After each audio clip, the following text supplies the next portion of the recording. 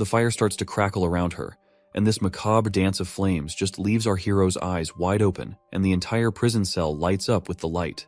The prince freaks out while the woman casually strolls out after melting the prison bars.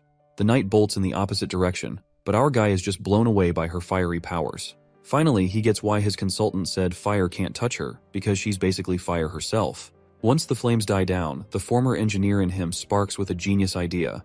He's not about to waste such epic magic without using it to revolutionize things. When she asks him to end her life because she's shown him what he wanted to see, he surprises her. He throws his coat over her burnt clothes and tells her she's hired. Prince Ronald, drawing on his past life knowledge, declares that she's essentially a perpetual motion machine, able to generate firepower seemingly out of nothing. However, not everyone shares the prince's visionary thinking. The consultant is utterly annoyed by Ronald's decision. He shouts, reminding him of the witch's ability to obliterate anyone with a mere gesture. Moreover, he warns that hiring her could attract the attention of the Witch Cooperation Association, potentially leading to their destruction. But Ronald dismisses the old man's concerns, instructing him to prepare a work contract. He then starts walking away, casually mentioning that he intends to establish a working relationship with the witch, Anna, and further orders the consultant to arrange accommodation for her as well. Back at the administrative office in Bordertown Castle, the old man reports he's taken care of everything as instructed, but he's not sure about sparing the witch's life. The prince cuts him off, saying not to question his decisions. To him, witches aren't some monsters, but the old man's still not convinced. That is when our hero lays it out straight, reminding him that Bordertown is a total mess, and he doesn't have his brother's riches or his siblings' smarts. So winning here is a long shot, and he's got to try something out of the box to claim the victory. The old man's impressed by the prince's determination and agrees to arrange a meeting with Miss Anna. Meanwhile, Miss Anna is getting a thorough wash and cleanup, and once she's looking all cute and tidy in some nice clothes, she's escorted to meet our hero. The knight shows our hero the cottage where Anna will be staying. The prince is pretty impressed with the cottage, especially since it was prepared on such short notice. Just then, the knight announces Anna's arrival. When our hero turns around, he sees her in a maid's attire, looking absolutely stunning. He's pleasantly surprised and amazed at how well the clothes turned out. He asks her if she's comfortable in her new outfit. But instead of being happy, she starts a tirade, questioning why he's giving shelter to a murderer like her, someone tainted with evil and loathed by everyone. The prince surprises her by stating that he doesn't see things that way. He dismisses all the talk about evil witches and devils' powers as nonsense. He explains that people are just scared because they don't understand her significance to society. He extends his hand, telling her he accepts her despite her flaws. He promises to teach her how to use her powers for good and to make a positive impact on the world. Once inside the empty cottage, Anna immediately starts practicing, unleashing her fiery powers. However, as flames scatter around uncontrollably, our hero realizes teaching her magic control is going to be tougher than he thought. On top of that, there's the issue that every time she uses her powers, her clothes get incinerated, leaving her embarrassed and naked. Both of them feel awkward, but our hero is relieved he had prepared multiple sets of clothes ahead of time. Just then, the old man bursts in with urgent news. While gasping for breath, he shocks everyone by reporting that their patrols have spotted signs of demon activity months earlier than expected this year. Of course, our hero has no clue about these months of demons, and seeing everyone terrified only piques his curiosity further. The old man reveals to the clueless prince that every winter, after the first snowfall and when the sun sets, the gates of hell open in the Dragonspine Mountains. Bordertown isn't defensible, so everyone must flee to Longsong Fortress. However, the old man reassures him that his safety is their top priority. Curious, the boy asks if the old man has seen these gates of hell himself.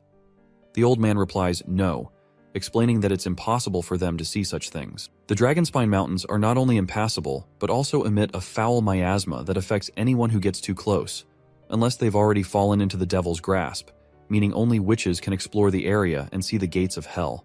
The prince then wonders if the old man has ever encountered demons. Once again, the answer is no. It's his first time in the central region of Grey Castle, and hardly anyone's ever come face to face with a real demon. Looks like it makes sense to our hero why this place doesn't thrive with a bustling economy, because people always get evacuated at the end of every year. The boy then raises a valid point, which is that if Longsong Fortress can fend off the demons, it means they're not invincible. So keeping that in mind, he is itching to throw down with these demons by himself. The old man is terrified by this plan, and explains that Longsong Fortress has massive walls and Duke Rayon's elite troops stationed there. They're formidable, and Bordertown is located in the North Slope Mountains, which serve as an early warning system for Longsong Fortress about impending threats. But our hero remains resolute and instructs the old man to gather local soldiers who have experience fighting demons. In the bright day under this gazebo, we see our duo having afternoon snacks, and while they are at it, the prince requests her to tell him something about months of demons. The lady immediately complies. Her tone gets somber as she describes the hellish experience of the months of demons. Unlike big shots like our hero, commoners here deal with this nightmare every single year. She explains that her father, a miner like many others in town, struggles daily to survive. When the months of demons begin, the people of Border Town send their year's mining production to Longsong Fortress in exchange for next year's rations and some gold royals. During this time, everyone takes shelter at Longsong Fortress until winter passes. One year, the months of demons lasted a brutal 4 months straight. City officials at Longsong Fortress said the ore they produced in autumn could only buy 3 months' worth of food. The 4th month's supply had to wait for new ore. But the months of demons lasted another extra month, which trapped the people inside the fortress. And to top it off, the grub from Longsong was divided between people equally, leading to the strong bullying the weak. The prince gets ticked off hearing her sad story, and he straight up tells the lady that no one's gonna suffer through those months of demons again. Leaving the gazebo, our hero asks to meet with the consultant to check on progress. The scene shifts to the Border Town Administrative Office, where Consultant Baroff has brought 3 folks. 2 are soldiers, big shots in charge of the Border Town Patrol and lighting the beacon every year. The 3rd is a hunter who claims he's faced demons before, even bagging one himself. At first, one of the scared soldiers stumbles through his words in front of the prince, muttering gibberish that makes no sense. The prince then nudges the other soldier to speak up. The other one then explains that the demons used to be regular critters in the forest, but the evil miasma turned them into savage beasts. They're tough, but still killable. Once the months of demons wrap up, Longsong Fortress sends out cavalry to mop up any stragglers in the area. That's when the hunter slams his fist on the ground like he's showing off, boasting that those monsters are as easy as slicing cucumbers with his sword, and he's taken down 2 already. The big guy then drops to his knees before our prince. The consultant introduces the hunter as Iron Axe, saying there's gossip he's so tall because of his giant monster blood in his veins from the Mojin clan. Our hero asks him straight up if his stories are true. Iron Axe nods confidently, saying he's already killed a demonic boar and a wolf type. Iron Axe explains how hunters categorize demons. As the guard mentioned, these critters started out as regular animals but went berserk after they got a taste of hell miasma, and which is why they're such a pain. The wolf type is sneaky and lightning fast, and the wild boar has a tough back which is so thick that even crossbows struggle to pierce it. The prince quickly realizes that these demons are essentially animals, but with enhanced traits. The hunter agrees, saying they don't pose much of a threat. However, he gets serious when discussing hybrid types, calling them the true spawn of the devil. He explains that these monsters are horrifying creations that only hell could concoct. Describing one hybrid, the hunter mentions it had the body and legs of a rugged beast, but also sported huge wings for short-distance flight. What's more, its senses were keen, always pinpointing its prey no matter how well hidden. The hunter barely survived by diving into the Redwater River before losing consciousness. It seems our hero can handle the regular monsters with big walls, but he's stumped on how to deal with those that can fly. He then asks his knight if those hybrid demon types are supposed to be rare, and the knight nods firmly, saying during any months of demons, you'll usually get 2 or 3 of those bad boys popping up. It's enough to give Longsong Fortress a serious headache. The boy finally connects the dots. With a bang on the table, he announces he's staying put in Border Town for the winter. Everyone's jaws drop at his decision, and the knight scrambles to convince him they're outnumbered by monsters. Our hero fires back, suggesting they build a wall from the foot of North Slope Mountain to the Redwater River. But the knight ain't buying it, and waves it off as a pipe dream, saying it'd take them a lifetime to build such a wall. My guy leans back, telling the knight to chill. He promises if he can't get the wall up fast, he'll retreat like everyone else, because he is not about to throw his life away in this place either. The riled-up knight finally calms down, pleading his loyalty to save our hero at any costs. At the bustling gray castle port of Clearwater, we catch a glimpse of the 3rd princess. She remarks on the chilly ocean breeze, signaling winter's approach, then turns to her knight, Rayan, asking about the return of their black sail fleet. He assures her they should be back at port in 3 days if all goes well. The princess notes this is their last expedition of the year and hopes it brings some nice surprises. Back in the palace, the knight wonders how she was already geared up for the throne competition her father sprung on them. She admits she didn't see it coming, but she figures it's all about paving the way for the king's favorite son to take the throne. Still, she laughs it off, saying being good at running things doesn't automatically mean the second son will win. She tells her knight to dig deeper and understand why she's sending out the Black Sail Fleet on this big expedition. After mulling it over, the knight realizes her fleet isn't just about making money, it's about gaining serious influence and power. Since launching the Black Sail plan, she's rounded up skilled sailors, tough fighters, and key allies to back her play. This is Garcia Wimbledon, the third princess of Grey Castle. She is using smarts and strategy to secure her shot at the throne. The princess then asks about how their plot to off the fourth prince went down. The knight sighs and says there's been no word from the border, meaning their poison plan probably flopped and the spies they sent to do the job are missing in action. She figures her little bro must have wasted no time offing those spies once they got caught. Looks like the poison actually did its job and killed the fourth prince, but our hero just happened to swap into his body, which is why they think their poison plan tanked. She's now planning to kill the hero once he seeks refuge in Longsong Fortress, and tells her knight to sit tight until then. She also snarks that since the poison didn't do squat, it means that Snake Enbies, who sold them that stuff, was lying about it being colorless and tasteless. And as punishment for deceiving the third princess, she suggests her knight to hang that liar immediately.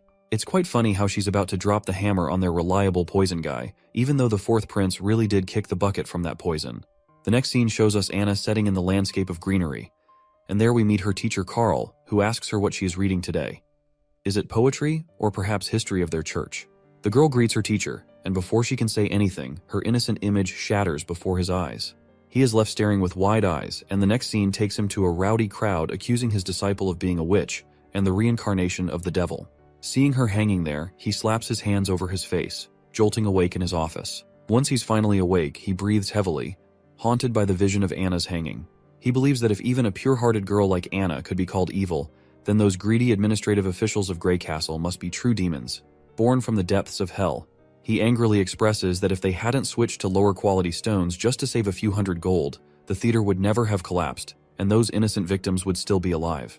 In his eyes, those corrupt individuals are the ones who truly deserve to be hanged for their heinous acts and corruption. Sadly, this country didn't administer proper punishment to them.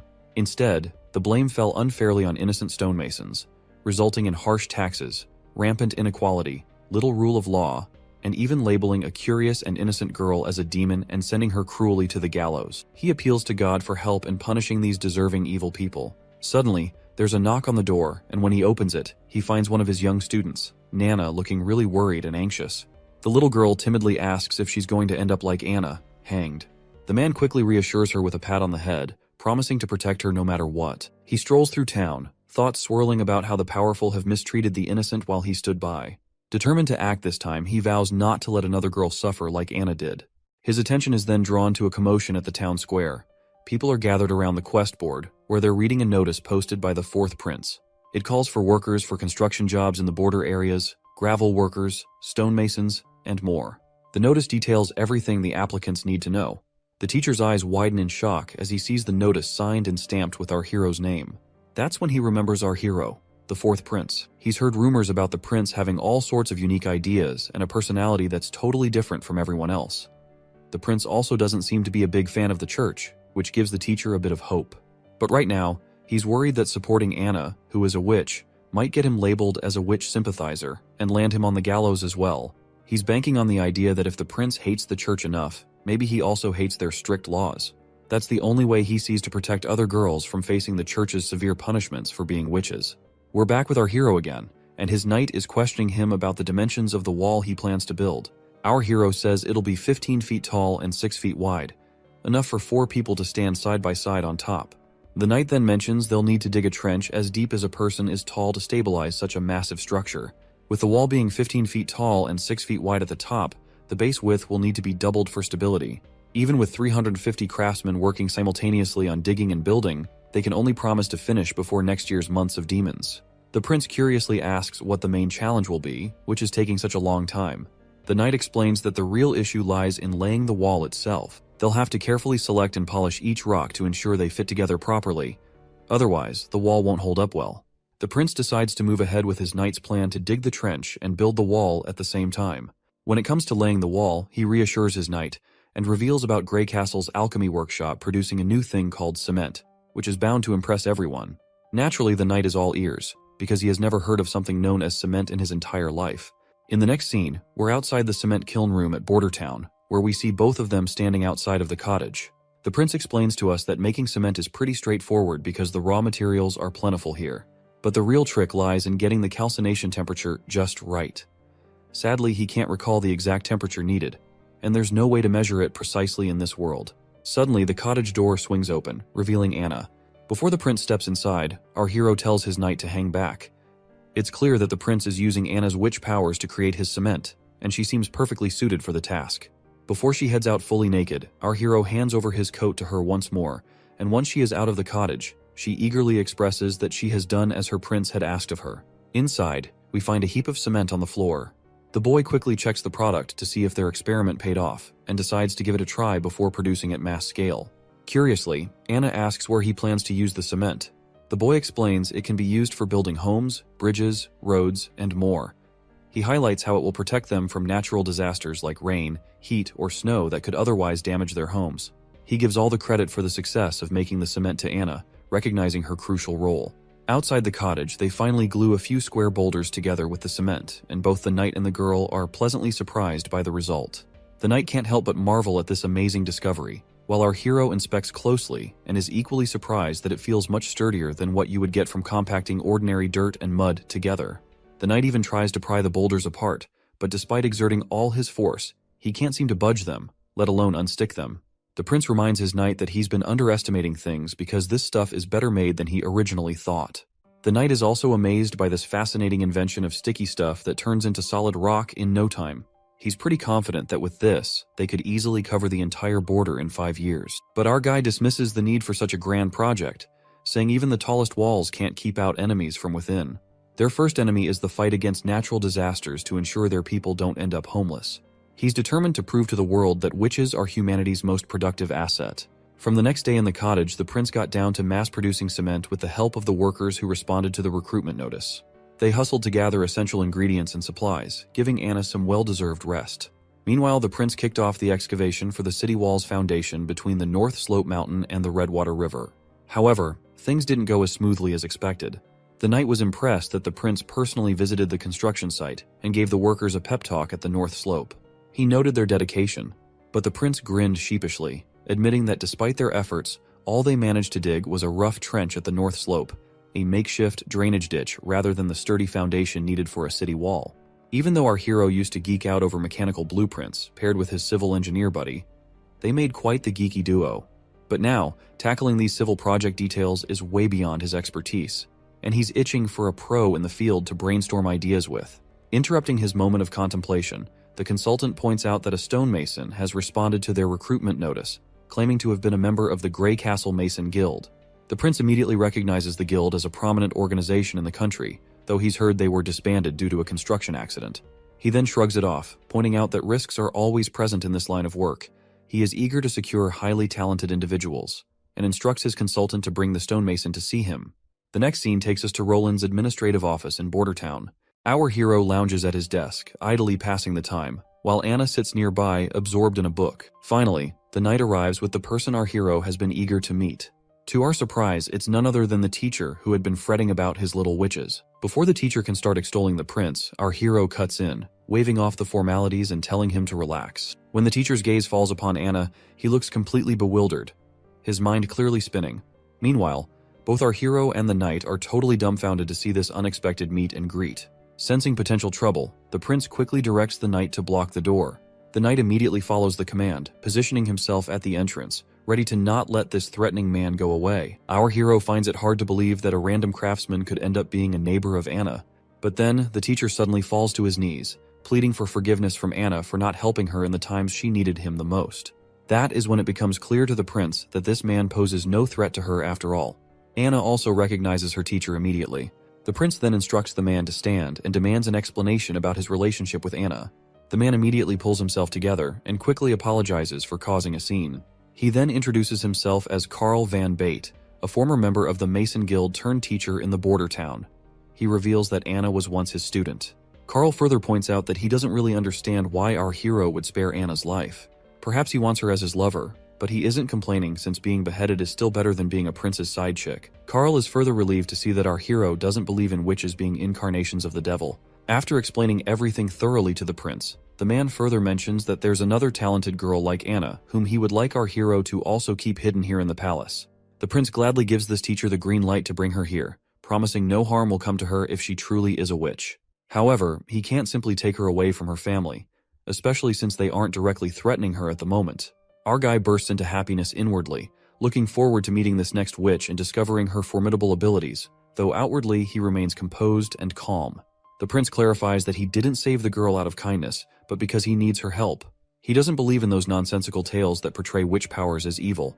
Instead, he sees them as valuable gifts if handled wisely and used responsibly. So whether it's Anna, this other girl Nana, or any other witch, as long as they haven't committed actual crimes, he won't presume them guilty in any way. Once that's out of the way, our hero finally gets down to business and asks the man if he's ever helped build in Greycastle Town. The man nods enthusiastically, saying he's had plenty of experience. The prince then lays out his plan to erect a wall between the foot of the North Slope Mountain and the Redwater River to keep those demonic critters at bay. From now on, this guy's in charge of the whole project. In the next scene, we're in Roland's Palace Gardens in Border Town, where Nana finally pays our hero a visit. She looks a bit nervous at first glance. When the little girl asks if she's really seeing Prince Roland Wimbledon, the prince grins and confirms it's him in the flesh. Nana lights up and introduces herself as Nana Pine. Without missing a beat, Nana dashes over to Anna and starts playing with her like they've been sisters forever. The prince wondering these girls are really young, and yet they are a talented bunch, so he is really looking forward to see what future have store in for them. The boy then turns to the little girl, reminding her that her teacher mentioned she's awakened as a witch. The girl asks if he's going to execute her, but the boy quickly says no, explaining that only criminals with a rap sheet end up facing the gallows or a beheading. The girl insists she's possessed by a devil, which her teacher also confirmed. Anna gives her a reassuring pat on the head, while our hero asks when she first noticed something was up. She explains it all started a week ago when she saw a bird with a busted leg. Feeling a strong urge to help, something like water blobs popped into her mind and surrounded the bird, and the bird's leg got healed instantly. After hearing her story, the prince tells his knight to go grab a chicken. As the knight heads off to find a healthy one, our hero wonders if her awakened powers might lean towards healing, which is nothing to scoff at. The prince then tells her that if she can save animals like that bird, it means she's actually a good person. The girl agrees, saying their teacher also told them that regular folks fear witches just because they can do things others can't. She insists she's never seen a devil and isn't connected to one either. Our hero believes her right away and gives her a gentle pat on the head, reminding her that the church and even their teacher were tricked by lies. Confused, the girl asks why anyone would lie. The boy explains it's not about good or bad, it's about people trying to make money by spreading fake stories. Once the chicken arrives, the little girl asks the prince to go easy on it. The boy agrees, but tells his knight to hold the chicken tight before giving it a quick whack on the head. The poor bird squawks in pain and flops to the ground. He then turns to the girl and urges her to heal the chicken pronto. She nods, saying she'll do her best. When she lays her hand on it, those watery blobs pop up again, and she gets to work right away. A few hours pass, and despite the boy's rough treatment, which leaves the chicken drained, he finally seems to understand Nana's power. She can fix up broken bits and mend fractures, though bringing a chicken back from the dead isn't in her playbook.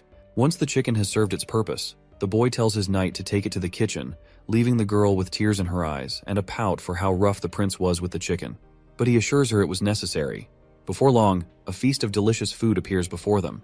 Nana seems to forget her chicken grievance as she eagerly eyes the cooked bird laid out before her. After their little feast, the little girl heads off, waving her hand one last time, and our hero waves back in response.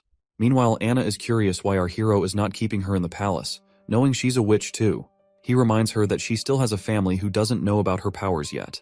But Anna worries it's only a matter of time before her parents find out and exile her. He agrees, but reassures her that as long as her abilities remain secret, she should cherish the time with her parents. He then asks if she misses her father. She sadly shakes her head with a no, but our hero can empathize with the loneliness she feels. To ease her mind, he promises that Nana will come daily to practice magic with her so she won't feel alone, and further vows to give both girls the ordinary life they desire.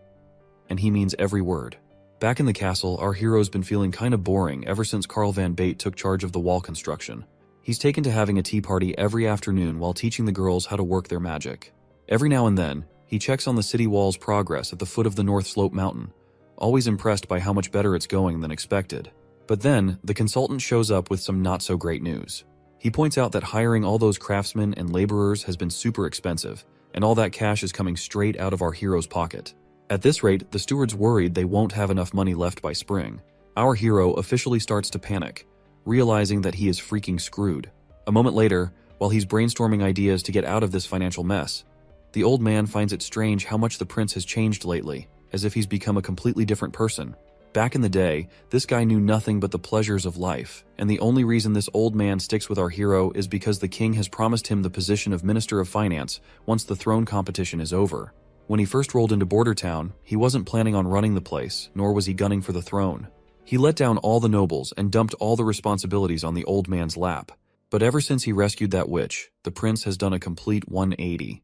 The prince is now handling things with more thought and dealing with stuff like it's his second nature.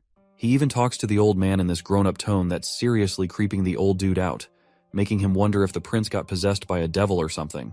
But the old man brushes it off, saying if the prince were really possessed, he wouldn't have casually snagged that godforsaken retribution locket. Cut to the scene back at the port in Border Town. Two nobles and this redhead guy, who looks like some ambassador, are shooting the breeze. The guy in glasses reminds the ambassador they last swung by a year ago and gripes that the town's still a desolate pile of rocks. The redhead pipes up, correcting him that it was just 6 months back. He mentions how every season Duke randomly sends someone new here. He remembers visiting last summer, when besides rocks, there were all kinds of fancy furs floating around. When he is about to spill something juicy, he decides to keep it under wraps for some reason, and instead, he focuses on Border Town's potential. He suggests that although it's currently just a fortress outpost, if they set up a solid defense line here, all the land between Border Town and the fortress could be put to good use. Suddenly, the guy in glasses freaks out, pointing out that the stockpile is empty and Border Town was supposed to have their ore ready today. Looks like these visitors are here to collect ore before the demon months hit, offering shelter for the Border Town in return. The ambassador sighs and decides to take the problem to our hero. They ride back on their horses. The guy with purple hair wonders if Border Town found a new trade partner, or already sold their ore to Willowtown or Fallen Dragon Ridge. He's pretty sure it's the fourth prince's doing, who is our hero by the way. The redhead thinks hard, pondering if the prince has already set up deals with towns further down on the Redwater River. If so, they've lost yet another bargaining chip. He worries that if they try the same monopoly play as before, they're not likely to succeed since the fourth prince already has other trade partners to take their ore to sell. Once they get to the castle, they're greeted with this incredible feast. The ambassador, not sure how to handle chopsticks, glances over at our hero and awkwardly tries to eat the same way, struggling to even pick up his food.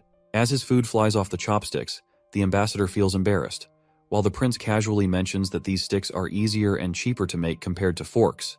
And once he introduces them to his town people, no one will have to worry about getting sick from eating with their bare hands. As the sun starts to dip, casting a golden glow over the castle, the prince is about to enjoy desserts after their impromptu dinner. Finally, the ambassador brings up the reason for their visit, pointing out that they came to collect ore as usual, only to find none at the dockyard this time. That's when our hero drops the bad news. There was a landslide at the North Slope Mountain recently. They've been trying to clear the rubble and resume production this month, but it looks like the mine won't reopen until sometime next year. The ambassador then asks about the production from previous months. Our hero simply shrugs and says it was lower than usual, barely enough to keep everyone fed. He adds that even if they manage to scrape together enough ore, it won't buy more than 2 months' worth of wheat. So, he suggests they totally revamp their deal. The ambassador looks worried and tries to reel our hero back in, apologizing for past screw-ups. He proposes that the 6 noble families of the fortress pool together to lend enough food for 1 month, promising they'll pay it back next year. But our hero isn't having it. He flat out says if they sell the ore to Willowtown, they won't owe anyone a thing. And here's the twist. The Willowtown is offering gold dragon coins in exchange for their ore. Plus, they're ready to trade wheat, cheese, bread, and honey, all at fair prices. Anything you can buy with gold dragons, they're happy to sell. Compared to dealing with Longsong Fortress, this new setup makes way more sense for the border town. Our hero asks the ambassador another question, pointing out if he even has enough influence to make that decision on behalf of the other families willing to lend 1 month's worth of food. Our hero quickly catches on that the ambassador is a member of the honeysuckle family, with this emblem being a dead giveaway. The prince acknowledges that the ambassador might be from one of the 6 families, but questions whether he can really convince Duke Ryan and the others to agree, or if he can guarantee it. Looks like our hero is hitting the nail on the head as the ambassador's face turns sour like a lemon. The scene flashes back to when the ambassador tried to reason with his father, arguing that the new ruler of Border Town, the 4th prince, definitely wouldn't agree to exchange his minerals and gemstones for some food and bread. He suggested buying from them at 30% under the market price, as they could still make substantial profits. But this bald machismo of a father confidently brushed off the concern, saying the sloth-like 4th prince would never handle Border Town's trade affairs. He believed they could continue swindling Border Town's resources for mere bread and shelter. In the present moment, the redhead ambassador, after thinking it through, realizes our hero has a point. He couldn't even convince his own father, but still wants to try his best. So, the redhead takes the plunge and offers to buy the ore and gemstones from Border Town at 30% below market price. The ambassador is confident his offer must be higher than what Willowtown is proposing. He emphasizes that Willowtown is far away, making it difficult to seek shelter during the demon months, which is why Longsong Fortress is the best option for shelter. The ambassador starts to mention the bad roads leading to Willowtown, but stops himself mid-sentence. Curious, our hero urges him to finish his thought. The redhead points out the dangers that could easily spring up along that road. The ambassador realizes he may have inadvertently issued a threat to a prince and starts panicking internally. Our hero just chuckles, dispelling the redhead's confusion, and explains that he never intended to seek refuge in Willowtown in the first place. That bombshell catches the redhead off guard, and he really throws the ambassador for a loop by making it crystal clear he's not going anywhere, not to Longsong Fortress or anywhere else. The prince goes on to explain that Border Town isn't just going to be some outpost anymore. It's going to be a full-fledged part of Grey Castle Kingdom. He's pumped to show off the brand new city walls stretching all the way from the North Slope Mountains to the Redwater River. The redhead's jaw practically hits the floor, and he double-checks with our hero if he heard right. The boy nods firmly, stressing they're putting up this wall right here in Border Town to keep those demons at bay. The redhead's mind flashes back to some fancy banquet where nobles were roasting our prince for starting construction projects just as the demon months were rolling in. Everyone had a good laugh at what they thought was our hero's cluelessness. At first, the redhead figured it was all just rich folks teasing each other for kicks. He never imagined our prince was serious about this whole wall thing. What's really mind-boggling is how our prince, known for chasing pleasure and not much else, is suddenly taking charge of something so massive. The redhead, freaking out a bit, assures our hero that once he's back at the fortress, he'll try to hash things out with the 6 noble families, hoping it'll all swing in our hero's favor. Now it's smack dab in the middle of the night, and our hero's feeling bummed that nightlife in this backwoods world is non-existent. People here hit the bed early unless they're up for clapping some cheeks. Even though he could easily bring someone over to liven up his night, he's got morals and won't stoop to anything sketchy. Out of the blue, someone sneaks up on our hero from behind. He spins around to find a woman in a robe singing his praises for handling the ambassador with brains, hinting the prince isn't all about the party life after all. Turns out she's an assassin, but our hero doesn't waste a second before trying to dash out of the room. The woman throws her dagger, stopping him in his tracks, and reassures him she's only here to chat, telling him to chill out and not panic. The boy stops dead in his tracks, especially with that sharp dagger staring him down, and asks the lady who she might be. She drops the bomb that she has no name but goes by Nightingale, a nickname her sisters gave her for some weird reason. She's surprisingly grateful for our hero's recent care towards witches. When the prince takes a closer look, he notices an emblem similar to the one the old man showed him, which belonged to the Witch Association. The lady gives him props again for his sharp mind, while our hero presses on, asking if she's here for Anna. He admits he has no clue how she knows about Anna, but still reassures the women that she is still alive. The lady nods, saying she already knows that much, and points out that even if she was killed, the Witch Association wouldn't appreciate meddling in politics by killing a prince just because a witch was killed. But she's quick to warn him not to underestimate them. The boy reassures her once again that Anna's doing well. The woman casually replies she already knows, and she's also aware of the other girl named Nana. Then she gives him the creeps by casually dropping that she's been spying on him for the past 2 weeks, keeping tabs on his every move, which really gets under our hero's skin. Because let's face it, this idiot did not have a single clue if he is being spied on. She gestures for our hero to come closer, assuring him she has no intention of harming him.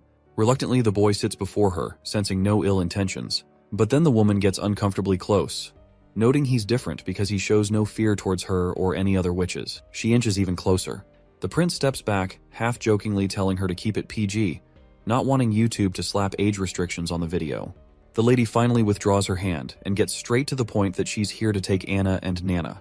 The boy immediately refuses without hesitation, insisting they're happy here and safe under his watch. But the lady argues they'd be safer with the Witch Association, where they will be treated like family by every member.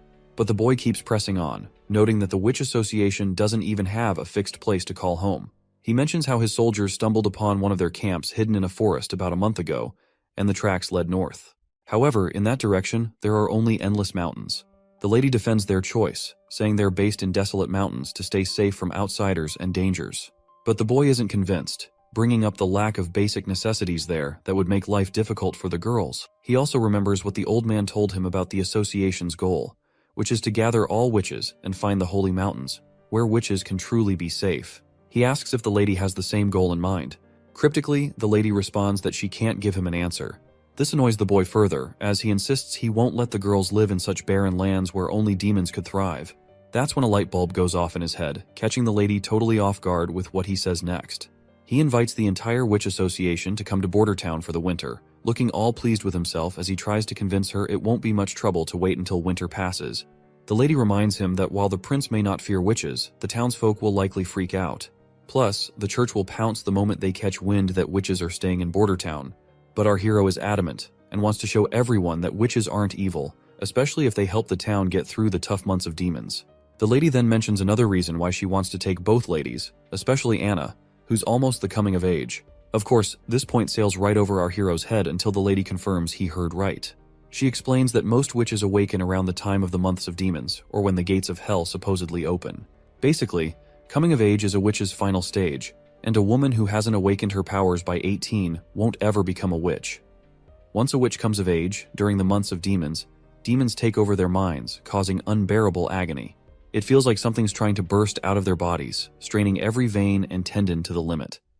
If they survive, they'll recover after 4 or 5 days, but for those who don't, it's a brutal death. That's why witches are seen as the devil's spawn, and their horrific deaths, mixed with church propaganda, make people think they're possessed by demons. The boy then asks what happens once they hit adulthood, to which the lady explains that their powers will stabilize and often get even stronger, with some even picking up new abilities. Our hero questions how valid this all is. Old records claim that witches find eternal peace on the holy mountain and are spared from demons consuming their minds. The lady admits there's nothing concrete about the holy mountain, it's only mentioned in texts. Taking her to headquarters might slightly increase her chances of survival.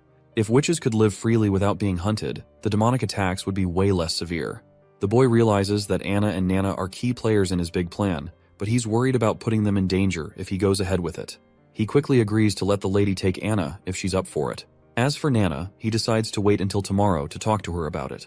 The witch is delighted to hear our hero's wise decision, but when he summons Anna and asks her about it, she immediately declines, saying she's not going anywhere. This shocks both adults, and the woman tries to reason with her, explaining that she can sense the demonic energy building within her as she nears maturity. She reminds Anna about the whole puberty talk she had with our hero earlier.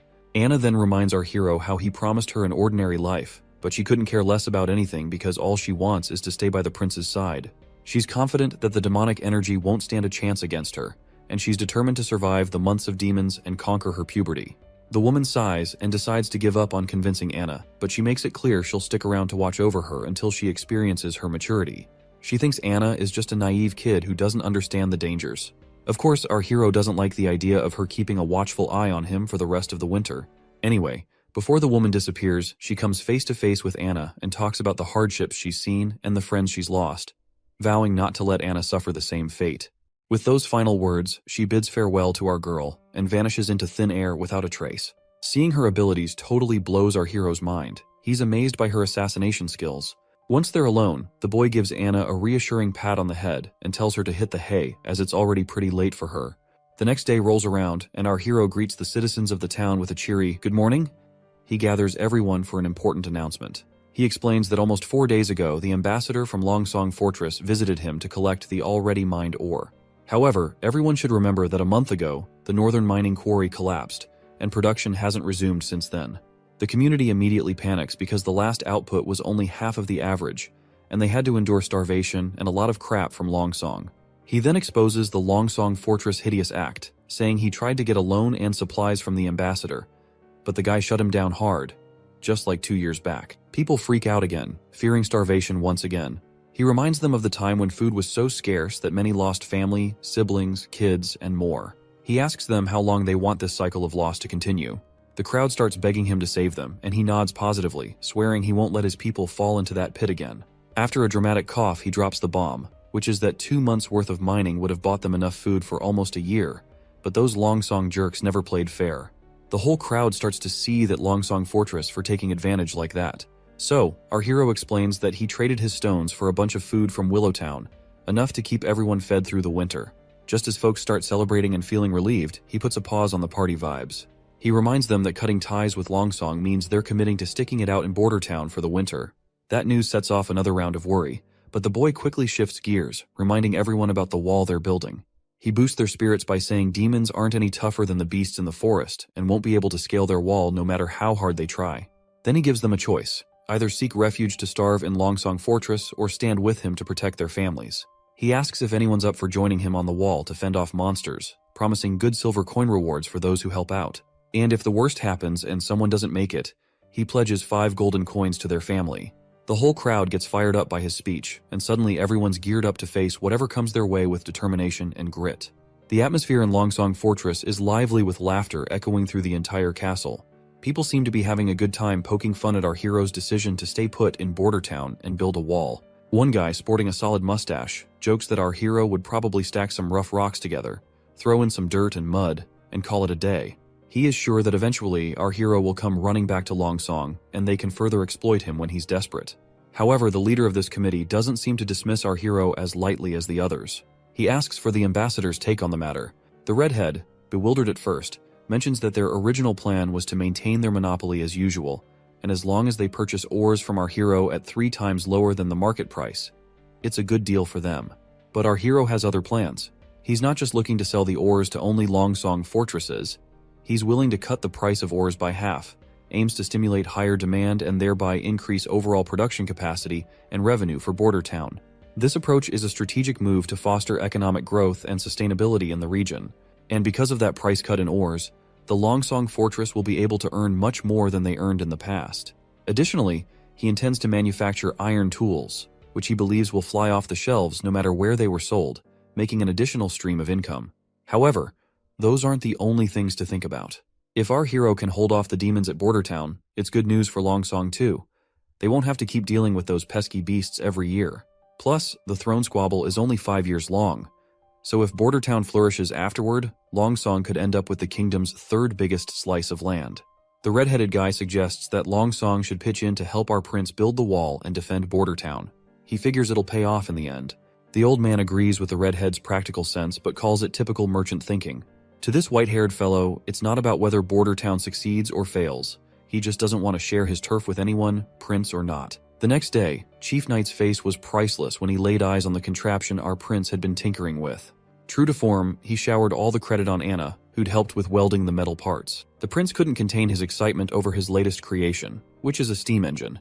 He hugged his beautiful invention tightly, seeing it as the first step towards ushering humanity into an industrial revolution fueled by a new energy source. 5 minutes later, the knight still looked baffled, trying to wrap his head around how the machine worked. When Anna fired up the furnace below, the cogs and gears started turning, and soon enough, the wheel began spinning faster and faster. Watching the mechanical parts move left, the knight completely awestruck. It was his first glimpse of the natural power the prince had been talking about, which is a force equal to the strength of 10 knights combined, and this innovation promised to save a ton of manual and animal labor. Training a knight took 15 years, but building a contraption like this stove only took 3 days. The knight found it fascinating that it didn't need feeding, didn't care about weather, and was impervious to arrows or blades. Seeing this, he started to wonder if traditional knights were even necessary in a world with such machines. The boy was totally stoked to see his farming game jump forward by a few hundred years. Later that night, our hero swung open his bedroom door and found the assassin lady once again, deep into studying the blueprints he'd made. He gave her a bit of a hard time for spying on him and just waltzing into his room unannounced. But the lady just chuckles, pointing out how the 4th prince was rumored to be a total flop with a lousy personality, yet his inventions were master class. She wondered if those blueprints were for the stove he'd cooked up recently, but the boy was feeling kinda down and out, watching her toy with his secret plans he had kept locked up tight in his office. Seeing her impressed, he attributes all of the credit to Anna once again, and explains that the machine could be used for anything needing a lot of muscle, like getting stuff around or making stuff. The lady smiles upon hearing this, and lets our boy know that she'll be keeping these blueprints, since there are many witches in the association who can make good use of firepower. As she tucks them into her robe, the idiot's eyes accidentally drift over her cleavage, and he stumbles over his words in embarrassment, telling her he didn't give permission for that. She just smirks and says she already has something as payment. Tossing a document at him she pulled from her chest. The boy eagerly grabbed it and tore it open, only to find it addressed to his servant Tyre. The letter sternly instructed Tyre not to repeat the same mistake and was ordered to eliminate the prince during the months of demons. The boy's mind races, recalling how Prince Roland used to exploit her whenever he could, and our hero feels deeply unsettled by these memories. The woman then tells him she snatched it from one of the pigeons, mentioning there wasn't any signature on the letter, but she thinks it might have been sent by one of his siblings. So she asks if he's cool with her digging deeper to find out who's behind these orders. He gives her the go-ahead, and she strikes a respectful pose, saying she'll be taking the blueprints as payment. The next day, he's still hung up on last night's letter when the knight shows up. The guy drops to his knees and spills that Tyre kicked the bucket last night. Apparently, she took a tumble from her balcony, and there weren't any signs of a struggle, and the guards swear they didn't see anyone come or go. The boy's visibly bummed out and tells the knight to have the head servant handle the situation. Once the knight had left the room, our hero called the assassin lady back, and she showed up right on cue. She quickly spilled the beans that the servant had killed herself the moment she laid eyes on her. The boy couldn't hide his disappointment, muttering that he figured she'd know how to handle such things. The lady countered, saying she had tied Tyre with ropes up tight, but the wily servant had stashed poison in her fake tooth, and once she died out of poison, she threw the servant from the balcony to make it look like an accident. Even though her interrogation had hit a dead end, she whipped out another note from her cleavage and revealed that this is what she found out in her apartment. With a sly grin, she points out that the sender called Tyre Big Sister and mentioned a seaside view a lot. She hints that there's a chance the third princess from Clearwater Port might be the one pulling the strings. She suspects Princess Garcia Wimbledon might be holding Tyre's family hostage, using her as a pawn to eliminate our hero. Judging by how Tyre chose to end things, it seems she was trained for years before being assigned here. The boy feels deeply disappointed that his own siblings are so quick to eliminate each other for the crown. Suddenly, the woman leans in close to our hero's ear and whispers that she has to go because someone is coming their way. The boy blushes a bit, maybe catching a peek of her assets straining against her shirt, before she disappears into thin air. Just then, the old consul shows up with some good news. A bunch of folks have volunteered to take on the demons during the demon months. This puts a big grin on the prince's face, and he decides he needs to go see it all for himself. But before heading there, the old man genuinely asks if he really intends to have these regular folks go up against the demons. Once outside, our hero also feels bummed out and sees that the consultant's worries were legit. These people don't look like fighters. They seem more like street thugs. On the other hand, the knight is all gung-ho about how he picked these folks based on what our hero wanted. But looking at these poor souls with their frail bodies, it's clear this knight totally missed the mark. The prince just facepalms himself, and it seems like our hero expected a lot from people who barely scrape by. Even the consultant suggests considering other recruits instead of these commoners. But our hero seems dead set on using them anyway, as if he has cracked the code already. Our hero believes that it's all about people power when it comes to building a strong army, whether they're wielding medieval swords or modern tech. The knight suggests starting sword training tomorrow, but our hero waves it off. Instead, he tells the knight to group them up, then hits the jogging trail. He also tells him to bring that iron axe hunter from earlier in tow, and suggests the knight to sit tight and enjoy the show. By noon, the hunters joined our hero's cause. But the knight's not exactly thrilled with this new training approach. Coming from a family steeped in warrior tradition, he doesn't get why these folks are getting rewarded with eggs just for standing around all morning, especially since eggs are pricey as hell. Once again, our hero tells him to chill and enjoy the show.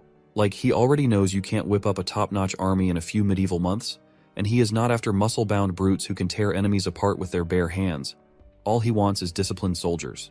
To get results fast, he's using military techniques he learned back in college. He's seen how quickly people can unify under this method, and he is betting these folks will follow suit. After a while, the carriages show up and folks eagerly line up for their eggs. People still can't quite wrap their heads around the idea of eggs as rewards.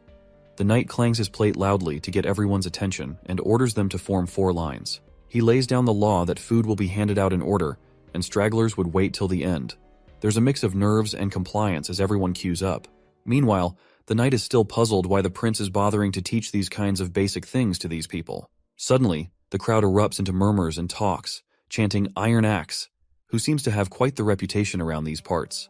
The prince declares a break after lunch, followed by a visit to the guard barracks in town.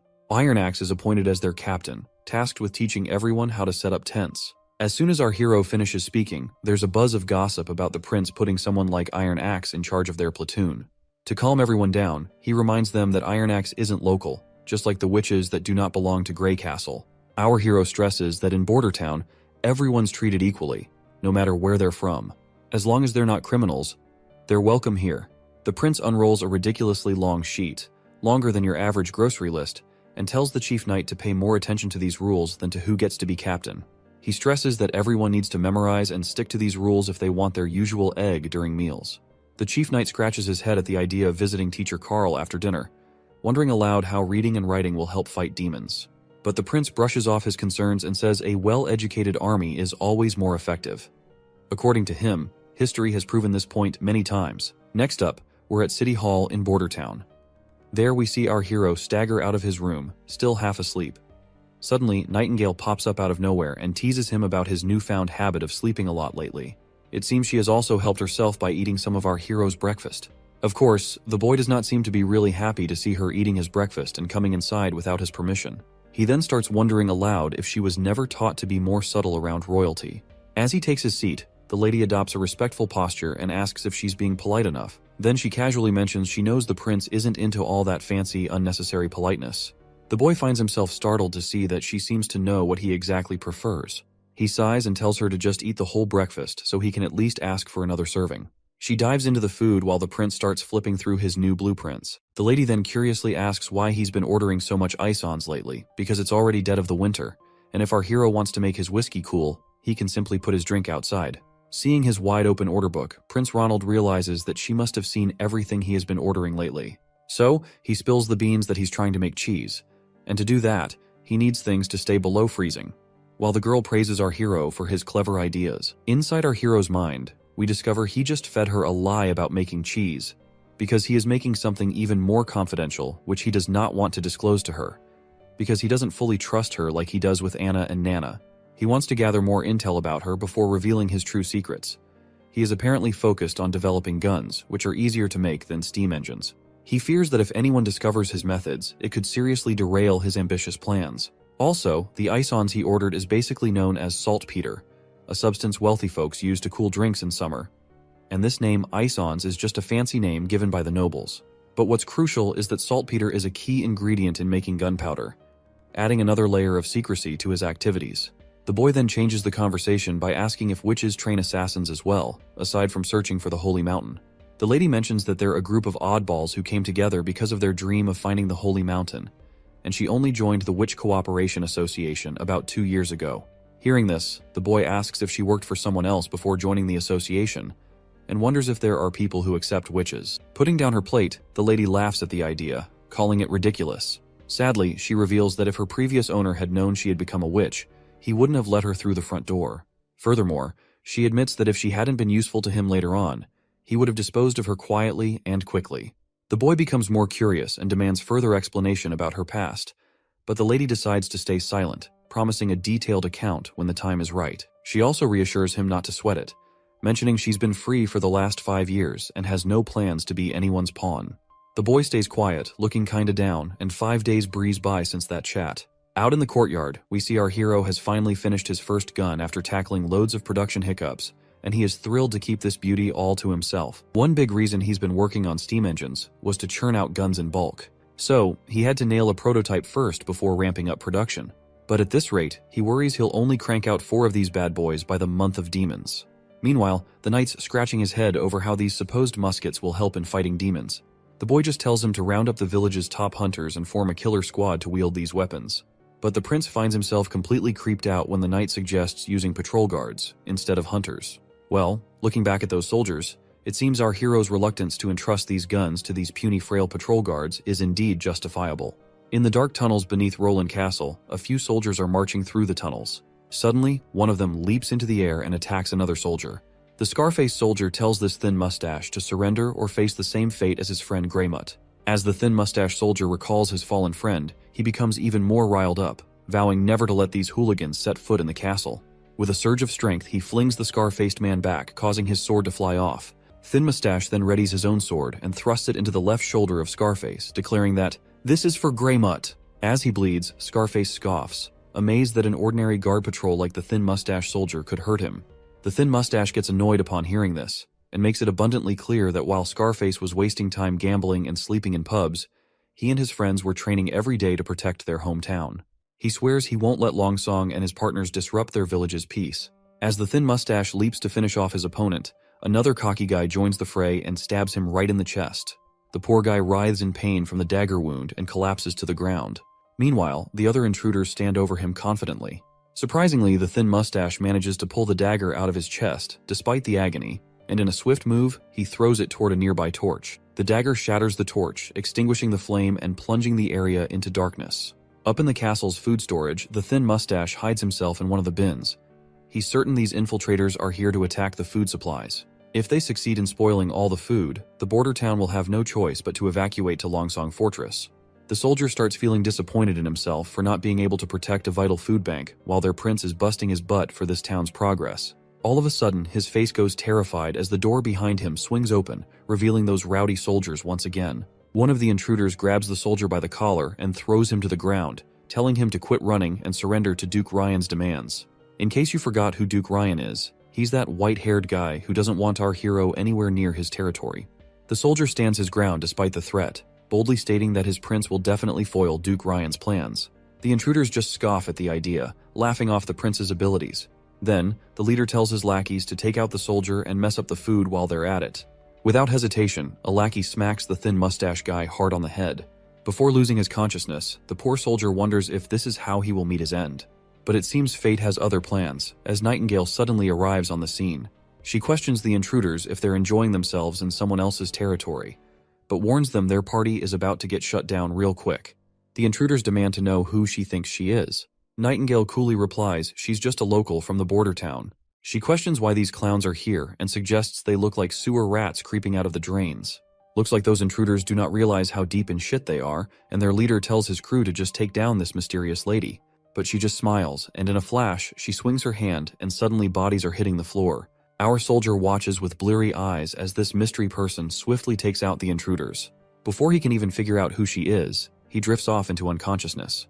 The next day rolls around, and we find the intruders' bodies scattered in the food storage. The knight inspecting the scene is scratching his head. He's trying to piece together who could have taken out these guys. He knows the thin mustache guy couldn't have done it with his injuries. The most likely scenario is some outsider jumped in without needing any backup. Their moves were so slick, the enemies didn't stand a chance. And there's no mess left behind. No blood or barrels knocked over. Not even a scratch in the place. Suddenly, he's thinking there must be someone with serious sword skills around. He starts feeling proud of his clan's history and their knack for knightly arts. The soldier gives his report. The autopsies are done, and they've identified the corpses. 8 were from our town's guard, and 1's still a mystery. The chief knight asks about the survivors. The soldier says Captain Brian's getting special healing, but Scarface got tossed in the dungeon and locked up. The knight tells the soldier to wake Scarface pronto for interrogation. Meanwhile, the prince feels annoyed that he hasn't made any real progress yet, and these guys are already trying to bring him down. But he's thankful Nightingale swooped in and saved the day. Nightingale reassures him that those intruders couldn't have gotten to him anyway, with Anna sleeping right under his floor. That's when the prince gets an idea. He proposes that Nightingale become his secret bodyguard, offering her a gig that pays better than Anna's. A sweet place to live with a garden, 2 days off each week, and paid vacations. But even with all those tempting perks, she politely turns down his offer, explaining she can't leave the association and her friends there. The prince suggests bringing everyone to town since there's plenty of space after the construction. He assures her there won't be any discrimination, and they can live freely. Once again, she declines, saying she'll think about it in the future, leaving the prince feeling a bit awkward after being turned down. Moving on, the boy asks if she safely sent Nana back home after healing the soldiers. She confirms she did, mentioning Nana was scared when she saw the injured soldiers. But that's not surprising. Given her experience is mostly patching up chickens, healing a person covered in wounds was understandably terrifying for her. Returning to the conversation, the boy asks her if she has figured out which of his siblings might be behind this infiltration. The lady points out that this time it wasn't one of his siblings behind the infiltration. The culprits bribed the patrol guards of the border town. Their plan was so sloppy they left 2 witnesses alive who didn't even have the guts to kill themselves before getting caught. She assures him they'll figure it out soon, since the chief knight is already grilling one of the infiltrators. She also mentions these guys were surprisingly wimpy and tearful compared to the 3rd princess's infiltrator. While everything is peaceful outside the castle, we see our hero strolls alongside the chief knight, heading to visit the thin mustache soldier. When the soldier spots the prince in the room, he's totally thrown and jumps in his bed. The prince starts off by praising Brian for his guts and the fight he put up. But Brian gets emotional, saying it was his buddy who really stepped up, the true hero who sacrificed his life. But the prince reassures the soldier, saying his friend's funeral will give him the recognition he deserves for his bravery. As for Scarface, he's getting the full punishment. He's set to hang in 3 days, and the prince hopes Brian will be well enough to see it happen. Thin Mustache then mentions Scarface supposedly has noble blood, hinting it might stir up trouble with Longsong Fortress. The prince brushes it off, explaining Scarface might have noble lineage from the Elk family, but he's got no titles or land. Besides, he tried to burn down all of Bordertown's food, causing a huge mess that can't just be ignored. With reassurances that someone else will handle patrols, the prince tells Thin Mustache to rest up. In the coming month of demons, he promises to honor him as a brave knight of the prince. Next, we're up on the city wall where the new recruits are getting trained hard by Hunter Iron Axe. Iron Axe suddenly grabs everyone's attention, and they snap to attention because the prince is here for an inspection. But it seems our prince has no clue what he's supposed to say during this inspection. He awkwardly starts walking up to a random soldier and decides to ask about their daily routine. With a friendly smile, he asks the soldier how he feels about the training and if he's been eating well lately. The soldier looks really nervous in front of the prince, while our prince seems to be copying something he saw on TV once. Out of nowhere, the soldier drops down to his knees, leaving the prince totally puzzled and kinda weirded out, wondering if he's missed something. Meanwhile, the soldier's got tears in his eyes. Not just him, but everyone's really moved that the prince came to check on them personally. The boy reaches out and tells the soldier to get back on his feet. It looks like all those good meals our hero fed them have really perked up the soldiers. Then the prince reminds everyone they can speak up if they have suggestions or complaints, and promises to make sure everyone gets enough to eat. Out of the blue, that shy kid from earlier pipes up. He says there aren't enough soldiers in their civilian army, and with the way they're training, he's worried they won't stand a chance against the demons when they attack. Whispers and murmurs start buzzing around, everyone thinking the same thing, and wonders if the prince plans to hire mercenaries to fight off demons. But our hero cuts them off with a hand gesture, and with a big grin, he asks the soldier for his name. The soldier Vanner replies nervously. Our hero gives Vanner props for his sharp eye, and agrees that relying solely on a civilian army to defend the entire wall doesn't not make any sense. However, he points out that demons are just mutated animals and beasts, not as smart as humans, and Iron Axe has proven this by taking on those monsters directly. Iron Axe nods in agreement, saying those creatures are exactly as the prince described, but he admits hybrids are a whole different ballgame, posing a tougher challenge altogether. The prince comes up with this idea to strategically place fences, ditches, and hills to guide the dumb beasts into traps they set up. He figures it'll work since these creatures are pretty simple-minded. Iron Axe still seems worried about getting too close to these beasts. He says spears and bows won't cut it against them if push comes to shove. Our hero smirks and agrees, knowing traditional weapons won't do the trick. That's why he's cooked up these new weapons that are more dependable than a whole squad of armored knights. The crowd's buzzing to see these new toys. We're out on the testing grounds, and suddenly there's this massive explosion that rattles the whole place. Our hero's over the moon that his gunpowder invention worked like a charm, but the others are just freaking out. Iron Axe even mutters something about this explosion being God's wrath. The explosion blows a big hole in the ground and even takes out the test rabbits in the process. The prince tells everyone to get up close and examine everything to gather test data. Our hero is pumped that they can create such a powerful weapon just by mixing a bunch of elements in the right ratio. With everything wiped out by the blast, the hunter suggests they wouldn't have to worry about monsters if they had this bad boy doing its job. But the prince reminds them they won't have enough gunpowder before the month of demons. Still, he's excited they can work around it, relying mainly on guns and crossbows, while keeping the gunpowder as their trump cards. In the next scene, Nightingale paints how the world looks to her, just black and white, with no clear boundaries. She navigates through paths that defy normal limits by shifting her perspective. Up, down, left, and right aren't fixed. They collide, break away, or overlap. Moving along these ever-shifting lines gives her a bird's-eye view, letting her swing through anything. Other than the black and white, she can also see some other colors as well. For example, witches are the essence of magic, and she can sense the magic flowing and fading within their bodies. In this world, only witches hold something truly amazing, and Anna's magic stands out with its vibrant, rich colors. Suddenly, Anna calls her out, and Nightingale appears back in the real world. When Anna asks what Nightingale was doing here, Nightingale smoothly changes the subject, mentioning she brought some fish cakes. Anna's face lights up with delight at the sight of these treats, but Nightingale hesitates, saying she needs to wash her hands first. Instead of water, Anna just uses her fiery powers to cleanse her hands, which impresses the women big time. That is when it hits Nightingale that Anna is the only witch in their group with such incredible powers. This realization fills her with both dread and sadness, knowing that such strong abilities come with risks. With the month of demons approaching, she worries about Anna enduring unimaginable pain during her puberty. Nightingale gently suggests that Anna should join the association, where other witches can support her. She assures Anna that everyone would be thrilled to have someone as powerful as her among them. But then Nightingale's tone turns serious as she admits to Anna that she might not make it through this winter. Anna then asks Nightingale where she lived before joining the association. Nightingale replies that she used to live in a big city to the east, not too far from the capital. Anna then follows up by asking if Nightingale was happy back then. Nightingale's mind immediately flashes back to her past, recalling herself feeling miserable, locked up with shackles and a power-suppressing locket. Instead of answering directly, Nightingale turns the question around and asks Anna why she wants to know. Anna opens up, sharing that she had a tough life in the slums of Border Town. Her father sold her to the church for 25 golden coins, and it was our hero who freed her from those chains. Now Anna feels genuinely happy to be where she is. Nightingale gently reminds Anna that leaving the castle isn't an option due to how witches are hated by others, but Anna remains optimistic, trusting the prince to change things for them.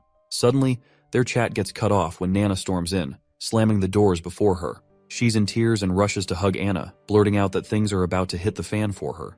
Meanwhile, our hero is deep in slumber, dreaming of heroic exploits, and that is when Nightingale rudely wakes him up.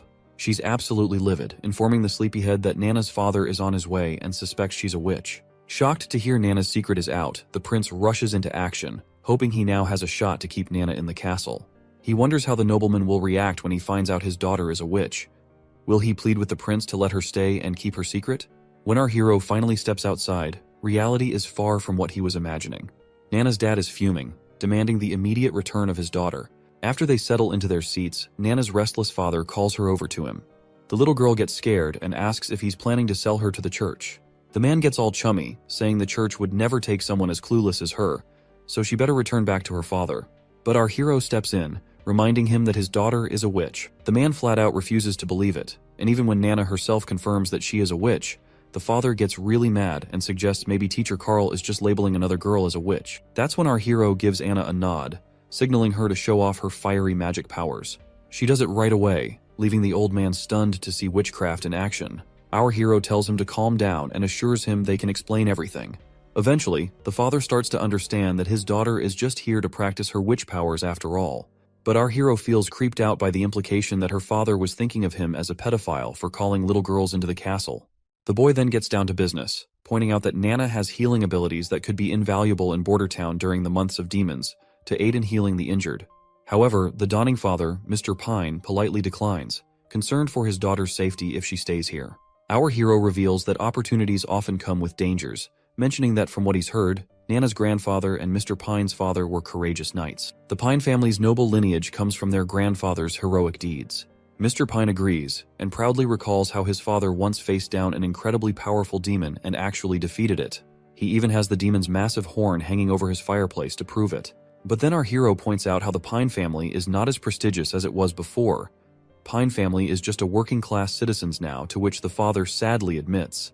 He then notices Pine's rough, calloused hands, proof that Mr. Pine hasn't given up on his warrior spirit and still trains daily to sharpen his sword skills. So, he cleverly suggests that Pine join in defending the border, promising to grant him enough land to become a true noble.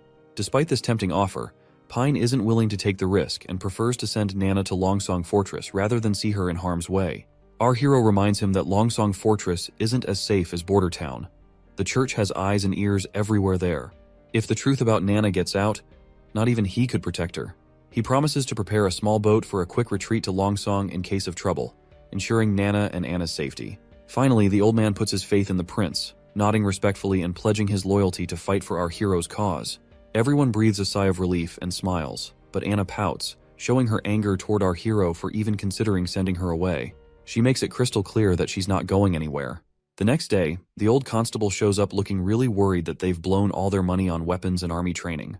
He's fretting that if things keep going like this for a few more months, everyone's going to starve for sure.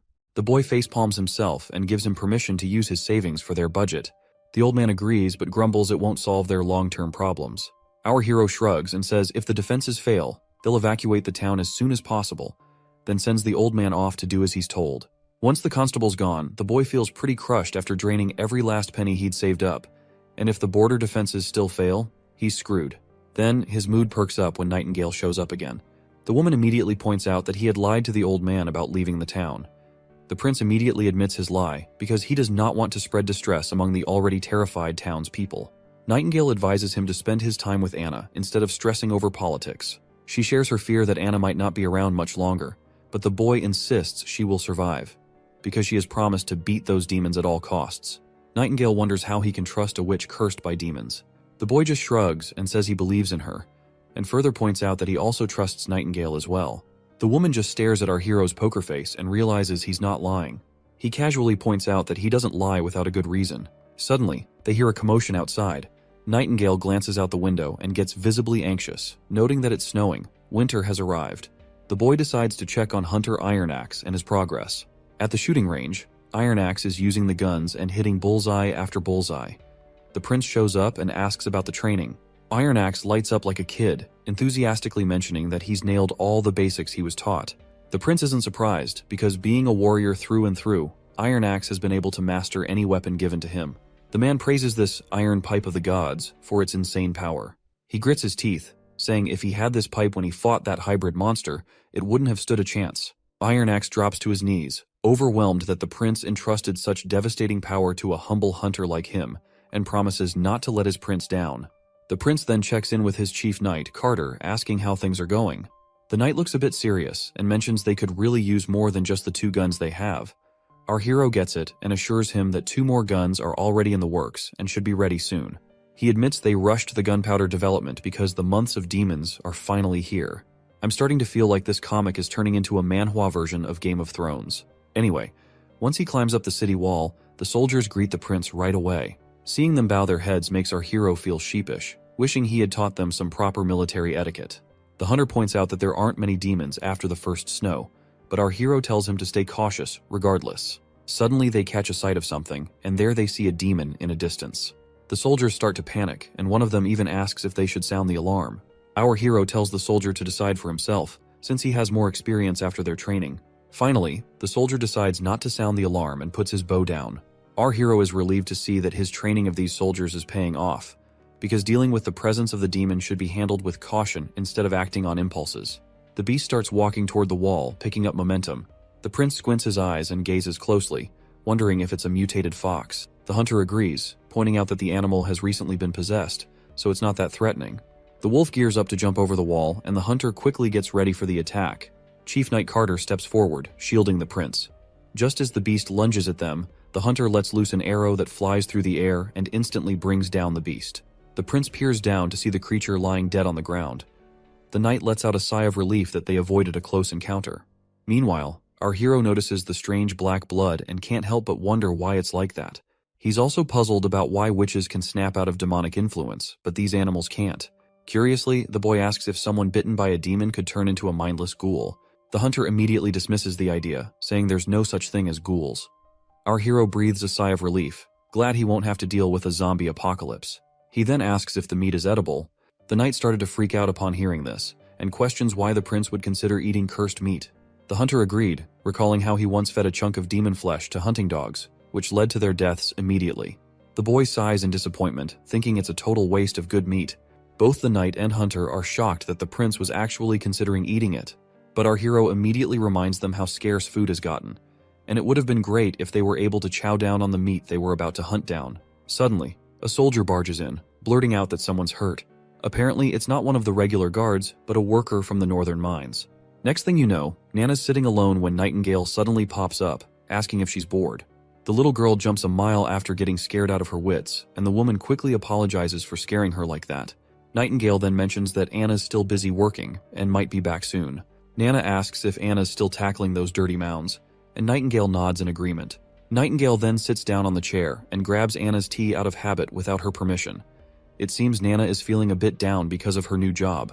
The prince has assigned her to heal the wounded guards. It's not that she's unwilling to do the job, but seeing the injured soldiers traumatizes her. She wants to overcome her fear to keep using her abilities effectively, and wishes she were as courageous as Anna. Suddenly, Nightingale spots someone coming, and a soldier bursts in with urgency, telling Nana to come downstairs pronto, because there's a badly hurt patient who needs her help. Down in the infirmary, the injured man screams in agony, begging his prince to relieve his excruciating pain. Seeing the soldier there, desperate for his life, makes our hero anxious as he wonders if this man's burns are from the steam engine malfunction in the northern mines.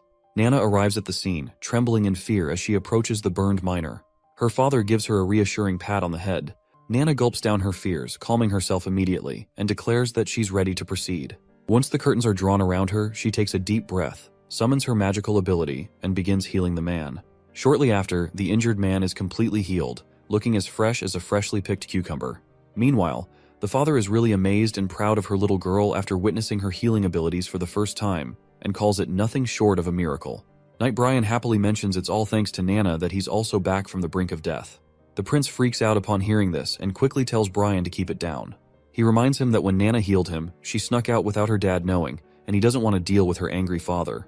Now that the injured man is awake and fully healed, he can't believe he's actually alive. Prince Roland assures him it's real, and proudly reveals that Nana, who is one of the witches, saved his life. Later that night, when our hero gets back to his room, Nightingale greets him and asks why he had to spill Nana's secret so early. And that's when we flash back to the moment when the miner is shocked after learning about Nana's true identity. He starts freaking out and reminds everyone about witches being devils. But her dad got annoyed real quick and set him straight that his daughter wasn't involved with any devils, and she was the one who saved his life. Out of nowhere, the miner sits up and drops to his knees in front of the little girl, apologizing big time for his earlier words and thanking her deeply for saving his life. Back in the present moment, our hero reflects that it was the perfect time to reveal her as a witch, considering how well it all played out. Plus, if they're going to use her powers against demons in the coming months, hiding her identity as a witch wouldn't have been an option anyway. He also stresses that since the church folks have already left for Longsong Fortress, there is no one to bully his girls. The lady asks him if he had already planned everything from the start. The boy immediately agrees, saying the snow has blocked the roads to the fortress and the seaports are under his control. The church has no means of learning what is going on in Border Town, let alone taking direct action against witches.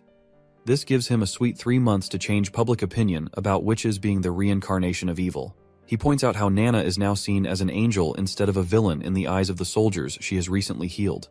They can continue using her power to heal everyone, which will help boost everyone's morale.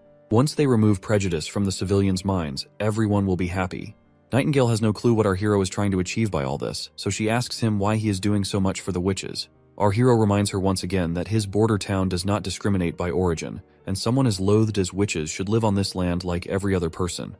The woman's eyes widen hearing our hero's big plans, and it's clear she's got something important to get off her chest. She admits she wasn't straight with our hero before. The prince is taken aback by this revelation, and the woman starts explaining how her sisters in the association have been moving around for ages, losing hope along the way. All they want now is a safe place to be happy, even if it's just a castle. At first the boy is confused by her confession, but then he's stunned to realize she's actually open to bringing all the witches to the border town. But she quickly brings him back down to earth, warning him that if witches come to the castle, he'll be facing off with the church. The boy reassures her, saying the church's main headquarters is far away. Even if they find out about witches leaving the border town, they won't march all the way to Grey Castle just for him. He's already plotting to gather enough influence to rival the church and create a world where witches can live alongside regular folks. He dreams of expanding that world to Grey Castle, or maybe even the whole kingdom. The next scene takes us to the capital of Grey Castle. There, soldiers on their horses are marching down the road when their captain suddenly yells for everyone to stop. This person looks really pumped as they finally return to the castle. The folks inside the castle light up the sky with fireworks, welcoming the man about to enter the city once again, Gerald Wimbledon, the first prince of Grey Castle. It's hilarious to see that these suckers have explosive material to make fireworks, even though it's been only a few chapters since our hero invented gunpowder in this primitive society. Anyway, the gates come down and Prince Gerald heads into the city with his crew. Once inside, he gets straight to the point and tells everyone he's here to claim what's rightfully his from his father. 3 shady characters show up, bowing before their prince and reporting that they've already done what they were tasked with. Prince Gerald then asks if they've managed to switch out the royal guards of the king as planned. The lackey admits there's been a snag in the plan due to some issues, and they've only been able to replace the guards in the king's chamber. The man waves off the concern, saying as long as he and his crew can get into the castle, they're good. The lackey quickly reassures him that there won't be anyone stopping their entry. The old man then mentions that Prince Gerald's fate star, the Heaven Star, is leaving the equinox and will be gone from this hemisphere in about 4 months. He asks if Gerald remembers what that star activity symbolizes. Gerald's mind drifts back to childhood memories of playing with his younger siblings. Then, he snaps back to reality and admits he already knows what those stars mean. This means he's ready to break the rules of the challenge their father set for them, and Prince Gerald will be taking the throne of Grey Castle. Outside the king's room, the prince catches a weird odor and asks his lackey about the strange smell of blood. The old guy explains that the king had called for a servant girl who noticed the staff change when she left, so they had to get rid of her. Seems like things are getting interesting because the king hasn't been around women since their mother passed away. As he's about to enter, the old man points out there's no guard patrol, making it easier to move around. The prince scoffs that he's not sneaking in like a rat. He's here proudly to discuss inheriting the throne with his father. But if talking fails, he'll try something else.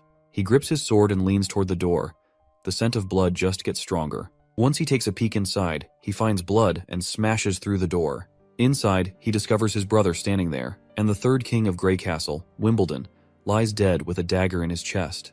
The assassin behind this is Timothy Wimbledon, the second prince of Grey Castle. Seeing his older brother, Timothy claims he didn't want to do it, but had no choice. Just like the first prince had no choice other than to come here. Almost instantly, a bunch of soldiers pop up right behind the first prince and surround him, catching him off guard. The older brother asks his younger sibling how long he'd been planning this. Timothy explains that the decree their father set was like a chess game. He admits he planned to play by the rules, but the third princess started playing dirty. He also points out Gerald as a dirty player, suggesting the first prince wouldn't have rushed all the way across the kingdom to the capital without a heads up from his astrologer lackey. Seems like his lackey has also betrayed the first prince, though the old man clarifies he never lied. When the heavens move from the equinox, it symbolizes a seeker who's lost their way, but also foretells downfall. The first prince gets annoyed and yells at his younger brother, reminding him how he was the favorite son, given all the advantages by the king. Yet he killed their father. In response, Timothy grins shamelessly, pointing out the first prince's hypocrisy, since he was also there to kill the king if talking didn't work out. The first prince trembles, probably after seeing his brother dropping truth bombs so brutally. He asks Timothy if he intentionally lured him here to get rid of him as well. Timothy just shrugs, saying he didn't plan to confront their sister just by staying put to kill his older brother. He's kinda impressed their sister also saw all this coming before the decree was even written. Timothy goes on to explain he wants to end this royal decree early because his Valencia city isn't like their sister's Clearwater port, which is breeding warriors like rabbits. He needs an army, a big enough one to challenge her sister, and that's only possible if he's rocking the Grey Castle crown. The first prince gets furious and charges at his brother, but the soldiers quickly intervene. One of them strikes him from behind with a spear, forcing him to drop to his knees in front of his younger brother. Timothy devilishly informs his brother that he'll be framed for killing the king and labeled a murderer, and he will face the guillotine for his crime as well. The soldier pins the first prince down, but he keeps protesting, asking if Timothy even has the right to judge him, and vows to expose Timothy's crimes to everyone in public. But Timothy has covered all his bases. He's prepared a potion called the Silencer. Once someone drinks it, they won't be able to utter a word. After executing his brother, Timothy plans to play the grieving role perfectly. With no one else in line for the throne, he'll become king without breaking a sweat. He further tells his brother to curse his sister for the terrible fate he's about to face, while the first prince's mind flashes back to a memory once again, and the soldiers start dragging Gerald out of the place. The cunning fox who betrayed the first prince starts calling Timothy king, declaring that the crown is already his. Timothy gives the man a verbal high five for a job well done, but then he pulls out a presumably poisonous pill and tells the man to swallow it if he doesn't want to be betrayed later. Timothy looks at his father, gritting his teeth in frustration at seeing him dead before his eyes. The scene flashes back to the past when Timothy reported to the king that Gerald was on his way to the capital with intentions to forcibly take the crown. Timothy asked if the king had a plan to prevent this. The king just grinned manically, leaving the boy confused. In the next moment, the king pulled out a dagger, swung with all his force, and thrust it into his own chest, dying immediately before Timothy's eyes. Right in the middle of things, Timothy is pissed off, trying to figure out who's stirring up trouble in the fight for the crown. He's dead set on finding that bastard and showing them what happens when you mess with royalty. Looks like the women who visited the king earlier must be involved in this mess. In any case, we're back at the border town castle where everything's been pretty smooth lately. The steam engine prototype in the mines got fixed up, no accidents, and demons haven't been causing trouble either. Our hero's been chilling out, brainstorming how to boost the town's economy and fill up his empty wallet back again. But then, bam! His peaceful moment gets crashed by the knight barging in with bad news. A massive horde of demons is swarming outside the walls. Down at the border, below the wall, a bunch of monsters are howling their heads off. Up above, the soldiers look freaked out at the sheer numbers. And let's not forget Vonner. He was just a regular miner who ended up joining the army just to eat damn eggs. One of the beasts charges at the wall and directly hits it with full force, leaving the entire wall shaking. And that also did quite a damage to the wall, but the monster immediately falls to the ground and the wolf-type monster starts marching down. Hunter Iron Ace quickly tells everyone to gear up their spears. As soon as the wolves are right on top of them, the terrified Vanner gathers his guts and stabs those beasts at the captain's command. One of the wolves manages to climb up, but the captain swiftly whips out his gun and blows the monster's brains out. With the immediate threat dealt with, Iron Ace tells everyone to stay focused and keep an eye on what's ahead. Suddenly, a soldier screams as they're attacked, their belly pierced deeply. Seeing their guts spill out terrifies Vanner to his core. The knight and the prince finally arrive at the scene. The knight tells Vanner to chill out and remember his training. Once the soldier regains composure, he snaps back to his senses and orders the others to take the injured soldier to the hospital while everyone else holds their ground and fights off the demons beneath the wall. The prince can't help but smile at the sight of Vanner showing such discipline. He's glad that all that egg-eating didn't go to waste in training the civilian army after all. Suddenly, something catches their eye on the ground, something so freaky that even our hero starts to freak out. The hunter, equally spooked, quickly pulls out his gun, saying they've officially stumbled onto trouble for the day. Our hero's mind is spinning at the sight of this behemoth, a disgusting creature that seems to break all the rules of biology. He never thought he'd come face to face with such a mutant monster. The soldiers rain arrows down on the behemoth, but it's like shooting toothpicks at a tank. The arrows just bounce off its thick, mountain-like shield. They look to their leader, asking what the heck they should do next. Meanwhile, the monster keeps stomping along, each step rattling the whole dang ground. Realizing they need more firepower, our hero tells his crew to get their muskets ready. When the monster gets close enough, they start blasting away, but it's about as effective as trying to stop a T-Rex with a water gun. The soldiers start freaking out when even the muskets can't do squat against this monster. The prince quickly tells them to chill and orders Vice Captain Vanner to round up some guys and grab dynamite from storage. After dishing out orders, he tries to get everyone to listen, but bam! The giant behemoth demolishes the wall they busted their butts to build. At this point, the prince is pretty darn sure they're screwed. He didn't figure the monster would be this tough and calls for an immediate retreat before shit goes down real bad. As the wall crumbles, Nightingale swoops in and saves our hero from a nasty fall. Once they're back on solid ground, the boy asks her what she's doing there. She explains she came because she was worried, and now it looks like her worries were on point. She asks our hero how he plans to handle the monster. He assures her he's still got a trick up his sleeve, and right on cue, Vanner strolls back with dynamite in hand. Our hero jumps in, shouting at Vanner to light the fuse and chuck the dynamite under the monster's legs. Meanwhile, poor Vanner's freaking out in this life-or-death situation. Finally, he gets the fuse lit, plops the dynamite down, and bolts out of there while the fuse starts sizzling. Once that fuse burns down, boom! The whole place shakes with a massive explosion, hitting the monster square in the gut. Everyone starts busting out victory moves as they watch the monster crash lifelessly to the ground. The prince is grinning like he just aced a test. But their celebration is cut short when they spot more beasts roaring back at them, even though they're just regular old critters. But they are in numbers. The soldiers scramble to get their shields up, and our hero is standing there clueless and panicking. The boar suddenly lets out a roar and charges right at their group. One soldier, lying on the ground, can't believe his eyes as he sees this girl stepping into the fray. But this ain't just any girl, it's Anna, and she's no ordinary lady, and you better get that to your head. Anna stares down the monster, showing no fear. She taps into her powers and throws fire right at the boar. The flames hit the mark, roasting the boar alive. Our hero's jaw drops, totally caught off guard by what he's seeing. Our hero feels like a complete idiot for never thinking about Anna's role on the battlefield beyond her building and town projects. That's exactly why he kept her safe in the sickbay, to avoid any danger, and he has no clue how she got out of here. As one of Knight Brian drops down to his knees, he informs the prince that Miss Anna was worried about his safety and insisted on coming to the wall, and he was not able to stop her. Originally, our hero had planned to sway public opinion in favor of witches using Nana's abilities, and once more people accepted witches, our hero wanted to reveal Anna's existence publicly. But it seems like the cat is already out of the bag. The boy quickly orders Brian to protect Anna from the danger, and he instructs Nightingale to do the same. Meanwhile, Anna steps forward confidently as soldiers gather around her protectively. With a determined look, Anna raises her hands, flames flickering to life, and she creates a wall of fire in the hole in the wall, blocking the monsters from advancing any further. Our hero is completely shocked by the magnificence of Anna's fiery display, but monsters continue to emerge from the flames. That is when the boy locks eyes with Anna. And in that moment, the prince understands what needs to be done. He immediately grabs the gun from the knight's hand and begins shooting down the monsters, aiming straight for their heads. The sight of their prince taking action startles everyone. Our hero raises his own gun, rallying the soldiers to prepare their spears and charge forward. His crisp voice fills the atmosphere as he commands them to protect their wall and their border town. The crowd really gets fired up to protect their town, and everyone is ready to take those critters down. After a while, the last wolf standing takes a bunch of arrows and drops lifeless to the ground, finally letting the soldiers savor their victory.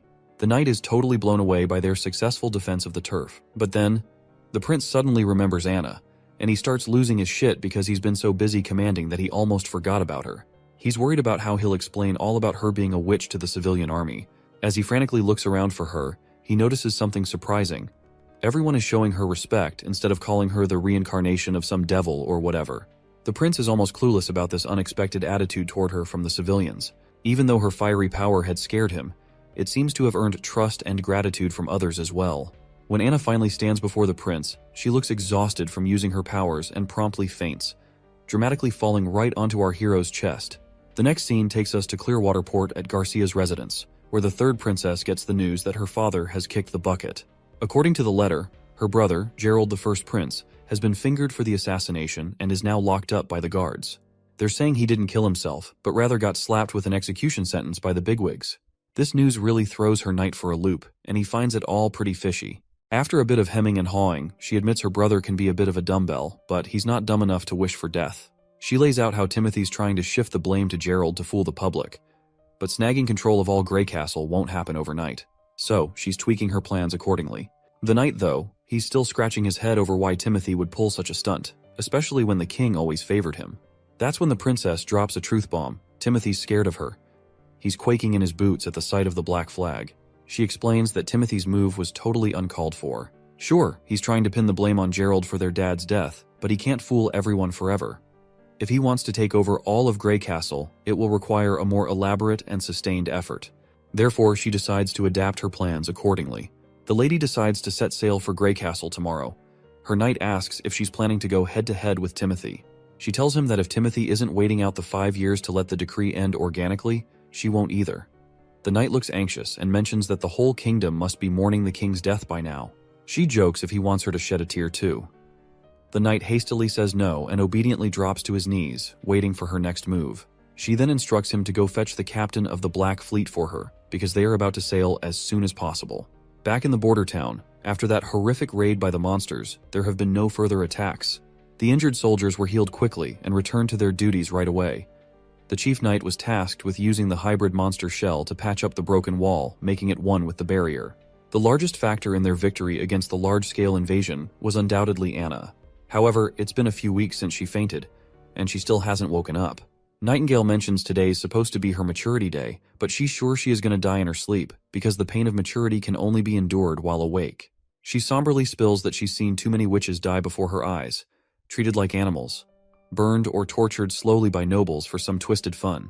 The lucky ones live in exile, far from society, always chasing the holy mountain, a distant dream they can't catch. But she says Anna's not like the rest. Unlike the Association sisters, she's actually cared for here, valued by our hero, and given due respect. This, Nightingale explains, is what the Holy Mountain truly signifies: a life free from prejudice. In Anna's case, she has already achieved this.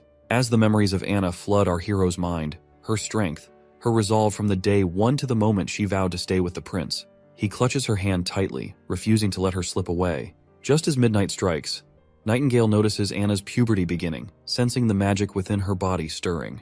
A candle nearby starts glowing with an eerie green hue, startling our hero, who wonders if it's the work of demonic spirits. But there's no visible change in Anna herself. Then, unexpectedly, the candle's flame dwindles, causing a wave of anxiety, especially for the young Nana. The candle flickers back to life with that bright green energy, surprising everyone again. Suddenly, Anna opens her eyes, which shocks everyone present. Prince Roland hurries over, immediately asking how she's feeling. Thankfully, Anna seems totally okay. She reaches out her hand toward our stunned hero, and he's not quite sure what to expect. But then, a flame bursts to life over her palm, glowing in that vivid green color, which catches everyone off guard once more. After summoning his courage, Prince Roland cautiously reaches out to touch the flame. Just as he does, the scene shifts into the office, where we see our hero's bewildered face. He is shocked to hear that Nightingale has decided it's time for her to leave the border town. She remarks that Anna not only woke up, but also survived being possessed by demons. Something totally unexpected and unexplained. She suggests that Anna's new ability with those green flames seems to be fully under her control now, synced perfectly with her mind. Anna can adjust its heat, manipulate it, and even move it within a 5-meter radius whenever she wants. But she's still confused over how she dodged that painful experience, given her super strong magic. The guy figures maybe after she used up all her magic at the border, her magic tank was running on empty, which might have toned down the demon pain. You know, witches are all about magic stuff. Since witches gotta keep their powers hidden from the civilians, all that magic energy builds up inside them. So when they hit maturity, bam, it's like a pressure cooker of magic causing them agony. Nightingale nods along, seeing the logic in his theory, and decides she's gotta jet back to the association pronto. Winter's coming, and there's gonna be a bunch of witches hitting puberty soon. She vows to bring any survivors back here to Prince Roland's town, hoping he'll take care of them like he did with Anna. But Prince Roland tells her to stay put. Maybe wait till the demons have stopped popping up and the weather settles down. Nightingale smirks, saying even getting to association a day early could save lives. Plus, she assures him the demons won't be able to detect her, so she's good to go. The prince then asks about her own awakening, to which the woman brushes it off, saying it's the start of spring and there's no need to worry since she has gotten used to the pain. Still, he advises her to take care on the road. Before disappearing, Nightingale pays her respects to Roland one last time and vanishes abruptly as usual. Her sudden disappearance leaves the prince unsettled because he's never been a fan of her habit of appearing and vanishing without warning. Sitting back, he sinks back into his thoughts, mulling over how if his theory about witches turns out to be true, it could be a game changer. He then looks over at his ridiculously long to-do list, realizing there's a mountain of tasks waiting for him. But just as he starts pondering where to begin, his consultant bursts in with urgent news. A messenger from Longsong Fortress has arrived. The ambassador seems unusually anxious, and the prince wonders if things are going south for Longsong Fortress. His eyes widen as he reads the message. The king has passed away. Redhead, the ambassador, quickly clarifies he's there under orders from Duke Rayan. The royal decree for the 5-year challenge has ended, and Majesty Timothy Wimbledon is now the new king of Grey Castle. The ambassador leaves our hero totally shocked when he reveals that Timothy wants to reward the Prince Roland with new territory and a new position. A moment later, the consultant expresses his grief over the king's death at the hands of the first prince and asks what they should do next. The prince reveals that everything about the situation seems too suspicious to believe, and he will decide after monitoring his two sisters' movements. He admits he doesn't know much about the fifth princess's motives, but he's sure she's not the type to take risks, so he wants to follow her lead. He's also certain that the capital will likely descend into chaos with this power shift, and their priority should be to safeguard their families. With that in mind, he tells his consultant to instruct the chief knight and all castle staff to write letters home. The prince wants to ensure that everyone's families are escorted to other towns to hide. The consultant expresses his gratitude for the prince's careful consideration. The prince also tells his consultant that he wants to stop exporting the town's metals and will only sell gems and rocks to Willowtown, as he wants to use the metals for himself to make more machinery. Additionally, he plans to incorporate more civilians into the army and train them accordingly. He feels smug as he considers the news that the ambassador brought a blessing in disguise. Roland is confident that as long as he hunkers down in Bordertown, someone will try to bite him, such as Duke Rayan from the Longsong Fortress. Once the months of demons pass, he is pretty sure that Duke Rayan will try to extend his influence across the western side of the kingdom under the new administration, and this is precisely what Roland wants. Industrialization is his priority, but what he lacks most is people. Bordertown's population is only around 2,000, limiting the expansion of his projects due to a labor shortage. Buying slaves, recruiting talented individuals, or increasing the birth rate seem unrealistic. On the other hand, if they can take Longsong Stronghold, he can gain a large number of freed people while accumulating wealth. Assimilation is easier, and invasion is the best way to grow the population and gather wealth. Roland acknowledges the hassle of challenging the entire fort of Longsong, and he can only wait for Nightingale to return with the witches. This is also the sole reason the prince wants to expand his civilian army and wants to make more machinery. The next scene takes us to the northern mountain range, where Nightingale proceeds down one of the tunnels. Her steps are soon halted by roots growing out and blocking the entrance. Nightingale immediately introduces herself, and the lady known as Leaf withdraws her roots and gets delighted to see her friend back. After exchanging pleasantries, Leaf reveals that one of the two witches, Erin or Ashley, failed to make it to maturity. They then decide not to dwell on gloomy things and proceed to get inside. Nightingale is looking forward to seeing her friend Wendy, and as soon as Wendy is called over by her friend, she spins around and greets Nightingale warmly, playfully calling her Veronica. Wendy takes Nightingale's hand in hers, causing Nightingale to blush and assert that she's not the same weak girl as before. Preferring not to go by Veronica anymore, Wendy insists she shouldn't deny her past because it's a part of her. Nevertheless, Nightingale is glad to see her friend, and they embrace each other tightly. Wendy then inquires about Anna and whether Nightingale managed to help her through her maturity. With a smile, Nightingale reveals that Anna didn't need any saving at all. In fact, what they've discovered is going to change things for all the witches. In a few moments, Nightingale spills the beans to her sisters about the prince and how he's letting everyone stay in his border town without any discrimination against witches. Wendy's not buying it at first, but Nightingale swears up and down that the prince not only said it, but also saved Anna and Nana.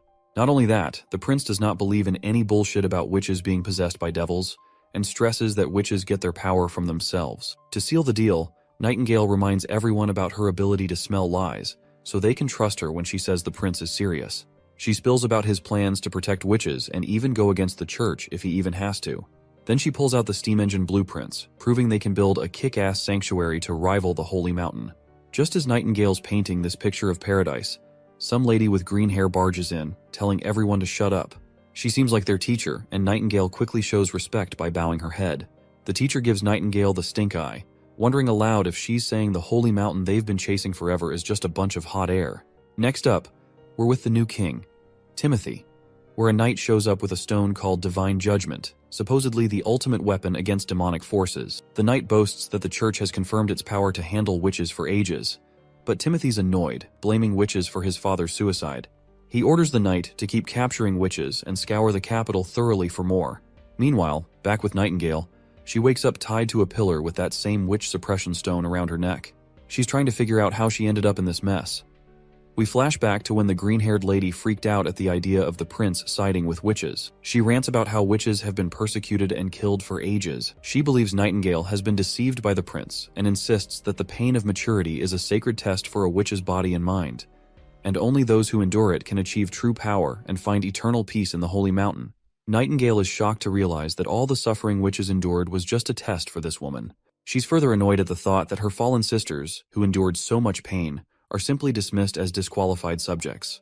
The teacher offers Nightingale a final chance to seek forgiveness for her ignorance and mistakes, promising her mercy. But Nightingale remains resolute, insisting she'll only take sisters with her who believe in her. As she tries to leave, a snake immediately grabs her feet, and before she can react, she blacks out from the venomous injection of petrification, waking up to find herself in her current bind. While they're face to face, Nightingale reminds her why she is using the Divine Stone of Judgment even though it's prohibited in the Witch Association. The Snake Lady says it's just a tool to punish disobedient kids. She reminds Nightingale how Wendy saved her from the clutches of the aristocrats. Instead of repaying that kindness, now Nightingale is trying to sell them all out to those filthy nobles just to mend her relationships with them again. Nightingale denies any such motive, emphasizing she only wants her sisters to live freely without fear of starvation or the pains of maturity, and believes everyone deserves the right to choose their own path. She points out how much Border Town has changed, pointing out that the steam engine blueprint she brought is just one of many miracles. The Snake Lady scoffs, saying she can't make heads or tails of the blueprint and tosses it into the fire, declaring that a hunk of steel can't move like it's alive and she's no fool. She then grabs the hot dagger and holds it just inches from Nightingale's neck, letting her know this is her last chance to beg forgiveness for trying to deceive the Witch Association. If Nightingale doesn't comply, she threatens to skewer her heart and turn her into an example for others. Even though she is staring at her death, Nightingale remains defiant. Instead of bowing her head, she'd rather take that dagger straight to her heart. That's when Wendy steps in, reminding them how many sisters they've already lost and they can't afford to lose another. The Snake Woman grows agitated, demanding to know if Wendy also believes Nightingale's lies. Wendy denies it, stating she's not planning to go to the border town, but she agrees with Nightingale that everyone should have the right to choose their own path. Wendy then asks if anyone wants to bail with Nightingale to the town, but nobody speaks up. Seeing this, Wendy suggests letting Nightingale go solo since she hasn't done anything to harm the gang. The others agree, telling their teacher to set Nightingale free. But the teacher goes absolutely bonkers, saying she can't risk letting Nightingale go because she might expose their turf location to the church. She swings her dagger, ready to strike, but before she can, Wendy steps in and stops her. Wendy grabs a coin and throws it hard at Nightingale, smashing the power suppressor stone. The teacher gets ticked off and goes after Wendy with a snake that bites her hand. But Nightingale springs into action. Before the teacher can react, she's screaming in pain with a sword in her chest, causing her to collapse to the ground. Before anyone can react, Nightingale and her friend start to disappear and exit the tunnel. Wendy doesn't seem to be in good spirits because the poison from the snake bite is spreading across her hand. To stop it from spreading further, Nightingale reluctantly grabs her dagger and severs Wendy's hand from her body. She keeps the hand with her, confident that Nana can heal it back soon. They've been walking forever, and it took them 3 days just to get here. Carrying Wendy is slowing them down further, and with her losing blood, Nightingale fears she won't last another 3 days. But her worries prove unnecessary when a mysterious newcomer arrives, ready to lend a helping hand. A newcomer looks like a boy at first glance, but she is actually a girl. She reassures Nightingale not to freak out. Her name is Lightning, and she recently joined the Witch Association. Nightingale stays cautious around this tomboy and asks if Kara sent her. Lightning shrugs it off, saying it's no wonder Nightingale doesn't recognize her since she's always out and about. She makes it clear she's here because, like Nightingale said earlier, Everyone should live life their own way, and she's chosen to stick with Nightingale. Simple as that. She's totally pumped about all the machinery and exploding dynamite, being an explorer at heart. Nightingale wonders why someone so into adventure joined the association. Lightning explains that finding the Holy Mountain is an adventure in itself, but the association is all about books, and Kara's always buried in them. Nightingale asks if Lightning's a fighter, to which she nods, mentioning she can fly too. Or so Lightning thought. She's struggling to move an inch with all that weight over her little shoulders. Finally, she gathers enough energy and starts floating slowly through the air. The tomboy then asks if Nightingale knows Wendy for a long time, noting how Wendy called Nightingale Veronica back at base camp. Nightingale confirms they go way back and tells how, before joining the association, people treated her like a puppet. And it was Wendy who showed her way to live. She reveals she had a family in Silver City when she was 13, but her parents disappeared during a commoner uprising. Nightingale's uncle then took her and her brother, Hyde. That was also the year her witch abilities first appeared inside her, but her uncle figured out her secret right away and split her from Hyde, locking her up to train her powers. He threatened to harm Hyde unless she used her abilities for his dirty work. So she became a full-on assassin. Poisoning, ambushing, you name it. She did every kind of horrendous act.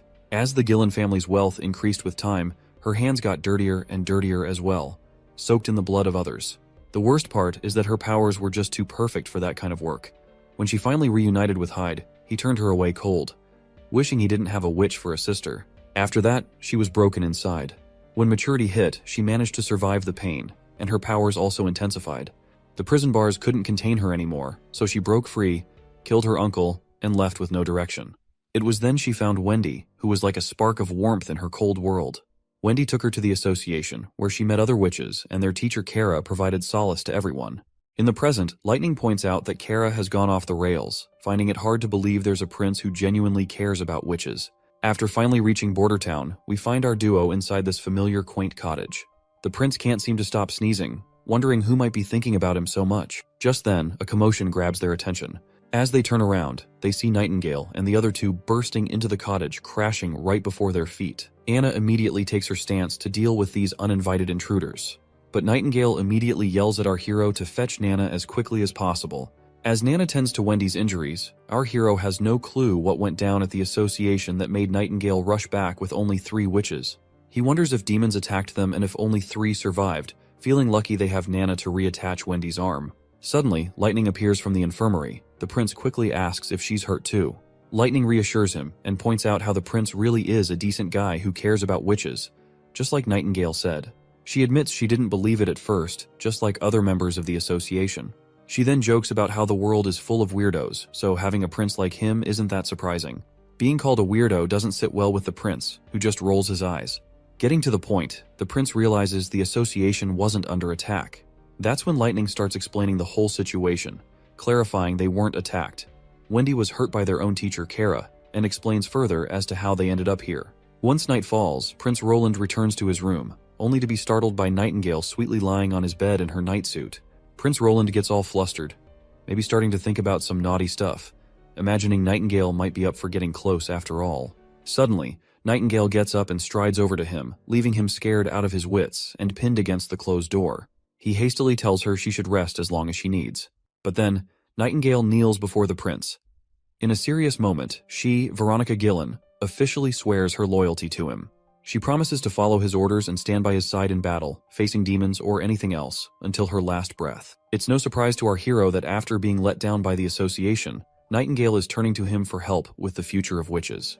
Without missing a beat, he takes the sword from her hands and officially makes her his right-hand woman. The prince asks if her real name is Veronica, and she nods, saying there's no reason to hide it from him now. Next, we catch up with Wendy, who's been offered a contract. Our hero tells her to stay in the border town and work for him. If she's up for it, she can sign on the dotted line, promising good pay for her work. He also spills the beans on a method he's found where witches can sail through their maturity without feeling any pain at all. The news totally throws off the new witches. Once we step outside, our hero admits it's just his guess, and explains that witches are like vessels for magic, and as they get older, their magic builds up until it overflows during maturity, attacking their bodies. He mentions Anna as an example of someone who survived this. He dismisses the idea of demons possessing witches as nonsense, proposing instead that they can manage their level of pain by continuously releasing their magic to maintain balance within them. He promises a safe haven in Border Town where witches can practice their magic freely, without anyone discriminating against them or threatening them. He believes if his idea works out, they can create their own version of the Holy Mountain right here in the borderlands they dream of. Wendy has already signed on to the plan and asks where to start. He simply tells her to keep using her magic until she masters full control over it. Once the prince gets busy with the newcomers and their magic training, Nana and Anna have a little chat about recent events. Nana looks impressed by Wendy's wind magic and Lightning's flying skills, which also saved Wendy's life as well. Anna expresses happiness at having so many sisters around, but Nana points out how Nightingale seems to look at our hero with warmth in her eyes, a detail not to be taken lightly. Anna is clueless about what Nana means, but the little Nana warns her friend not to blame her for not giving a heads up, and if Anna doesn't make a move, Nightingale might just win over our hero. Suddenly, they hear the alarm ringing, a clear sign something's wrong. The report comes in that a demon monster has arrived. The hero rushes to the wall and meets his soldiers. He squints to spot the danger but sees no demons in sight. The prince wonders if it was a false alarm and questions the hunter who raised the alarm. The hunter tells him to look closer, and when he does, he sees a dark blob of mist forming. As he takes a closer look, he's shocked to see a hybrid monster right before his eyes. The hunter reveals it's the same hybrid that nearly killed him a few years back. Hearing this, the boy connects the dots.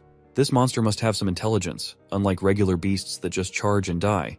But this monster survived for many years, and it always retreats when it senses danger. When the beast reaches the wall, it suddenly stops, leaving everyone puzzled. Unexpectedly, it jumps into the air, and the prince orders his soldiers to attack it immediately. Before they can react, the monster is already airborne, crashing onto the wall above. Our hero is stunned to see how cunningly it targeted the wall's weakest spot, which confirms our hero's last remaining doubts about this monster's intelligence. Once the demon makes it to the other side of the wall, soldiers report it's heading toward the town.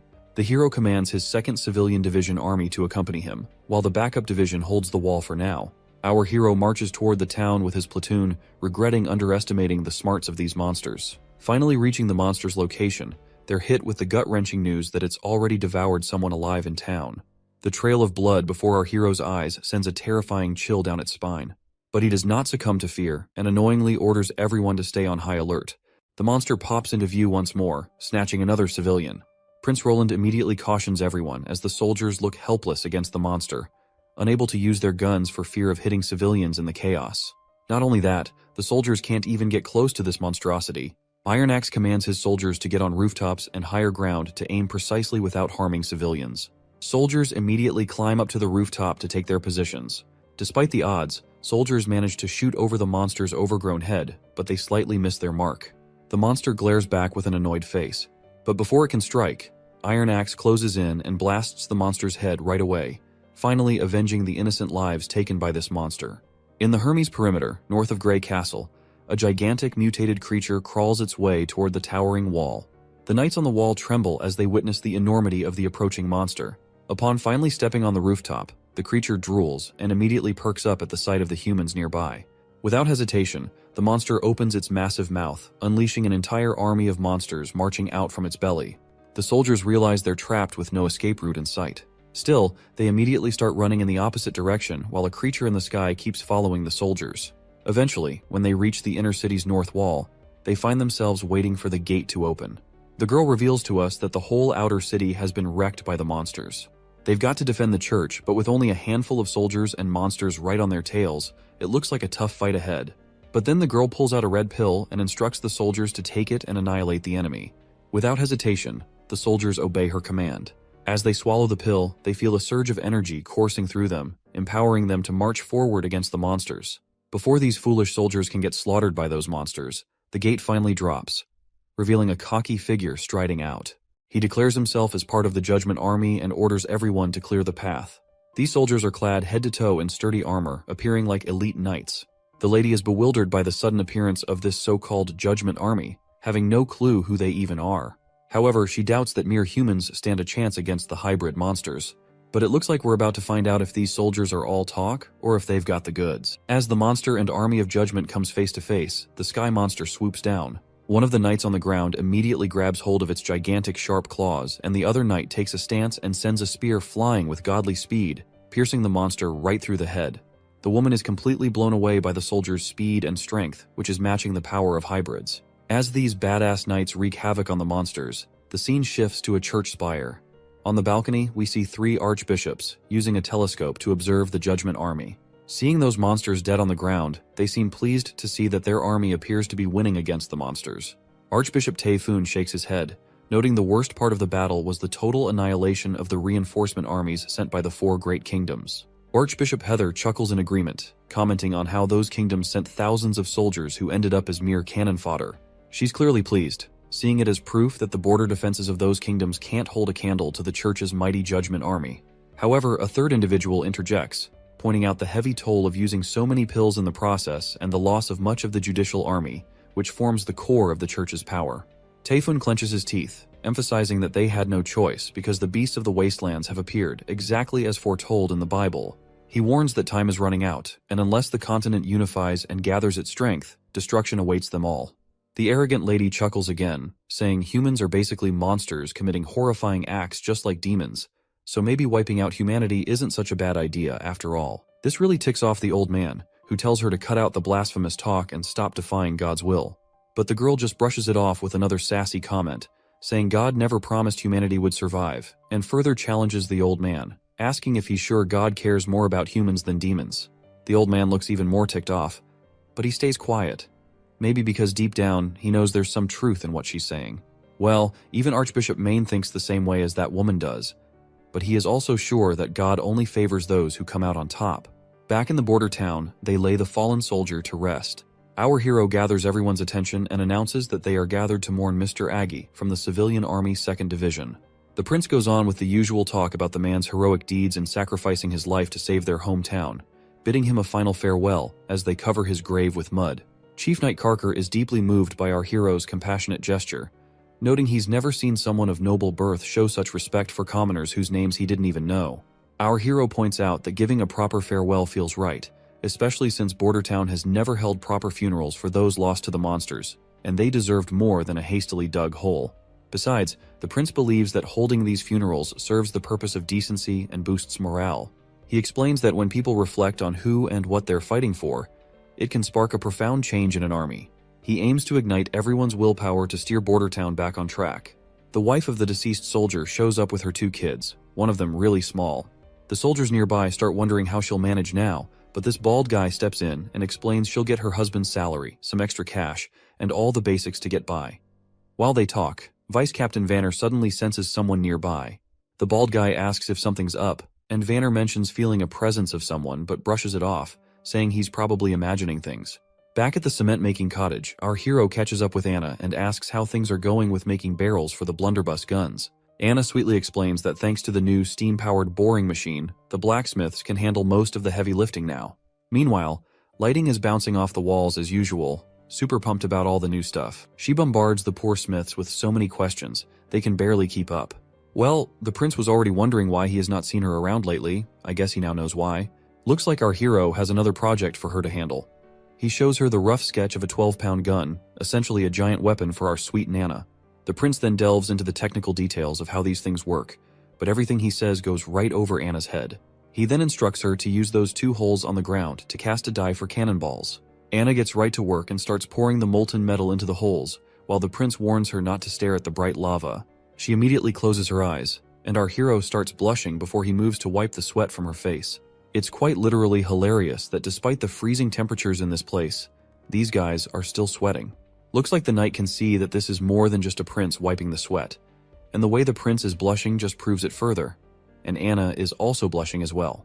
Meanwhile, there's this guy who's absolutely freaked out to see our hero, the 4th Prince of Grey Castle, openly sheltering witches. He's practically sprinting to report this back to the king. Looks like Vanner wasn't imagining things when he felt someone's presence, because this man is definitely a spy sent by the new King Timothy. What's really messing with this guy's head is how these regular folks are just chilling with witches. And don't get him started on the other weird stuff he's seen, like that giant wall that popped up out of nowhere on the border, those metal sticks shooting projectiles to kill demons, and the fact that witches are treated like they're just regular folks by the prince. It's all making him think this town's cursed or something, and he's feeling like he's dealing with some dark magic. If they hadn't waved a fat paycheck in his face, he'd have never agreed to spy on this messed up place. Well, looks like this dude failed miserably at his sole job of spying, because we can see Vanner in the background, calling this oddball out right away and telling him to halt his tracks. Word spreads like wildfire that there's a spy among them. This poor guy has no clue what to do before an angry mob comes for him. All he can think about is how the fourth prince must be channeling powers straight from the devil. Inside the castle, we catch up with the consul again. He's losing his shit over the prince's latest demand.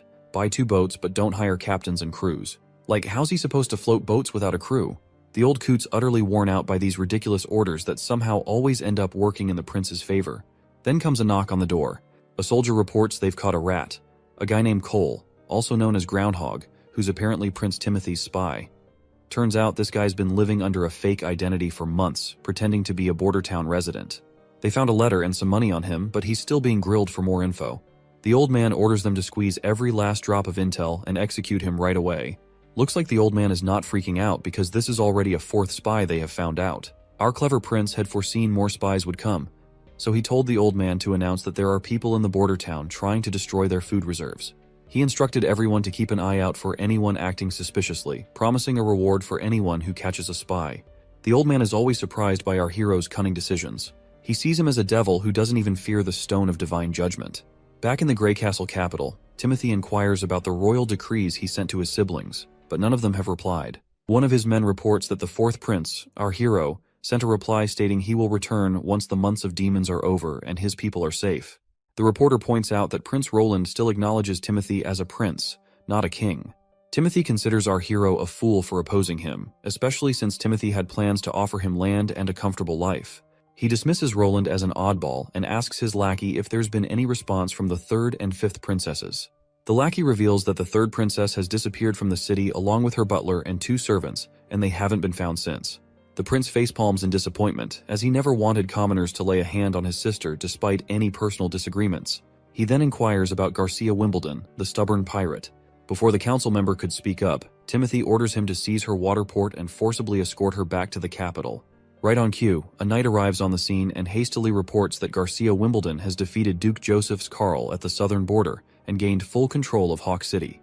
The news terrifies Timothy beyond belief, and he sinks even further into despair when he hears she has crowned herself Queen of Clearwater with the blessings of the local dukes, and the whole southern half of Grey Castle has split off. Next scene, we're down by the river south of Border Town, where our top captains are tearing down the cannon they just put together.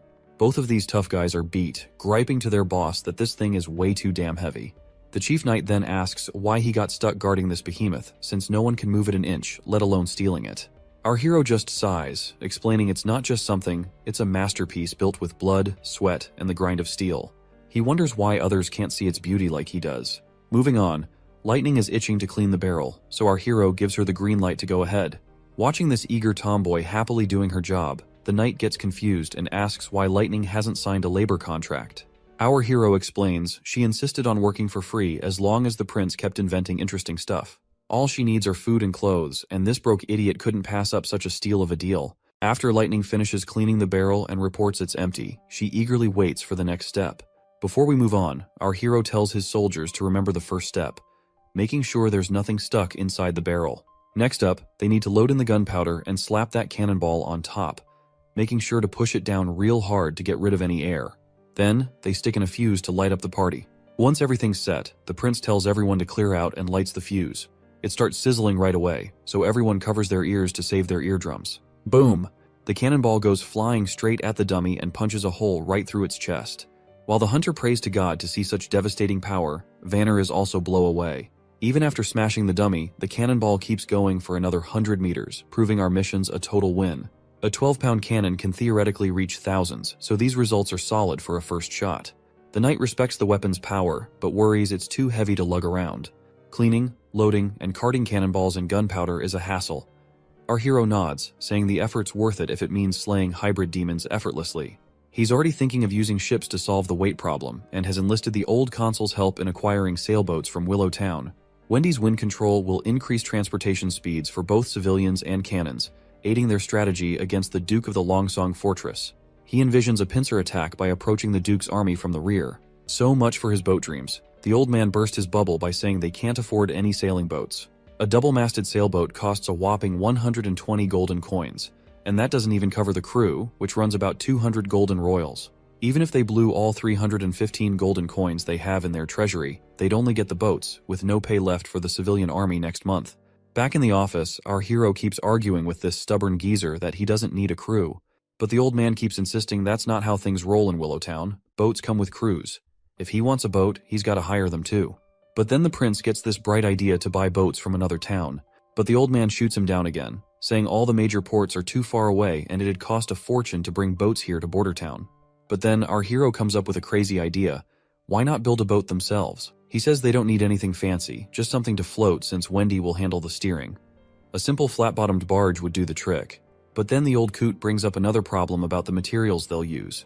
Our hero confidently suggests using light wood, but then he realizes a boat of logs might not be as durable and reliable. He even considers having Anna help weld a proper metal boat, but he's already used up all the metal-making guns and stuff. Then, the idiot remembers they have tons of concrete left over from building the wall. He suggests using wood for the base and reinforcing it with steel rebar, then making the rest of the boat out of concrete. We don't need to waste any more time figuring out how he plans to make this boat happen. Let's just wait for our hero to finish up the blueprint and get started. Before long, we're down by the riverside at a makeshift boat workshop. They've already put together the basic structure of the boat. When Lightning sees the giant thing, she cracks a joke about it being a massive bathtub fit for a king's lavish baths.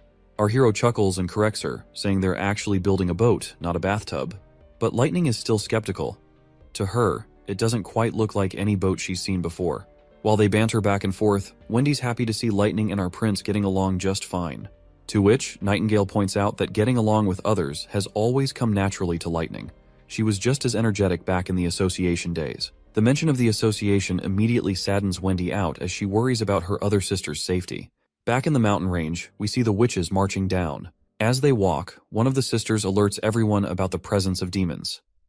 The teacher quickly tells Lady Leaf to lay her down and help the others. Lady Leaf gently puts her injured teacher on the ground.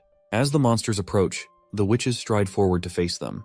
Meanwhile, the teacher blames Nightingale for their sorry state and vows to get payback once she finds the Holy Mountain and gathers more witches. She hasn't forgotten about Wendy and Lightning either, feeling betrayed by them. When the monsters leap at them, Lady Leaf works her magic, summoning roots that grab the beasts, while Zephyr, another witch, sucks the air out of their lungs. Seeing the girls take down those monsters puts a grin on the teacher's face. She's sure that with their combined effort, they'll bring the church crashing down once they reach the Holy Mountain. The teacher decides to take a breather for a while here, but suddenly she's left in shock by what she sees before her eyes. She wonders aloud if this could be the Holy Mountain. Before them rise skyscraper-like structures that couldn't possibly be built by humans. The sight brings a giant smile to the teacher's face as she believes they've finally found the Holy Mountain. However, the others are not convinced. According to all the books, the Holy Mountain is supposed to be a serene and abundant place, which is drastically different from what they're seeing. Despite Leaf still being unsure, the teacher is going nuts over the grand structures and is absolutely convinced this is the Holy Mountain. Leaf hesitates to voice her doubts, recalling what the teacher did to Nightingale when she disagreed. Feeling she has no other choice, Leaf reluctantly starts walking forward. She's certain that if they don't explore further, the teacher will never rest. As they're walking, one of the witches suddenly drops dead. Lady Leaf tries to pause to mourn her friend, but the teacher snaps at her to keep moving forward, warning that stopping could mean their own death at nightfall. Leaf starts crying, torn between grief and the teacher's urgent commands. The teacher insists that lingering here would only invite demon attacks. They continue on, but then another witch realizes the supposed mountain they were aiming for has vanished. This sight shocks the teacher, who, let's face it, acts more like a tyrant than a caring leader. The teacher sinks into despair, recalling a city that's like an unreachable illusion in the sky, disappearing every time with the sunset. The snake woman declares it was all just an illusion, something she'd heard rumors of typically occurring at sea, but seeing it on land was unheard of. Suddenly, something approaches them, confirmed by another witch to be 3 demons once again. But this time, it becomes clear this new threat is not just a regular demon. This mysterious entity attacks one of the witches with some weapon, leaving Leaf frozen in place as her friend is struck down, a long spear piercing her chest in an instant. Leaf stares at where the spear came from with disbelief. Before them stand hybrid creatures, riding demonic beasts. Looking at their ripped bodies, it's no wonder they took down the girl with just one blow. One of the witches immediately uses her abilities to turn the ground into a swamp, but the creatures effortlessly leap from their mounts and land right in front of the women. One monster swings its hand, smashing a witch with brutal force, splattering blood everywhere, leaving the sisters absolutely terrified out of their minds. The beasts then turn towards the remaining sisters, who stand petrified and trembling in their boots. Suddenly, another monster fixates on a redhead among them. Her face pales as the creature approaches, its grotesque tongue-like appendage dangling from its mouth, which is a far cry from any normal tongue. Before the beast can reach her, it's struck by a fireball. Though it annoys the creature more than hurts it, the redhead grabs the hand of the traumatized orange-haired witch and urges her to run. But the orange-haired witch is so shaken that she's forgotten how to move. Another witch decides to confront and pulls out her puny bow, which, let's be real, looks like a toy, and she's brutally kicked by the monster right in the chest. She goes flying and sprawls on the ground, and it wouldn't be surprising if she died from that single blow. Despite seeing her friends drop like bugs, Wendy uses her root magic once again to try and immobilize one of the monsters, wrapping it from head to toe. The snake lady sends her snake to crawl around the beast, and together they bring the formidable creature to its knees. Wendy urges everyone to run while she keeps the monster restrained. Meanwhile, the other monster immediately retrieves a spear from its back. As it tries to throw the spear, its feet sink into the swampy ground. However, the monster manages to throw the spear with incredible speed, leaving only a trail of pink light as it goes straight for its target, leaving nothing but a haze upon impact. Well, surprisingly, Wendy manages to narrowly avoid the attack, but suddenly the other monster unleashes its electrical powers, zapping everyone in range. Once everyone is down, only Wendy and the cocky snake woman remains. Wendy still does not want to accept this reality as how their world turned upside down in a short time. The monster walks forward toward the snake lady, and in the next moment the monster extends his giant hand and grabs her right away. As he lifts her up, she unleashes her poisonous snakes, and one of them bites the thing we thought was a tongue protruding from the monster's mouth. As soon as the snake sinks its teeth into the monster's appendage, a red fog starts leaking out. The monster annoyingly grabs the snakes with its bare hands and squeezes them hard enough. Tears of agony well up in the teacher's eyes while Wendy watches in horror. Suddenly, the demon drops the snake woman to the ground, while he himself appears to be choking and struggling for breath. You know what? This snake bitch totally deserved every bit of it, because she was getting under my nerves ever since she popped up into this story. Anyway, the monster's legs tremble and it collapses to its knees. The red mist completely drains from the container on its back, and the giant creature slumps lifelessly to the ground. It seems Wendy has started to piece together how to deal with these creatures. She then looks at the other monster flailing in the swamp, screaming and trapped. She spots that weird appendage and takes a wild guess it might be their weak spot. Summoning her strength, she rushes over to her fallen sister and grabs the crossbow. With determination in her eyes, she aims straight for that appendage, yelling as she lets the arrow fly, hell-bent on avenging her fallen sisters. When the arrow hits, red mist starts pouring out, sealing her victory. Throwing the bow aside, Wendy drops to her knees with a heavy heart. The monster keeps oozing that red stuff as she's surrounded by her sisters' lifeless bodies. Tears stream down her face, her sobs echoing in the quiet aftermath. Back at the Battleground Hospital in Border Town, it seems Nana's time to hit her maturity has arrived. Everyone watches anxiously as she lies in bed, asking if she's going to die. The prince and the others immediately reassure her with warm smiles, telling her that everything will be okay, explaining that because she's been releasing her magic power every day, her magic won't turn against her. Wendy gives her a comforting pat and agrees with our hero's words as well. Nana's worried father moves closer, urging her to squeeze his hand if the pain gets too much for her to bear. The others join in, deciding to lighten the mood with some coin magic tricks and storytelling. Their lively atmosphere helps lift Nana's worries. Anna then also steps forward, reminding Nana that everyone is by her side, gently kissing her forehead like a caring sister. As midnight approaches, everyone remains seated around her bed, patiently waiting for her to hit maturity. Lightning, true to her energetic self, only seen not bored. On the other hand, the prince looks like he's on the verge of fainting, yawning uncontrollably. Just watching Lightning's energetic behavior is enough to tire him out. He turns to Nightingale and asks if there have been any magical fluctuations in Nana's body. Nightingale shakes her head, mentioning it's been a long wait and she hasn't noticed anything unusual. The prince gives himself a slap on the face to stay awake, already planning to build a clock tower once the months of demons are over, because he finds waiting aimlessly too tedious. Suddenly, Nightingale hears a rooster crowing. The prince pulls aside the curtain and is momentarily blinded by the morning light. Anna wakes up too, startled by the sudden brightness. It's clear the next day has officially arrived, and everyone is pleasantly surprised as Nana wakes up at daybreak. Lightning bursts with happiness, and her father breaks down in tears. Everyone is incredibly relieved that Nana has successfully passed through her maturity ordeal without any issues. After some time, the prince leans over to Nightingale and asks if she's absolutely sure today is Nana's maturity day. Nightingale nods, mentioning the change was subtle but definite. She agrees with our hero's theory about witches, how daily magic practice can boost their powers and ease their hardships. If all witches get good training daily, they could make it to adulthood without issues. Wendy joins in, saying since the prince is the only one welcoming witches, they could turn Border Town into a sanctuary. She pledges full support, and the prince lights up, saying he's been thinking about this for ages. But since openly inviting witches could get him cancelled by the kingdom, He plans to spread rumors about a sanctuary to let the witches come by themselves. However, if he becomes the king, there will be no one stopping him to invite witches. Wendy drops to her knees, promising to help him become king. She swears her loyalty and says her life belongs to him now. The next day, our hero's sail ship finally makes it ashore. Two soldiers take a close look and start pointing out all sorts of technical flaws that make this boat unlike any they've seen before. Once they finish their inspection, they decide to head back to cannon training. Meanwhile, some daydreaming soldiers, trailing behind Vice Captain Vanner, start talking loudly about wanting to be as formidable as Hunter Iron Axe. But then one of them gets serious, pointing out they've been training forever without firing a single shot, and wonders when the prince will actually let them loose in a real battle. Another soldier mentions how those in the Flintlock team have already been at it for days, practicing battle tactics on the walls. That's when Vanner starts to wonder if our hero really plans to use the cannon team against demonic beasts. But, considering how heavy and bulky the cannon is, it's not exactly ideal for transporting up onto the walls. Finally, it clicks for Vanner that their master's strategy involves using the cannon on the sailing boat, not just against beasts, but against a strong army. At the west shore of Redwater River in Border Town, we find the cannon team undergoing training under the command of Hunter Iron Axe. They've been tasked with aiming the cannon in a specific direction. The chief knight remarks on how hardworking the cannon team looks, and our hero agrees, noting that both teams are pushing themselves to earn 5 more silver coins than the others, which fuels their determination to succeed. The prince plans to move operations to Littletown once the soldiers are well trained on the ground. Curiously, the knight asks if our hero means the concrete ship they built, and our hero nods, saying that's what he's calling it. He points out that the workers managed to wrap up everything in these few days when the snow was light.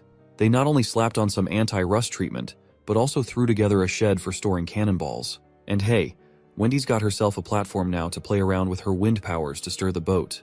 Chief Knight finally gets why our hero was so bent on training Wendy to handle her magic. Then Prince Roland drops a bomb on the poor knight by making him the commander of the boat. The knight freaks out, saying he's never sailed a ship in his life. Our hero shrugs it off, saying it's no big deal because the witches will be the ones running the show anyway.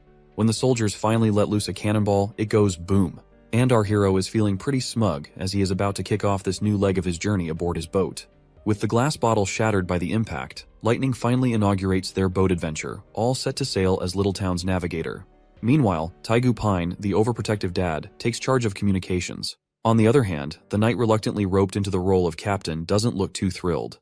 Lightning gives the knight a reassuring pat on the shoulder, assuring him that navigating suits her perfectly since she's a pro at sea adventures. She mentions her dad, known as Thunderbolt, also has a knack for the sea. Exploring the ship, Lightning is totally blown away by the bizarre materials it's made of, unlike anything she's ever seen. The chief knight is pleased that the weather is surprisingly good today, a choice made by our hero for testing Littletown. Once the boat is on the water, everything seems to be going smoothly, with a man named Brian assigned as helmsman. Lightning then tells Brian to turn the rudder fully to the right, and the knight echoes the same command. The tomboy gets curious and asks why the chief knight is repeating her, to which he explains he's following orders from the prince. Meanwhile, Brian is clueless about what he's supposed to do, so Lightning, after facepalming, decides to take charge herself. She goes all out and spins the rudder sharply to the left, leaving the two behind totally terrified. After her little adventure, Lightning marvels at how our hero has paid attention to details that even someone with years of sea experience like herself might miss. Lightning then tells Wendy to crank up the wind, since she has been assigned a role as movement power support. Before she got this title, our hero had pushed Wendy to master her magic, which she hadn't really bothered with before getting to Border Town. After some serious effort, her early attempts were only enough to blow dry some pieces of meat, but she matured slowly. And now, armed with those lessons, Wendy channels her magic and gives the boat a solid shove, sending it sailing above the water effortlessly. Lightning and the knight are pumped to see the boat moving, while this father gets all deep philosopher, pointing out how our hero turned rocks into boats and made them float. At this point, he's starting to believe there's nothing our hero can't pull off in this world. As the boat continues to sail smoothly, the man gives props to Brian for becoming a sailor in less than half an hour. Brian sheepishly credits Lightning because she was the one who was guiding him through everything properly. Meanwhile, on the pedestal, Wendy starts feeling drained and struggles to keep up with pushing the boat, as if running out of magical power. But she takes it as a challenge, pushing her limits with a goal to last until the ship reaches shore. Or so she thought. Wendy starts losing consciousness, and Lightning immediately directs everyone to steer the boat towards shore because Wendy has fallen ill. Once the tomboy gets her down, they find Wendy's entire body covered in icy sweat, potentially freezing her to death. They chide her for not informing them about her condition earlier, But it seems their streak of fortune has just taken a turn, as their boat also crashes into some rocks which causes damage. The captain bellows orders, directing Lady Lightning to escort Lady Wendy back to the castle while commanding the others to stay and gather the sails. As Lightning immediately departs with Wendy, the captain of the damaged ship is visibly disheartened. He reflects that while their test of Littletown was not a failure, it hasn't quite been a success either. At least they've identified two critical issues to address: keeping Lady Wendy warm on the pedestal and making the boat shockproof. Meanwhile, back in town, a carriage travels down a desolate road. The driver of this carriage is a one-legged man, and inside the carriage a priest can be seen beating the shit out of this little girl. And this girl is apparently not alone in this carriage. The carriage driver couldn't help but feel sorry for the girls, even though the man inside the carriage seemed to be their only lifeline. Without him, these girls would have likely frozen on the streets. When the man steps out of the carriage, the driver asks if they are all orphans from Wolfheart Kingdom. The priest nods, explaining that churches in the kingdom take in children when food and clothing are scarce. And since church ends up taking tenfold kids nowadays, the priest is glad that they have a driver someone like him to rely on. Grateful for the well-paying job, the driver appreciates earning 20 silvers to transport these orphans. And since he does not have one of his legs, driving the carriage just suits him perfectly. Little does the driver know, these girls aren't ordinary orphans, they are witches. That's why the priest pays him so generously. But the priest doesn't disclose this detail, just urging the driver to keep going without questions and promising payment upon arrival. Once they stop at a hotel to grab some food, the priest tells a woman that he's brought some tender kids for her to take care of. While that awful man parades those girls around like merchandise, the carriage driver can't bear to watch his client exploit them for a quick buck. He closes the curtains, unable to stomach the sight of their humiliation. The scene shifts to Archbishop Maine descending into a vast underground chamber once again.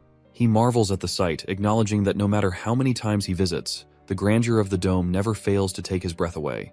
The Archbishop asserts that this dome, which he calls a natural creation, is surely the work of the Lord. The Archbishop explains that while the Hermes Church above ground symbolizes steadfastness, the heavily guarded depths of the Hermes dungeon might be the true heart of the church. Once he steps into that mysterious facility, a knight guides the priest deeper into its depths. As they stroll along, we learn these knights are the church's most steadfast hounds, rewarded with homes in these tunnels for their loyalty. Any disciplinary actions are dealt with severely, often resulting in lifelong confinement within the very dungeons they guard. Other tunnels house libraries filled with church literature, historical documents, and notably, the prison where those unlucky criminals rot away for good.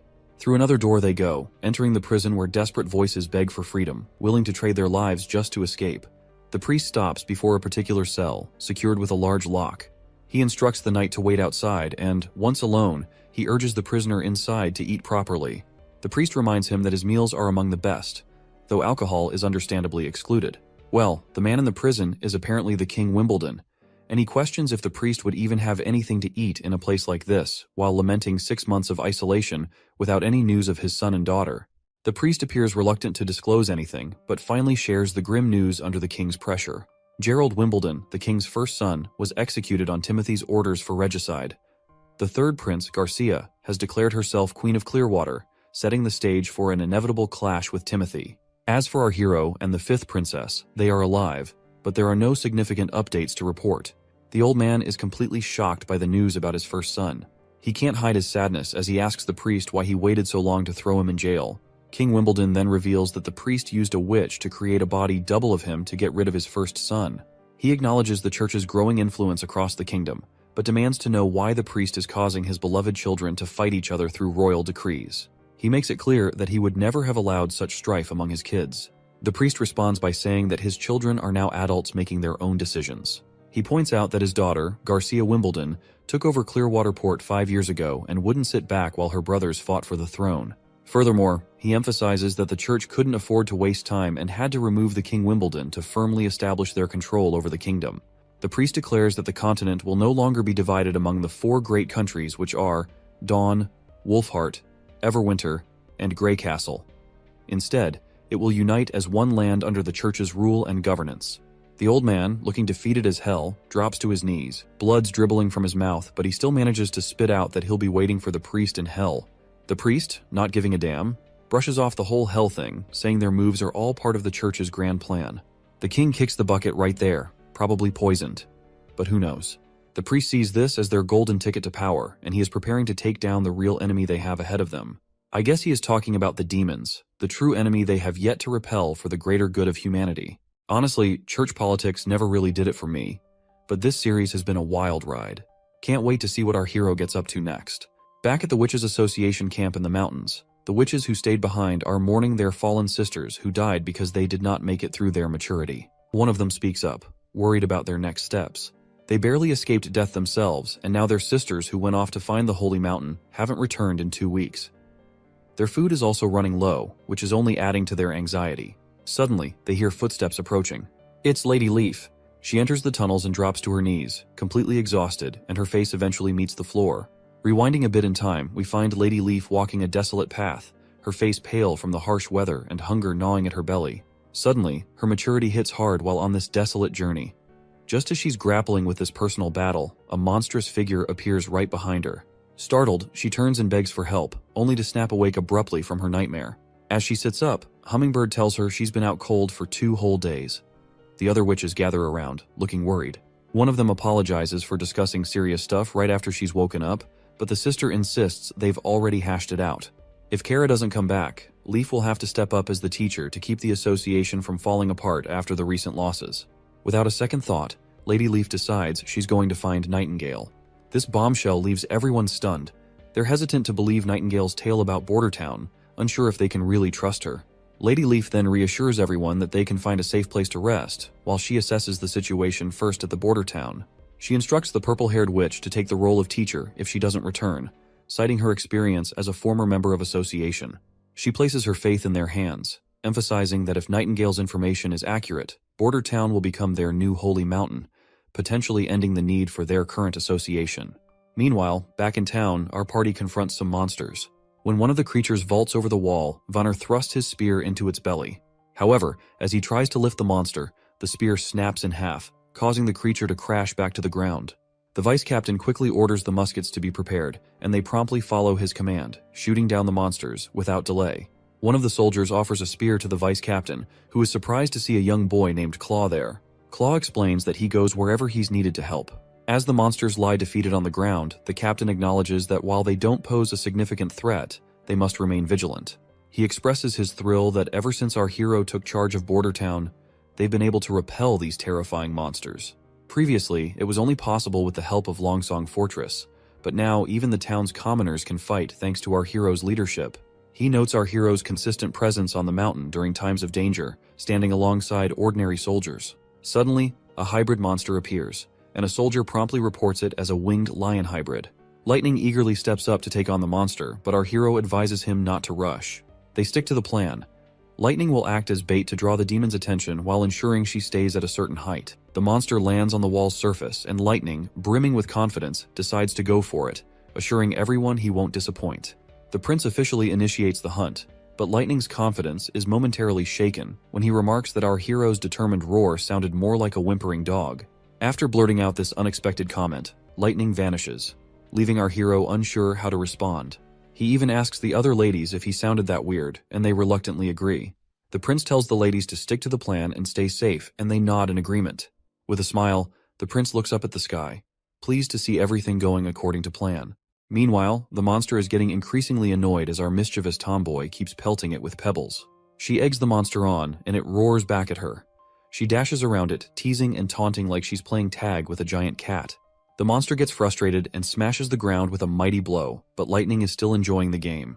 As the monster continues to chase her, Nightingale rushes through her dimensional space, because Lightning has successfully lured the monster into the town square. She tells Anna that even in her hidden dimension, the monster can still sense them with its sharp senses. So she advises Anna to approach cautiously with her fire, which has a radius of 5 meters, emphasizing they only have one shot to take down the beast and they can't afford any slip-ups.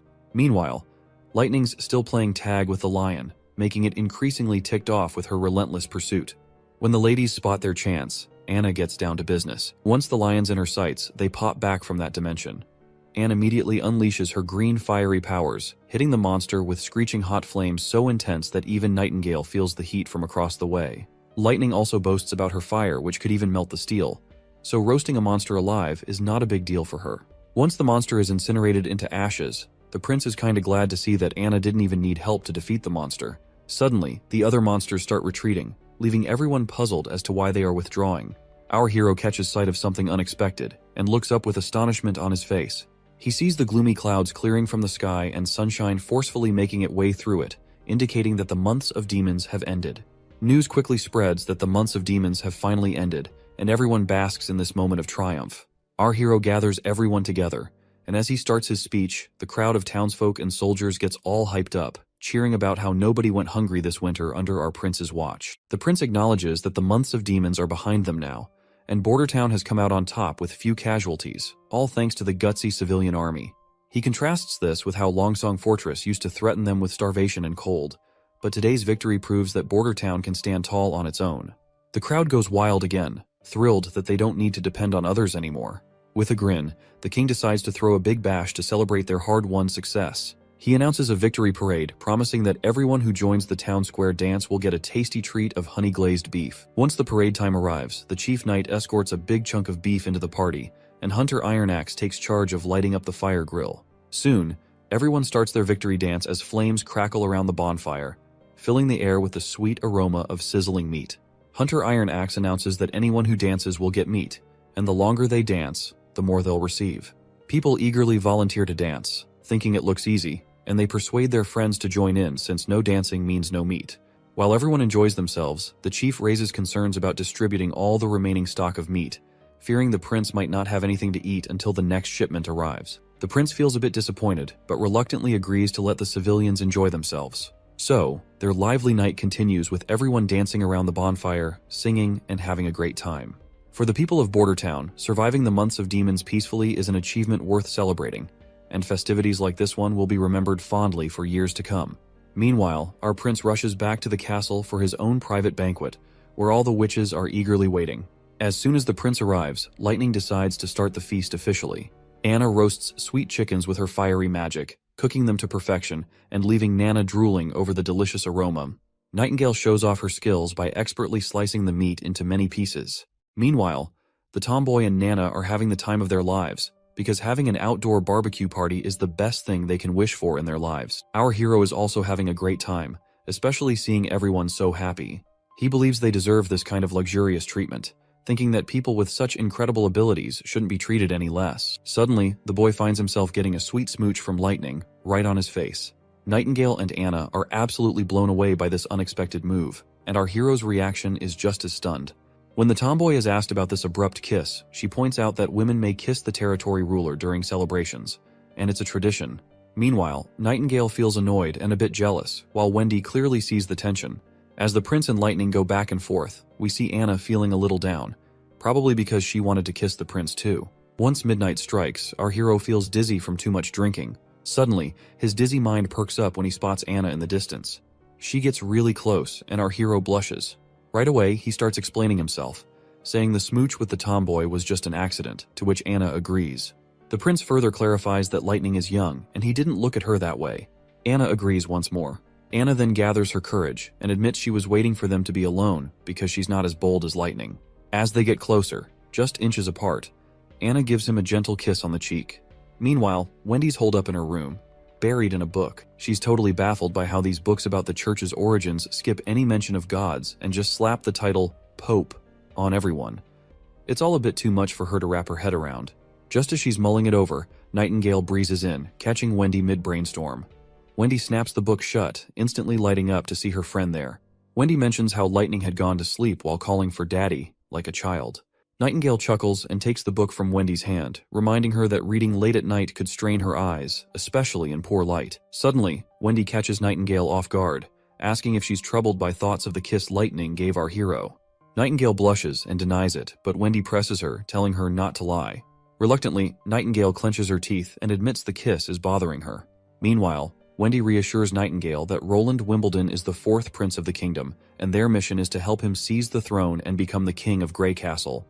She's confident he'll protect the witches under his rule and, when the time comes, marry a princess or a duke's daughter to secure the next generation. Wendy explains that as witches, they can't have children. It's a limitation granted by the heavens in exchange for their powers, and she hopes Nightingale understands this. Outside, as the party winds down, the townsfolk are busy with cleaning duties. They're already nostalgic for the months of demons, thanks to our hero who made their days unforgettable with his inventions and victories. They're also curious about what the artillery division will do now that the demons are gone. Vanner assures them they'll find out tomorrow. The next morning begins with the sound of horns, gathering all the soldiers for an announcement from our hero. Iron Axe informs them that since they've successfully protected Border Town from the demons, every member of the civilian army is now a private soldier under Prince Roland. However, he gives them the option to leave if they wish not to continue. A knight asks if being in the private army means they'll become knights. Hunter Iron Axe clarifies that a private army is a professional military force dedicated to protecting Prince Roland and his territory. They'll undergo year-round training focused on battle readiness, stricter discipline, and will receive higher salaries. The soldiers aren't totally sold on the better pay part, so Iron Axe lays it out. There's going to be a military ladder in this private army. With those who achieve outstanding results in battle will be promoted. Military officers will receive higher salaries and even land of their own. That news fires up the troops, who are now all about this new challenge and the rewards that come with it. But Iron Axe sternly reminds the excited crew that being members of the private army means their conduct must be far more disciplined than before. He emphasizes that any deviation from the code of conduct will result in severe consequences, such as forced labor or even execution. The squad members visibly tense up at the stern warning, and Iron Axe challenges them to reconsider their commitment if they have doubts. Despite the harsh conditions, Vanner remains steadfast in his determination to keep serving our hero, Roland, no matter what challenges arise. Seeing no one willing to leave the private army, Iron Axe raises his voice again with the authority of a seasoned captain, reminding them that they are now Prince Roland's private army. He declares that their training and conditioning will begin immediately, establishing a tone of strict discipline from this point forward. Back in the castle, Lightning reports to Prince Roland about the plans for the private army. She explained that due to the lingering snow outside the city, the soldiers will be crawling more than running during their 4-mile daily routine. While Lightning admires the new blueprints our hero has recently drawn up, the prince himself is deep in thought, contemplating the daunting task ahead of him, creating the army's structure from scratch, including regulations, rewards, and penalties. The sheer magnitude of the task gives him a major headache, considering he played military chess in his youth, but has since forgotten much of it. He's determined to innovate and do something unprecedented in this world and time. As they examine the blueprints, the word bayonet catches their attention. Before they can delve further into their discussion, a knock on the door interrupts them. With both witches vanishing into thin air, our hero grants permission for the visitor to enter. The old custodian surprises us once again by reporting that there's an aristocrat named Chris who wishes to meet our hero. Chris had left during the months of demons and has now returned, visibly upset because his house was demolished due to the construction of the walls. When our hero confronts Chris, the noble sternly demands answers about why the prince allowed his house to be taken down. He emphasizes how he spent a substantial amount, 150 golden coins, to build that magnificent mansion. Our hero bluntly asks if Chris is referring to the westernmost house in Border Town, to which Chris confirms. The prince apologizes, explaining that it was necessary because the house was too close to the wall and obstructed troop movements. However, he reassures Chris that the city will reimburse him for his loss. The greedy noble immediately perks up and asks how much he'll be getting. Our hero points out 20 golden royals, but this greedy guy isn't satisfied with such a small amount. Eventually, he agrees and asks where he can collect his money. The prince then reminds him that the sum has already been transferred to the property's rightful owner. The noble gets agitated and slams his hand on the desk, insisting he is the rightful owner of the property. Our hero cunningly points out that if the property truly belonged to him, why hadn't he been there even once during the months of demons? The noble explains that he had stayed at Longsong Fortress because he didn't want to die in Border Town. That is when the prince sees his opening, and questions whether this fat cat is implying he deserted his ruler out of fear of the demons. As the chief knight strides over, he claps the noble on the shoulder with a fierce look, letting him know that admitting his mistake about the house ownership can make this whole thing just a misunderstanding. He warns the noble that he can leave quietly to avoid any trouble, but if he does not leave, he will be charged for the act of treason and will be executed right away. The noble starts sweating bullets, finally owning up to his blunder and admitting the house isn't his. Our hero plays it cool, casually telling him it's all good and he can head out without any fuss. Before the noble scurries off back to Longsong, our hero tosses a message with him to carry. If any other nobles want to dodge treason charges, they better think twice about returning to town. It sounds like the noble is seething with frustration as he vents his anger by punching a nearby tree. He's convinced that once the Longsong Duke takes control of the territory, the prince will have to return, and this fat cat will wait for the moment to gloat over our hero's supposed downfall. As he storms down the road, his fury subsides when he spots a woman covered from head to toe, and the noble is taken aback by her beauty. He's never seen such elegance, not even among some princesses. Watching her stride purposefully toward the castle, he begins to wonder if she might be our hero's wife. Once inside the city, she covers her face again amidst the bustling town, finding herself confused to see the bustling streets, even though the months of demons just ended recently. When she reaches the castle gates, she wonders if Nightingale was truthful about the prince of this town. She hesitates before entering, but then she makes up her mind, thinking she could handle at least 2 guards if it came down to it. The knights at the castle door react sharply at this robe figure, ordering them to back off. As this is not a place for commoners, Lady Leaf remains undeterred, removes her hoodie, revealing her beauty, and boldly identifies herself as a witch. The soldiers exchange bewildered glances, unsure of how to respond. Meanwhile, Lady Leaf nervously swallows her fear and, with determination, requests to meet Nightingale, Nana, or Anna. The both guards take glances at each other, and one of them decides to step inside to report the situation. While seeing those soldiers go, Lady Leaf remains fearful that the soldier might be fetching reinforcements, or perhaps Nightingale had deceived them about the existence of Nana and Anna. With her head down in thought, she suddenly feels warm hugs from both Nightingale and Wendy. Once she realizes that they are her friends, the Lady Leaf is stunned to see both Nightingale and Wendy embracing her, their eyes moist with tears of joy. Wendy whispers a heartfelt "welcome home" into Lady Leaf's ear, which causes her to burst into tears herself. Meanwhile, our hero is seen yawning, and Wendy brings him some tea. During their tea time, our hero inquires about Nightingale, prompting Wendy to happily reveal that Nightingale is welcoming a new sister who has recently arrived. Our hero nearly chokes in surprise at this news, while Wendy enthusiastically mentions that the sisters from the association have come to Border Town. Shocked and excited, our hero asks Wendy if they were not looking for the Holy Mountain, to which the woman explains that only 7 witches remain, as the rest were obliterated by the monsters during their adventure. She then apologizes, mentioning they arrived while our hero was asleep, and asks for forgiveness for letting the witches enter the castle. Our hero, on the other hand, is thrilled to have more witches join them, no matter their skills or how many there might be. Wendy, though, drops a hint from Lady Leaf that these gals aren't exactly warriors, which means they might not be much help in a fight. You see, under the Stone of Divine Judgment's influence, these witches are kind of limited in their combat skills. But hey, the prince is cool with that. Having a witch who can zap things with electricity means no more dark nights, and one who can sculpt stuff means skipping all that refining and molding hassle. It's got our hero daydreaming about how much he can jazz up this ancient world with technological advancement using the power of witches. Nightingale abruptly snaps our hero out of his daydreaming, dragging him back to reality, reminding him that everyone is waiting for him. Shortly after, everyone gathers for dinner, with all the witches present. Our hero is pleased to welcome them to Border Town and hopes they enjoy the food, encouraging them to ask for anything they want. Lighting enthusiastically chimes in, agreeing that our prince is quite the generous guy and mentioning how he's always open to new members as well. One of the witches scolds Lighting for being so casual with our hero, but our hero dismisses her concerns, saying they don't bother with titles or formalities, and urging everyone to start eating before the food gets cold. Meanwhile, the other witches watch Nana and Anna using what look like 2 little sticks to eat.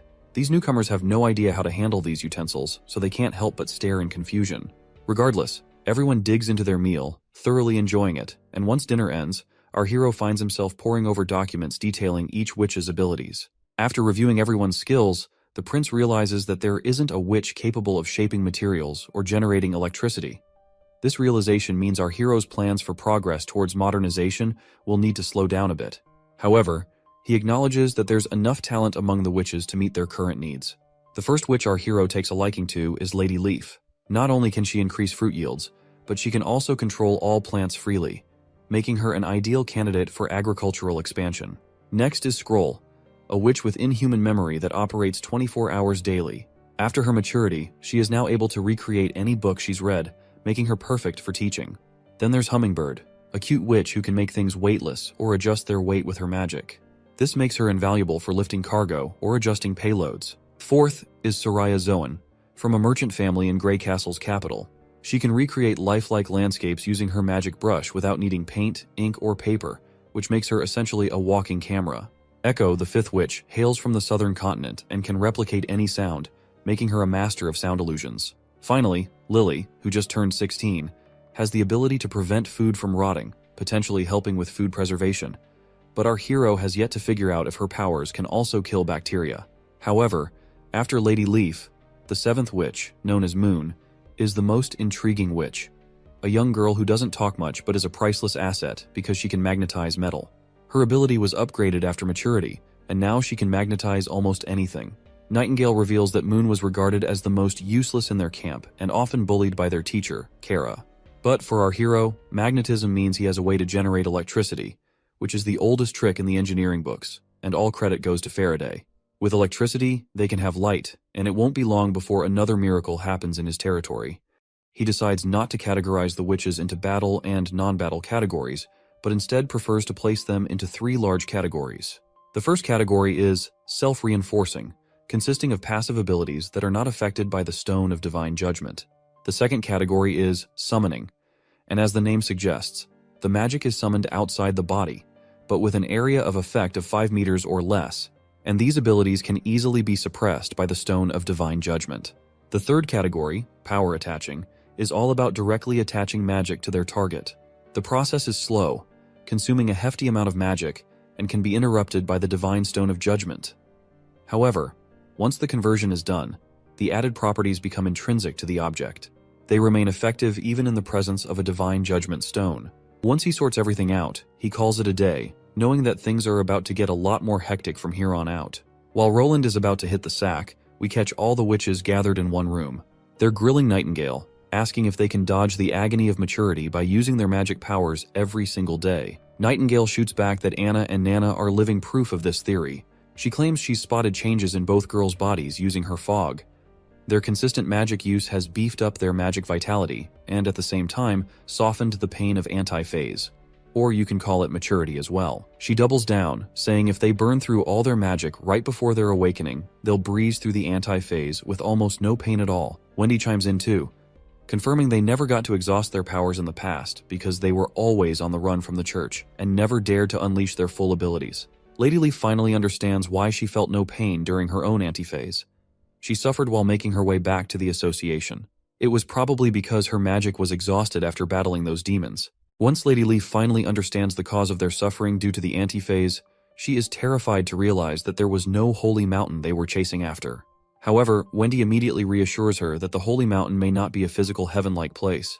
Instead, this town is more than the holy mountain to every witch because there is no discrimination here. A witch then suggests that if all this turns out to be true, then perhaps other witches might have also found their way around anti-phase. However, she reveals that she had sent letters to the other witch associations in the kingdoms of Wolfheart and Daw, but received no replies. Nightingale reveals that Roland is trying to gather all the other witches by spreading rumors in the cities about this town being the holy mountain, hoping they'll gain confidence and come to this place too. Another witch admits she still doesn't understand Prince Roland's motives, questioning why he's taking an interest in them. One lady speculates he might want them as dancers like other nobles. Nightingale gets mad at this portrayal of our heroic prince and tells everyone they'll understand him better once they've lived here longer. Wendy agrees, speaking from her experience living there, vouching for Prince Roland. She advises them to be prepared to sign a working contract with the prince tomorrow. So, the next day rolls around, and everyone gathers in the dining room. Prince Roland lays down the law, telling everyone to carefully read through the contract details before scribbling their names. He urges them to start practicing their abilities according to the plans in the contract. Lady Moon pipes up nervously, worried she'll mess things up during her practice once again, like that time she almost bonked Lady Lily with an iron pan. Roland quickly reassures her, saying he will assist her in her training. He then tells Lady Scroll, Leaf, and Lady Soraya they are going to meet him privately. Later on, we find ourselves in our hero's office, where he starts his questioning. He kicks things off asking about the incident where they encountered creepy creatures, and only 7 witches made it out alive, including the teacher from the association who bit the dust in the Badlands. He wants to know if those things they saw were hybrids. Everyone clams up, especially Lady Leaf, who faced those beasts alone. She trembles a bit and finally speaks up, and states that they weren't demons but more like devils from the underworld. She mentions that they had tall frames and they could control demons, and they had magic as well, just like witches. The boy turns to Lady Soraya, asking if she was there when those monsters showed up. Anxiously, she confirms, and our hero slides a paper towards her, urging her to sketch out what the monster looked like. If you're confused about if Sister Leaf was the only survivor, then how did Soraya see those monsters?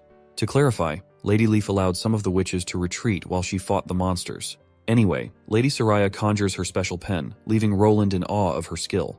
She starts sketching, and with some deft strokes, what appears on the paper terrifies both our hero and Nightingale. Soraya feels drained after completing the drawing, and Lady Leaf wastes no time pointing out that the monsters in the picture are exactly the devils they encountered. She explains how one devil could throw javelins at lightning speed, while another could summon lightning itself, all alongside their immense physical strength. Lady Leaf also notes their weakness. They couldn't sustain their special attacks continuously, which she exploited to defeat them solo. Roland is shocked to hear that Lady Leaf took on those monsters alone. She then clarifies that she discovered a weakness under the devil's masks, a tube that was vulnerable. Kara's snakes bit the tube, severing it and causing the monster to perish, though it also cost Kara her life. So, the Lady Leaf used the same strategy to defeat another monster, discovering that there was red gas inside the tubes, which dissipated and caused their deaths. Prince Roland quickly realizes this sounds exactly like a respiratory system. But looking at the pictures, he's unsure if these creatures are aliens. Their skills and weapons don't seem to match up with typical alien descriptions. She then reveals they also encountered a floating city in the sky. No matter how much they tried to approach it, it always remained distant. Lady Leaf points out that the floating city might be a mirage. Our hero asks if they can draw it, because if it's actually a mirage, then the real devils could be somewhere in the Badlands, and the red blood mist above the city is what the devils breathe. Soraya starts drawing again, while Prince Roland considers that the flatlands to the west of the mountain range are unknown territories, so it's not surprising that other beings might live there. He then turns to Lady Scroll, asking about the ancient text Kara read about searching for the Holy Mountain. The girl explains that Kara never let anyone read it, but she once peeked at it. However, the text is scrambled and sloppy, and its contents are unimaginable. Prince Roland instructs Sister Scroll to recreate the ancient script for him, but she insists it's misleading nonsense and shouldn't be delved into. Despite her reservations, she conjures up a book as commanded, quickly closing it and explaining it's meant for his eyes only, fearing others might end up crazy like Kara. The prince nods, and later we find Nightingale snacking while Roland immerses himself in the book created by Sister Scroll.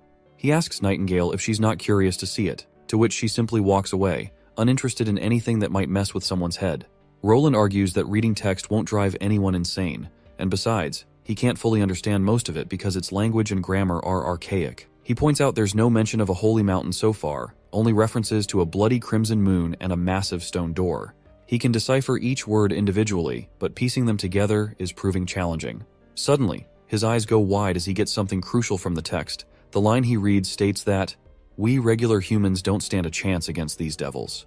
Roland keeps reading from the book, telling how the divine stone of judgment couldn't hold up against the devil's relentless attacks. These monstrous enemies, scary as heck just with their brute strength, brought down the holy city of Tequila. They scattered all over, climbing mountains and crossing rivers to escape the underworld's door. The writer then spills that she's on her deathbed, being eaten alive by the devil's power. No medicine can help, so she's writing to her buddy Nataya for a favor. She explains how Alice's Judgment Army experiment is wrapping up, successful in making warriors who can stand toe-to-toe with the devils. But she's afraid even if they beat the devils, it won't be a real win. It'll just spell disaster. She begs Nataya to shut down Alice's Judgment Army, believing only Nataya can make that call. Once he reads all of this, Roland grabs his head in utter confusion. He speculates that Kara might have mistaken devils for witches, believing witches would reign supreme and prompting her to bring down the church's army. But he's still confused by how Kara had planned to overcome the Divine Stone's power, which is effective against witches, but useless against devils. With that knowledge in mind, at least he now knows the devils mentioned are a separate species, not witches. Still puzzled, Roland wonders when the church fought these devils and what kind of place Tequila is. He's frustrated with the original Roland for not taking studies seriously, leaving him with a disappointingly empty brain focused only on pleasures. He turns to Nightingale, asking if she knows where Kara found the book that drove her mad. Nightingale explains Kara already had the book when she joined the association, but she points out that, according to Wendy, the association was started by some witches who happened to meet in a sea breeze town.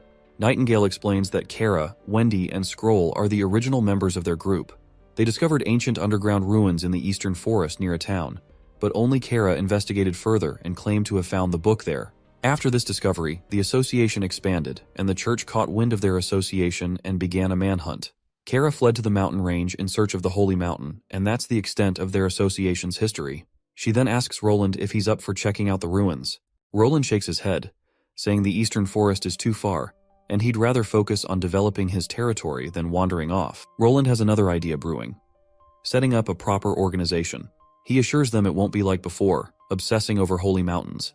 Instead, it'll be a witch union, all about managing witches responsibly, no crimes or dodging the law with the use of power, just freedom and happiness for all. The next scene takes us to the Longsong Fortress, where a grand noble gathering is in full swing. Among the attendees is Perov, the ambassador, who marvels at how this celebration mirrors the lavish banquets of the capital. He's certain that it took considerable effort from the Elk family to gather guests from such prestigious backgrounds at Longsong Fortress. In the background, we see a blonde guy telling her sister to approach the ambassador, but she is too embarrassed to do such a thing. So, the blonde then unexpectedly addresses the ambassador as Buddy.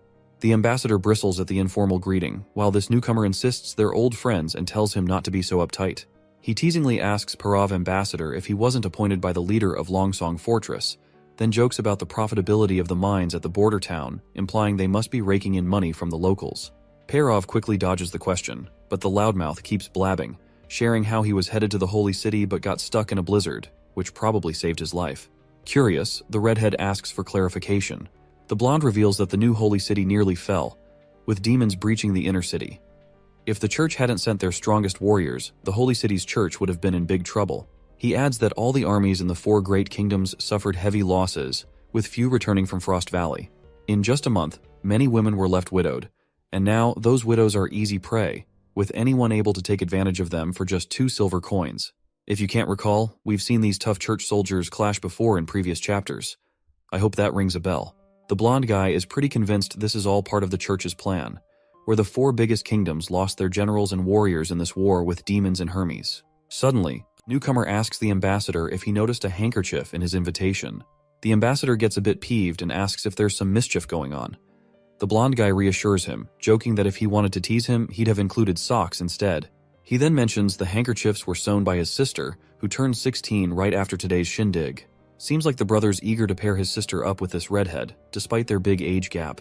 Suddenly, someone starts shouting, and all eyes turn to see a noble throwing insults and curses at our hero with every name in the book. Parav steps forward and inquires about the commotion. A man explains they are discussing the owner of the border town who has seized properties from the aristocrats. A curly-haired noble then steps forward to clarify directly to the ambassador. He reveals he resides in the border town but seeks refuge at Longsong Fortress each winter during the demon months. This year, however, every noble from the border town has been informed that Prince Roland has demolished their homes to build a wall and isn't providing any compensation. What's more troubling, Prince Roland has branded those who fled to Longsong Fortress as traitors for abandoning their prince and territory. Returning to Longsong Fortress now means facing the death penalty for treason. The ambassador quickly catches on that Prince Roland is probably aiming to cut his ties from Longsong Fortress completely to make his territory self-sustaining. Meanwhile, the noble keeps on bashing Prince Roland's moves, hoping Mr. Medi can help them get a message to the Longsong Fortress Duke to help them. Medi steps in coolly, telling everyone to chill because Duke Ryan is already on it. He boasts how the Duke's been building up an army and the Elk family is also ready to help in this cause. The border town's nobles are relieved, stating that if Duke Ryan is handling this directly, they have nothing to worry about. But the ambassador isn't thrilled about attacking Prince Roland. He pulls Medi aside, reminding him they're talking about a prince here. The blondie shrugs it off, calling Roland a prince who owns a patch of dirt and assures the ambassador that Roland will surrender once they face him. Despite all the reassurances, Parav isn't exactly thrilled about the situation. His friend keeps hammering home that if they march into the border town with a huge army, all those farmers and miners will scatter like ants, so the battle will be over before it could begin. But Parav's main worry is that Longsong Fortress will be the one to take the brunt of this conflict, not Prince Roland.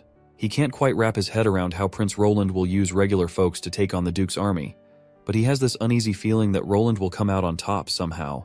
Later on, Parav swings back to the Honeysuckle family in the Longsong Fortress. He greets his father, who tells him to grab a rundown on their imports, exports, and available labor. It seems they need to prepare for the Duke's army in the spring. The ambassador is shaken to realize they're dead serious about taking on the border town.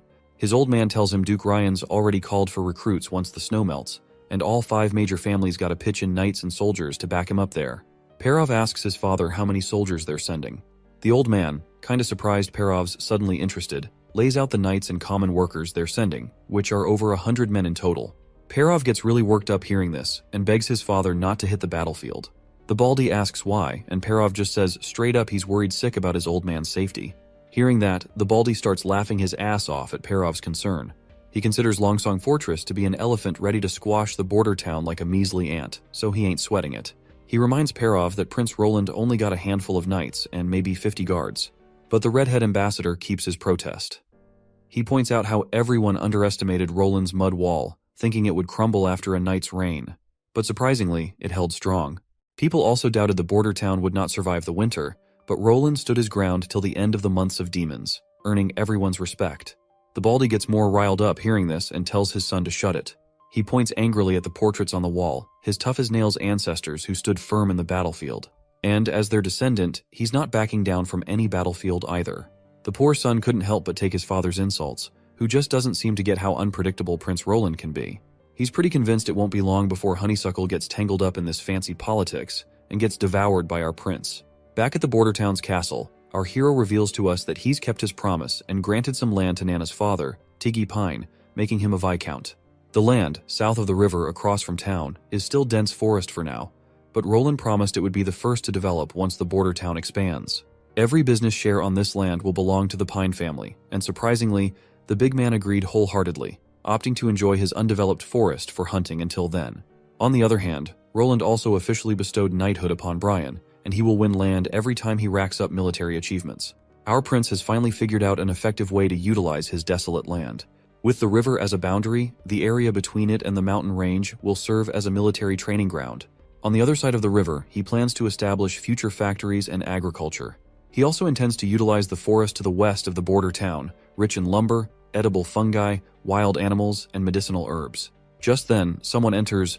Well, it seems Sister Soraya has been summoned by our hero. The prince greets her warmly, motioning for her to come closer and sit down. He asks her about the progress on her work at the city hall. It turns out our hero tasked her to draw passport-sized images of everyone in the border town to compile a comprehensive report. Each person received 10 bronze coins just for sitting in front of her and posing for these sketches, and Soraya, still puzzled by the whole affair, diligently drew every visitor. But right now, our hero has called her in today for a different task. When Sister Soraya asks what he has in mind, the prince eagerly slams his hands on the table and tells her happily to draw a few trinkets just for fun. Soraya is a bit confused by this unusual request, but she agrees nonetheless. She asks if she should draw them from her imagination. Roland instructs her to draw a soldier holding a heavy crossbow on the paper. Soraya picks up her magical pen, and Roland specifies to draw the soldier in armor, detailing his environment. Looks like my guy has found the perfect way to use a ChatGPT-like bot to generate images for him. Anyway, the lady starts drawing anxiously while the prince watches closely. Once she finishes, he takes a look and remarks that it's surprisingly realistic. He then instructs her to draw a small circle at the top and middle of the card. Soraya follows his instructions as he continues to give commands on what she should draw. Eventually, after making one card, he tells her to create an entire deck and promises to teach her how to play with the cards. After creating those cards, he decides to play the first round with her, and they end up spending the entire day immersed in the game. The prince clinches the final round by slamming down his most powerful ace up his sleeve, leaving Soraya taken aback by its sheer power. She challenges him to another round, but he decides to postpone it for another day as it's already getting late. Soraya feels a bit disappointed, but agrees nonetheless. As the yellow hue of dawn settles in, a sweet melody fills the air, and Sister Soraya quickly recognizes it as Lady Echo's singing. She explains that it seems Lady Echo has learned the poem Soraya had taught her. We also catch up with Anna after a long time, and she seems to be enjoying that sweet singing. Lady Scroll walks into the scene and informs Anna that Sister Soraya is calling everyone. Anna replies that she wants to read more and is also enjoying Sister Echo's singing. Purplehead then reveals that even Echo admires Anna for her abilities among all the witches here. In response, our Anna asks why. Lady Scroll explains that Echo isn't from Grey Castle but hails from the southernmost continent. She was brought to Grey Castle by slave traders from Clearwater Port, where she was trained in techniques to seduce men to fetch higher prices. Though her current life is better, her past remains a mystery which was full of sorrow, and she was torn from her family and landed far away from home. Anna feels sad for her, and Lady Scroll adds that for Echo, having a power like Anna's is like winning the lottery, considering her singing isn't exactly a career booster. The sister then gives our girl a reassuring pat, saying she doesn't need to worry about anything since witches are no longer desperate and destitute in this place. Anna, being the first witch our hero met, gets all the credit from Lady Scroll for becoming a reason for comfort to the others. Purplehead notices something that creeps Anna out. She points out that her hair is a bit long and asks if nobody has cut it. Anna blushes, saying she cuts it herself all the time. Lady Scroll assures her that she's going to give her a proper haircut and proudly claims that back in the association, she was the one who cut every sister's hair. After a while, she brings her tools, ties Anna's hair with a cloth, and proceeds to cut it while telling her that she used to make a living with this barber profession. Anna then hesitantly asks a question, mentioning that the book she read yesterday had many stories where the prince always ends up marrying the princess and making her his wife. She asks why the prince always has to marry the duke's daughter. Sister Scroll explains that's just how things are, but Anna immediately questions why, asking what if a person doesn't like princesses or noble ladies. Sister Scroll responds that regardless of personal preference, the prince would still have to marry someone of noble blood because it's likely he will become king, and a king's marriage is dictated by political affairs. Additionally, it's crucial for a king to have pure blood offspring. Anna is definitely thrown off by this revelation because she might have been hoping for a chance to marry Prince Roland. But I guess she doesn't have a shot since witches can't reproduce. Even Lady Scroll understands that much, and she doesn't want Anna to feel upset about it. Once she is finally done cutting her hair, Anna looks cute and beautiful, and Lady Scroll decides to change her stories from now on. She tells Anna that she's heading back to her room and instructs her to come find her if she reads anything she doesn't understand. But before she can leave, Anna speaks up again, saying our prince isn't like the ones in the stories, because he does what he wants, no matter what. Purplehead asks why she thinks that way. Anna reminds her that if he were just any prince, he wouldn't have saved her. A while later, we see our prince holding a piece of paper with the Pythagorean theorem written on it. He teaches Sister Scroll a bit about algebra and tells her he'll be writing a few more equations for her to memorize. The prince asks if she gets it, and the lady nods, takes a deep breath, and uses her ability to memorize the equation. Looks like our hero is trying to preserve his math knowledge before his memory declines. Since he was an engineer in his past life, he knows a lot about math and physics and has some basic knowledge of other subjects. So, he's making Scroll memorize the contents he wrote to preserve this knowledge, hoping it can be used in the future to promote education. Meanwhile, he still hasn't figured out what magic really is in this world. Magic is abundant here, and witches use it to bend the natural laws in ways he can't simply compare to other energy sources like electricity. The only way to truly learn about the origin of magic power is to understand the universe itself. He starts thinking about Einstein's discoveries and all that jazz, and figures that maybe scientists in his world had already stumbled upon this magical power, but they had no way to prove its existence since there were no witches around. Suddenly, his daydreaming is interrupted by Lady Scroll, and as the hours pass by, our hero decides to call it a day. The girl gets up from her spot, but before she leaves, she says she's got a question she wants to ask. The boy gives her the go-ahead to speak. So she asks him why he decided to take witches in, and if he wasn't scared of the church threatening him. Roland kinda saw that one coming, but he almost chokes over his tea when she asks if he'd ever marry a witch. While wiping his face, he asks why she had to ask such a random question. But then he starts picturing what it would be like to marry a witch, and memories of Anna flash through his mind. All those nice memories make him grin, and after imagining it, he happily says he'd totally marry a witch. As the night deepens outside, we see Nightingale in her night attire, ready to hit the sack. Damn, I would love to stare at her big hooters, and you can do as well. Just pause the video. Anyway, Wendy, with her eyes always closed, asks where Nightingale is lost in thought and wonders if something good happened because she rarely ever sees her smiling like that. The scene then shifts back to earlier, when Sister Scroll asked the question about whether the hero would marry a witch. It turns out Nightingale was eavesdropping on their conversation, and upon hearing the prince's response, she lights up with a hope. Meanwhile, in the present, Wendy persistently asks the source of her happy smile and wonders if she won a good game of cards. The next day arrives, and we see our soldiers being grilled by their captain, Iron Axe. He's diligently putting them through their paces, and the chief knight is amazed at the energy these guys are exuding. He remembers how, before winter, they were just a bunch of miners and hunters with lazy attitudes, but now they've transformed into full-blown warriors. Still, he knows that once these men taste their first battle, they'll truly become soldiers. Prince Roland arrives at the scene and asks Knight Carter about the progress. The knight says training is going well, but curiously asks about the woman beside him, wondering if she's a witch. The prince happily confirms this and instructs his knight to gather everyone because he has something to announce. The knight immediately calls the soldiers to line up, and once everyone is gathered, our hero begins to speak, first greeting everyone warmly. Out of the blue, Hunter Iron Axe leaps forward like a devil ready to take a life, and Knight Carter immediately goes on high alert, rushing to protect the prince. Suddenly, the man falls to his knees and bows before the witch, calling her clan leader. Everyone present is shocked to hear this news. The scene immediately transitions to a time when a fire dances across the area. We see a young guy with a giant axe cutting down people, and we also witness the same witch screaming in horror as this filthy man's blade claims her most loyal servant. After that, he arrogantly turns to her and asks if she's the last member of the Osha clan. He challenges her to a sacred duel, telling her to stop resisting because her clan has fallen, and her brother and father slain by his hands.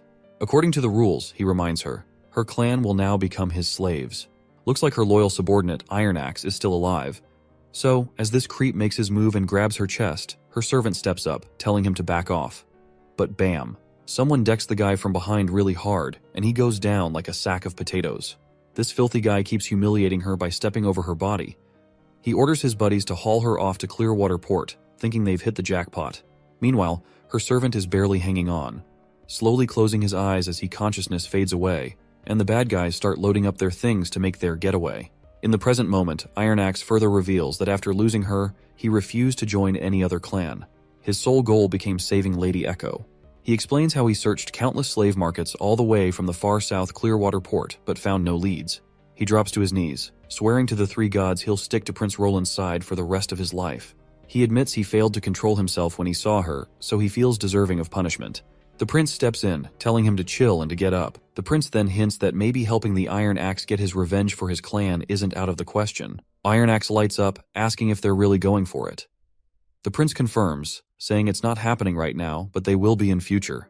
Iron Axe is thrilled by this news and reassures Lady Echo that she'll eventually be able to return to their homeland. She responds by stating that she's no longer the clan leader. Well, it now finally makes sense why she admired Anna for having powerful magical abilities, because she wanted to stand up for her clan, but she was too powerless against those intruders. Meanwhile, our hero is lost in his own thoughts because what Iron Axe described about the extreme south is really intriguing. Basically, in the south, there is a black goo that flows from the ground and burns for days without evaporating. As he thinks harder, his face lights up as he realizes that he's found an oil jackpot. Not just some underground stuff, but a full-on oil fountain. The mere thought of oil has him dreaming of jets and fast cars, because he knows he can bring combustion engines into the mix if he's got oil. So, the prince casually drops that once he's king, he'll allocate resources to claim the extreme south for the Osha clan. Iron Axe practically breaks into a happy dance, thanking our hero and swearing to follow his lead. However, the prince gets serious and reminds Iron Axe that his actions today broke the rules of the First Army, so he's been sentenced to 2 days of lockup. Our army captain takes it in stride and agrees to his punishment. Later on, we find ourselves out in the woods. One of the soldiers asks their buddy what's up with Captain Iron Axe. The buddy corrects him, saying to call him team leader, because the prince wants everyone using their ranks. He then explains Iron Axe's situation, and they hope our hero won't come down too hard on him. As the soldier ponders this, Prince casually strolls up with his crew. Carter snaps everyone to attention, and the soldiers quietly chat about Iron Axe's absence. The prince steps forward and addresses everyone, informing them that their training was paused. Once he finishes what he came to say, they should continue their training. He reveals that the woman next to him is Witch Echo, Iron Axe's long-lost relative. He explains that due to their captain's unreasonable actions, he has been sentenced to 2 days of imprisonment. He emphasizes once again that everyone here is among the First Army's finest soldiers, and a fundamental rule of being a soldier is to follow orders. To drive his point home, the prince asks if they understand, and the soldiers respond with crisp voices, saying yes. Echo then pulls back her hoodie, revealing herself, while the prince continues explaining that she can simulate various sounds, including musical instruments and marching songs. He instructs that her simulated commands will guide their movements, keeping everyone in formation. The soldiers appear puzzled by the concept of these marching songs. Once Echo dramatically tosses aside her robe, the prince adds that in battle, she'll be their banner, like a VIP at a rock show, but for war. He stresses that everyone needs to guard her like their favorite guitar. With the formalities done, Echo starts belting out her song. Her sweet melody floats through the air, and it's not just any random tune but a battle anthem to rally the troops forward. In the middle of the night, the soldiers stand on guard duty when suddenly an arrow pierces one soldier's heart out of the blue. Before they can react, more arrows find their marks, leaving the remaining soldiers screaming in agony. There stands the would-be king, Timothy, clad in golden armor from head to toe, leading an army of thousands of knights. His companions praise him for attacking his sister in the dead of night while she might be sleeping, but Timothy corrects them, saying she's awake now because he purposely sent a diversion army on the main road while bringing elite knights in from the east to catch her off guard. He mentions that even if she wants to escape now, she can't move at night. His knight agrees, stating that withdrawing troops at night is a big taboo, and if she tries it, her whole crew will crumble like cookies. But then, the Twisted Brother reveals he knows his sister well, confident she'll cowardly flee, leaving her citizens behind to be butchered. But he is sure that he will catch her, dead set that she won't slip his grasp even if she makes it to Clearwater Port. The knight lays out their battle plan. He'll hit Eagle City hard while Timothy hunts for Garcia. With the plan set, Timothy pumps up his soldiers, telling them to wave the Grey Castle Kingdom's flag high. They charge toward the frightened soldiers, knocking them down before they can even think of running. The knight grins at the chaos, promising their king they'll scatter their enemies like dust. Timothy scans the surroundings in search of his other knight, Francis, who was supposed to lead the diversion as a decoy. Since Francis hasn't returned yet, the king is convinced that the greedy bastard must be off plundering Garcia's treasures for himself. Suddenly, his knight's face goes pale as he points his finger at front. Once he looks in that direction, they see a silhouette of a massive army, which is led by Garcia Wimbledon, proudly waving her flag as Queen of Clearwater. With confidence in her tone, she rallies her soldiers not to fear, and they raise their spears, ready for action. While she smiles confidently, her brother, however, is totally pissed off to see there with her army. But even as confident as she might be, he's sure that this will be the last time she acts brave, because he's looking forward to destroying her and her army. Meanwhile, we're at the entrance of Garcia's Eagle City, and there we spot Francis. As he enters the city, he sees terrified locals who immediately shut their doors and windows upon seeing the platoon. Francis is starting to get suspicious by now. He knows the third princess isn't dumb enough to leave the walls undefended. Suddenly, his nose picks up a weird smell, and he tells everyone, "It stinks here. Head to the town hall." Well, it seems like something is indeed rotting inside the sewerage. Once they reach the town hall, the knight enters the hall along with his soldiers. A while later, the soldier tells the Duke they've searched the basement but found nothing valuable. Well, the Duke flips out, kicking stuff violently around. He finally realizes it was her plan all along. If she had been in a hurry to retreat, she wouldn't have ransacked the entire castle for valuables. It looks like she was prepared to abandon the city long before. Right on cue, he gets more bad news, which is that the north gate is on fire. He rushes outside to see flames blazing and smoke billowing. The knight tells the soldiers to stay calm and get people to extinguish the fire. But the soldier shouts that it's spreading and water won't do a thing. Hearing this, Duke Francis is shocked once again. The soldier explains that not only will water not put it out, but it will actually spread the flames further. Another soldier suddenly appears, likely with some bad news, revealing that the fire has already reached the city and their troops can't contain it. It's spreading fast. The knight is shocked once again, and this time he's utterly terrified. When he thinks about unstoppable fire, only the work of witches comes to mind, and he's sure that Garcia is enlisting their help. Still, he rallies his soldiers not to panic and tells them that this demonic fire is cast by the witches under Garcia's command. He mounts his horse and rallies the soldiers to follow, because they're going to make it out of this place alive by passing through the flames. They zoom through those screaming flames, the knight yelling for everyone to keep moving, convinced they've got the divine stone of judgment backing them up. They push on through the firestorm. Buildings are crumbling left and right, but the Duke leaps over every obstacle like a hero. After finally getting out of the first wave of flames, he turns to reassure his soldiers they've made it, only to see them already swallowed by fire. He trembles, staring at the stone, wondering why the heck the divine stone of judgment didn't do a darn thing. He watches the city crumble around him, despair sinking in as he fears being crushed by the falling debris. Once taking a bird's eye view, we see the entire Eagle City appears burned to a crisp. Finally, the Duke emerges alive from the gate, though his feet tremble and he's covered in bruises. Realizing the divine stone of judgment didn't protect them, he knows it wasn't the work of witches. While he collapses to his knees, a giant axe-wielding figure appears, and the Duke confirms to us that they are the Sand People. As he trembles for his fate, the man before him raises his axe and brutally chops his head off. Meanwhile, back with Timothy and his soldiers, both armies prepare for battle. As Grey Castle forces advance, Garcia's soldiers take their positions. The clash erupts into a brutal bloodbath for these unfortunate people. People from both sides are slashing and stabbing, total mayhem as a soldier tries to charge towards the queen, sitting all regal on her throne surrounded by those sandfolks. She just raises her hand, doesn't even bother to say a word, and with a flick of her finger, those sand dudes rush forward and chop the horse's legs clean off in one go. Poor soldier hits the dirt, and before he can even blink, the sand guy swings his axe again, ending him with one brutal whack. Timothy's crew starts freaking out. There's another whole army staring them down. It's those folks from the southernmost region, where Lady Echo and our Captain Iron Axe hailed from. And since the southernmost region is full of oil, I have started to think that the inferno in the city was sparked by oil. Which is why it's no wonder Duke Francis couldn't snuff it out. These sand dwellers raise their axes high and charge straight at Timothy's army, swinging and stabbing with deadly precision, cutting through soldiers like they're slicing cucumbers. It's not a battle anymore. It's a one-sided massacre.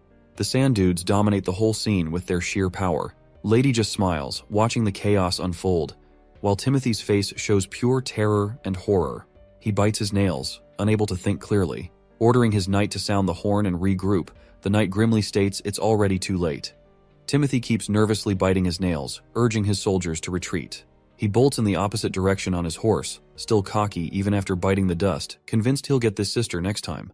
After that messy showdown between those two stubborn siblings fighting over territories like kids arguing over ice cream, we head back to the border town.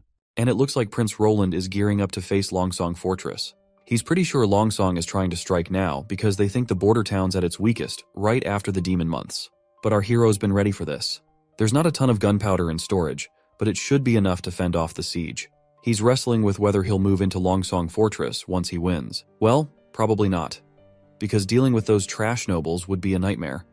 Better to stay cozy in his border town and develop it further with Longsong's resources. Just thinking about all the labor and skilled craftsmen he'll have after winning the war puts a smile on his face. He's itching to outwit Longsong's Duke Ryan in the war to squeeze every penny from him, and the thought alone has him drooling. Suddenly he senses something heading towards him, and lightning takes him down after crashing through the window, giving him a gut-busting blow right into his chest. After recovering, the boy eagerly asks for an update. Lightning happily reports that Longsong Fortress is advancing. The army marches forward, each knight gleaming in shining armor, while Duke Ryan leads the charge. One of his advisors, with sleepy eyes, suggests to Duke Ryan that they rest for the night before launching an attack on Border Town soon. Duke Ryan playfully retorts that he'll sleep in his large castle bed tonight, right after defeating Border Town. He jokes that a second-rate place like Border Town will be an easy conquest. However, Baldy beside him interjects, noting their soldiers have been marching endlessly and are exhausted, so he suggests delaying the attack would be wiser. Moreover, since the prince made it through the demon months, he must have something up his sleeve, so they should be cautious. But instead of grasping the situation, this orange-haired guy scoffs that those monsters are probably a weak-ass bunch who couldn't even jump over Prince Roland's half-assed wall. The Duke agrees, mentioning how Hermes was almost overrun by demonic hybrids this year, while Border Town just faced a few stray monsters and survived somehow. This guy believes that since 2nd Prince Timothy and 3rd Princess Garcia crippled each other's forces in Eagle City, and the city was burned, they both suffered heavy losses. He sees this as his chance to shine and unify the western region under his rule. He orders his lackey to send a message to our hero, offering safe escort back to the king's city if he surrenders. The knight responds that Roland's troops are already in formation and armed, clearly showing they won't surrender just through talks. The Duke whips out his telescope only to spot a handful of soldiers standing there. Even Baldy looks puzzled by their scattered formation and less than impressive weapons. A grin spreads across the Duke's face after seeing those weaklings. With his simple hand gesture, the whole army starts marching forward to take on this small group. As they get closer, Vanner is shocked to see the sheer number of enemy soldiers. He shakes off his fear with a slap to his own cheeks, rallying his buddies not to sweat it. He reminds them that they've beaten demonic beasts, so they can handle these humans as well. As the enemy troops draw near, Vanner pumps up his crew with pep talk, firing them up to face the challenge head-on. Meanwhile, up on the hill, our prince feels pretty darn confident about his witch-empowered army, and he believes that winning this showdown is key to revolutionizing things up in this world. Lightning snaps him out of his daydreaming, saying the enemy is inching closer and lets the entire army know about the approaching threat. Prince Roland finally gets serious and immediately commands to open fire. Right on cue, the soldiers ignite their cannon strings, and cannonballs fire up immediately, coming straight at the frontline soldiers. As soon as they hit, soldiers scatter, not sure what the hell just hit them. These poor guys are terrified, thinking the prince just summoned thunder. Duke Ryan quickly dismisses their worries, telling them not to be fooled. He claims it's just a deception, just a noise, and no real damage was done. With that in mind, he orders the soldiers to simply charge at their enemy. But poor Duke Ryan's enthusiasm soon dies down when he sees another cannonball coming right at them. This time, it lands directly among the soldiers, taking everyone down like bowling pins. The soldiers relentlessly charge forward while cannonballs rain down like meteors from hell. Meanwhile, Duke Ryan still doesn't realize how deep in trouble he is, thinking that if they keep pushing, they'll break through the defense line and secure victory. As the knights dangerously approach, Vanner tells everyone to lower the angle of fire and load the grape shots. The soldiers quickly comply, and as the knights hover over their heads, the cannonball fires straight through a knight's belly, leaving him dead on the ground. Finally, these goons are absolutely terrified. As Sister Echo sings her anthem, the soldiers are filled with determination. They aim their guns and start shooting, hitting the soldiers in the head and chest. The poor soldiers immediately start running in the opposite direction to save their lives from these unknown things. Not gonna lie, I almost feel sorry for the enemy soldiers. They're getting butchered just because their leader is a thick-headed, arrogant, spoiled old man. While the leader grits his teeth in frustration, the orange-haired advisor claims they have no clue what kind of sorcery the prince is using and decides to retreat for now. Baldy agrees, saying they won't run out of firewood in these hills, so it's better to retreat. Meanwhile, the soldiers are doing their best to escape, but Duke Ryan immediately yells at them to stop retreating and even strikes down one of his own soldiers for running in the other direction. Despite all his pleas for his troops to stand their ground, the poor guys are just running for their lives to avoid being burned to a crisp in the scorching heat. Meanwhile, Prince Roland is quite happy with his victory, but it looks like the chief knight isn't thrilled about this kind of warfare. He says there's no honor in it, but Prince Roland immediately tells him not to feel down because they still need to keep chasing after Duke Ryan. It seems like Carter will have to get used to this new era of warfare, as the Age of Knights gives way to a new kind of battle. As the prince rides on his ship, he appears happy with the battle's outcome, which turned out better than he expected. If all goes well with troop movements at night, the Iron Axe and Rifle Company can launch a surprise attack on Duke Ryan tomorrow morning. He's excited about leading the first army in the world backed by technologically powerful witches, each playing their respective roles. Suddenly, Anna appears on the scene and asks why he's sporting such a creepy smile. He quickly brushes it off, saying it's nothing, but she moves closer to wipe the drool off his face. However, the prince immediately snatches the handkerchief and decides to clean up himself. The girl reminds our awkward prince they should hit the hay since it's already late. He agrees, but once they reach one of the ship's rooms, he's flustered to find everyone chilling in the same room. He's totally thrown off, wondering if they're all supposed to sleep in the same room because, let's face it, even for a harem, this is a bit much. As their DIY ship sails through the bright night, everyone seems to be sleeping soundly. Among the witches, our hero can't help but notice a certain pair of distracting attributes no matter where he looks. The ladies are just a bit too close for comfort, and he can't shake off the unease. Suddenly, he spots Anna wide awake, watching him like a curious puppy. He gives her a charming smile and playfully pinches her nose, deciding to teach her a trick to fall asleep. He tells her to start counting sheep jumping through hoops. 1 sheep, 2 sheep, and keep counting until she falls asleep. The girl immediately complies and starts counting. As she continues counting softly, the prince finds himself wide awake. Now he's having an even harder time falling asleep. Nightingale seems awake too, sneaking glances at him. The next day finally arrives, and Prince Roland gets dressed. Lady Leaf appears still sleepy and asks how everyone slept. Well, it seems Anna had a rough night. She still appears to be counting sheep even now and is about to hit the 100,000th sheep. The next scene takes you at Duke Ryan's resting place, where he angrily throws his wineglass down and demands to know how Prince Roland got his hands on such high-end weapons. He drills his soldiers, asking about those catapult-like things, which had more range than they've ever seen in any weapon. In reply, the terrified knight admits he's clueless. All he heard was thunderous claps, and suddenly the knights hit some invisible wall, tearing them apart in an instant. The orange head suggests it might involve witches, but Duke Ryan calls it bullshit, reminding his soldiers they had the divine stone of judgment for protection, so there is no way witches could attack them. Deciding to retreat for now since they might lose this war, Duke Ryan plans to gather more troops back at Longsong. Once ready, he intends to block all trade on the Redwater River, knowing Border Town won't last a month without food supplies. He orders everyone to prepare to return to Longsong Fortress by tomorrow. But it looks like their plans hit a snag, as Sister Echo's singing rattles everyone in the tent to their core. Before they can react, a massive explosion rocks the entire area. Duke Ryan storms out, demanding to know how the enemy caught up to them without anyone noticing them last night. The knight quickly brings a spare horse, and Duke Ryan wastes no time hopping on, sprinting away before things get even worse. But soon, he finds himself staring down gun barrels as Captain Iron Axe and his army stand before them. Instantly, our soldier pulls the trigger and the bullet hits Duke Ryan square in the chest. He topples from his horse, kissing the ground with his face. He looks worse for wear, his groggy eyes catching a glimpse of our hero marching forward with his team, and he loses consciousness before he can see them clearly. After a while, we make a grand entrance inside the Longsong Fortress. Local soldiers scramble as they see our party crashing their party. They seem more scared of the witches walking alongside our hero. Night Carter reveals that the Duke's family tried escaping through the back door, but was captured by our first army. The prince lays down the law, saying all rebels and prisoners of war are to chill in the dungeon. Then, he gets this wild look and blurts out, "First things first, let's touch the corpse." Anna and Nightingale are creeped out to hear this and ask, "What kind of weird fetish is that?" The prince quickly backtracks, explaining he just meant looting the body, not getting all creepy with it. And so the first round of looting begins, and everyone dives into the loot. First up, they snag 300 shiny gold royals, followed by a special Clearwater port pearl necklace and some top-notch hides from the Wolf Heart Kingdom and Hermes' Godstones. But then they hit the jackpot, a hidden room. They press Y to open it, revealing a treasure trove filled with glittering gold items. The prince can't help but drool at the sight of so much wealth. Seeing chests stacked high with riches, he muses on how the lives of the rich are always so mundane. But he's not complaining, because he'd rather cry in a Ferrari than stress about paying rent any day. Suddenly, Night Carter bursts onto the scene, revealing that Ambassador Petrov Hill of the Honeysuckle family has already arrived at the castle. The prince is taken aback by this news, not expecting him to arrive so early. The knight and the other ladies scramble to tidy up all the loot as quickly as possible. Outside the gate, Ambassador Hill reluctantly makes his way into the castle.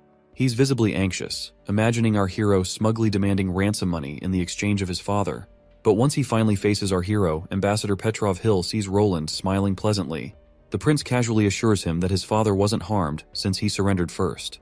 Grateful, the ambassador thanks him and offers to pay any ransom the honeysuckle family can afford. However, Prince Roland surprises him by declining any money, asking instead for livestock and people. Petrov quickly offers up cows, sheep, and horses, but admits that the honeysuckle family is short on people. Prince Roland gets specific, listing out needs for bricklayers, stonemasons, blacksmiths, farmers, and serfs. He rattles off a long list of goods, which also lists down the alternatives for other specific items. He smugly tells poor Petrov that 1,000 sheep and 300 craftsmen would be a fair exchange, given the worth of the honeysuckle family head. Petrov finds himself thinking hard, realizing he's got just a day to come up with a solution. But then, the prince hits him with bad news. He's under a tight deadline. Prince Roland casually mentions that Petrov has only a short time to decide what to provide from the list. He's not planning to stick around Longsong for more than a week, and will be heading back to Border Town soon. Petrov is thrown off by this news. If the prince leaves, who will run Longsong? He doubts Duke Ryan's kids can handle it either. He humbly asks if the humble prince wants someone to look after Longsong Fortress. The prince surprises Petrov, asking if he's interested in taking charge of Longsong. He explains they need someone or a family to oversee the territory. If the honeysuckle family wants in, they'll be taxed by Border Town, which is 30% of their revenue plus 1,000 gold royal worth of goods and materials. Well, that's a tempting offer. Petrov thinks to himself as the prince casually lays a hand on his shoulder, hinting at the allure of power and opportunity the honeysuckle family have. Roland suggests this could be Petrov's shot at real influence, but he's got a few questions first. First up, Roland asks how Petrov plans to handle any opposition. Anxious, Petrov counters with questions by asking the prince about his estimates of revenue and taxes of Longsong. The prince calmly insists that this is not his headache, and asks Petrov how he will ensure that monthly 1,000 worth of goods and materials, and what kind of steps he would take to make sure of the revenue target. Roland slaps the ransom terms in front of the redhead, signaling Knight Carter to escort him out. With a cunning smile, he shakes goodbye to that poor guy, and tells him he'll be waiting for his answer if he genuinely wants to manage the place considering all the conditions. He also reminds him not to forget about the hefty ransom for his father. Well, Nightingale sure caught him off guard with her sudden appearance. She pointed out how the ambassador seemed pretty sincere and truthful. Prince Roland, feeling a bit embarrassed and blushing, quickly looked away as she leaned in closer. He agreed with her, admitting he used to think nobles were just lazy pleasure seekers, but he's impressed by the honeysuckle family's business skills. As Nightingale leaned even closer, holding him in her grasp, she whispered softly, her warm breath tickling his ear, asking if he really didn't want to stick around in Longsong Fortress. But before he could answer, she darted off and reappeared before him, reminding him to consider Longsong's wealth and how prosperous this place is compared to Border Town. Roland shakes his head in response, explaining that Longsong is deep in political roots, which makes it tough to revolutionize here. So he'd rather stick with his border town and play Anno 1800 and keep on expanding. Not to mention, the influence of the church here runs deep, and discrimination against witches would be at its peak. He's always maintained that he wants all witches to roam freely on the streets, something he can only achieve in Border Town. The girl admires his noble ideals, her heart racing as she struggles to control her impulses. Suddenly, she loses control, grabbing our hero and pulling him close until they're both blushing and they share a kiss. After that slimy and slippery smooch, she quickly steps back, leaving the prince feeling utterly embarrassed. She suddenly disappears as Knight Carter appears, announcing that High Priest Tylo of the Longsong Fortress Church wishes to meet him. Prince Roland, still blushing from the earlier encounter, gives Knight Carter the go-ahead to allow the priest in. Shortly after, Inquisitor Tylo arrives in the office and promptly greets their new ruler. He explains that he's here to pay his respects on behalf of the Holy City. As they settle in, Prince Roland is surprised that the church does not seem bothered by the death of Duke Ryan and by the new ruler of the Longsong. The priest shrugs it off, saying the church usually stays out of political squabbles as long as the king governs justly and improves the lives of his people. He adds, with a knowing look, that they don't care where the king came from either. With his usual sass, Roland asks if Tylo's only here to give blessings. The priest smirks and says that's just part of it, and he's got a proposition that might pique Roland's interest. The priest tells Roland he's willing to assist in expanding his territory. Roland, though, reminds him of the church's stance on staying out of political clashes and secular disputes. The priest clarifies that while they usually keep their distance, they can't ignore everything. He explains that the conflict between Timothy and Princess Garcia has stirred up the southern region, and the church wants to back a king with strong moral values to bring peace back swiftly. He acknowledges that Roland's actions have made positive waves across the western region, and everyone is aware of it. Oh, the church will be rooting for our hero to progress forward. But since they don't want to get deep into political stuff, the priest offers to help the prince by providing material aid. He then rummages through his coat and throws a box, stating that this is a special medicine produced by the holy city. He tells our hero to accept this as a goodwill gesture from the church. The boy picks up the pill curiously and examines it closely. The priest explains that the red pill grants temporary incredible strength, while the black pill enhances pain tolerance and resistance to extreme temperatures. After the priest leaves, Roland reflects on the church's approach to cozying up to him and giving their support. He turns to Nightingale and asks if she can discern if the priest was truthful or not, but she explains she couldn't penetrate his thoughts as there was black void due to the divine stone of judgment he carried. Upon inspecting the pills with her fog ability, she notes they seem surrounded by a black void, similar to the divine stone of judgment, but it doesn't appear to affect her abilities like the stone does. She figures they could test those pills on some poor soul already on death row to check their effectiveness.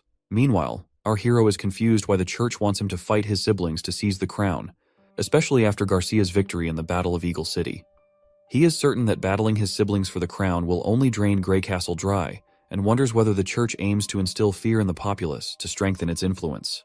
He blows off all that politics and decides to clean up Longsong Fortress. By using its loot, he plans to beef up Border Town with machinery and other stuff. 3 days later, we're back in the Borderlands, and Night Carter's wondering if handing Longsong Fortress over to the Honeysuckle family is a smart move. Prince Roland is all confidence, saying they won't dare break the contract. Even if they did, he will gladly take down Longsong once again. Besides, he trusts their business-doing skills, and he is hoping that they will give him surprising results. Then, the lady spots folks in the distance, and Roland confirms they're the first batch of serfs sent from Longsong. He explains their generational bondage to the land, enduring harsh lives under the whip and control of their masters. This grim reality saddens the lady, but Roland assures her they'll provide for their basic needs and work towards freeing them.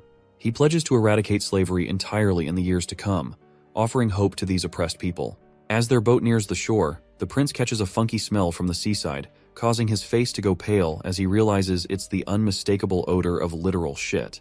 He immediately starts vomiting rainbows, hands trembling, and tells Carter that today he's going to make the most impactful decision in the history of Border Town. "Yes, that's right," he declares emphatically. "We absolutely need toilets on every corner of Border Town immediately." The others present are startled by this revelation as the prince explains that the first toilet will be placed near the serfs' wooden sheds. He insists on enforcing a law that requires people to use the sheds for shitting, and he wants the area opposite the Redwater River to be designated as an industrial zone, free from any unpleasant odors.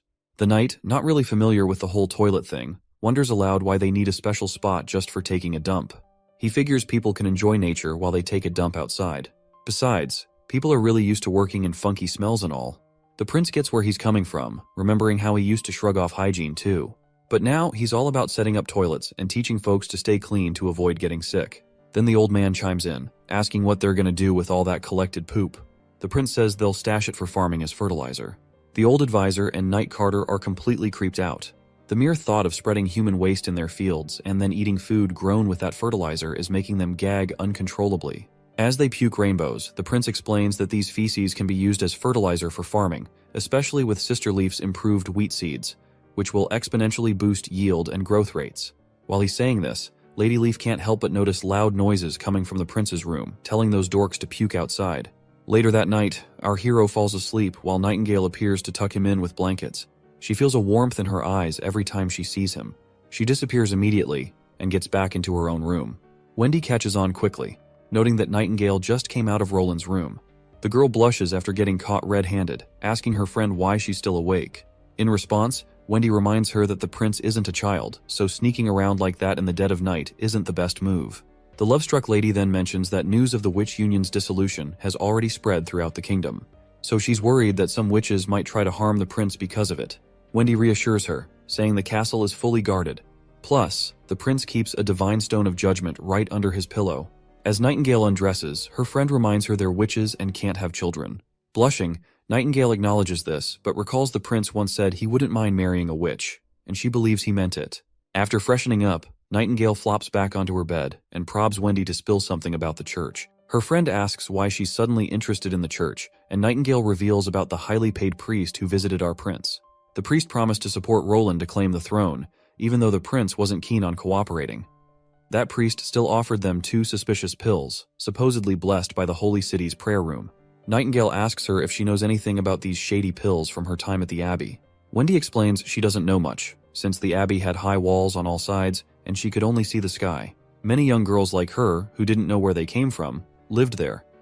There were also orphans and abandoned children taken in by the church, some even sold by their parents. She learned etiquette, singing, and reading there. But once she became an adult, she was sent away from the abbey. As she recalls her past, Wendy feels a chill run down her spine. Nightingale immediately hugs her to offer comfort and warmth, and Wendy embraces her friend in return. So, she goes on to explain that she spent about 10 years there until that fateful day arrived. Wendy's teacher forcefully dragged her to a prison cell that day, where she was abruptly thrown into a dimly lit room. The stern woman who tossed her inside warned Wendy not to ask questions and just endure it. With those curt words, she slammed the door shut, leaving poor Wendy alone in the darkness. As Wendy looked around, a chilling sense of dread washed over her. There were priests with whips in hand, already mercilessly beating another girl. When they turned their attention to Wendy, a terrifying chill ran down her spine. These filthy, vile individuals seemed pleased to have another victim. Once the other girl lost consciousness from their torture, they turned their attention to Wendy. They approached her like demons, their eyes gleaming with sick intentions. To them, she was just another choir girl with a developed body, ripe for their cruel desires. They lunge at her, grabbing her by her long hair, tears streaming involuntarily down her face. The brute slams her against the gate, covering her mouth with his hand, warning her not to make a scene or scream because it'll all be over soon. As this filthy dude slips his hand under her skirt, Wendy's soul shatters, her eyes going numb. As the vile man enjoys himself, a sudden punch lands squarely on his face, snapping his neck and sending him crashing to the ground, blood pooling around him. The one who delivered the knockout blow is none other than the same girl who had endured their torture for too long. After seeing her released from her shackles, the other guy lunges at her, but with a single punch, she puts a hole in his gut. Then, with her bare hands, she takes down the other one too. Wendy is totally freaked out by all this madness. One of the men pulls out his stone of divine judgment, wondering if she's awakened her powers.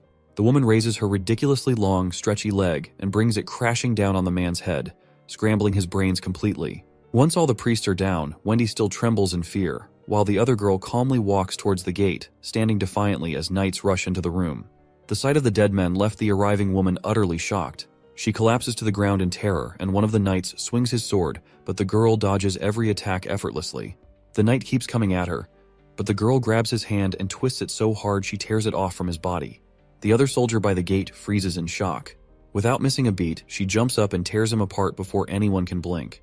Word spreads like wildfire that there's a demon in the cell, and this girl takes on every knight like it's nothing, while Wendy just watches in horror. She's ruthless, stabbing the knight in the back with her spear without showing any emotions over her face. More soldiers swarm in, trying to surround her, but as they charge, she gets serious, swinging her sword so fast it's a blur, cutting through them like they're nothing more than cucumbers. Meanwhile, the terrified Wendy crawls toward her teacher's body, grabbing the key she needs. And with that, the flashback ends. Wendy explains that thanks to that girl, she managed to escape from the abbey. Using a few silver royals she took from the dead, she wandered until she arrived in the Seawind region. 2 years later, she awakened and became a witch, bringing her story to an end. She later heard that the church covered up the incident, claiming it was a fire.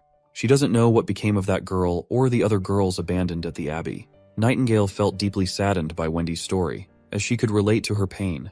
She grabbed her friend's hand, offering the warmth and love she needed. In the next scene, we've got Baldy turning all red, like radiating this intense crimson aura. Our best knight Carter is duking it out with him, and he appears to be seriously struggling. Looks like Prince gave this bald dude that power-boosting pill to see if this pill is actually a real deal or it's just hot air.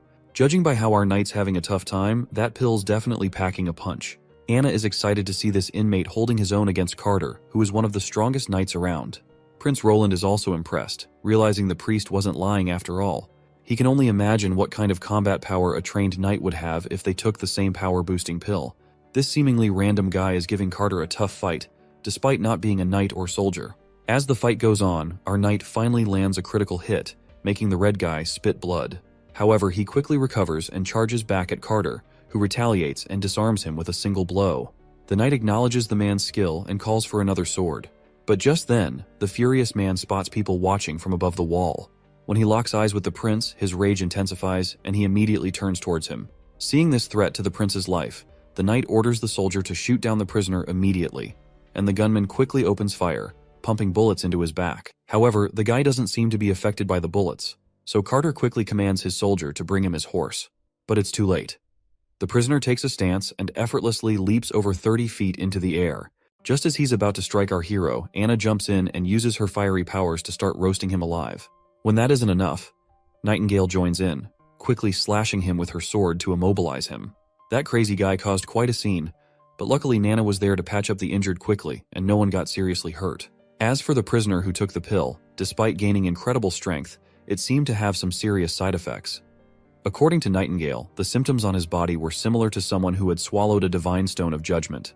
Even with these side effects, if the church has this medicine, it's not hard to imagine them becoming a major power someday.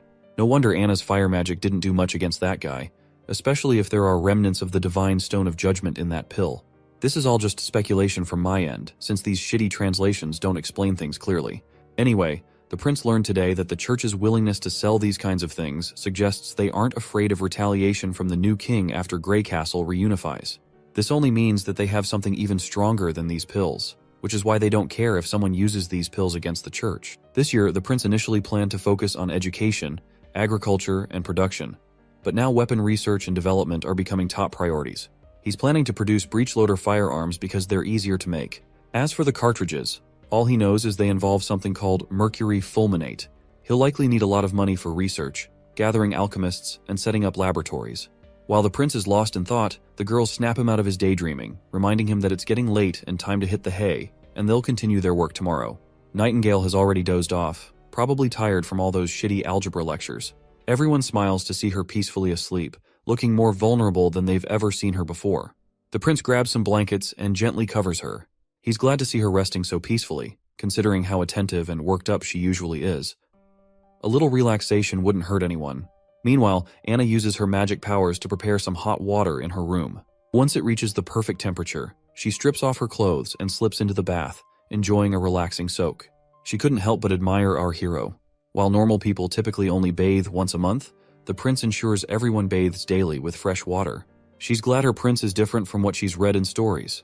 She remembers how he explained that everything in the universe is made of countless little balls, and to see these balls, you have to zoom in millions of times. Heat and cold are just how active these balls are. If they're moving a lot, things are hot. If they're not moving much, things seem cold. It seems we're talking about atoms here. Anna gets curious and wants to peek inside her own green fire to see these balls. She concentrates intensely and starts drifting somewhere in space. Green energy swirls around her, and I literally have no clue what the hell is happening here. When she finally returns to reality, she sees that her magic has turned red, but I'm still not sure what's going on. The next morning rolls around, and Roland is deep in a dream about battles with tanks and aircraft. In his dream, he's conquering the world with mechas and cutting-edge military power. Suddenly, Nightingale's voice interrupts his vivid dream, and he wakes up groggily. His first question upon opening his eyes is whether there's a new witch in town. Nightingale replies no, and reminds him that Anna's abilities have changed once again. This news really confuses the sleepy prince because Anna has already reached adulthood. He gets snapped awake when a wet towel slaps his face, and Nightingale urges him to quickly go see Anna to check out her latest transformation. She describes it as a shocking magical form, almost tangible. Shortly after, they begin walking down to the office. On their way, Nightingale reveals that when she found Anna in her room, she was sitting at her desk surrounded by metal objects. At that point, she was so shocked that her bread fell from her hand when she saw Anna's magic powers had changed internally, and there was a cube inside her. The prince is confused by the mention of a cube and asks what it is. Nightingale explains that when a witch awakens, her magic initially appears as a thin mist. Over time, it transforms into a swirling gas of various colors. Wendy's is white, Lady Leaf's is green. Anna always had a lot of magic, which only increased after reaching adulthood, and her color was dark green. But now, her magic has taken the form of a fist-sized cube that is completely opaque, like solid matter. Once they all gather in the office, Anna immediately turns to the prince, and without skipping a beat, he asks her what's going on. Anna spills that last night. She was thinking about what they learned in class about the whole universe being made up of tiny balls. She imagined her green flames as made of these little balls, and then she started tinkering with the chains holding them together. She reshaped and reconnected them, completely transforming the flames into something like black silk. Now she can control it with her mind, using it to slice through iron ingots. Using her math skills, she even cut a perfect square. She's practically begging for a pat on the head for her new achievement. The prince then tells her to show off her new abilities in person. Right on cue, she summons her dark powers. When our hero asks if she can change its shape, she snaps her fingers, and poof, it turns into a cube, leaving everyone amazed. She then pulls back her powers and shapes them into strings. The boy tries touching them, and, to his surprise, they're tangible. He asks if she can make them thinner. She nods, saying she can, but warns they're sharp enough to cut anyone who touches them. Despite looking delicate and thin, these strings are actually pretty tough. Unlike her green flames, she can control the temperature of different parts of the flame.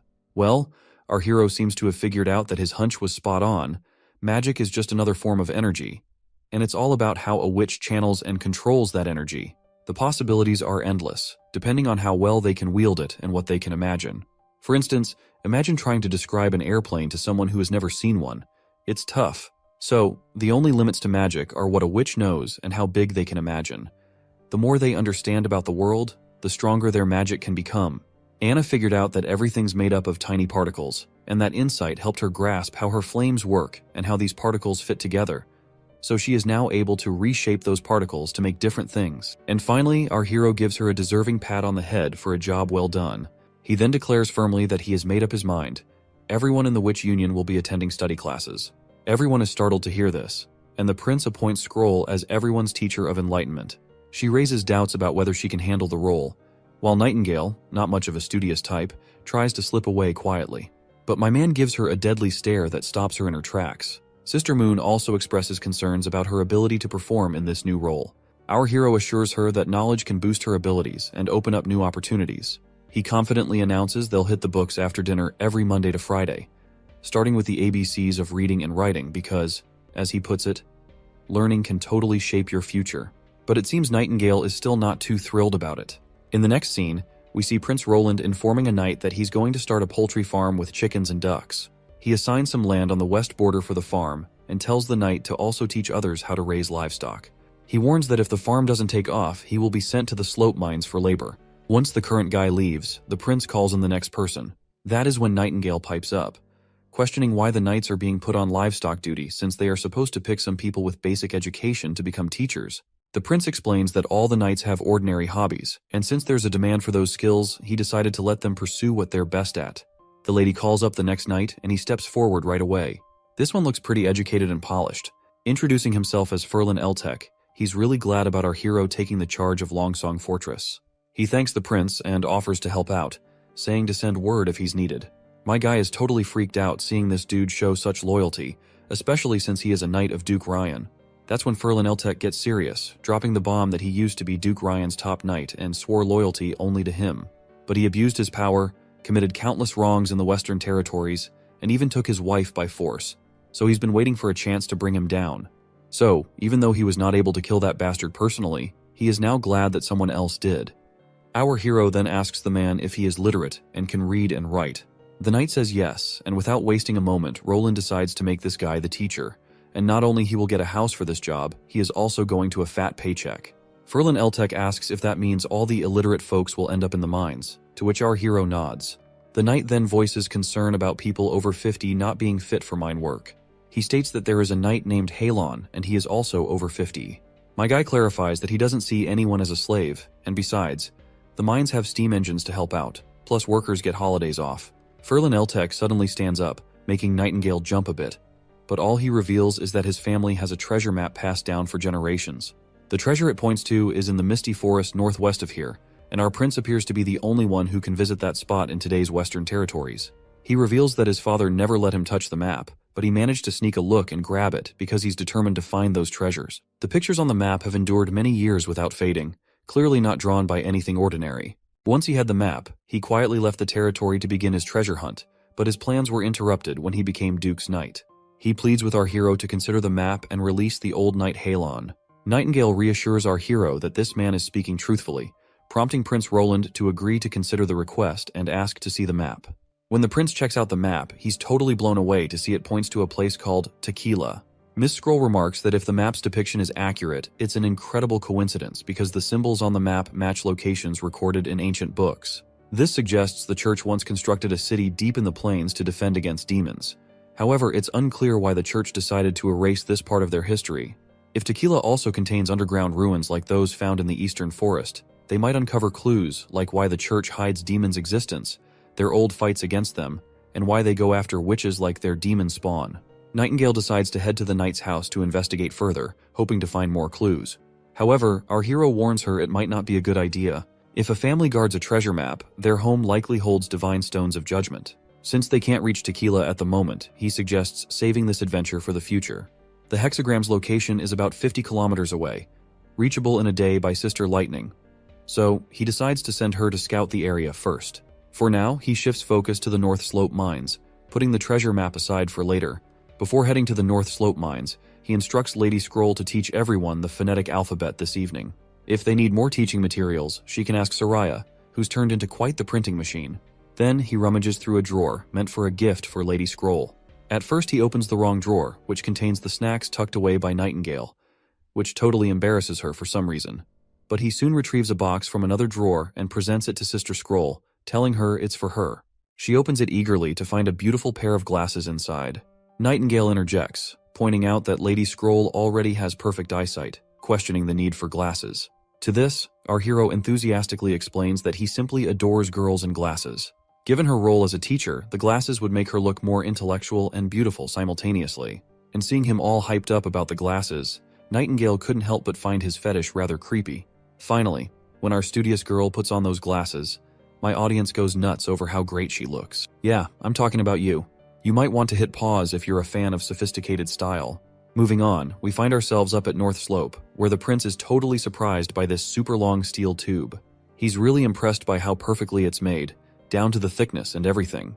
Anna grins at the praise, while our hero's pretty impressed by her new skill of cutting stuff precisely with her magic threads. With Anna pitching in, the town's industrial game is set to level up big time, and he's even thinking they could start making top-notch underwear for the witches soon enough. But then, Nightingale mentions that even though Anna's powers have improved significantly, her magic thread spans only 10 steps.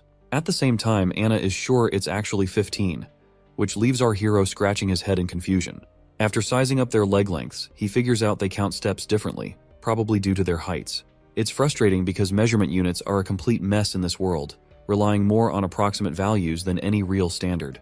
Finally fed up, he decides it's high time to establish clear, unified measurements from scratch, and he assigns Anna to the task.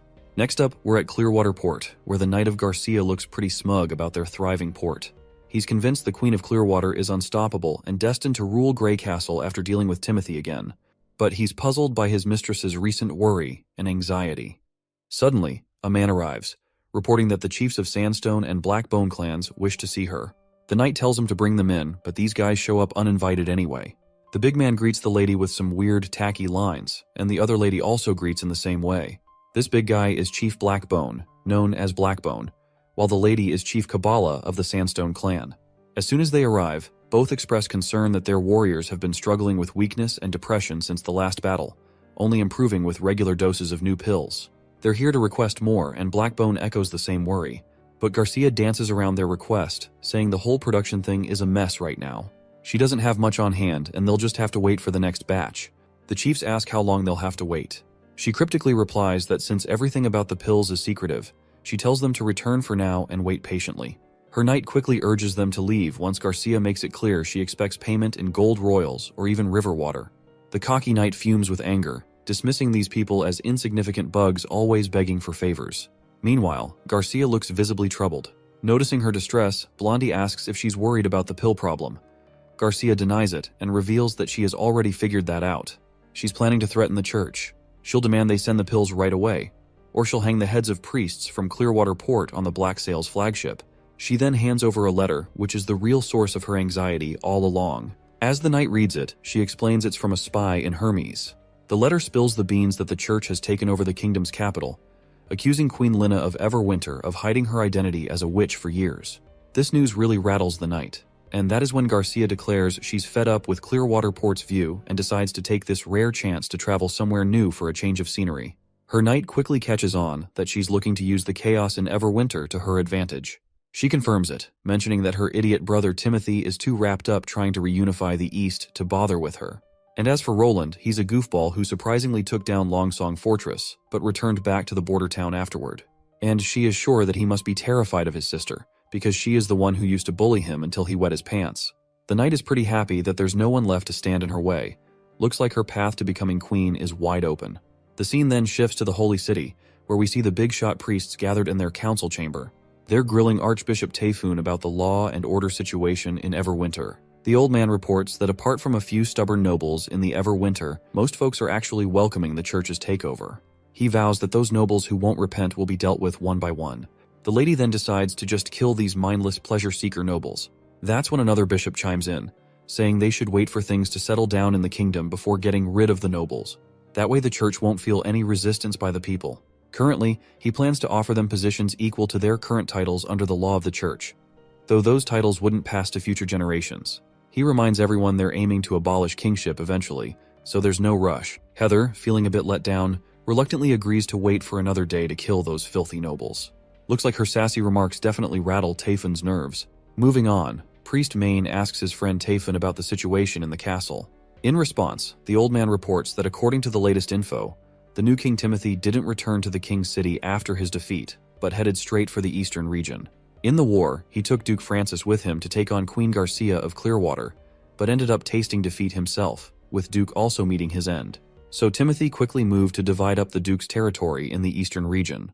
Priest Main finds this news rather satisfying and instructs his crew to keep the pill supply flowing, balancing Garcia and Timothy's strength. He predicts that in just 2 years, there won't be a soldier left standing in the entire kingdom of Greycastle.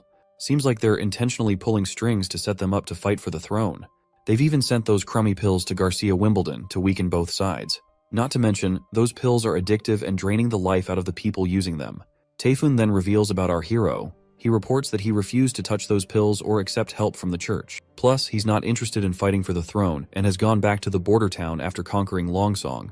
Like everyone else, Main is baffled about how our goofball hero managed to take down Longsong Fortress. Lady Heather chimes in, suggesting they might be underestimating Prince Roland's strength. Main admits that he is amazed to see that Roland took down Longsong Fortress, and it just shows he's got some muscle to flex, but he's sure that no matter how talented someone is, without the resources to back them up, they won't last. Since he chose to retreat to the cushy border town, it's clear he's given up on messing with Greycastle. So now, he's no threat to the church's grand plans. The lady agrees, saying it's all true on paper. She lifts her gown and pulls out a piece of paper hidden in her sash, along with that sneaky knife. She hands it over to Main and assures him the info is 100% legit. Once he reads it, he finds out that Prince Roland has witches on his side. Back at the border town, the advisor is visiting our hero, totally freaking out about why he's charging only 20% of the serfs' crops as property tax when they become free people. He admits that even 50% would still be seen as generous. The prince reassures him, saying having a basement full of gold means nothing. He smartly explains that by only charging 20%, he plans to buy the rest of the crops at a fixed price.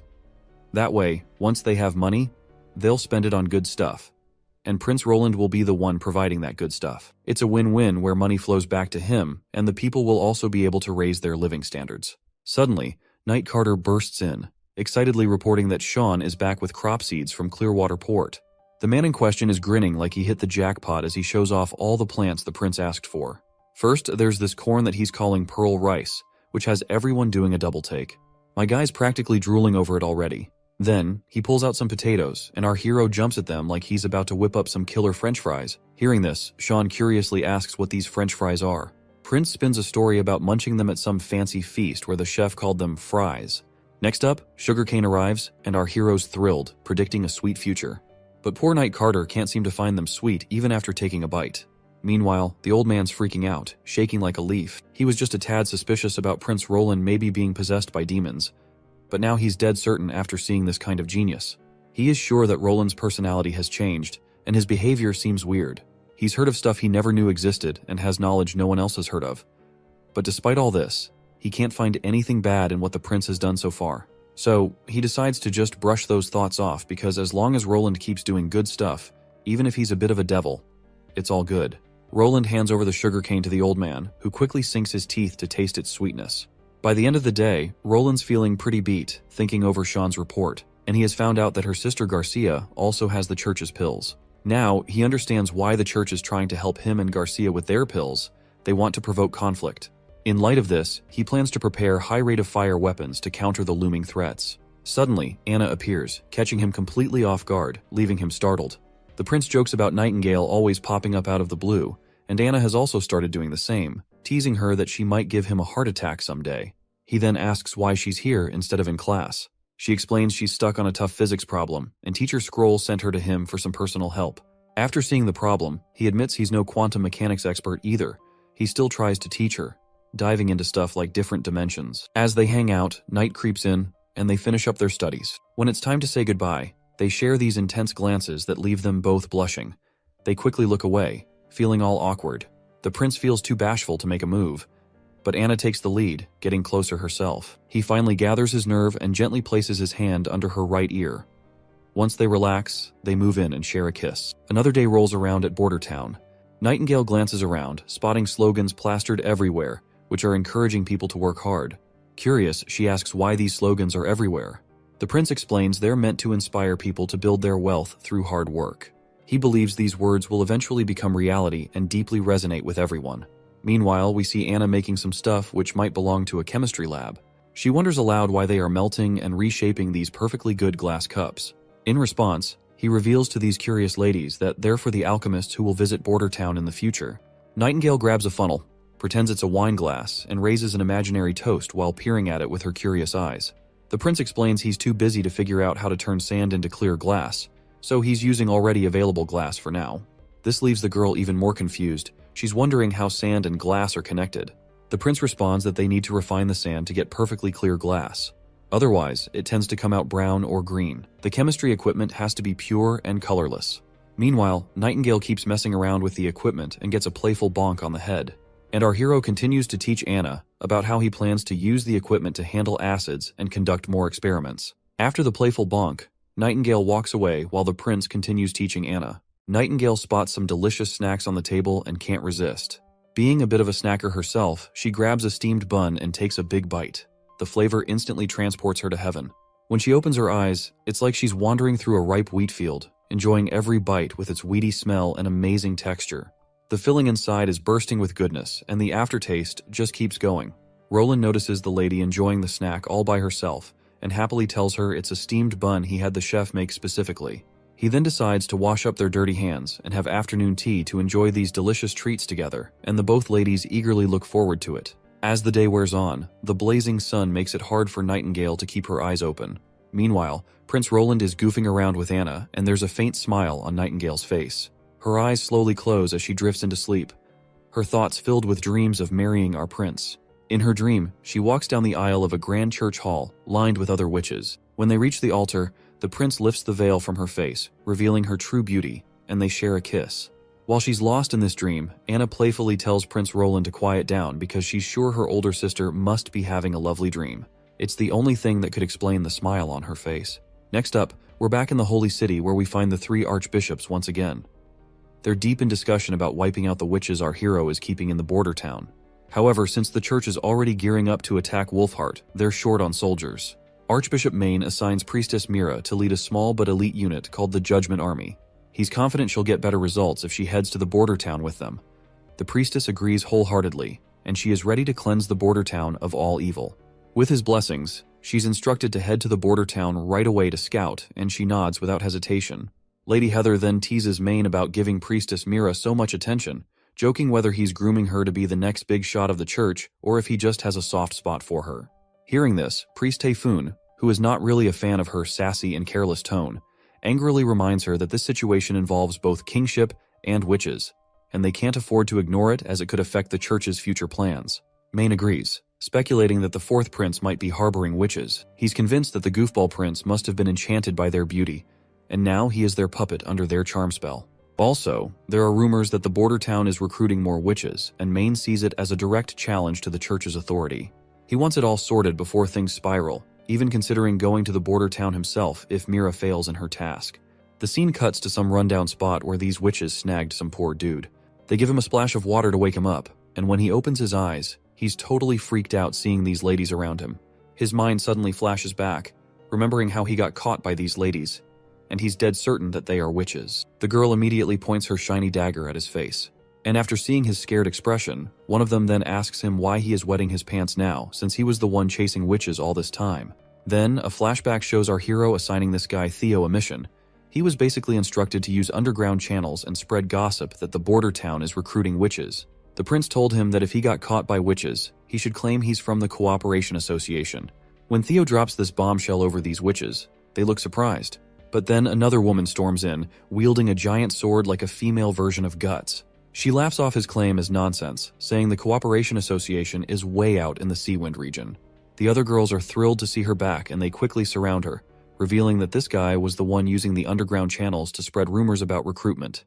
The boy quickly defends himself, saying he's just spilling the truth. He insists the Cooperation has found the Holy Mountain and all the witches have settled in the border town.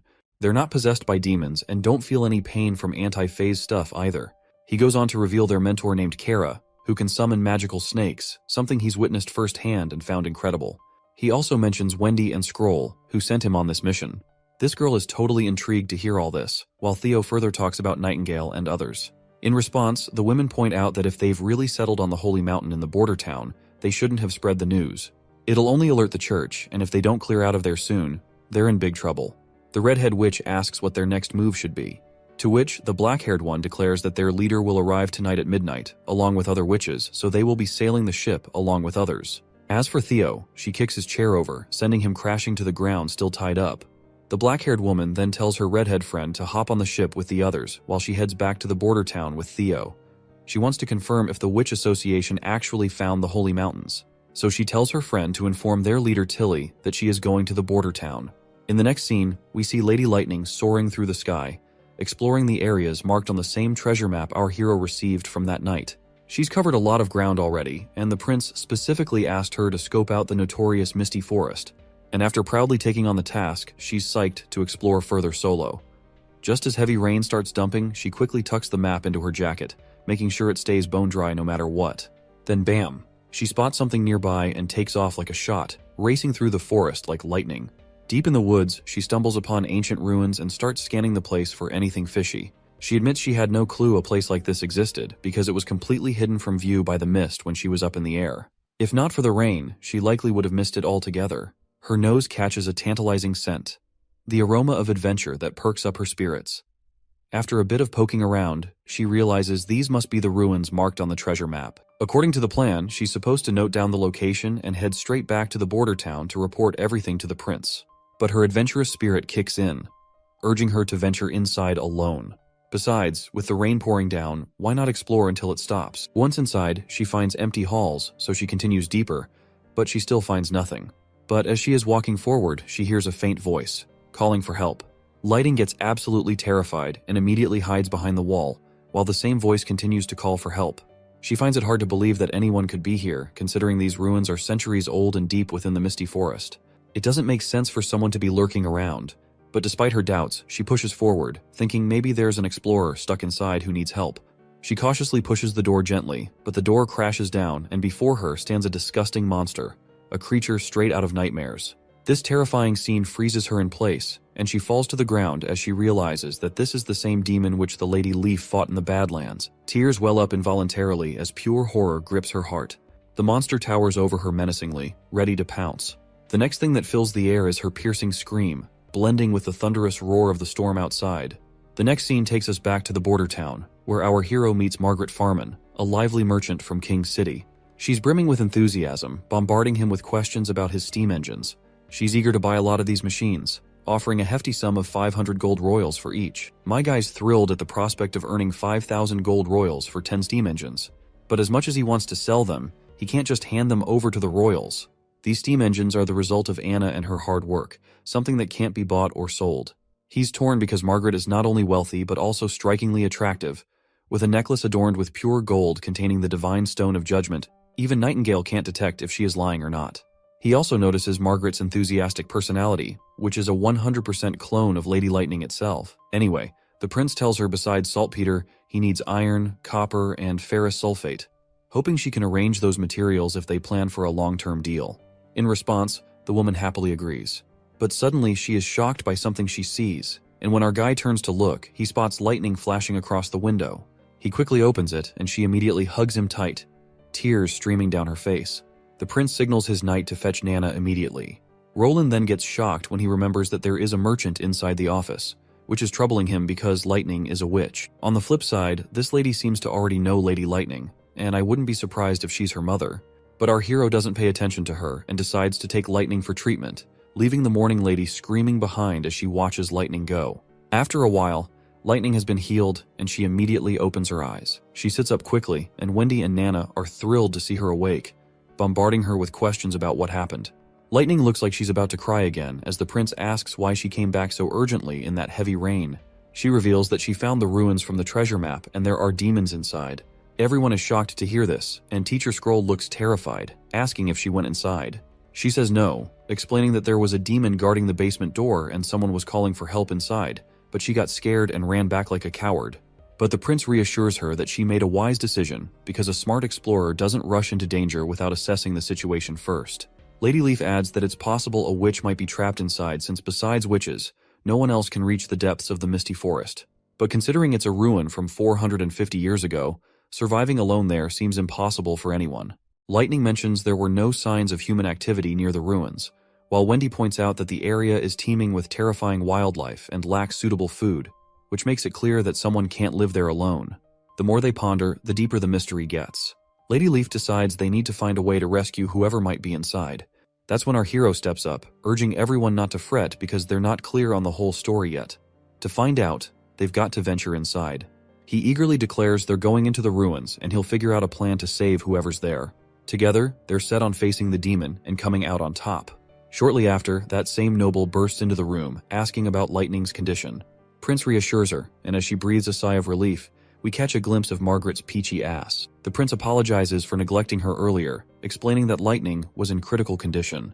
He explains that this is precisely why he told her to take off her divine stone of judgment.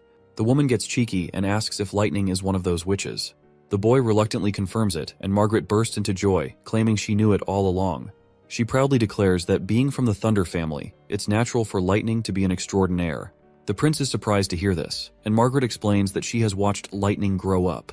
He then asks her about her connection with Lightning, and she spills that she met her while tagging along with Lightning's dad's exploration crew.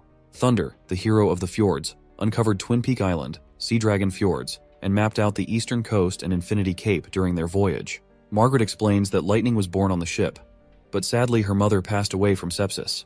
Being the only woman on board, Margaret stepped in as Lightning's pseudo-mom, feeding her oatmeal since breast milk wasn't an option. After the voyage, Margaret bid farewell to the crew and set up her own business in Greycastle's capital. But 10 years later, she heard that Thunder and his crew got caught in a hurricane and supposedly sank to the bottom of the ocean. She never bought into that nonsense though, and now that she's seen Lightning still kicking, she's convinced real explorers wouldn't just go down like that to some measly hurricane. The boy then asks if she's not bothered by Lightning being identified as a witch, and she bluntly says no. Nightingale, lurking in the shadows behind, taps the boy on his left shoulder to confirm the lady's honesty. On the other hand, Margaret goes on to explain that witches are both beautiful and powerful, which are the qualities she admires. She admits she wanted to adopt witches like our prince does, but the capital's prejudice against them squashes that idea. They both happily shake hands, bonding over their shared love for witches. Once they are finally partners, the woman immediately bombards our hero with questions if there are also more witches other than Lightning. She asks him how he met them, their abilities, and all that jazz. Looks like my guy's already feeling worn out just looking at her enthusiastic personality. He is not sure if he can keep up with her. Meanwhile, Theo and the other witch finally arrive at Border Town. She remarks it's quite the place for the Western realm, not what she expected the association to choose. She then grumbles about why there's no one here to roll out welcome mats for her. Theo pulls out a blue flag and waves it while standing over the hill. He explains it's a signal to the association that he has arrived with a witch at Hill. Meanwhile, the witch demands food. After hearing her demand, Theo sighs inwardly, remembering how she's been making him foot the bill for all the fancy meals on their way here, bossing him around with that massive sword of hers. And right now, she warns him once again that if he tricked her, he'll find his head rolling on the ground along with anyone else involved. Not wanting to provoke her further, he rolls his eyes and offers her the pouch of snacks. She explains that her friends should already be on a merchant ship sailing towards the fjords, making it too late for Theo even if he is trying to rat them out. Hearing this, the boy reminds her of the terrible environment at the fjords. The witch agrees, mentioning their plan to establish a sanctuary for witches there, led by Tilly Wimbledon. Once he hears that name, he is shocked to realize she's the sister of our hero. Right on cue, she notices someone approaching. She detects magical signatures and confirms that there are indeed witches nearby. Once they reach her, Nightingale immediately extends her hand and welcomes her to Border Town. As they stroll through the bustling town in the dead of night, the newcomer raises an eyebrow at the sight of children still being taught at this hour. Teacher Scroll explains it's a night school run by the town, catering not just to kids but to everyone studying here who's done with their day's work. The scar-faced woman then asks Nightingale if she is transcendent. Well, looks like our girl has never heard of this terminology before. The scar-faced woman then explains that transcendents can detect the shape and flow of magic due to transformations within their bodies caused by power. Teacher Scroll chimes in, admitting she can also sense many sisters in the crowd, but isn't sure if this qualifies her as transcendent. Scarface reveals that transcendent witches are exceedingly rare, with only one in thousands of witches being one. She herself has only met 3 so far, including Nightingale. The newcomer wisely advises her to keep her transcendent status under wraps, hinting that it's a closely guarded secret by the church as well. Meanwhile, Nightingale, ever vigilant, keeps a sharp eye on this new gal. She can clearly see that this woman is definitely a powerhouse, especially with that giant-ass sword that looks like it'd be a challenge for anyone to just hold. Scarface then inquires about the association's leader, Kara. In response, Nightingale somberly reveals Kara's death while she was looking for holy mountains. The new witch takes it hard and wants to know about their new boss. That is when they point her towards the castle, where all the witches also live. Hearing this, the woman's reaction is instant. She gets all edgy and asks if they've signed some shady deal with the ruler. But before she can get more rowdy, Wendy comes rushing and hugs this Scarface woman as if she's found her long-lost sister. Tears of happiness well up in Wendy's eyes as she thanks this woman for helping her back then, tearfully revealing that she is Wendy from the choir. Well, it turns out this Scarface woman is the same girl who wiped out all the priests inside that prison when Wendy was first thrown in. Shortly after, the two girls have some time alone and start catching up on the past. We also learn this woman is known as Ash. She reveals that once she escaped the cell, she went on to eliminate some of the management and even fought off the Judgment Army soldiers who tried to stop her until the Sacred Punishment Army finally arrived. Wendy curiously asks what the heck this Sacred Punishment Army is. Ash explains that it's a force made up of the church's most skilled warriors, their secret weapon against transcendent witches. They were the ones who gave her that scar on her eye. Their strength and speed matched hers, but they seemed devoid of any consciousness. When she cut off a soldier's hand, he didn't hesitate to attack back with his other hand. She wasn't about to let those pests off easily. She hid during the day in the alleys of the old holy city, coming out at night to ambush messengers and the Judgment Army. Eventually, she had to flee when the church scoured the entire city. When Ash left, her clothes were practically glued to her because of blood. All bloody. If anyone caught sight of her like that, they'd probably think she was some wild, mindless beast. Wendy tries to calm her down, saying it doesn't matter now. She can blend in and live normally here because Roland Wimbledon, their ruler, treats their sisters well. But when Ash hears our hero's name, she flips out and rips the cup with her bare hands. She demands to know if Wendy is working for Roland Wimbledon. In response, the girl reluctantly nods, and Ash grabs her hand, yanking her out, insisting they can't stick around. Well, it looks like Ash also has the same image of Roland Wimbledon as others have, and she too thinks that he is just a pervy trash. The next day rolls around, and the women finally swing by to visit the prince. It seems like she's pushing to take the witches living here, but our hero isn't too thrilled by her unreasonable requests. Ash then reminds the prince that witches aren't anyone's property. They're free people just like everyone else. The boy is surprised by her boldness, and he assures her that he never considered them his possessions. Everyone in the border town lives there by choice, and it's their best sanctuary. The prince then warns her about the fjords she wants to take them to. He explains that crossing the sea is risky, and the fjords itself is plagued by erratic weather, tsunamis, and hurricanes, which makes it an unsuitable place to live. But the girl confidently fires back that Tilly Wimbledon is the one leading the charge. The prince is gobsmacked to hear about his sister and asks if Tilly hasn't already disappeared. Ash explains that the 5th princess has already gathered a bunch of witches and taken them to the fjords for safety from the church. She's sure Tilly can lead them to create their own homeland. She also chides our hero for foolishly spreading rumors about recruiting witches, warning that he has already attracted the church's attention. Nightingale gets ticked off at her for calling the prince a fool, but he calms her down. He then asks Ash, as a transcendent witch, how many soldiers from the Sacred Punishment Army she can take down. To which, she confidently states she can handle 3 quite easily. The prince stands up from his table, brimming with confidence, and boldly challenges her, saying she'll face off against his top knight. If she loses, it proves he can defend against the church's best armies. Ash wastes no time accepting the challenge, but is disappointed when the prince says he needs a week to prepare.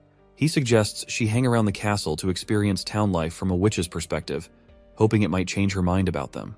The girl just starts walking off, and the prince mentions feeling déjà vu from when they first met, like he's seen her somewhere before. Hearing this, the lady gets absolutely furious, demanding to know if he actually remembers her. She turns around with bloodshot eyes and a face full of anger, making it clear she would have torn him to shreds in the past if Tilly hadn't intervened. The poor guy is clueless about what she's saying, while Anna and Nightingale immediately catch on to the situation. They both ask her if he's also groped her peach in the past, but the prince shamelessly denies it. Well, can't blame my guy, since the real old pervert Roland has been 6 feet under for ages. Anna then asks if he's sure he can beat a transcendent witch with just a knight. My guy confidently says that if he designs a rapid-fire weapon that can match her speed and strength, he's got at least a 70% chance of winning. He mentions he's already gathered all the ingredients for making the firearm, which are sitting pretty in the storage room. He goes on about the nerdy chemistry stuff involved in making it, while poor Nightingale cleans out her ears and starts walking out, since all this doesn't make any sense to her in the slightest. Meanwhile, Lady Ash still can't shake off her impression that he was just a pervy molester, but now she senses a king-like aura from the prince. Suddenly, she's abruptly attacked by Nightingale, and she quickly steps back to dodge and quickly retaliates with her massive sword. Nightingale also sidesteps the attack like no big deal. Ash asks if she's here on the prince's orders, but our girl denies it, claiming they do not pull a fast one on their guests, and she can enjoy herself in the town as much as she wants. However, Nightingale doesn't shy away while warning her that if she tries anything shady against Roland, she'll be in deep trouble. The scene then shifts to a ship peacefully sailing through the sea. On board is Professor Kyle Sichi, an alchemist known for his skills. He's heading towards the border town because Prince Roland's letter contained alchemy equations that are surprisingly genius-level and valid. Kyle tested them himself and is eager to study them further to expand his knowledge. He writes a letter to his apprentice, Charles, explaining everything and letting him know he's left the Red Alchemy Laboratory in Redwater City to sail to the border town. As this man makes his way to the castle, we catch sight of our girls, with Sister Moon demonstrating her powers by spinning a small windmill. She's feeling pretty chuffed when our prince compliments her skills and asks for her help in developing a direct current motor. The girls are all smiles, diving into learning about the law of induction. Their learning session gets interrupted by Knight Carter, who bursts in announcing the arrival of the alchemist from Redwater. The old man finally shows up before the prince, and after the pleasantries, Mr. Mustache wastes no time diving deep into discussing the equations from the prince's letters. The prince acts all chill about it, brushing it off like he stumbled upon those equations by accident. The old man is totally floored to learn that my guy came up with these equations on his own, but then he wonders if these were Royal Alchemy Society secrets. The prince just shrugs and cunningly spins the tale that these equations came from ancient books 400 years old. He slyly adds that back then, scholars preferred calling it chemistry instead of alchemy. This revelation really knocks the big mustached man for a loop. The prince nods, dropping more knowledge bombs like the law of conservation of mass, which basically says stuff doesn't just pop into existence, it just changes from one form to another. He then gives an example with a delicious cake he plans to eat, explaining how they'll absorb some parts and, well, get rid of the rest later by shitting it out. Professor Kyle still appears to be curious and asks what happens to the mass when a giant log is burned, since ashes weigh less. My guy calmly explains that the log's mass becomes gases and water vapor, leaving behind only ashes. Once my guy has the old man's attention, he casually digs through his drawers and pulls out a chemistry book, calling it a gold mine full of knowledge. He tells the old man if he wants this treasure trove, he'll need to work for him to earn it. Well, judging by the old man's reaction, it's pretty clear what his answer will be. So the prince gets down to business and offers him a fat paycheck, just like the one he used to rake in at Redwater City, with a 5-year contract. With a snap of his finger, his old advisor magically appears with ink and a pen for the professor to sign. The prince also throws in a confidentiality agreement, making sure the professor won't spill any research secrets to other alchemists. While the professor is ready to go, he's not quite sure what he'll be brewing up in the border town lab. Prince Roland confidently declares that they'll be making high-density acids, the stronger the better. Once the old man is out of the room, Nightingale appears back and calls out the prince for spinning a whole web of lies. She reminds him that just yesterday, he had the Sister Scroll memorize and create that entire book. The prince cunningly admits he spoke white lies, explaining it was the only way to convince the professor, who wouldn't believe someone like this goofball prince could come up with such knowledge. I guess the lady gets where he's coming from, but she throws him off by asking who actually taught him all that stuff. Well, the prince just can't really tell her about his days as an underpaid engineer before coming into this world, so he remains silent. But thankfully, Nightingale cuts him some slack, letting him off the hook, saying he doesn't have to say anything if he doesn't want to, because she doesn't want to hear any tall tales. In the next scene, we're at the training grounds where the prince watches a demonstration of the new toy he recently had made. Knight Carter is wielding this new gadget, which seems to be a Russian roulette-style firearm. As Carter empties the chamber, cartridges clatter to the ground, and his confident trigger pulls turn into a comedic failure. Not a single shot hits the mark. The girl standing beside our prince grows concerned as he is visibly disappointed while poor Carter looks devastated as well. But Roland tells his friend to relax, explaining that pistols are notoriously inaccurate compared to muskets. He promises Carter they'll tweak the gunpowder mix to max out this bad boy's potential. He tells him to keep practicing on the targets before facing off against the transcendent witch, Ash. Although Knight Carter isn't used to handling this gun, he can definitely appreciate its beauty and craftsmanship. Meanwhile, the prince reminds Carter not to lose the bullet casings since they're reusable and precious. Back at the castle, Lady Ash seems visibly upset. The witches living there are being stubborn and reluctant to leave.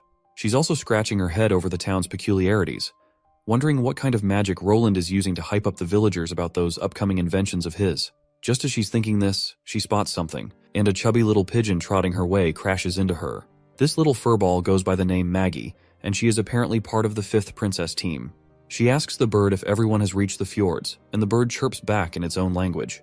Then, she inquires if the bird has eaten, and she sprinkles some breadcrumbs. The pigeon lights up and starts pecking at the food, but soon it becomes agitated, poking Ash angrily on her head, insisting she's not a bird. Suddenly, the seemingly ordinary bird begins to transform, turning into a cute little girl. She greets her friend once again, this time in their shared human language. The girl tells her friend that even with a tracking bracelet, it was tough to pinpoint her exact location. Thankfully, Lady Shadow tipped her off that Ash was heading to recruit more witches from the border town, and she is now really thrilled about meeting the other witches in person after her long trip. Ash somberly admits that the witches are hesitant to leave because they trust Prince Roland more than her. Maggie is surprised by how both siblings seem to have a soft spot for witches and are willing to welcome them. Ash then reveals her upcoming battle with the prince. If she loses, the prince won't allow her to take any witches, and she doesn't want to disappoint Princess Tilly by going back empty-handed. The little girl then reveals she saw a carriage with church flags as she flew here, and it was carrying around 10 people. Ash is confident they are heading to the border town due to the rumors about border town recruiting witches spread by the foolish prince across the continent. However, she's also pleased because after winning the match against them, the presence of the church will give her more reason to recruit other witches to the fjords. Once the church arrives, Roland will truly understand how badly he has messed up. Or at least, that's how Ash sees the situation. In the next scene, Lady Lightning zooms across the sky, looking super happy. She's loving these goggles she's got on because they keep her eyes comfy even when she's flying crazy fast, all thanks to the prince. Suddenly, she spots this big pigeon. Instantly, she starts daydreaming about roasting it for dinner tonight. She's tired of having buttered toast and mushrooms daily, and her mouth is practically watering at the thought of juicy roasted bird. So, she bolts straight towards the pigeon, which is, of course, not to a pigeon at all. Poor Maggie freaks out when she sees Lightning hot on her tail. She starts flapping like crazy to outrun her, but Lightning, who is renowned for her speed, quickly catches her and they both tumble to the ground. Maggie, in a panic, tries to wriggle free while Lightning whips out her knife. The sight of that sharp blade terrifies the poor pigeon even more, and that's when she decides it's time to reveal her true form. She transforms back into herself, still teary-eyed from the close call of almost becoming dinner. Lady Lightning is left staring blankly, wondering where her delicious bird went, while Maggie cries like a little baby, pretty sure she's going to get eaten before she can turn back to the 5th princess. Lightning, trying to make sense of things, asks the crying girl if she's a witch too. Maggie stops crying for a moment and, while pouting, reluctantly says yes. Our girl immediately greets her, and they exchange names, although Maggie still hasn't quite forgiven her for trying to make a meal out of her. She then notices the tracking marker on Lightning's chest, which our girl hadn't even realized was there. Maggie reveals that these special stones are used to track the wearer's location, specifically made for witches, and only react to their matched stone. That is when Lightning explains that her father gave her one, and she always thought it was just decorative jewelry. She then asks where Maggie got hers, but she refuses to spill the secret, as Ash doesn't want her to tell anyone. Mention of Lady Ash makes Lightning realize she's with her too. She explains how Ash has been trying to convince everyone to leave this place. While Lightning boasts about all the incredible inventions, weapons, and other wonders my guy has been producing, things never seen before in this world. The girl asks if she can see these wonders for herself. Lightning, with a sly grin, suggests she can, but only if she joins the Witch Union and becomes part of the border town. Of course, Maggie decides to stick with Ash, and Lightning keeps on chatting about all the cool stuff to do around here. She's going on about the mushrooms they munch on, the yummy food they feast on. Just thinking about it makes Maggie's tummy rumble. By the end of it, Lightning's got Maggie convinced to stay. She tells her to tag along if she wants to have a blast. While they zip around town, Prince Roland and the professor are busy experimenting in the alchemy lab. Meanwhile, the girls are in the forest, gathering some delicious mushrooms to munch on. Along the way, they spot Wendy too. Later that day, they spend the evening studying. The next morning, they head to the northern mountains where people are busy making bullets for guns. Back at the castle garden, they have a great time, and Maggie is enjoying every moment.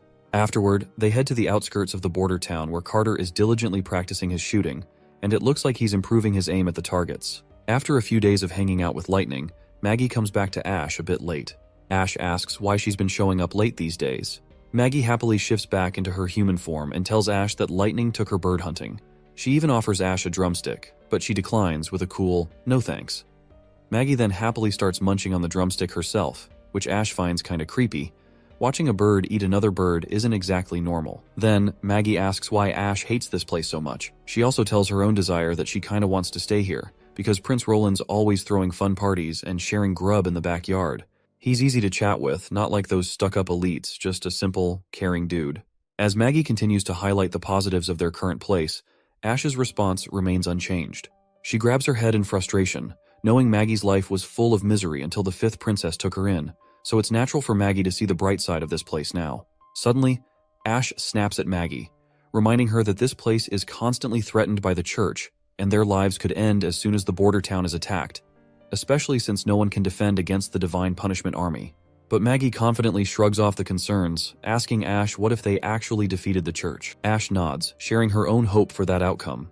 That's why she wants to spar with them, to show that they can't defeat the soldiers of the Judgment Army.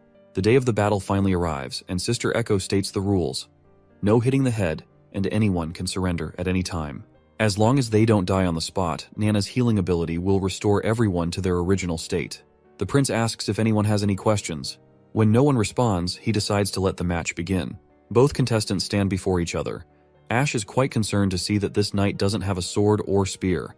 Heck, he doesn't even have any armor. She wonders if he might be using a crossbow, but she brushes off her concerns and grips her sword tightly, confident that as long as she gets close to him quickly, she can make him beg for mercy.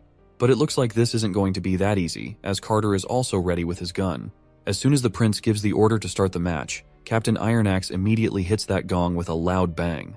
Both contestants wield their weapons, and Ash immediately swings her sword from afar. The mere swing of her sword startles Carter, but he takes aim and starts shooting. When Ash sees those bullets coming, she sidesteps them in the nick of time, which still leaves her grazed over her face. She takes her stance and starts running forward, determined to close the distance between them. Her speed is so fast that she feels like a blur, and even the onlookers are amazed by her such reflexes.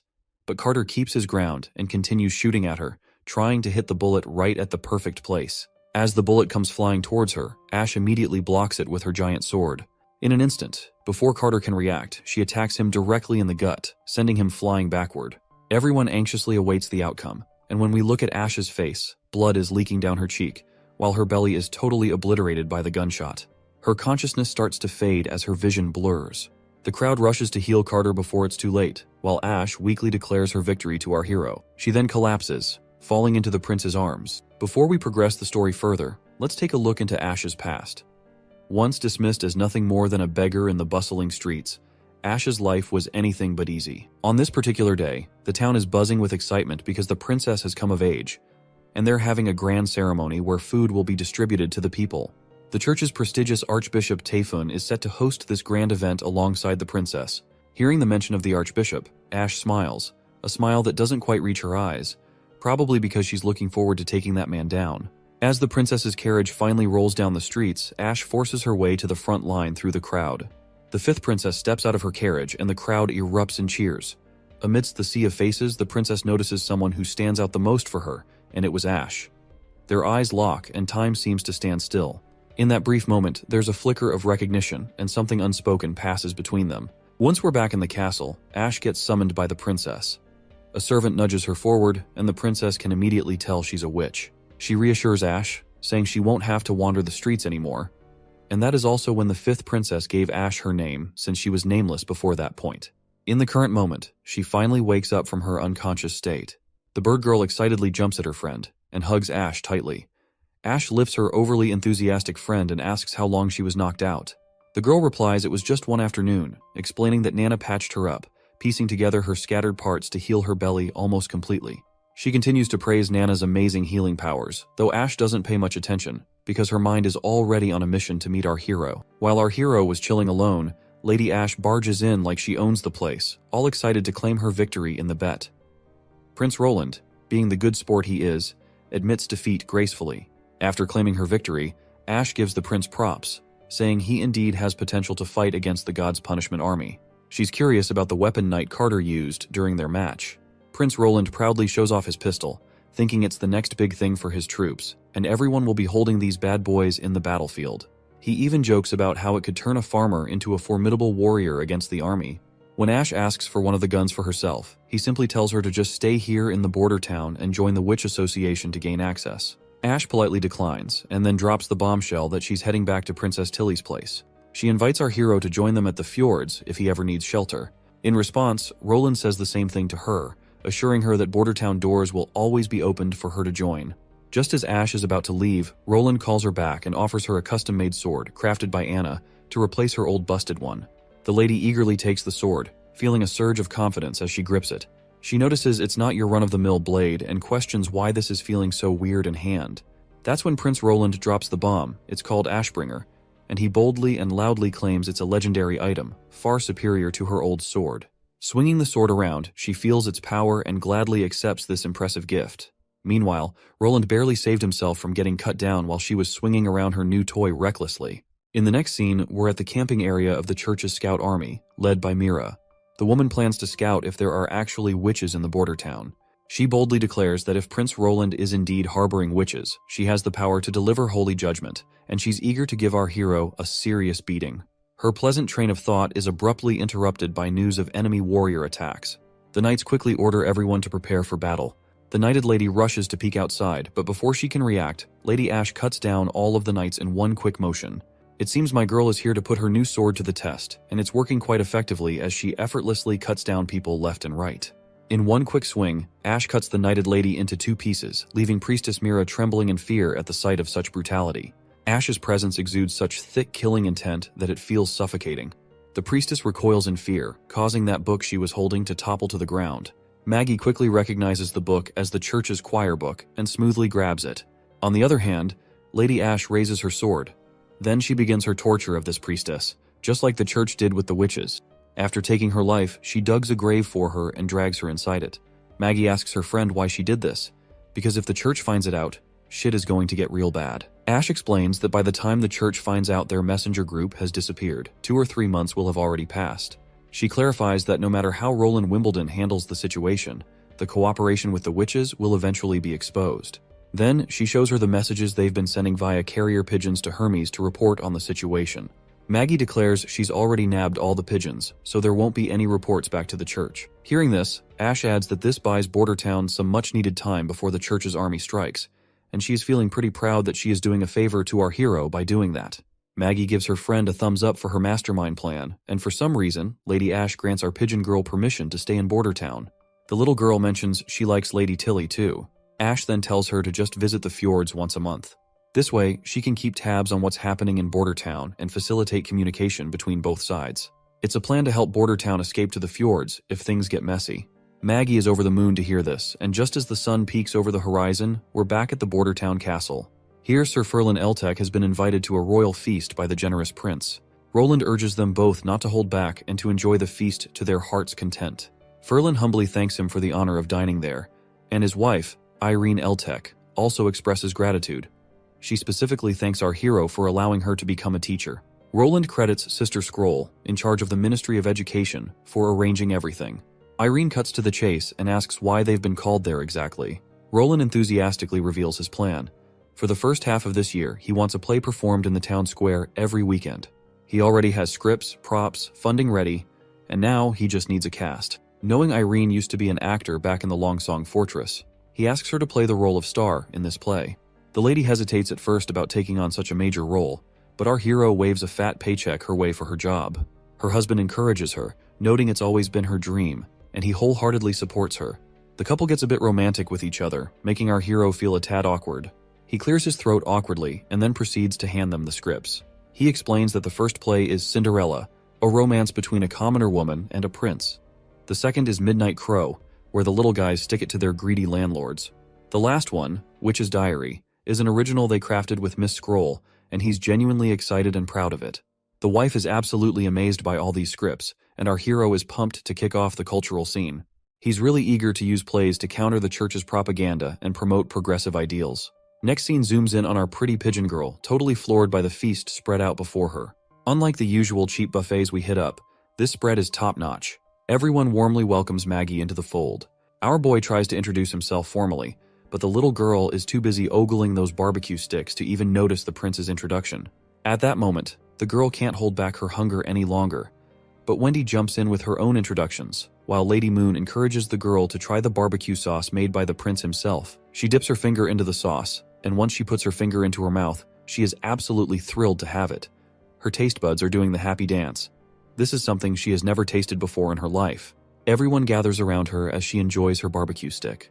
They're all curious about her pigeon form and ask if she can transform into other birds. Proudly, she says yes and demonstrates by changing into a sparrow, then a seagull, and finally a cute little parrot. Her adorable transformations capture everyone's hearts, and they can't take their eyes off her.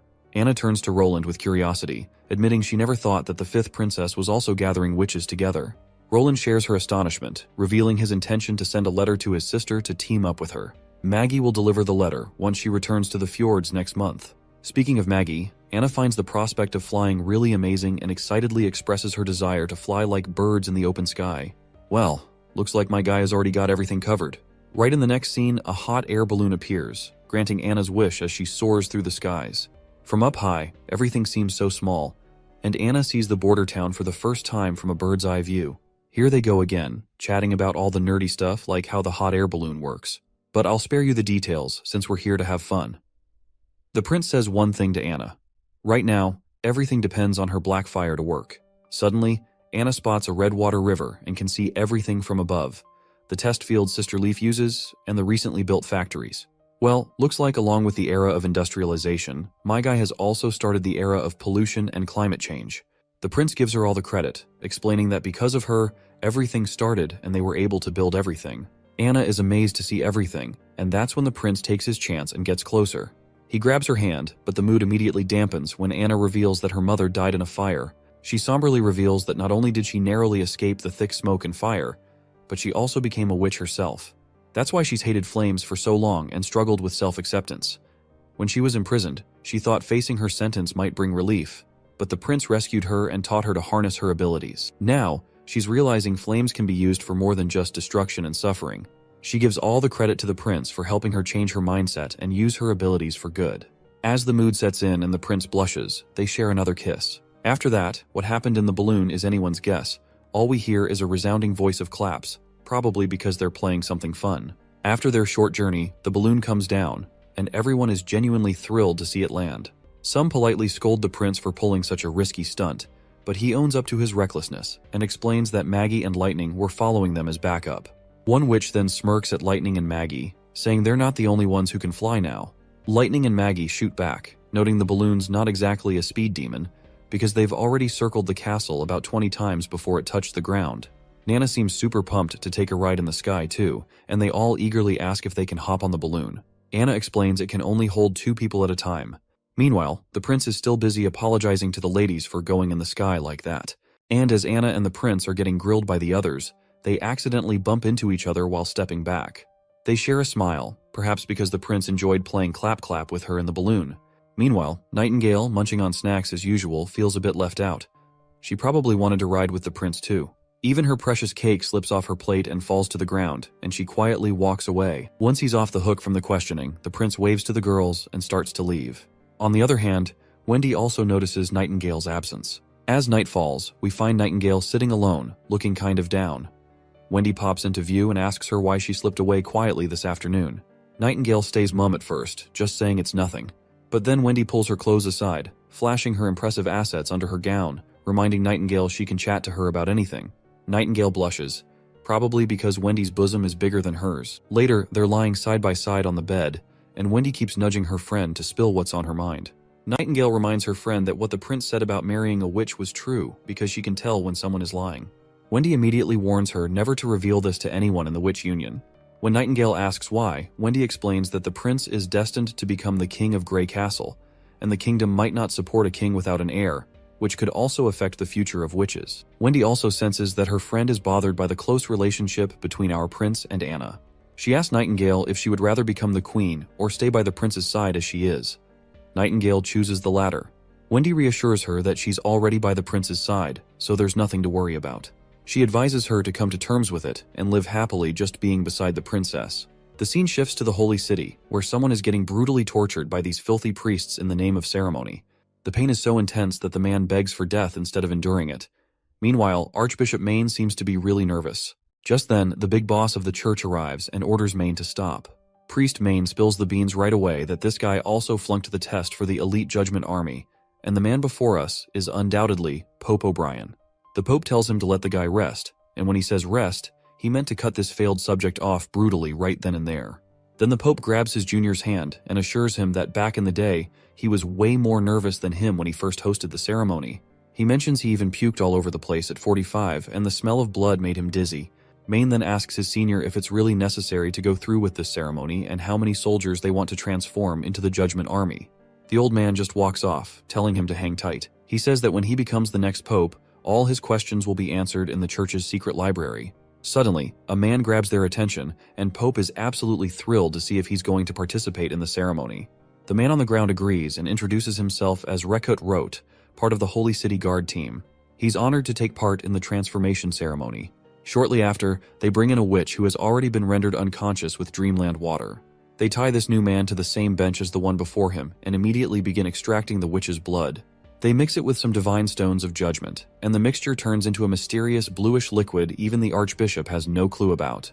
Then they inject this solution into the man's body. There's a possibility he'll undergo a transformation into a God's punishment warrior, also known as the Judgment Army, who is as strong as they come. However, if the transformation works out, it wipes out their emotions and smarts, turning them into mindless ghouls with just instincts and a tiny bit of will left. There's also a chance they might fail and suffer like hell, or even kick the bucket. But the priests are all in because it's their only shot at fighting demons. Looks like this man has passed the transformation process. Soon after, we spot both the junior and senior priests together. The Pope gives Maine props for pulling off a solid transformation ceremony. 62 warriors joined in, and more than half of them succeeded. Then the old man brings up this new kind of poison, produced by Master Crow's eyes. If it's slapped on a rotting corpse, it spreads out to the area around it. This stuff floats through the air, so you don't need to eat it or touch it to get affected. There's no cure for it either. Pope, sounding all ominous, asks why they don't just use this against Grey Castle. Back in Border Town, everything's peaceful, and Anna's totally blown away by the scenery from the hot air balloon. She turns to Soraya, asking if she feels the same. But Anna is left speechless for a moment when she sees all the paintings Soraya has been whipping up of the scenery they've seen from up high. Anna stumbles over her words, trying to say something about the paintings, while Soraya waits for her response curiously. Once they finally touch down on the ground, the prince bursts into the room, radiating happiness because he's heard that Soraya's painting style has undergone a drastic change. When Nightingale's eyes fall on Soraya, she's immediately shocked to realize that her magical abilities have transformed dramatically. The prince asks if her powers have evolved like Anna's, and when he sees Soraya's new paintings, he notices the thick textures of fluffy clouds, gritty castle walls, and tree bark so thick it's almost like you could touch it. It makes the paintings feel super real. Meanwhile, Soraya admits that she can increase the thickness further but didn't do it because it would cause her a lot of pain. Nightingale tries to peel off the texture of the tree but fails. Then Anna uses her strings to pop out the texture, which looks like real wood. The prince turns to the painter, asking how she increased the thickness of the paintings. She suddenly gets it and spills that it's all because of what she saw from the balloon, stuff she'd never seen before. Her old paintings, which she thought were realistic, turned out to be totally off. Like trees looking all pointy and mountains not making sense, everything was like in 2D.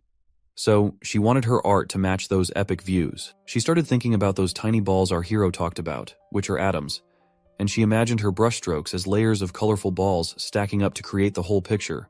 And bam, her paintings get textures, green trees popping up, and deep blue rivers sinking down, which gives the paintings a 3D effect. Soraya blushes, claiming her ability isn't as useful as Anna's since all she can do is paint. The prince reassures her it's valuable and he has the perfect idea, hinting it's related to her bathing issues. Soraya feels embarrassed, while Nightingale gives him a suspicious stare. The prince explains that rather than calling what Soraya creates paint, it's more like a coating made by magic. If it passes material testing, he believes they can use it to build water pipes. The girls ask what they're going to do with them, and he explains that no one will need to haul water for baths every day. They can have pipes in their rooms. He describes using an iron pipe as a mold, wrapping it in paper, and having Soraya coat the mold with her magic coating. Once the coating has dried down, it will act as a pipe. Meanwhile, Nightingale notices how the prince gets super hyped about nerdy stuff. When she sees him getting really close to Anna, she immediately feels jealous. She quickly looks away and slams her hand on the desk while standing there with an annoyed look on her face. It doesn't take long for the prince to notice she's definitely upset about something. Shortly after, we see the prince alone, deep in thought about creating a giant tank to hold Redwater River water. He plans to use steam engines to transport the water into the tanks. Once every household has water, he can easily set up bathrooms and toilets. He's feeling pretty pleased with himself about the idea. He stretches his back after a long stretch of work and finds himself missing Nightingale's presence. He decides to call her, but he gets no response from her. A mischievous glint flickers in his eyes as he considers doing something unthinkable. Yep, you guessed it right. He is planning to munch on the snacks Nightingale has stashed in her drawer. But before he can act on his thought, the lady herself appears and firmly warns him not to lay a finger on her dried fish. Prince then asks her why she's feeling a bit let down lately, and she responds that she was just following his earlier directive not to bother him. The prince apologizes, admitting he's been busy lately, and he's grateful she's always there to watch over him. He opens the drawer again, revealing a specially crafted gun. He explains he wanted to give it to her earlier, but it took longer than expected to carve the patterns on this beauty. This revolver is completely different and far superior to anything they've made before. Nightingale eagerly takes it. She's momentarily speechless, stammering out a thanks, then happily requests if he can teach her how to use the revolver. Once they step outside, Nightingale immediately starts her shooting practice. Surprisingly, she hits the target dead on with her first try, which is impressive considering poor Knight Carter hadn't hit a single bullseye after days of training. She asks if she did better, and the prince nods approvingly, mentioning she'll move on to a training simulation next. Nightingale is clueless about what's next, so our hero explains that hanging over the targets are stones of divine judgment, and she needs to take them down in the shortest time possible while she is exposed to their effects. After understanding her task, she prepares herself. Just before she dives in, the prince stops her and tells her to pull the trigger, adding with a grin, "Remember to shout, it's high noon." Cheekily, she turns around and asks if it's a suggestion or an order. Nevertheless, she gets ready. Memories of past heroics flood her mind when Wendy had told her that she's already by the prince's side. With a deep breath, she begins striking those divine stones of judgment, hitting each one with precision, reminding herself that she's his shield and will always stand by his side. The big day finally arrives, and the entire town gathers to watch the play they've been training for. The best part? Well, it's free for everyone. The prince has even invited the merchant Lady Margaret. Among the crowd is another merchant, Hogg, who finds the food delicious and otherworldly. Meanwhile, Fjord's merchant Marlon is super impressed by the quality and material of the cups, and he's ready to buy a few for himself. As the merchants continue their business talk, Lady Margaret apologizes on their behalf. She says that merchants are just laymen who can't stop talking about money and is sorry they're taking up his time. Meanwhile, up in the sky, Lightning is having a blast munching on popcorn, while Maggie looks annoyed that she's hogging it all for herself. Down on the ground, the prince is surprised that Lightning didn't recognize Margaret, even though she's been like a mother figure to her. Margaret explains they parted ways when she was very young, so it's no wonder she doesn't remember, and she only wants to reconnect back with her naturally. Margaret then asks about this snack called popcorn, and wonders if it's also a royal family snack. Our hero nods yes, but in reality, he's had Nana's help in making these popcorns from Sister Leaf's special corn. He can't imagine watching a show without munching on them. Well, Margaret isn't fully convinced yet, because she has lived in the king's city before. Without being rude, she asks him to hold off on flattering her, and then asks about his closest friend in the city. It turns out Prince Roland didn't have one, as he was just a flirtatious guy, and his closest companion was his magical hand, Yorko, which he used to grope every woman around the castle. Margaret starts chuckling and points out that she's also heard he used to be quite the ladies' man in the castle. Poor Roland feels a bit embarrassed that he let slip something awkward to her. He then changes the topic and urges everyone to focus on the play, and thus begins the story of Girl Cinderella, with Lady Irene, wife of Ferlin Eltec, playing the role of Cinderella. Another standout in the cast is May, known as the Star of the West, who looks stunning on stage. It doesn't take Margaret long to realize who she is, and she's totally amazed to see her there. Prince Roland tells her to watch quietly, but Margaret is so excited she can't help but sing May's praises loudly. It seems our hero hadn't anticipated Lady Irene would bring such a renowned friend to perform here in the border town. As the show continues, May's acting looks incredibly realistic. When she pushes Cinderella to the ground, the shove is so lifelike and powerful that everyone in the crowd becomes genuinely concerned. Even Prince Roland feels like that push was personal. As the play continues once again, the whole crowd is totally hooked, and even Lady Irene can't help but notice how her friend has everyone's attention. During the break, someone in the audience comments that the performance was so realistic they got a bit scared, encouraging Lady Irene to keep up the great work. She agrees enthusiastically, and this time Irene is determined to win everyone over with her own skills. When the play resumes, Lightning also has a little role of her own, playing a cute witch. Let's skip the play details, but by the end of this scene, it's Sister Irene who steals the show.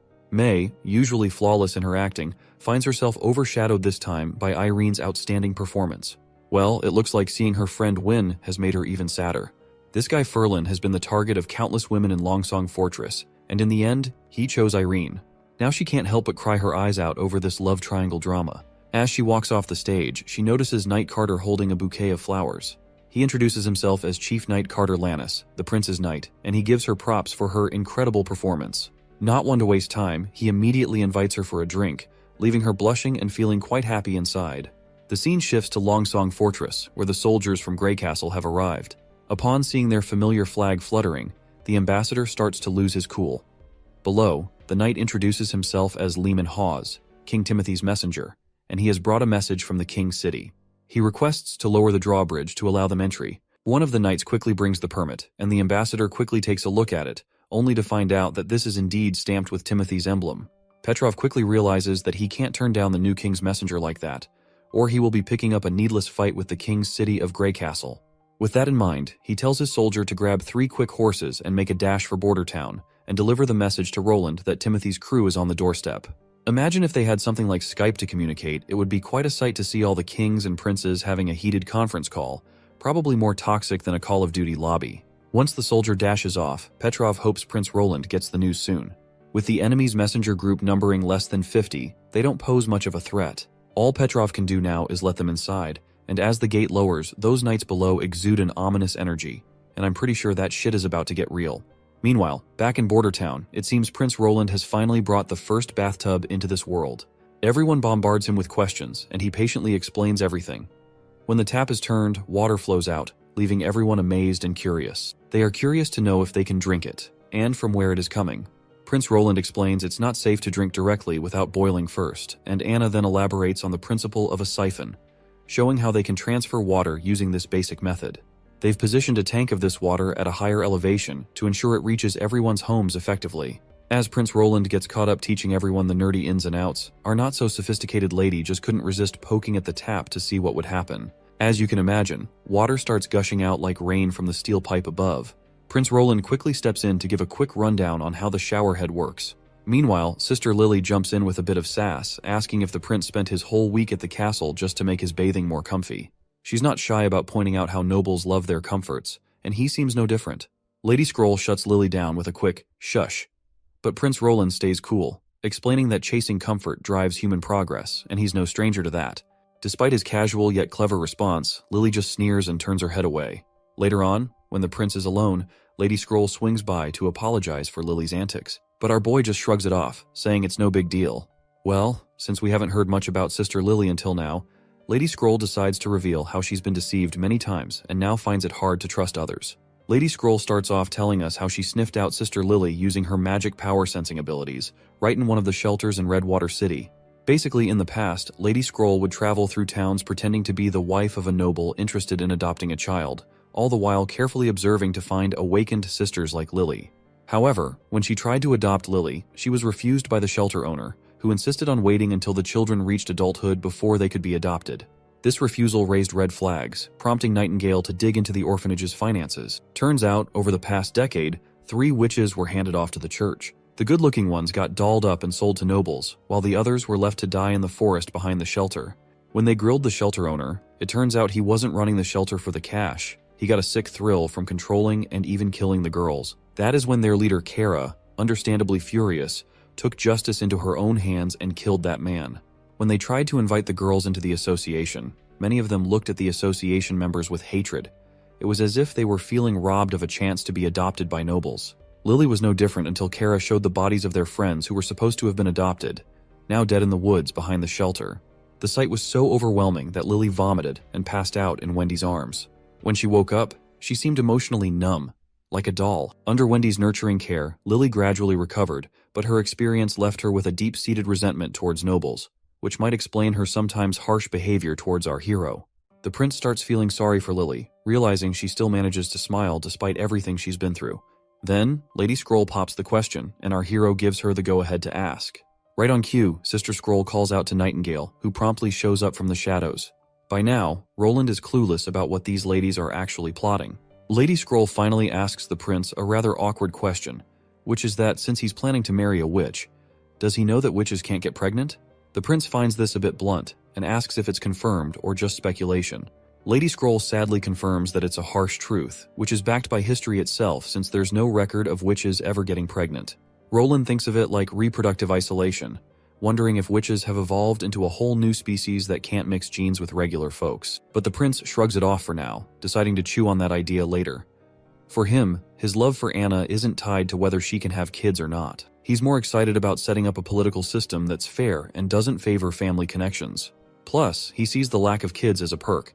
It stops powerful family clans from forming, which he thinks could bring witches and regular folks closer together to work as a team. Suddenly, Nightingale interrupts him and asks what's on his mind. He's caught off guard at first, but then assures her that his feelings haven't changed, and he's still up for marrying a witch. After Lady Scroll quietly leaves, Roland wonders aloud if she's happy or disappointed. Nightingale stays silent as well, leaving Roland to play it cool and assume everything's alright. Just then, someone slams the door open. Night Carter bursts in, reporting urgent news. Longsong Fortress has been taken over by a group from the King's City, and Mr. Petrov has been imprisoned. The prince is floored by the news, especially when Carter adds that there were only 50 knights who managed to seize the entire fortress. The next scene takes us at the Longsong Fortress's cathedral, and it's a total bloodbath of soldiers. The priest of the church is shocked to see these enemy knights, likely under the influence of those same pills. Knight Lehman states that it's all thanks to the church for helping them capture the entire Longsong. He raises his sword and, before striking down the priest, declares that with this speed, King Timothy will quickly unify Greycastle. With that, he cuts the man down. Another knight appears and informs Sir Lehman that they've found more pills in the basement, 4 boxes, totaling at least a few thousand pills. Sir Lehman is thrilled to hear this and mentions that about 1,000 soldiers will soon arrive here. With this many pills, they'll have more than enough before entering the battlefield against the border town. He's all pumped to see our prince's face when he wipes him out completely.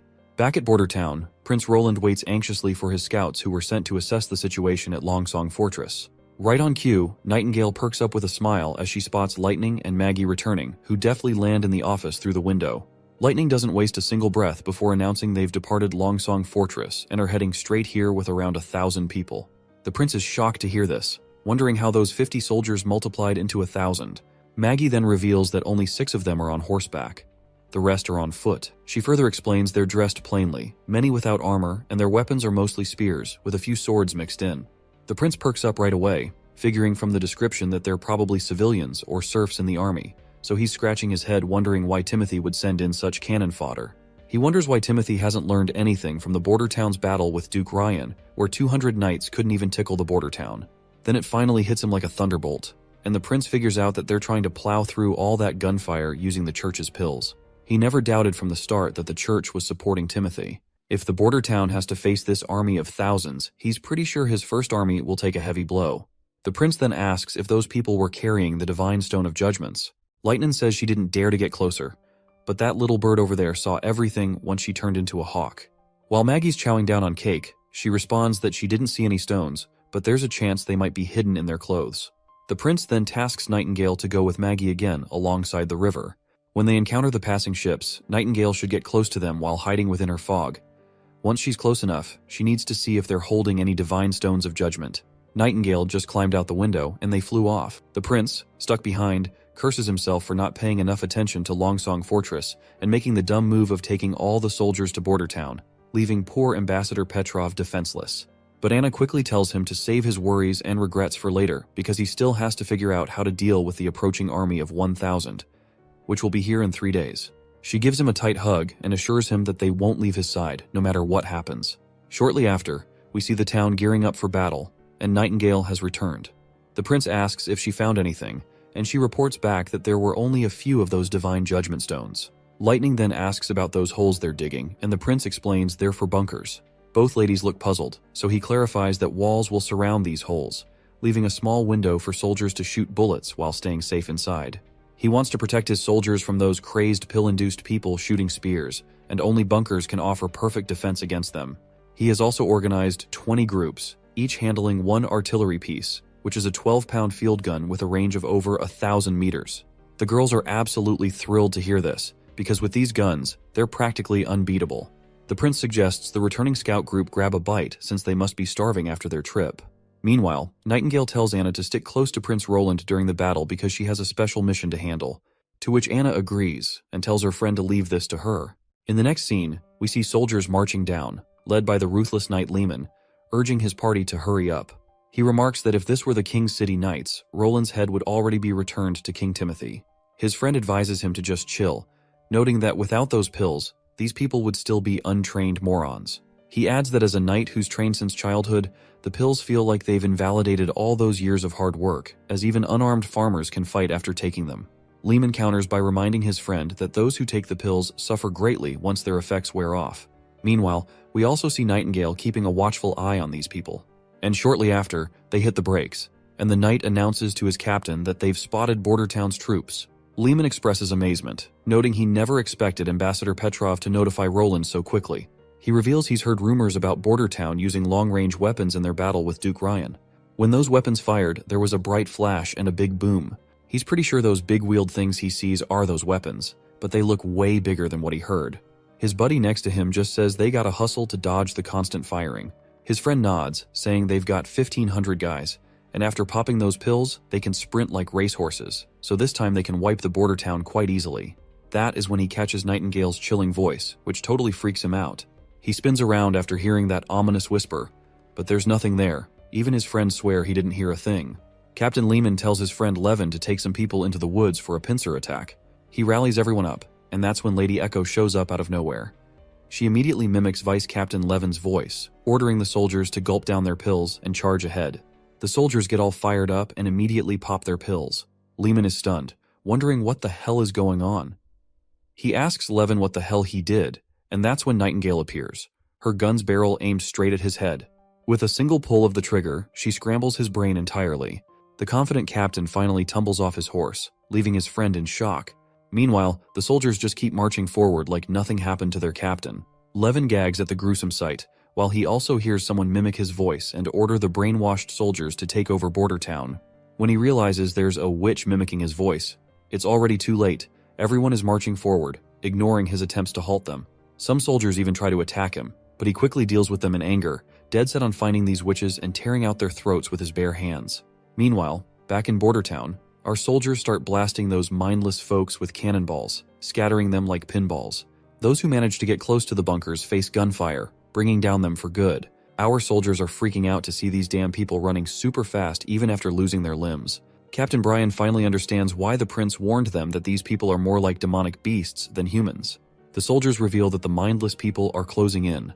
Brian orders everyone to aim and start firing. Once they do, the bullets find their marks right on target, and the soldiers keep firing relentlessly without flinching. Captain Thin Mustache reloads his gun and suddenly spots a mindless knight climbing up the bunker. He gladly aims and shoots the monster right in the head. Suddenly, a soldier is left staring outside, but the captain yells at him to get down quick because the mindless people are throwing spears at lightning speed. However, the spears do nothing as they just hit the bunker wall and bounce to the ground. One soldier even jokes that he nearly shat his pants seeing those spears, but they turned out to be useless against the bunkers. But sadly, their assumptions are immediately proven wrong when a spear finds its mark right in one soldier's shoulder, causing him to collapse in pain. The captain is shocked and he quickly tells his soldiers to keep firing as he will look after him. The captain grabs the man's hand as he asks if he's going to die. The captain knows he is in bad condition, but not life-threatening. He can't pull out the spear recklessly, or it'll bleed more. He's confident Nana can save him and tells the soldier to hang on because he's not dying today. He assures the trembling soldier that once they finish fighting, they'll rush to Nana as soon as possible. Meanwhile, the mindless soldiers continue to charge at incredible speed across the littered ground strewn with corpses. They run between the fallen bodies with no regard. One of our elite soldiers quickly directs his comrades to adjust the cannons for a firing range of 300 meters and load the grapeshot rounds. With the command to fire, the giant cannonballs soar through the air, tearing through the ranks of the mindless attackers. Suddenly, one of those mindless guys snaps out of this pill's effect. He shakes in fear as he sees one of those giant balls stopping just short of his legs. He immediately bolts back, not wanting to risk getting flattened. After all, he's got 3 wives waiting for him at home. Damn, that's a lot of wives for a regular guy. Other soldiers decide to retreat too, finally realizing they were charging to their deaths for no good reason. Meanwhile, A stubborn soldier sticks to his guns instead of running. But let's be real. Who wouldn't rather be called a coward than take a 100-pound cannonball to the chest? The prince notices the enemies starting to scatter and disperse. He feels a pang of sorrow, knowing the pill might stop pain, but not fear. He's especially disgusted that Timothy used innocent civilians who aren't even soldiers. The guy with the spear in his shoulder has finally been brought to the infirmary, where Anna starts healing him right away. Meanwhile, back in the woods, Nightingale gets sniped by the enemy, but she disappears in the blink of an eye. The knight reports her escape, making Levin furious. He scolds his soldier for missing her when she was right in front of them.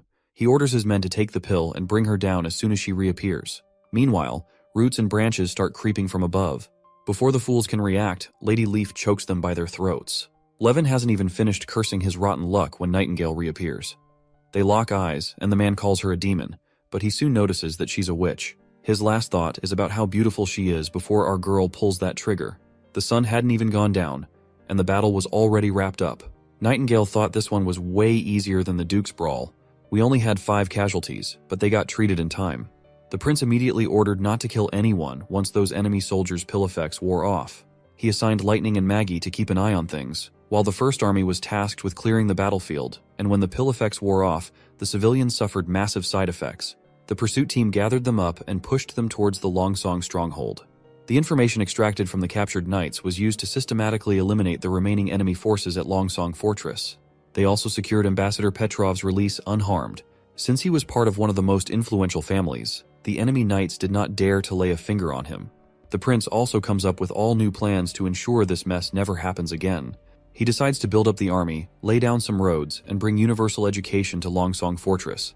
After sorting everything out, he decides to head back to Border Town, telling Ambassador Petrov to step up and not let him down again. The redhead nods in agreement. Petrov then asks what to do with the captives locked up in the bars. The prince tells him to set them free, knowing they won't last long anyway due to the pill's side effects. Once our hero wraps things up at Longsong Fortress, he sets sail back to Border Town. It's early morning, and Nightingale asks why he's up so early, telling him to catch more sleep. She then asks if he's worried about the civilians who took the pill. It seems her hunch is right on the mark. He is still bothered by the fact that they were all forced by Timothy. He points out that if they hadn't taken those damn pills and been controlled by others, they wouldn't have died needlessly in some strange place they did not even know. The woman tries to reassure him, saying it's not his fault. But he responds that even if it's not his fault, he couldn't stop them, and many more will be sacrificed in Timothy's fight for the throne. And the ones who are pulling the strings from behind and making those pills will have to pay for this bloodshed as well. She then asks if he plans to take down the church so it stops causing trouble and everyone can live happily together with the witches. He grins and says that's exactly the plan. The next scene takes us out to sea, where we finally see Lady Ash after a long absence. Her eye patch-wearing companion asks why she settled on Sleeping Island when there are larger islands like Crescent Moon Bay in the fjords. Not to mention, Sleeping Island sometimes submerges once the tides are high. Ash reminds him that not many people are interested in bumping into witches, and further explains that while Sleeping Island will eventually sink, that's why it's still empty despite being the 3rd largest in the fjords. But the man states that size doesn't matter if it's unlivable, to which she reminds him that since witches can tweak nature itself, she's not sweating it. They'll make it their own territory, away from the oppression of the church. She then asks the old man when was the last time he went to Sleeping Island. He says it was around a month ago when he brought a group of witches to plant a full field of pearl rice there. He recalls how playful and wonderful they all were. Suddenly, another sailor spots something nearby and alerts the captain. It looks like a giant boulder, but it's massive in size. The captain finds it hard to believe since the only landmass nearby is Sleeping Island. It doesn't make sense for there to be boulders out here. But the report insists his eyes aren't deceiving him. Meanwhile, Ash just smirks. By now, we know who's behind this. When the captain sees it for himself, he's utterly baffled. Sleeping Island has risen higher. Ash reminds him that this is what she meant about witches tinkering with nature. As we finally arrive over this island land, the witches rush out, with one particularly enthusiastic witch named Honey leading the charge. A girl with green eyes tells her to simmer down. Outside, the 2 witches suddenly notice something. When they turn around, the green-eyed girl quickly uses her abilities and recognizes that they're here. Ash is back. Once the ship reaches the shore, Sister Molly is the first to greet Lady Ash, and Our Lady promptly gives the little girl a pat on the head for her politeness. Meanwhile, Sailor Jack is amazed at how this place, once a hellhole, has turned into heaven. Molly then reveals they didn't raise the island like he thought. They just erected a wall around Sleeping Island. Ash then turns to the little girl and asks if she can help carry some goods. The girl gets excited and summons her water blob, which immediately picks up the boxes and starts walking with everyone else. Jack gives a middle finger to his nervous companions, who are scared of witches, reminding them that even if they combine their strength, they can't compare to Molly's little water blob. They invite Molly to join them, but the little girl bluntly declines. After finally reaching the heart of the island, Ash feels like she's back home at last. The captain is also completely amazed to see this transformation. He can't believe they've turned the island into a fortress. Inside, the place isn't flooded even during high tide, and the captain is pretty sure they're living below sea level right now. He points out 2 docks, one on the seafloor and another at the water's surface. He asks if both are usable, and Molly nods, saying the surface one works during high tide, while the submerged one is for low tide. That way, they can dock any ship, no matter the tide. While Ash admires the place, Molly gestures towards the north and points out Lady Tilly's palace. They decide to split up since there are more goods to unload from the ship. Molly tells her senior to go on ahead alone. With a face full of admiration, Molly smiles once again. Meanwhile, in the castle courtyard, someone's practicing magic. She's pretty skilled in combat abilities, and her magic looks downright terrifying, not gonna lie. Once she stands still after her stunt, Ash sneaks up behind and covers her friend's eyes with her hands. The girl gets annoyed at Ash's sneaky move, and well, this girl is none other than Tilly Wimbledon herself. The 2 ladies greet each other with a warm, welcome home, and clasp hands like they're in love.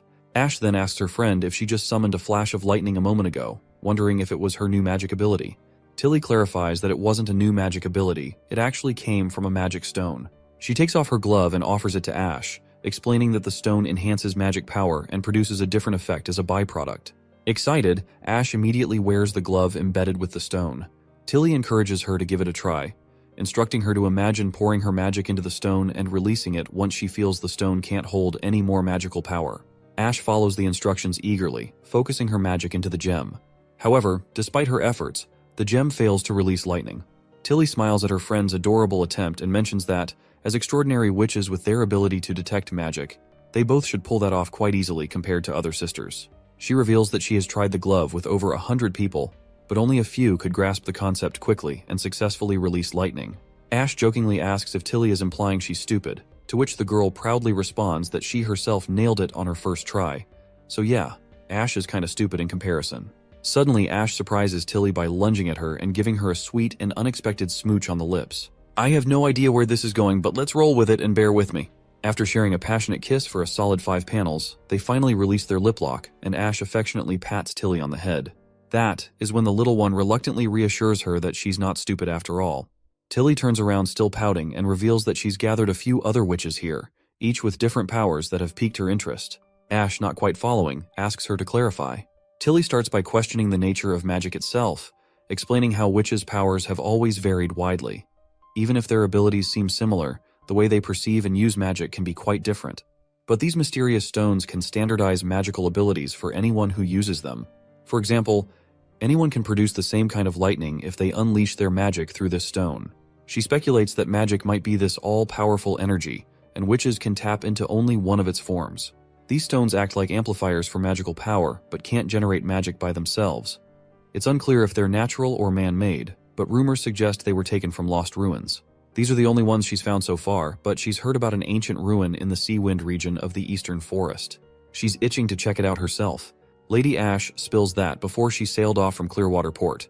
She heard that Garcia Wimbledon's Black Sail Fleet is on the move, heading for the Seawind region, which is Timothy's turf.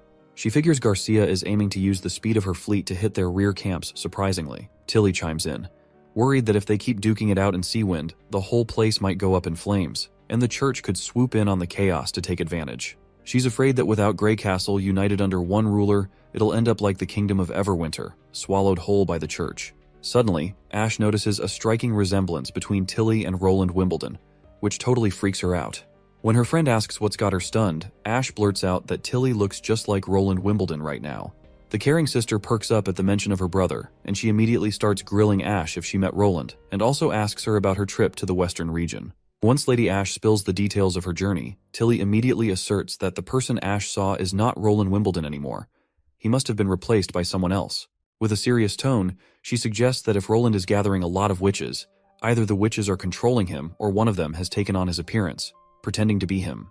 She argues that the knowledge and intellect he's displaying couldn't have come from the court mentors. Tilly reveals that her brother was always terrible at lying, so it's impossible for him to hide his true nature. The current person can't be her stupid, annoying brother. But still, he is her brother. He's probably the least troublesome among their siblings, and expresses her intention to reach out to him. Ash mentions Maggie stayed behind but will arrive by month's end with news from Border Town. While they are waiting for Maggie, Tilly suggests they start their cleansing plan. She tells Ash they'll scrub the fjords clean of any church influence, making it a safe spot for witches. Ash playfully grabs her friend's hand, gives it a kiss, and promises to make her queen's wishes happen. The next scene shows our glamorous girl admiring herself in their newly made mirror. Others are also excited about it, giving all the credit to Soraya, who created a coating with mercury properties to make this crystal clear mirror that reflects perfectly. But Lady Lily, always confident, just shrugs, saying she's tired of seeing women always drawn to these kinds of things. That's when another sister reminds her that she's a woman too. Lily sighs and admits she is, but she points out her own lack of humanity's biggest weapons, gesturing at Wendy, who is standing nearby. Hummingbird finally understands what her friend is talking about, especially after seeing her own flat chest. While she hides behind Lily, she expresses her desire to have her hooters as huge as Sister Wendy's. Meanwhile, we also see Anna and the prince together again, this time tinkering with a microscope. The prince encourages Anna to give it a try. As Anna peers into the microscope, she's initially shocked to see something moving in the water, and a closer look reveals lots of little bugs swimming around. Everyone else gathers around, equally amazed to see what's going on. Maggie, on the other hand, is horrified and declares she won't drink water if it means consuming those creepy bugs she just saw. Lady Scroll questions if these creatures are real, prompting Prince to dive into a nerdy explanation about protists or unicellular organisms. He explains that they're living creatures, and there are even smaller ones like bacteria and viruses that also exist in water. Meanwhile, Nightingale, who always bunked her science classes, starts drinking the same contaminated water. She spits it out immediately when someone shouts that they're actually swallowing a bunch of bugs while drinking. As Sister Lily peers through the microscope, she's all curious about where Prince is picking up all these weird facts. With her ability to keep food fresh, she figures it might work on water too. But when she tries it out, bam! Her magic goes haywire, conjuring up microorganisms from nowhere that start chomping down on everything in the water, multiplying like crazy. Nightingale spots Lily's magic acting up, but before she can say anything, Lily's magic pulls a stunt, gathering into a blob that forms this weird critter. Prince takes a peek through the microscope and sees these bug-like things saluting Lily of all people. Everyone cheers Lily on for leveling up to the third evolved witch in their crew. The girl blushes and reluctantly admits that she thought she might as well understand the tiny ball theory to evolve her abilities, and it actually worked. However, she still can't wrap her head around the idea that everything in the world is made up of tiny balls. In her eyes, if steel or rock were made of tiny balls, they'd just scatter into a pile of dust. She's fascinated that the water has been purified by the little bugs Lily summoned. Prince then says the next step is individual testing. Only this way can they confirm how effective Lily's evolved ability really is. He wants to see how it performs over time and how it reacts to the Divine Stone of Judgment. If it works out, it could be a big step forward for Border Town's medical development. After 3 days of testing her ability, Prince sorted the purple bugs Lily summoned into 2 main groups, parents and replicas. She discovered that the parents are the primary microorganisms that appear first when she uses her magical power. As long as Lily keeps them fueled with magic, they can stick around indefinitely.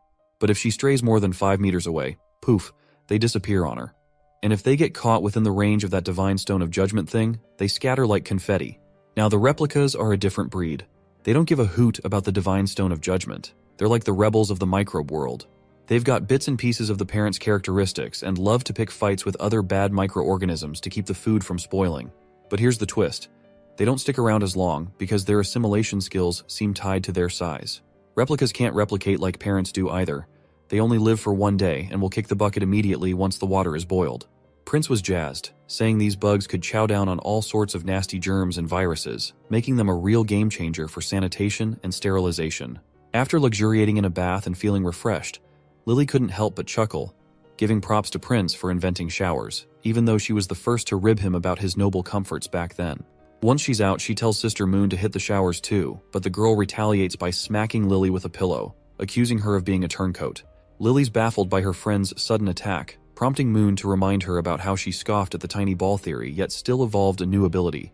Lily sighs and tosses the pillow back, explaining that her evolution had zilch to do with tiny balls. Even Prince said you don't have to buy into it to evolve. Moon lights up with relief, asking timidly what she should do to understand her own ability, especially since her magnetic field powers are invisible and intangible. Lily shrugs, admitting she's clueless too. She only knows what her ability looks like and understands nothing about Prince's lectures on bacteria and such. Just thinking about it gives her a headache. Prince might as well write her an entire textbook. Moon tells her to quit complaining since she's already evolved. She is afraid that if things keep going at this rate, then she will be no help to the prince at all. Lily smiles and cryptically tells her to just take a shower to figure out her ability. Confused, Moon has no idea what her friend means. To which, Lily clarifies that she should shower with Anna, which embarrasses Moon even more. Shortly after, we see the blue head finally ending up showering with Anna. She remains shy and apologizes to her senior for only being able to ask her while bathing, given how busy Anna usually is. The senior then asks what her junior wants to talk about, and points out how everyone these days, including Maggie who recently joined, is eagerly learning. Moon feels inadequate compared to everyone else's hard work, to which the senior reassures her that everyone works hard in their own way, emphasizing that witches are dedicated to understanding themselves, their abilities, and their future paths. Anna shares how Prince helped guide her, showing her that her abilities aren't just for evil purposes, but can be useful too, which led to her evolution. She advises her junior not to force herself but to keep learning at her own pace, knowing she'll progress naturally. After their serious conversation, Anna starts rubbing shampoo into Moon's head, which leaves Moon feeling totally embarrassed and awkward, especially since they had never seen shampoo before.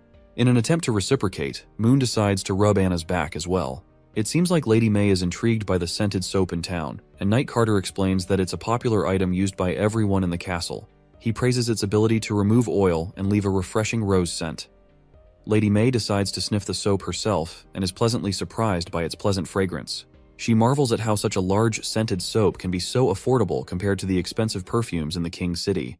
Carter reveals that they've managed to make it more cost-effective by using different materials instead of high-priced ones. He proceeds to buy several soap blocks for her, which causes Lady May to blush slightly. Knight Carter mentions the limit of 2 bars per person but offers to ask Prince for more if needed. After receiving the soap bars, Lady May looks a bit taken aback but eventually smiles and accepts them gladly. Lady May is deep in thought while Carter is out picking a gift for her. She's mulling over her past at Longsong Fortress, where she recognized and wanted in their theaters. But she couldn't stand the idea of working in a small town like a border town which is full of folks she thinks are illiterate. Suddenly, Carter returns with the gift, and when she opens it, there is a stunning mirror, which is showing her reflection, showing her how beautiful she looks. Even Carter compliments her beauty from her recent stage performance and smoothly asks if she'd like to hang out more. Seems like Carter's head over heels, and who knows, maybe she's feeling the same. Later that evening, after their pleasant time together, Lady May sits down to write a letter to Ambassador Petrov. In it, she explains she won't be heading back to support the Honeysuckle family at the Fortress Theater. Instead, she's decided to stick around Border Town to delve deeper into her studies and broaden her horizons in her career as an actor. Seems like Carter is finally not alone anymore. Another day rolls around in Border Town, where a new knight reports that the Second Army's training is going great. They'll be ready for target practice in about a week, and during this time, he is sure that there will be plenty of decommissioned flintlocks for everyone. Meanwhile, Prince is totally lost as to who this new knight is. He turns to his advisor, bewildered, only to find out it's none other than Carter Lannis. Carter, a bit embarrassed, admits he just trimmed his beard last night. He tells them not to tease him anymore, but Prince and his advisor can't help but chuckle, wondering aloud how chasing after girls could lead a man to such drastic measures. Back to business. The prince assures everyone will get enough ammo for training and tells the knight to have veterans from the First Army supervise. Once the prince is done giving his advisor a list of tasks, the knight suggests they could make good money selling the perfumes they make using sugarcane, because he has heard that it's high price in the King's City. The prince's eyes light up with the prospect of profit, seeing it as a great opportunity to hoard some fat cash. The advisor, still standing nearby, adds that the perfume is the King's City Alchemy Association's top-secret product, with only around 1,000 produced each year, and only a fraction of those being sold. Selling it outside the King's City could mean doubling the selling price. He explains that the scented soap he produced makes bath time a lot more fun, and if they use sugarcane for making perfume, they can rake in the money by selling it to Redwater City and Fallen Dragon Ridge. The prince is blown away by how little it costs to produce the perfume. It's just a few crushed flowers, herbs, and ethanol, and yet the profits are pretty sweet. On top of perfume, they can also churn out white wine and white sugar. Even though they might not fetch as high a price as perfume, they'll still bring in some much-needed cash in bulk. With his mind made up, he gathers all the city's merchants the next day. Once Merchant Hogg downs some wine down, he raves about the top-notch quality of the product. Margaret's also taken aback by the wine's punchy flavor, but she's more interested in discussing the perfume business deal, so she dives right in with her questions. She then takes the chance and leans towards the prince to drop some secret info he requested. It seems that not much has changed since Everwinter fell to the church. The Kingdom of Wolfheart put up quite a fight, supposedly halting the church's army at Broken Tooth Castle for about 2 months. Additionally, the King of Dawn reached out to Grey Castle, suspecting the church's intentions to occupy all mainland kingdoms. He proposed an alliance to expel the church forces and cooperate in defeating Hermes' holy city. The prince quickly asks Margaret about the king's city's response to this proposal. In response, she sighs and reveals that under Timothy's advice, Prime Minister Marquis Wyke rejected the proposal. That chubby one sure has some weighty news.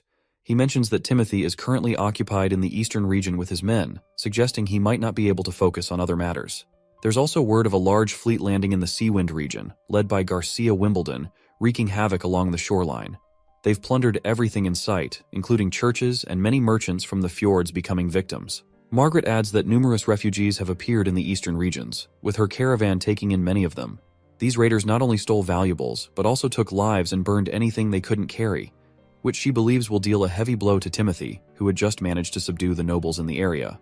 The prince is concerned about the refugees and asks Margaret for details. She explains that compared to refugees from Everwinter or Wolfheart, those from Grey Castle are less likely to want to sell themselves into slavery.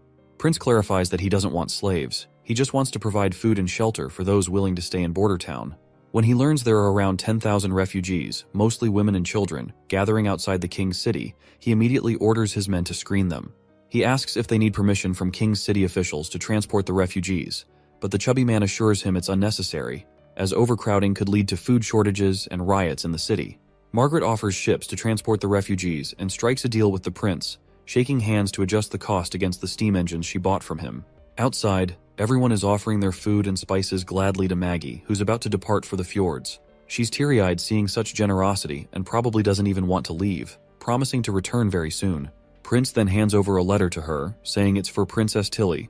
The little girl eagerly accepts the mission, pledging to fulfill it no matter what.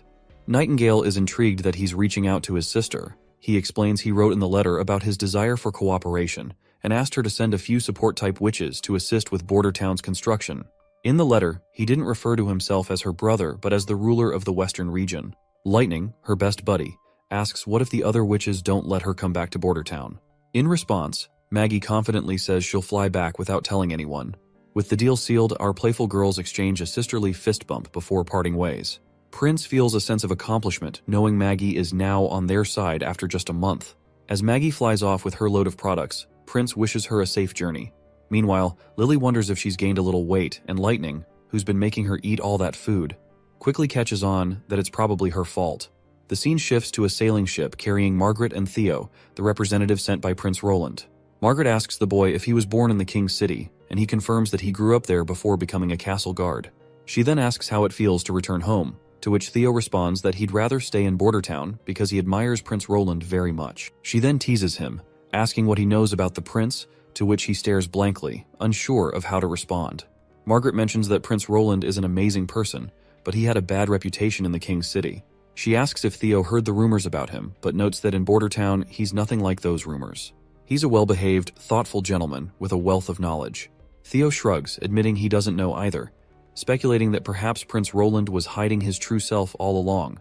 As they chat, they finally arrive at the king's city, and Theo is confused by the commotion outside the walls. He asks Margaret about the gathered people there. She explains that these people are currently being fed, but she's uncertain if they will continue to receive food indefinitely. The strong ones will likely be chosen by nobles, while the weak and old might be left behind. Margaret asks if he plans to use his men to advertise and recruit people, but he explains it would be ineffective and draw too much attention. Instead, he suggests she take his men with her and reveals he's already figured out a plan. To get things done, you either deal with annoying officials or hire people known as rats to handle it. Once alone, he reveals to us that in the past when he joined the castle guard, he used to be part of the patrol team, responsible for shady tasks passed on to an underground organization called the Rats. These rats do all the dirty work of the kingdom to keep things in balance. He plans to approach them through middlemen to see if they'll take on the job. As he walks, he notices some girls hanging at the gallows, but soon reaches the middleman who hooks him up with the rats. The middleman introduces Theo to the group, which includes a young girl and someone named Fox. Theo is surprised to see someone from a respected family involved in such shady activities. The middleman explains that Fox lost all his money gambling, sold everything, and ran away with someone else, leaving his wife behind. Theo takes a seat and gets straight to the point. He tells them about the city's plan to reduce food relief for refugees, which could lead to riots. He emphasizes that kicking people out will be harder if unrest grows in the city. The middleman then asks what they're supposed to do next. Theo simply states they need to spread the word that the western region is reclaiming uninhabited lands, and the local lord welcomes refugees. He tells them to make it sound as realistic as possible and insists on spreading the word that mercenaries and fleets will arrive here in 3 days to scare off the people. Another person chimes in, saying that if there are no mercenaries, people won't believe the rumor no matter how plausible it sounds. Theo assures them that mercenaries will come, and someone asks loudly if there really is actually anyone in the western region willing to take them in. The middleman bonks the person's head, reminding him that's exactly why they're trying to lure people to the western region. He tells everyone that his boss is loaded with cash, so they'll all get a fat paycheck if they do the job right. Everyone's pumped to hear this and eager to get started. A boy asks if the little sister will be joining in. In response, she confidently says she doesn't even need anyone's help for this job. The boy reminds her that the king has ordered soldiers and knights to execute witches on sight, putting every woman at risk of being caught by the guards. After all, they'd rather wrongly kill people than let them go. Theo's mind clicks as he remembers the girls he saw hanging at the gallows outside the city. They were all witches. He starts praying for Prince Roland to become king as soon as possible because he's the only one who can clean up this mess. The news of a ship sailing to the western region has already spread, and everyone is considering migrating there. While these two ladies are excited about the prospect of heading west, the little girl notices something on her palm. A black spot beginning to appear. Suddenly, chaos erupts in the tents as people start groaning in pain.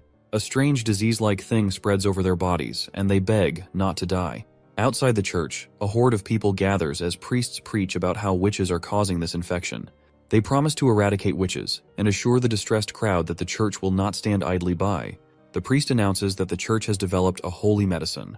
Hope sparks among the people again, but the priest takes his chance and urges them to devote themselves entirely to the church to receive it.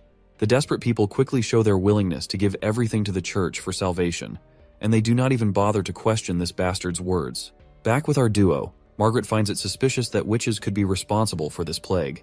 After all, the Divine Stone of Judgment can quickly neutralize witch powers. If it weren't for that, the entire region around the holy city of Hermes would have been wiped out long ago. The first victim was found lying by the roadside, covered in those ominous black spots. He looked almost like a corpse. It appears this is the same poison the Pope told to Priest Maine, the one meant to be used over King City. It spreads simply through a rotting corpse traveling through air, and can affect anyone without needing to be ingested. No wonder only the church has a cure for this. These two have no clue about the disease, so they are brainstorming what it could be. Theo mentions that no herbal treatments worked, and their blood turned entirely black for some reason. He reveals that some refugees outside the city, and even those he sent on ships to the border town, have caught the same disease.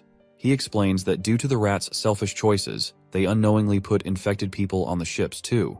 He doesn't blame them though, as he had only informed them about working with nobles of the king's city to relocate refugees out of the city, so they naturally included the infected for the city's safety. Theo tells her he's stopped moving refugees for now, but those ships already sailing might still have infected people. So he tells her to report back to Prince Roland that infected folks are coming their way, so they should get ready.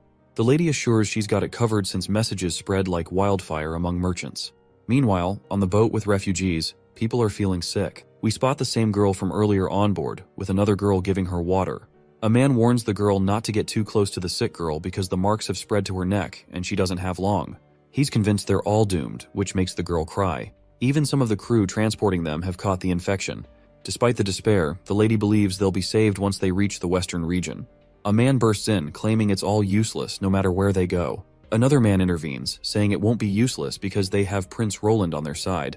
The next scene takes us to the border town where Knight Carter is rallying the soldiers, urging them not to let their guard down because Eastern region refugees will soon be arriving. Prince Roland is equally serious about the urgency, especially after learning that there are sick people coming to border town, and he has already prepared for it. Lily has also mastered the disinfection process and is eager to help cure the arriving sick people. Infirmary camps have been set up in advance, and the infected individuals from the ships have arrived. They are escorted into tents where Sister Lily treats them with utmost caution. To prevent fear and maintain safety, the victims are blindfolded so they cannot see Lily, who works diligently behind a counter. Prince has also implemented a system to keep victims from getting close to Lily, ensuring they're treated safely from the other side of a counter. The first patient is a native soldier from the border town who was aboard the ship. The girl, Lily, immediately begins her healing process, with Prince watching attentively. Once she's done, Roland asks if she is finished, and Lily confirms that she has.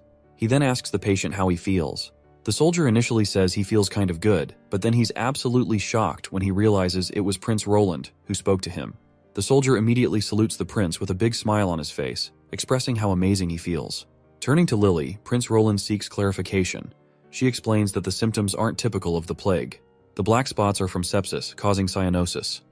Even after killing off the Yersinia pestis bacteria, these spots take time to fade back to normal. The prince tells him to gather up the other soldiers and send them about 10 at a time. The soldier nods appreciatively, thanking Nana for her healing. But Prince Roland corrects him, saying it's Lily, not Nana, as Nana deals with injuries where there's bleeding. Hearing this, the soldier quickly shows his respect to Sister Lily, which deeply moves her. It's probably the first time she looks so relaxed and natural, as she usually acts like a stubborn brat. But then again, she turns to her usual stubborn self while blushing slightly. She insists she doesn't need any credit. But Prince Roland teases her, asking why she's blushing so much then.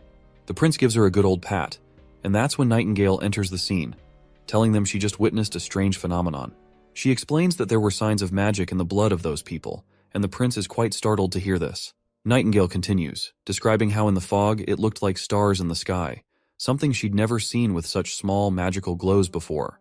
While the prince examines the things under the microscope, he sees these mucus-filled little bugs. Nightingale reveals that since anything related to magic is either caused by witches or something to do with the church, she can bet her life that this is the church's doing, much like those pills. Meanwhile, Lily's bugs immediately attack these mucus-filled pests and start devouring them.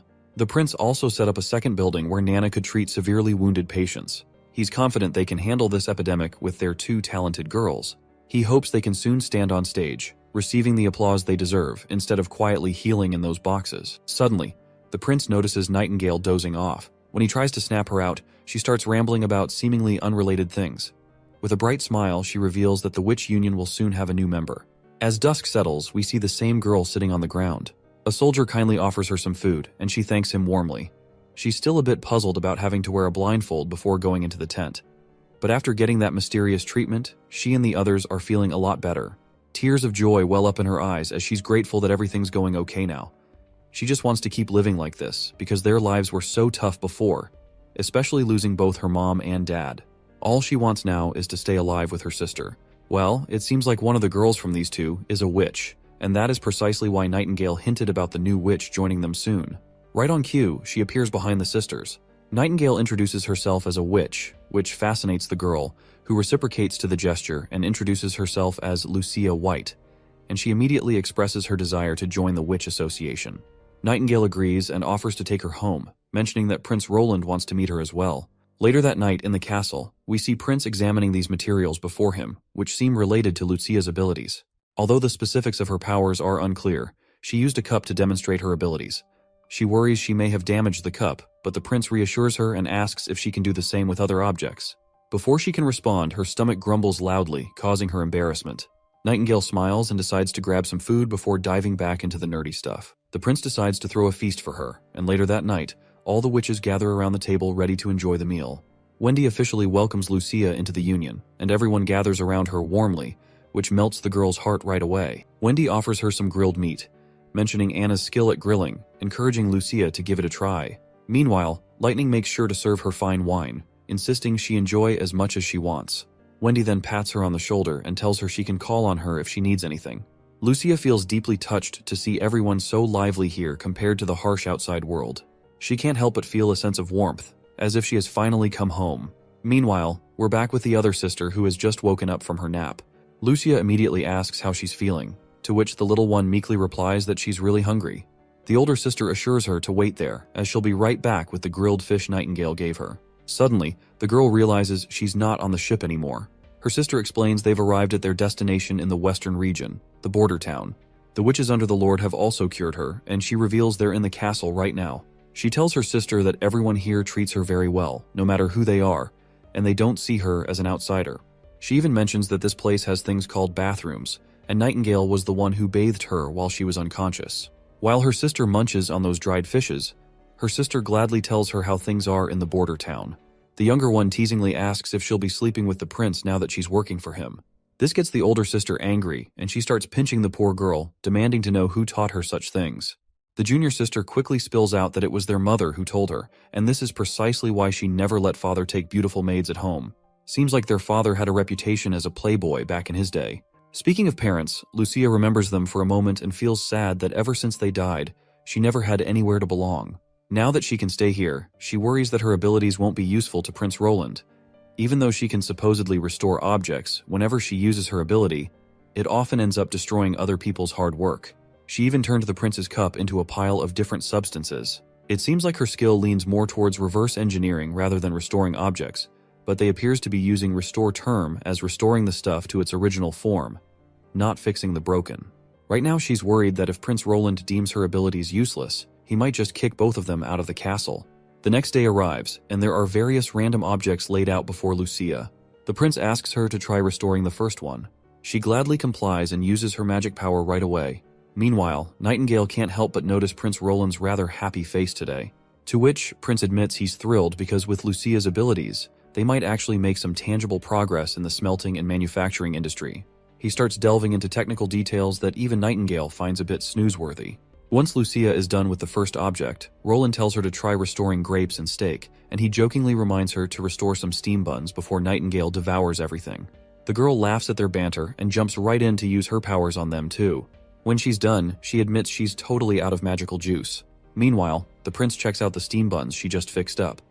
He explains that after steaming, the gluten proteins go through some irreversible changes in high heat. So even if you grind it back to powder, it won't be as smooth as it was. Despite this, she managed to turn the flour back to its original form. Then he looks at the iron ingot and realizes if her power was just about restoring, it should have turned into iron ore. Instead, it broke down into iron powder and some other gunk.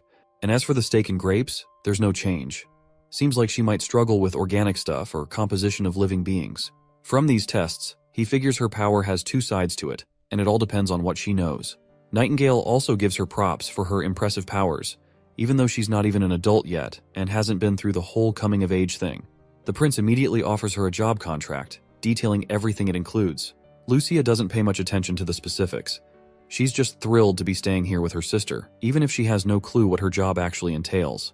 The prince reassures her that her role here isn't just about her ability. The witch union always supports its members, and everyone has unique talents. He's confident she'll find her place. A few days later, they're all in the council room hashing out plans for a battle against the king's city. He warns it's going to be different this time, since they will be fighting this war in an unfamiliar territory, so he tells everyone to be extremely cautious. He lays out the map, pointing to the red square in the middle representing the king's city and the blue lines representing the canals. He assigns two main tasks. First, to protect the witches and heal the refugees, then safely return them to the border town. Second, to prevent the epidemic from spreading into the king's city. He explains they'll set up a lookout post on a high point outside the city overlooking the ports. The soldiers will disguise themselves as caravan mercenaries to help the cured refugees board ships. Lily is put in charge of curing the infected. Everyone will gather river water, and she'll purify it to distribute to the sick. He stresses two big things. First, everyone boarding the ship needs to have already drunk the purified water. Second, don't ever use boiled water to make the purified stuff. Funny thing is, the dirtier the water, the better. Because that way, it will have more bad microorganisms that will get replaced with Lily's microorganisms during the purification process. He reveals that the epidemic was caused by the church, and the disease started spreading in the king's city. The church claims to have a cure, but ironically refuses to distribute it to the city residents, just because they want to appear as saviors while deceiving everyone. He declares they'll also work to dismantle the church's propaganda. He's confident everything will go smoothly this time, and he's ready to take these guys down for good. It's just a matter of time before he gets to them. Theo arrives at the king's city and tells Margaret straight up that the prince wants to move all the infected refugees back to the western region. He asks her to provide a large number of ships for continuous transport, rather than just one or two fleets, because he is aiming to have all refugees in the border town within 3 days. Margaret calls it ridiculous. Even if half of these people die here, there will still be at least 5,000 left. Transporting them all in 3 days would require nearly 100 sailing ships. She explains that even if they used all the ships in the Chamber of Commerce, it would cost thousands of gold royals. Even the steam engines couldn't cover such expenses, and as a merchant, she's not willing to take such a big loss. Well, looks like the prince saw this coming.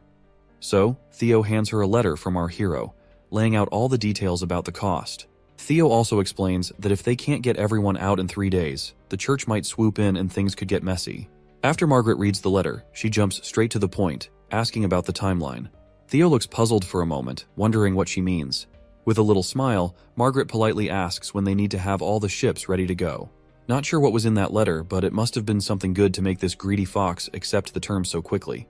The scene shifts to the fjords, where the church's outposts are under attack by the witches. Leading the charge is Lady Ash and her squad of sweet little ladies. After spotting the arrows being shot, Ash informs her crew they're anti-demon arrows, so they need to clean up fast. With that in mind, she leaps into the air without warning, soaring high enough to reach the soldiers on the wall.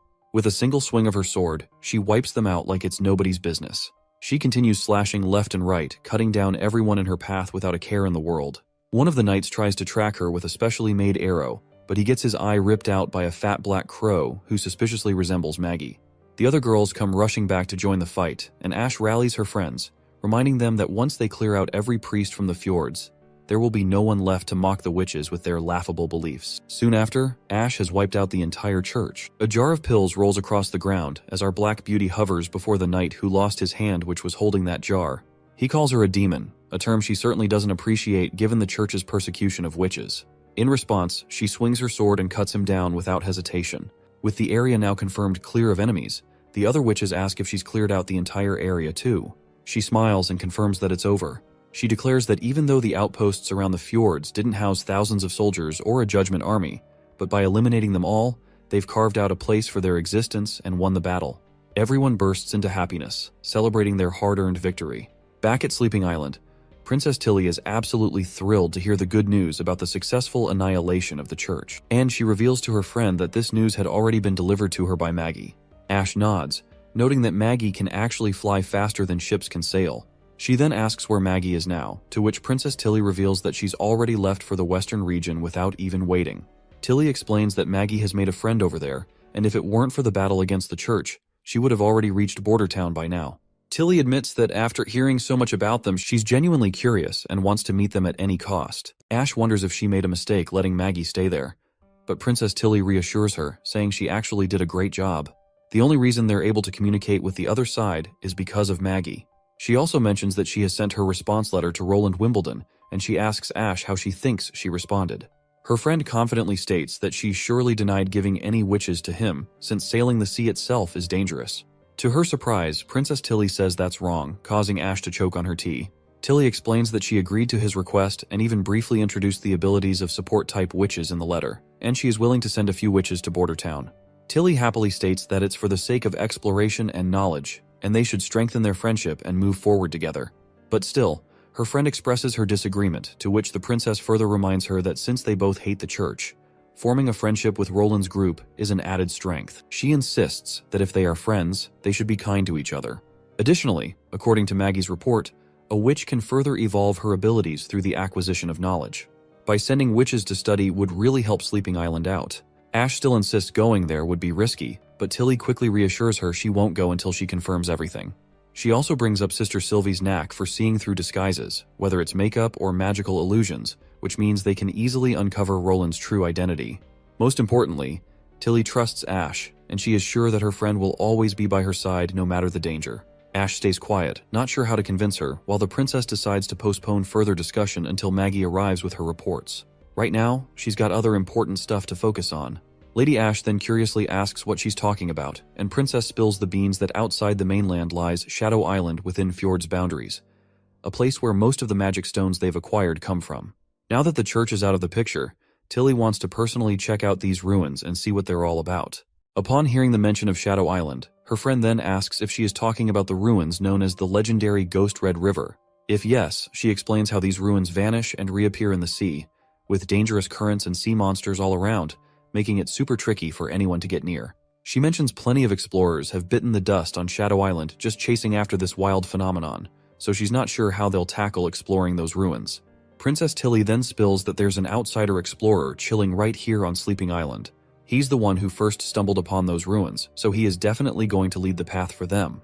Before we can watch Princess Tilly's journey to the ruins, the scene shifts to the King's City, where we see a few people outside the city walls. These folks appear to be refugees, afflicted by the same curse-like plague spread by the church. Lady Echo feels really sorry for them, because these people are refugees from the eastern region who didn't get the chance to board the ships sailing back to Border Town, and the church didn't even bother to give them medicine and just threw them out to die. Thin Mustache decides to gather everyone who can still move and tells Lady Echo to take them to safety. She quickly uses her magical voice, announcing that she has come to cure them under the command of the Western Region leader, Roland Wimbledon. She assures the desperate crowd that their ship is at the docks, where people have medicine to cure everyone free of charge. Thin Mustache is amazed to see how her voice is reaching everyone's voice, even though she is not even speaking vocally with words. The people quickly perk up at this news and stand up. Even the lady suffering from illness rises, eager to be saved. She promises to go to the Western Region if it means being cured. Thin Mustache flashes a pleasant grin and tells everyone they can bring their families as well. A while later, we see a bunch of water skins containing the medicine. The soldiers quickly tell the gathered refugees to drink the medicine inside the bottles, and they will be cured immediately. Without a second thought, the desperate people grab the water skins and chug down the water. As they do, a soldier preaches that the rumor about witches spreading this plague is total bullcrap circulated by the church, which is meant to make people beg and kneel before the church. He tells them that not only did Roland provide the medicine, but he's not even charging a single copper for it. Everyone's stunned and having a hard time believing it, because this just feels too good to be true.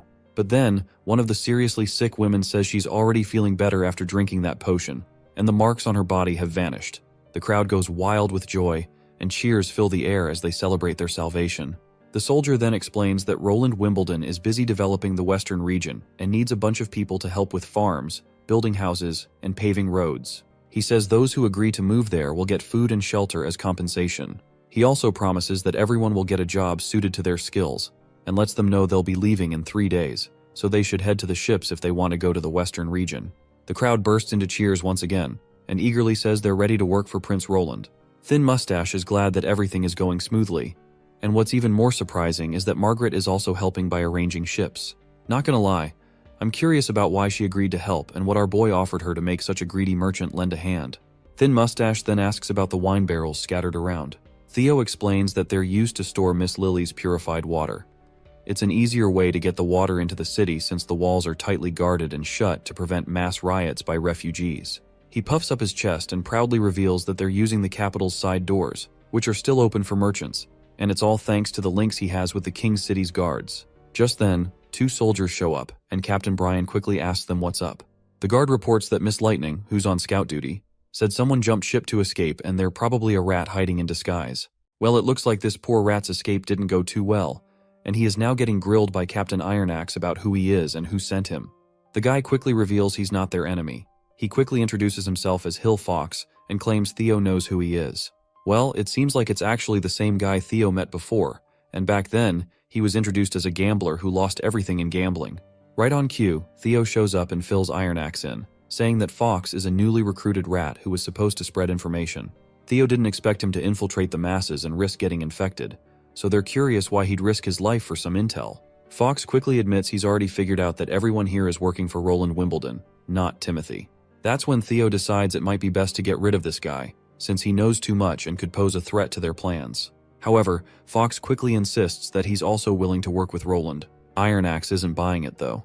He definitely doesn't want to trust a rat who's already been working for Timothy, but Fox quickly ups the ante, declaring that he's actually an enemy of Timothy. Suddenly, a little bottle falls out of Fox's pocket, and Theo is quite startled to hear that he's actually an enemy of Timothy. Theo bends down to grab the suspicious-looking bottle, and Fox quickly claims it's the church's holy medicine, which he took from the black market for a high price. He then quickly expresses his desire to join Roland's crew, because he also wants Timothy crushed as well. Thin Mustache asks Theo what he thinks about the situation. Theo explains that when he's not sure what's true or not, he usually goes with the safest bet, which here means deciding to kill Fox. Right at that moment, Nightingale joins the scene and tells Theo to leave it to her to figure out whether Fox is lying or not, because she is a living, breathing lie detector. In a few moments, Fox spills everything from the beginning. He clarifies that he didn't go bankrupt from gambling, nor did his wife cheat on him. These are just tall tales. In fact, he used to be part of the Pigeon Hat, a circus group that performed in the capital's inner districts. The group wasn't very large, but they were a tight-knit team, and Fox met his wife during that time. After they got married, they saved enough money to buy a house in the capital. But everything was destroyed when Timothy began his witch hunt. Under his harsh rule, the patrols went nuts looking for suspects, and Fox's wife was captured on flimsy accusations of being a witch. Later, Fox thought he could bribe the prison guards to free his wife, or at least get a chance to see her. But those filthy, greedy bastards just took his money and still wouldn't let him see her. They promised he could pick her up later, but when he finally got the call, she was already a mangled corpse. From then on, Fox swore he'd get justice for his wife. But the guard responsible for her death got off with just 10 lashes, and all Fox got was a measly 3 gold royals as compensation for losing his wife. If that's not rubbing salt in the wound, I don't know what is. So, Fox's sole purpose in life became seeking revenge on Timothy. He rallied support from his friends in the circus group, and since they weren't exactly battle-hardened, they used their skills to infiltrate various underground organizations. They gathered intel on Timothy and spread it to his enemies. While doing this, he also met Theo and kept tabs on him, who was supposedly working for Timothy to get rid of refugees from the city. But Fox eventually discovered that Theo was actually working for Roland. So here he is, still tied to the chair, insisting that he's eager to join Roland if it means taking down Timothy. He's ready to spill all the juicy details he has about Timothy to make it happen. Once the guy is done speaking, Theo turns to Nightingale and asks her to take on the matter. She quickly reassures him that Fox is being truthful, and there's nothing dishonest in what he's saying. However, she's not sure if he'll actually be useful to them. While Theo is still deciding whether to keep Fox around, Fox is amazed by how Prince Roland is letting witches live and saving so many refugees. He wonders if Timothy had been as kind-hearted, his wife might still be alive. Nightingale smiles, seeing that Fox isn't put off by Roland's unusual behavior. So at the end, they decide to let him join them, and quickly untie his hands. Theo tells him to stick with him and help out around the city for now. Theo is back in the same hotel, where he bumps into Black Hammer again. The big guy is thrilled the medicine worked, saying that without it, these 2 fools he's holding would have been dead by now. The little girl thanks Theo for curing the plague, wondering if he's working with the church. Theo keeps his identity under wraps, and claims that the medicine came from higher-ups in the royalty, and the church is just spinning stories about witches causing the plague, so he wants everyone's help here to cure all of the commoners. Black Hammer perks up at this and asks if Theo's client really let them sell the medicine. Our boy Theo confirms it and explains that his client is furious with the church for deceiving the public. He's worried that if the church keeps spreading propaganda and turning all the commoners to their side, they'll end up ruling the whole kingdom. That's why Theo's client, who is our boy Roland of course, wants to cure all the city's commoners. Theo tosses out a pouch of water containing Lily's purified water and tells the rats they can sell it for 10 silver, with 40% of the cut going to them. The guys perk up at the prospect of making some quick cash. Theo explains that he smuggled nearly 5,000 to 6,000 worth of medicine, so if they sell it all, they could make some serious money. He also points out that he knows they might try to sell the medicine at an even higher price. To drive his point home, Theo slashes his dagger across the desk and warns them that his client doesn't forgive those who try to play dirty, so they'd better steer clear of scamming others for their own gain. He also tells them not to sell the stock all at once to avoid scalping, and that it's their problem from now on. Then he asks one last time if they're up for the job. Hammer stays quiet for a moment, then grabs the dagger and confidently says he's all in. After hearing the response, Theo quickly informs him that the medicine will arrive at the inn in 2 days by sunset. The next scene takes us to the church, where people are lined up before a priest. One guy sits down over his knees and informs the priest that his whole family has caught the plague and he desperately needs the holy medicine. He explains that he got ripped off by those black market rats when he tried to buy medicine, and now all he has left to offer is a little egg. The priest takes the egg, but not before giving the guy a stern look. He tells him he'll be punished for not trusting the church and trying to buy medicine from the shady black market. Then the priest orders him to stand up in order to seek forgiveness. The priest tells him that he'll have to devote the rest of his life to the church. The guy quickly agrees, saying he's ready to dedicate his life right away. Suddenly, another guy rushes in and tells the priest there's a report about someone smuggling the sick out of the city. The news comes as a great surprise to the priest. Shortly after, we find a priest grilling this guy Needle Eye, who claims to have even juicier news. The priest promises this man that if his information checks out, he'll be rewarded with the holy medicine for his help. Needle Eye then quickly explains that there are empty ships at the commercial river outside the city specifically for shipping the sick. What's even more blasphemous is that they have a way to cure the demonic plague. He says the soldiers had the sick drink some strange water, which made their black spots quickly vanish. These soldiers from the western region are also offering food and shelter to anyone who moves there. To make things worse, there are witches among these people.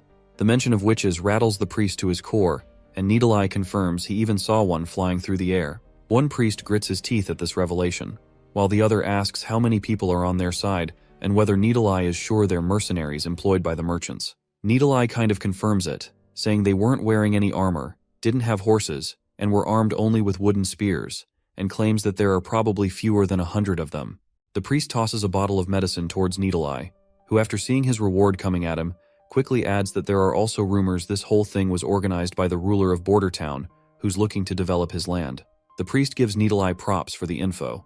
But before the poor guy can even enjoy his reward, his throat is pierced by a dagger from behind, leaving him writhing in pain, and the attacker is a shady figure in a robe. After Needle Eye is dead, the junior priest asks his senior if he really buys the stuff Needle Eye was saying. The senior priest says he'll need to check it out, but suspects there's some truth to it. He plans to put 2 scouts on the city walls to figure out what's going on. The priest gives the mission to his junior, instructing him that if there are indeed mercenaries and witches at the docks, he'll need to buy up all the medicine the rats are selling around town. He is afraid that if the people from Border Town continue spreading their cure, nobody will bow down to the church anymore. As for the witches, the priest decides to leave that task to a mysterious figure known as Faceless. It turns out Faceless is no ordinary person. When the priest tells him to return to his true form, the old man quickly transforms into a stunningly beautiful woman, radiating the undeniable beauty and grace of a witch. It seems she has a particular fondness for the priest, and assures him she'll take care of her part of the job. Back at the city walls, our party is doing a great job getting all the refugees out. Nightingale lets Lady Echo know that the operation has been a success so far, and everyone should be able to catch the ships by sunset. Lady Echo seems a bit distant. When Nightingale asks what's on her mind, she says she's just in awe. She explains that before she was sold to the capital, she went through a lot of hardships. She thought people in Grey Castle were especially cruel because she came from the deserts, but she's realizing that they're not so different from the people in Iron Sand City. In response, Nightingale reminds her that there are good people too, and points to Roland Wimbledon as a shining example. Sister Echo then asks if Nightingale really thinks the prince can change things. She believes it doesn't matter if people come from the mainland, the deserts, or if they're witches. She just wants everyone to live freely and happily. Nightingale gives her a reassuring smile and says she hopes the prince's strange inventions and weird weapons will make a difference. Lady Echo jokes about how much Nightingale trusts him, but Nightingale just smiles back. Echo shares her own faith in the prince and looks forward to seeing the southern region in peace once again. Meanwhile, Iron Axe is up on the wall. While keeping a close watch upon everyone, he can't help but notices that the rat organization is getting ready to surround them. Theo explains that this was to be expected from the start, as these underground rats are pretty lowlifes, who are not known for keeping secrets to themselves. He's sure they're keeping an eye on them under orders from someone higher up. Iron Axe just shrugs off the concern, saying he doesn't care about any random spies in their camps, but just doesn't want their medicine sales to drop. Theo reassures him that he's keeping a close eye on his crew handling the drug sales, so he won't be around to say goodbye as they head off to the border town. Captain Iron Axe gives a sweet smile and says not to worry. They'll catch up when the prince himself comes to claim the capital. As night settles in, we see that witch again, keeping an eye on the crew. She seizes her chance, lunging at one of the soldiers with a dagger. Before he can react, she slits his throat, leaving him dead on the ground. She then takes her clothes off and disguises herself in the soldier's uniform. As Lightning strolls back into camp from her patrol, Wendy's first question is about the current situation. Lightning reports that Iron Axe has already taken the infantry team out to tackle the rats. Lady Echo hands Lightning some water, and Lily grumbles about not having had a shower in days. All she right now wants is to go back to her house and enjoy the luxury of her bubbly home shower. Lightning almost chokes on her water and can't help but tease Lily for sounding like a spoiled elite, especially since she hates nobles. While the girls are in the middle of their banter, that witch in the guise of a common soldier barges in. She's hoping to blend in without any trouble, but Nightingale cannot be fooled so easily. She quickly appears behind the disguised witch, gun barrel pressed to her head, and demands to know who she really is. The witch tries to keep up her pretense, claiming he is Ford, just in charge of patrol. But Nightingale's not buying her crap, quickly pointing out that she's never seen a man with magic inside him before. Nightingale figures this guy isn't just any man. He's either a witch who sneaked in or a really rare male witch. Either way, she's sure he's not the Ford he claimed to be. With her cover blown, the witch decides to go on the offensive. She lunges at Nightingale with a dagger, but Nightingale dodges easily. The witch then turns her attention to Lily, aiming to stab her. Wendy jumps in front to protect Lily, and that woman swings her dagger right away. Nightingale takes action and fires a shot that hits the witch square in the chest. The witch collapses with the single bullet, and as she falls, she reverts to her original form. As she lies on the ground, taking her last breaths, she's overwhelmed by memories of Priestess Heather, who took her in and gave her the name Afra. The recollection brings tears to her eyes. Meanwhile, everyone rushes to Wendy, checking if she's injured. Wendy assures them that she's completely fine, and that the dagger didn't even touch her. It turns out she was wearing some armor made by our hero, which likely saved her from a serious cut. Meanwhile, Lily is still shaken and on the verge of tears, visibly terrified from the close call. She then lashes out at Wendy, telling her not to rush into danger like that again. Wendy comforts Lily by patting her on the head, explaining that she was just caught up in the moment and jumped in front of the blade to protect her, instead of using her wind magic. While they're chatting and comforting each other, Lightning wonders why the witch attacked them in the first place. It doesn't make sense to her why a fellow witch would turn against them. Nightingale steps in and tells Lightning that this woman isn't like them. This night is the last night for everyone here before heading to the border town. And later that night, the rats tried to launch a major sneak attack. It was anticipated, and in the end, our first army had 1 soldier killed and 4 wounded in the aftermath. The muskets kept firing, and the battle ended without close combat. The rats scattered into the night, and with our party's journey due the next morning, there was no need to pursue them. The 4 wounded soldiers received first aid from Lily, and their bleeding was stopped. They also found the soldier who died at the hands of the witch in a field. He was the soldier who died far from home, so he was given a respectful burial, and everyone expressed deep respect and mourning. Because of that one loss, the First Army's debut battle on foreign soil wasn't a success, but it wasn't a failure either. With heavy hearts, everyone prepares for their journey. Back on the sea, Lady Tilly is finally venturing out on her journey with this traveler. The blonde guy explains that there are countless islands in the bay, and no one has been this close to their border before. The further east they go, the stranger the weather becomes, and the islands stay the same, so he's not sure how peculiar they might get. Princess Tilly asks if he is implying that he never had been there before, despite his reputation as a renowned explorer. Few have dared to cross Inferno Island and continue east, and this blonde is allegedly one of them. The blonde laughs it off, saying those are just exaggerated tall tales he's heard about him many times before. While lighting up his cigar, the blonde explorer explains that brave souls from the bay head east every year. It's tough to discover something new because of violent hurricanes and sudden fogs that make sailing really difficult. Meanwhile, Ash reveals in her thoughts that this great explorer went missing 2 years ago. A lot of people thought he died in an accident, but he was actually at Slumber Island. He made naval maps and set out to find other ruins. Lady Tilly has decided to work with him to explore the ruins, and ever since she is working with him, this guy has never talked about the 2 years he was missing, and Tilly hasn't mentioned it either, even though she likely knows about his past. Meanwhile, Tilly explains that the hurricanes around here are actually quite terrifying. The adventurer agrees, adding that witches are absolutely amazing. He mentions that if it hadn't been for a witch named Molly, they would have been goners. Suddenly Molly's fishing rod gets hooked, and she exclaims that there's a big fish caught on her line. The adventurer is still amazed by how Molly summoned that huge shield yesterday to protect their ship. He notes that his crew has stopped resenting witches because of it. So, in a way, the hurricane turned out to be a blessing. He reveals that he's always thought witches would make the best explorers in the world. Tilly happily states that there's already one witch who's known as the greatest explorer. The adventurer seems to agree, and it sounds like they might be talking about lightning. Meanwhile, Molly hooks another fish, and this one looks even bigger than the last. The guy standing nearby is absolutely stunned by what's about to come out of the water. As soon as Molly turns around, a weird sea monster with thousands of sharp teeth lunges at her, aiming to devour her in one gulp. But Ash is quick to act, diving in with her giant sword and slicing the monster clean in half. She tells everyone to back off, then charges forward with her sword, slashing the remaining monster with lightning speed and killing it in one swift strike. After dealing with the sea monsters, Ash checks in on Molly to make sure she's okay. Molly reassures her that she's fine. Ash then turns to the adventurer, asking about these monstrous sea creatures. The adventurer explains that these monsters are legendary sea devils. They're notorious for disguising themselves as regular fish, just so they can trick the fishermen to pull them aboard. There's a myth that if they eat humans, they grow arms, but it's all just hot air. In reality, they're known as demons. Tilly's eyes widen in shock at the mention of demons. Just then, one of the crew members notices that the fog has started to surround the area. The man, who is known as Thunder by the way, quickly shouts for everyone to lower the sails because they're entering the phantom waters.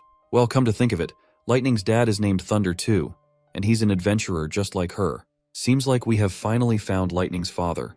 Meanwhile, Thunder explains that as they get closer to Phantom Island, the same kind of demons they just hunted are going to pop up in even greater numbers. The fog, rocks, and other creatures make this place feel like a ghostly battlefield, which is why many explorers come here but few find the entrance to the ruins. Luckily, they don't have to worry about any of that right now because Molly's jelly-like pet is guiding them safely. Thunder is once again amazed by how, no matter how chaotic the region gets, the pet always warns them of any danger ahead. Ash then asks if all of these islands are underwater, and Thunder confirms that they are, just like Slumber Island.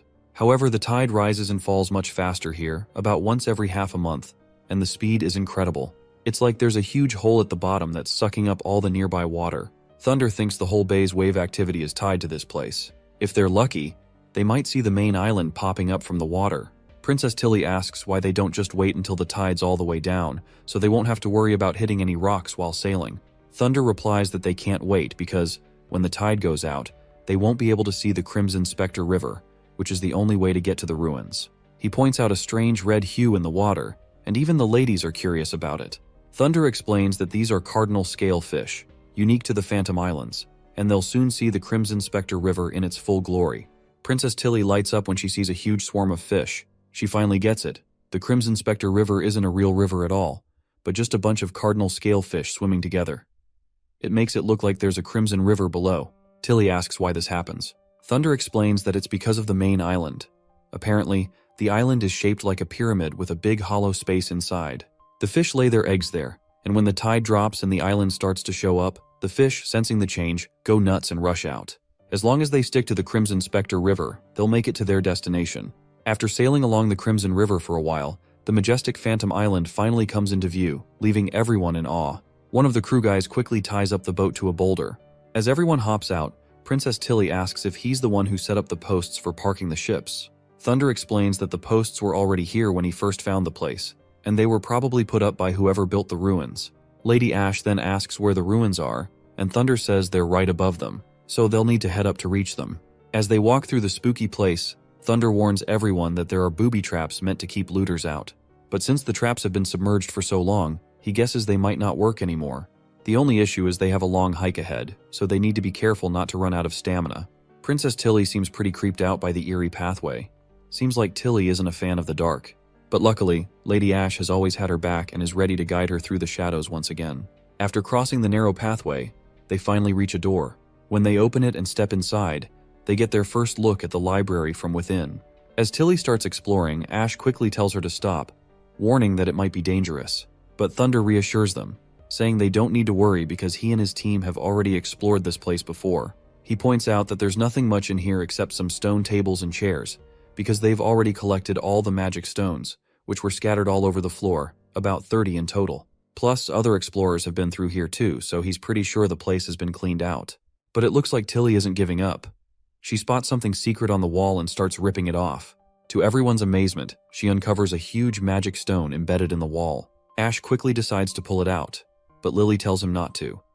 Instead, she approaches the crystal, and crimson magic energy begins to radiate from it. As the energy intensifies, red energy starts bursting out of the crystal. That's when Thunder realizes that Tilly might be trying to unlock something that only witches can activate. The other crew members are completely clueless about what's happening, and before shit takes turn for the worst, Lady Ash steps in, grabs Tilly like a toddler, and starts running out of the mess. At the same time, a staircase suddenly drops down to the ground from above, supported by some sturdy chains. Thunder's mind is hit by a bolt out of the blue as he sees the staircase before his eyes, probably leading to a secret room. Everyone quickly ascends the stairs, and when they reach the top, Princess Tilly finds another stone embedded in the wall, and this one looks like an ice crystal you will find in the Everwinter Kingdom. Thunder is also amazed and points out that a stone this size could be worth a lot on the market. Tilly assures him that he'll get his share of the loot, just as they agreed. After walking around a bit more, they realize this new place is an abandoned living space. There are some books here too, but even Tilly, who's usually pretty sharp, has trouble reading them because the language is unfamiliar. She decides to take the whole treasure trove of knowledge with her, as they had planned. Thunder then checks out the telescope, but all he sees is pitch black. It's probably because it's broken. Princess Tilly calls Ash over to help move a heavy bronze plate. When Ash pushes it aside, they discover another stone underneath. Tilly immediately reaches out to it, and the stone reacts by glowing with a thick crimson light. Princess tells her friend that the stone is continuously drawing in her magic, and quickly Ash tells her to step back. But the princess reveals that it's already too late, and insists she just needs a little more time to finish the process. Things take a turn for the worse as the ground starts shaking, and Thunder begins coughing badly. His eyes fall on the telescope again, and out of curiosity, he makes a bad mistake of looking through it, which leaves him absolutely boggled when he sees a huge door that seems to be connected to the depths of hell itself. Back in the border town, we see the prince holding a letter sent by his sister and delivered by our little pigeon girl. In the letter, Princess Tilly writes that since his brother is also helping the witches, it's clear that the church has become their enemy. She reveals that she's a witch too, which might not surprise him since it's the only reason the other witches trust her. In a nutshell, she's glad that he's earned the witches' trust with his kind heart, instead of treating them like tools. unlike those nobles. She's also excited about all the inventions he's made.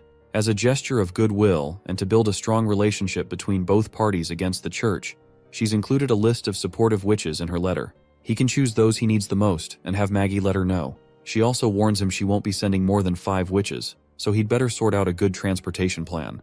The church is greedy and will eventually try to take over all 4 kingdoms, so she hopes he's ready to fight them when the time comes. She'll also give full support to help push back against the church and make a world where witches aren't discriminated against. With that sweet note, that's how the letter wraps up.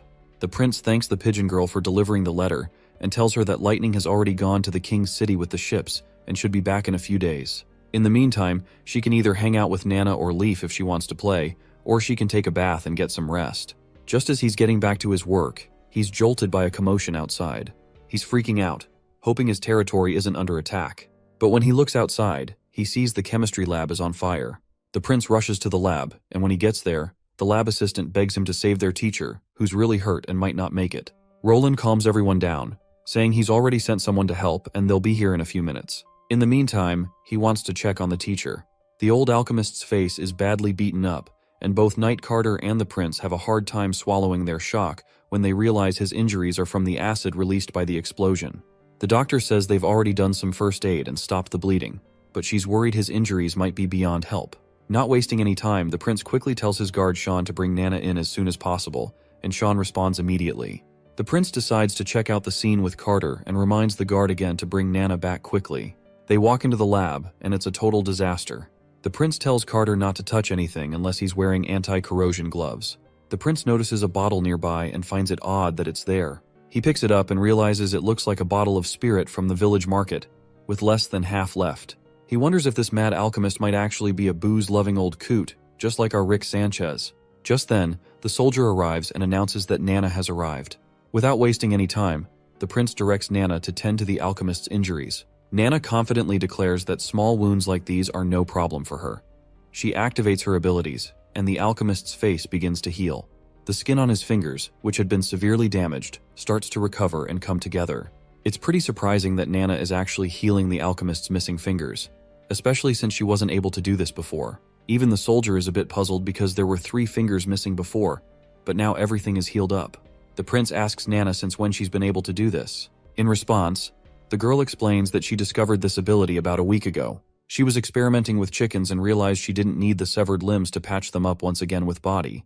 If she focused enough magic, the lost limbs would slowly grow back by themselves. She proudly mentions that she can pull up this miracle thanks to what the prince taught her in class about the human body being composed of cells. Injuries or amputated limbs are like lost cells, and since magic can fix these losses, she was sure that it should work for amputated limbs too.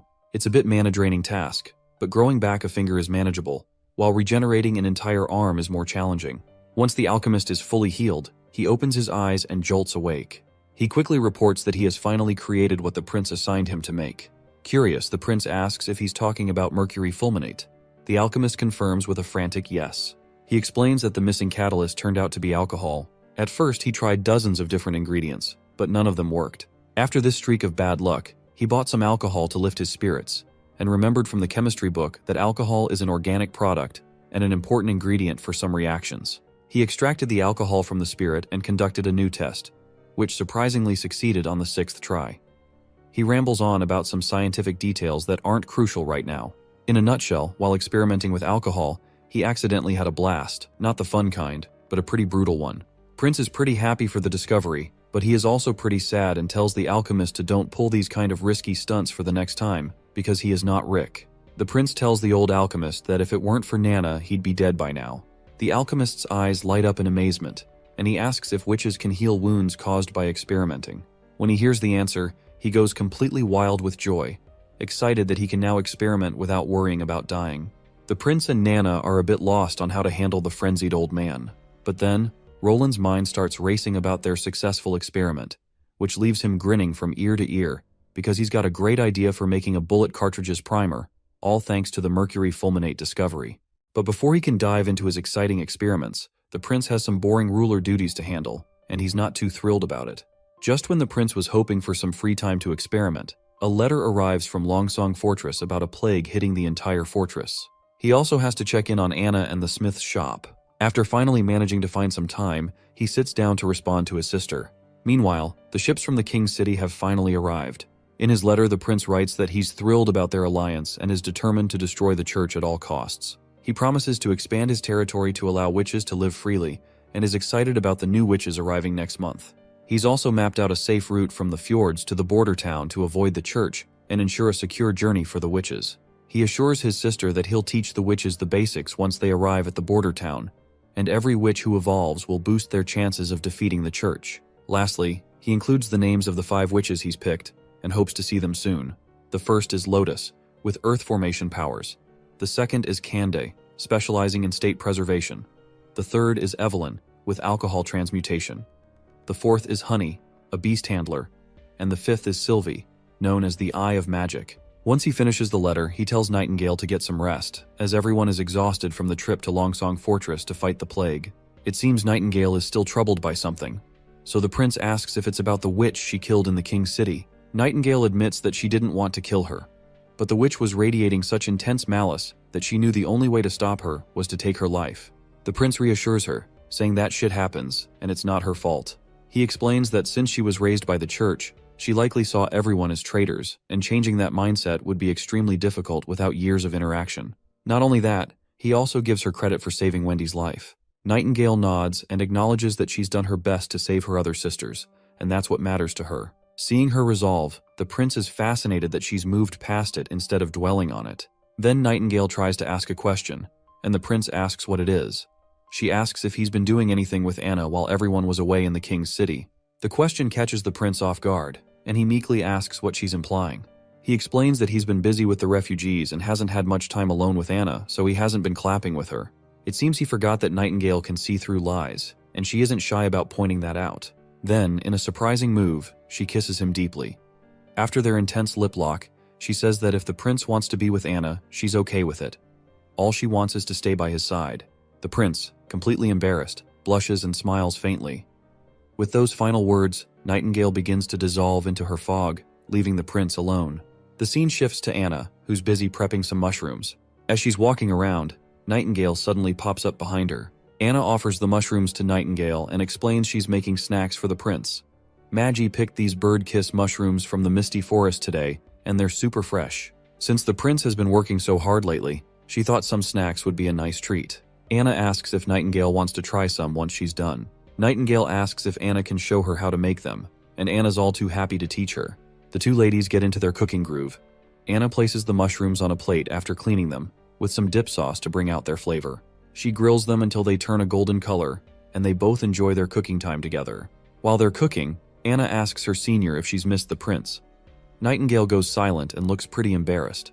Anna reassures her that she's not the only one who missed him, because everyone who went to the King's City felt the same way. Noticing Nightingale's unusual behavior, the junior asks what's wrong. Nightingale just says it's nothing but admits that she missed him too. Anna then points out that if she were in Nightingale's place, she'd be dying to reunite with the prince. Nightingale gets a bit somber hearing this, but then Anna snaps her back to the moment, reminding her that the mushrooms are burning. Once they're done, Nightingale takes a bite and finds them delicious. Anna can't stop praising how amazing these mushrooms are when cooked just right. After finishing up, Anna brings a plate of perfectly roasted mushrooms to the prince. She mentions that Nightingale helped with the cooking but felt a bit awkward, so she didn't come along. The prince's mind flashes back to the kiss with Nightingale, and he's momentarily freaked out. Trying to focus, he grabs a mushroom, still thinking about that kiss, and takes a bite. Instantly, there's an explosion of flavor in his mouth. He goes totally nuts, like he's in a Food Wars anime. The mushrooms are perfectly salted and have a soft texture that takes the taste to the next level. The prince asks if there are a lot more of these mushrooms. Anna says they can harvest more since Maggie only made one trip and brought back a big bag. He mentions wanting to cook some veggies too since he's getting tired of meat. He grabs another mushroom, and as soon as he takes a bite, his face goes pale. He's hit with an overwhelming rush of salt, and tears start flowing involuntarily from the saltiness. Anna charmingly explains that this batch was made by Nightingale, who really paid attention to every step. The prince can tell these mushrooms are from Nightingale, especially because they're a bit clumsy but endearing.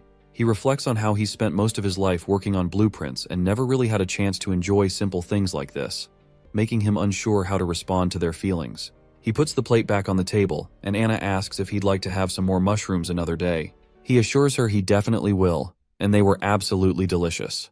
A few days later, it's the day of the award ceremony in Border Town, where people will be honored for their significant contributions. The prince reflects on the achievements they've made, like fighting demons, taking on Longsong Fortress, and everything else. He acknowledges that these accomplishments were all thanks to the efforts of everyone involved. These aren't just elites or artists, but ordinary people who made a huge difference. As a token of appreciation, everyone will receive a generous reward, a special medal designed by the prince himself, along with 100 golden royals and 5 acres of land. The crowd bursts into cheers at the prospect of rewards, while the prince kicks off the ceremony by inviting Iron Axe, the First Army's commander, to the stage. As Sister Echo sings a beautiful song to add a special touch to the ceremony, Iron Axe seems pretty anxious in front of the whole crowd. While the prince praises Iron Axe for his successful missions, like escorting people from the king's city and other heroic acts, Iron Axe is visibly nervous. But as the medal is placed over his chest, the crowd erupts in applause and cheers once more for their commander. While barely keeping his stage fright under control, Iron Axe gives a final salute, kneeling before the prince and nervously banging his head against the floor, thanking the prince for the recognition and rewards he feels he doesn't deserve.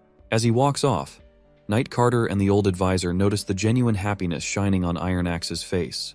The next person called up is Kyle Sichi, the renowned mad scientist who traveled all the way from Redwater City. Everyone is surprised that someone of his stature has come to Border Town after leaving the Redwater Alchemy Center.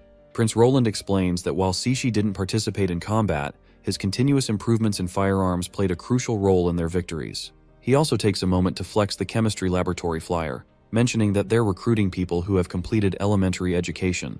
The old man seems pretty annoyed that he was pulled from the lab for this, but the prince reassures him that it's a great chance to get more help for the lab.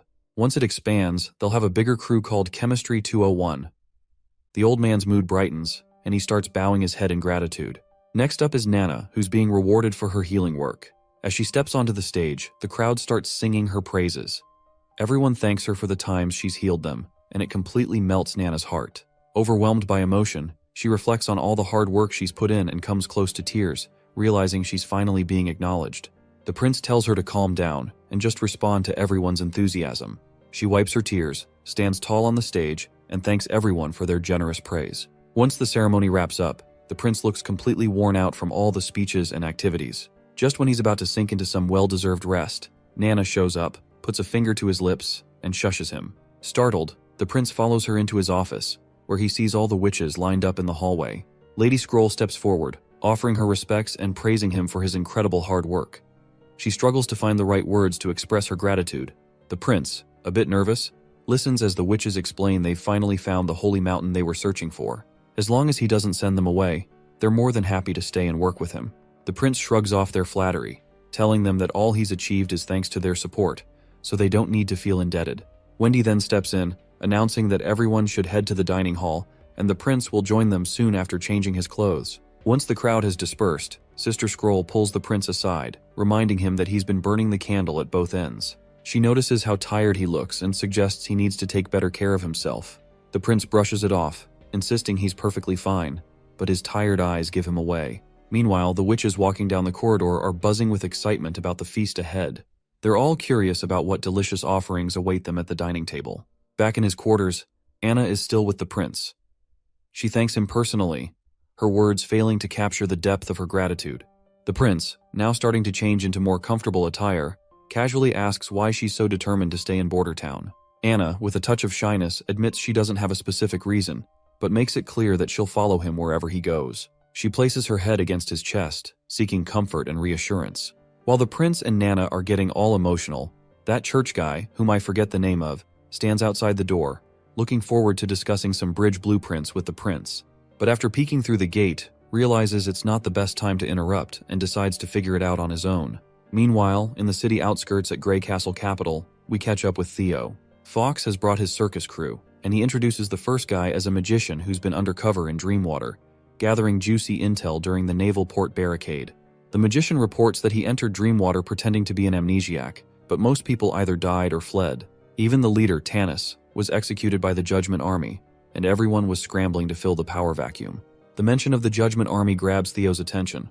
He remembers that this is the church's secret weapon and takes note of the significance. The magician confirms Theo's suspicions. He adds that Tanis's attempt to seize the port failed spectacularly. After retreating to the Eastern District, they were ambushed by the skeleton fingers, leaving them with just about 10 people. In a desperate bid to find the church, Tanis and a few of his subordinates set off, but only 2 or 3 of them made it back. They reported that Tanis had a heated argument with the bishop and ended up impaled by the Judgment Army. Theo connects the dots and realizes that Tanis's downfall was likely due to being cut off from church support. The church's refusal to assist him led to his demise. Dreamwater is in serious trouble, and Theo can see how the pieces are falling into place. Man, all this high-stakes political stuff between the kingdoms is a lot to handle, but honestly, who cares? What really matters is watching Roland wipe the floor with everyone. Theo steps in and announces that he serves under Roland Wimbledon and is in charge of gathering reports for him across the kingdom. With his voice raised, he asks if anyone's interested in working for Prince Roland. The whole circus crew gets fired up and makes it clear they're in as long as Timothy is brought to justice. Theo tells them they'll meet once a week at this time and place, and if anyone has urgent reports, they should leave a pot of purple flowers at the door. They'll knock 3 times long, then 2 short. Everyone agrees, and Theo reminds them that a good informant keeps their identity hidden, so they need to keep a low profile. He tells them to cooperate, and they'll make sure Timothy goes down. Theo asks if anyone has anything to add. That's when Fox chimes in, saying Timothy is already on his way back from the eastern region. He shares rumors from the Black Mallet that Timothy seems to be recruiting a lot of rats into his army. The promise is that these rats can become free citizens if they join, and some members of the Skeleton Fingers have gone to the capital to check it out, and it looks like it's legit. Theo quickly realizes that rats can't be real soldiers, so Timothy is probably planning to use those church pills to make them fight, just like they did before. Theo tells everyone to keep a close eye on the rats and report any updates. This will be their first task. The next scene takes us back to the border town, where we see all the refugees lying down, and the person on the counter is taking all the information about each person, and according to their skill set, they are being assigned to a job. A refugee then comes in front of the desk, saying he's illiterate but a skilled woodworker. The attendant starts asking him the usual questions about the job, and the guy answers confidently but nervously. So the receptionist eventually hands him a form to fill out. Just then, Old Man Barov comes from behind, and with his eyes cold as ice, he asks the receptionist why they're doing such a sloppy job. Then, Barov turns to the alleged woodworker and tells him to show his hands. The man reluctantly holds them out. Barov points out that if this guy was a real woodworker, his hands wouldn't be so rough.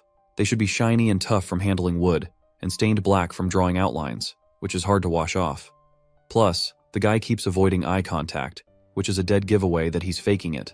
Most people act like that when they're trying to remember something they never actually experienced. The alleged woodworker starts to panic after being exposed. Faced with the punishment of either being sent to the mines or banished from the western region, Barov asks him one last time if he can confirm his story. The man's face goes pale as he realizes the gravity of his situation and quickly starts banging his head against the floor, confessing that he learned everything by watching his neighbor. The guards take the faker away, and the receptionist, amazed by Barov's insight, comments on his impressive knowledge of woodworking. Barov dismisses the praise, explaining that he picked up these skills during a recruitment drive in the months of demons. Barov advises the receptionist to pay close attention to individuals when they're answering questions. Only those who answer confidently and accurately deserve to be personally evaluated by the prince. He also emphasizes discouraging others from lying by warning them about the severe punishments. Back in the office, Barov reports to the prince that each refugee is expensive, and if they don't work in border town for at least a decade, they won't offset the expense it took to bring them here. The prince reveals his plans, acknowledging that it took 3 days to process the 6,000 refugees. Currently, housing in the town is tight, so he will prioritize the 1,500 skilled artisans first. The other refugees without skills will have to live outside the walls for another 2 or 3 months. The prince instructs Barov to accommodate all the artisans, regardless of whether they are married or not, ensuring they at least get a room. Barov asks what they should do with the spare houses after accommodating the artisans. The prince replies that they should rent them out, giving the refugees a reason to work hard and save money to either buy the house or continue renting it. Prince then asks how many people have left since the ceremony where they introduced the witches to everyone. The old man reports that 0 native villagers and only 6 farm workers have left. Well, it seems like it's a win for our prince, noting that his plan of establishing the theater has convinced many people to accept the witches. However, the old man adds that 110 refugees have left because of their fear of witches, even though they were treated by these very witches. The old man gets all worked up and suggests executing all of them for not showing faith in their prince and to prevent them from returning to the church. But the prince shakes his head, pointing out that the real hardcore church followers were probably among those 300 refugees who stuck around in the capital, even with the plague. They're too stubborn to change their views on witches. All they wanted was to leave, and he is not about to start executing people just because their beliefs are outdated. The scene shifts to the gathered crowd, where the prince unveils an unexpected innovation, which is a bicycle. The core members of the castle look at the strange two-wheeled contraption with curiosity. Knight Carter raises an eyebrow and remarks that balancing on those wheels seems tricky, and questions how it could ever replace horses. The prince just casually hops onto the bicycle and demonstrates how it works. As he pedals around, he enthusiastically explains that he plans to mass-produce these bikes. He's even called in Sister Soraya to sketch out riding positions so they can teach the townspeople. His goal is to make this new mode of transport accessible to everyone, promising that even common folk will get a taste of this luxury, and it'll cost just a couple of royals. The prince's excitement is contagious, and he's clearly eager to see the bicycles become a common sight in Border Town. Shortly after, Knight Carter decides to give the bicycle a spin himself. He's completely impressed by the sleek design and rides it around with a big grin, asking Sister Soraya if she did the drawing for his riding position. She nods proudly, and Carter's eyes widen when he sees the detailed and handsome painting of himself. As everyone enjoys their time with the new invention, Prince Roland watches with a satisfied smile. He then turns his attention back to alchemist Kyle, ready to dive into their next big project. The prince explains that he's going to need a lot more acid than the lab can currently produce. To solve this, he plans to design a chemical system that will churn out acid efficiently and in large quantities. Kyle looks puzzled, never having heard of such a system before. Roland explains that it will involve multiple reaction mechanisms, with the product flowing continuously as long as they keep feeding it the basic ingredients. Kyle's intrigued but admits it's new territory for him. He's up for the challenge and is determined to make it work. Roland also mentions his plans to expand to 3 more labs by the Redwater River next month and bring in qualified staff to keep things running smoothly. Outside, the old man takes a tumble as he tries out the bicycle for the first time. He dusts himself off, sighing and muttering about how he's getting too old for this kind of thing. Meanwhile, Prince Roland is deep in thought, mulling over the advancements in weaponry thanks to their recent breakthroughs. With the new mercuric fulminate in play, he needs large quantities of fuming nitric acid. Since his current labs can't meet the demand, he's considering asking Sister Lucia for help. Because the only way to win these upcoming wars against the church, he will need more than a few cannons and firearms. As he's lost in these thoughts, he reaches for some dried fish to snack on. Before he can even get a bite, Nightingale appears and mischievously stuffs a piece of fried fish into his mouth.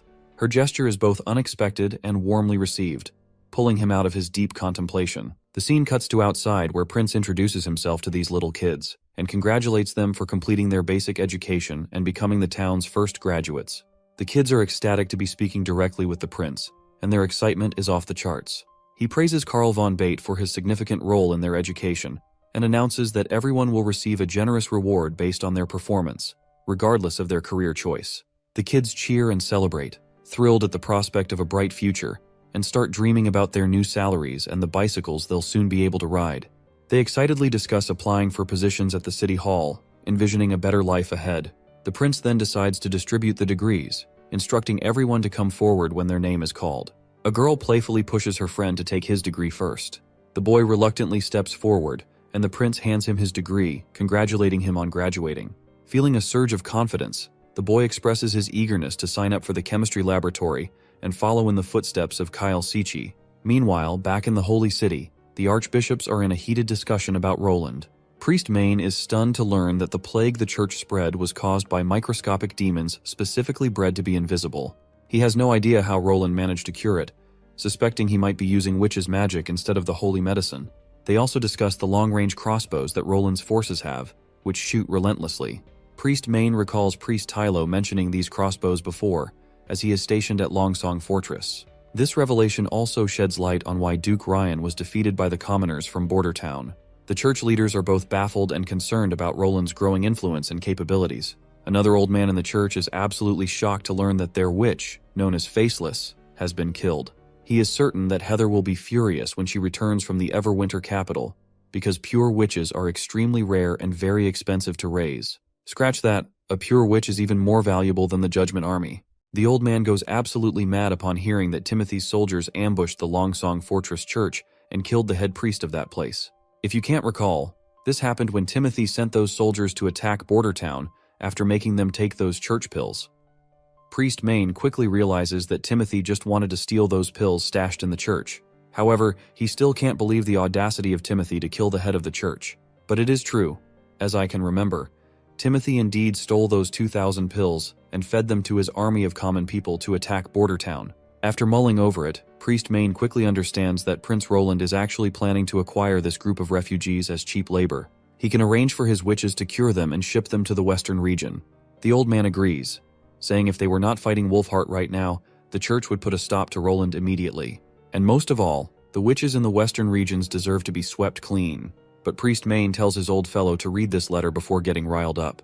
The old man is absolutely blown away to realize that a large number of witches have appeared at the bay and they have destroyed all the current churches.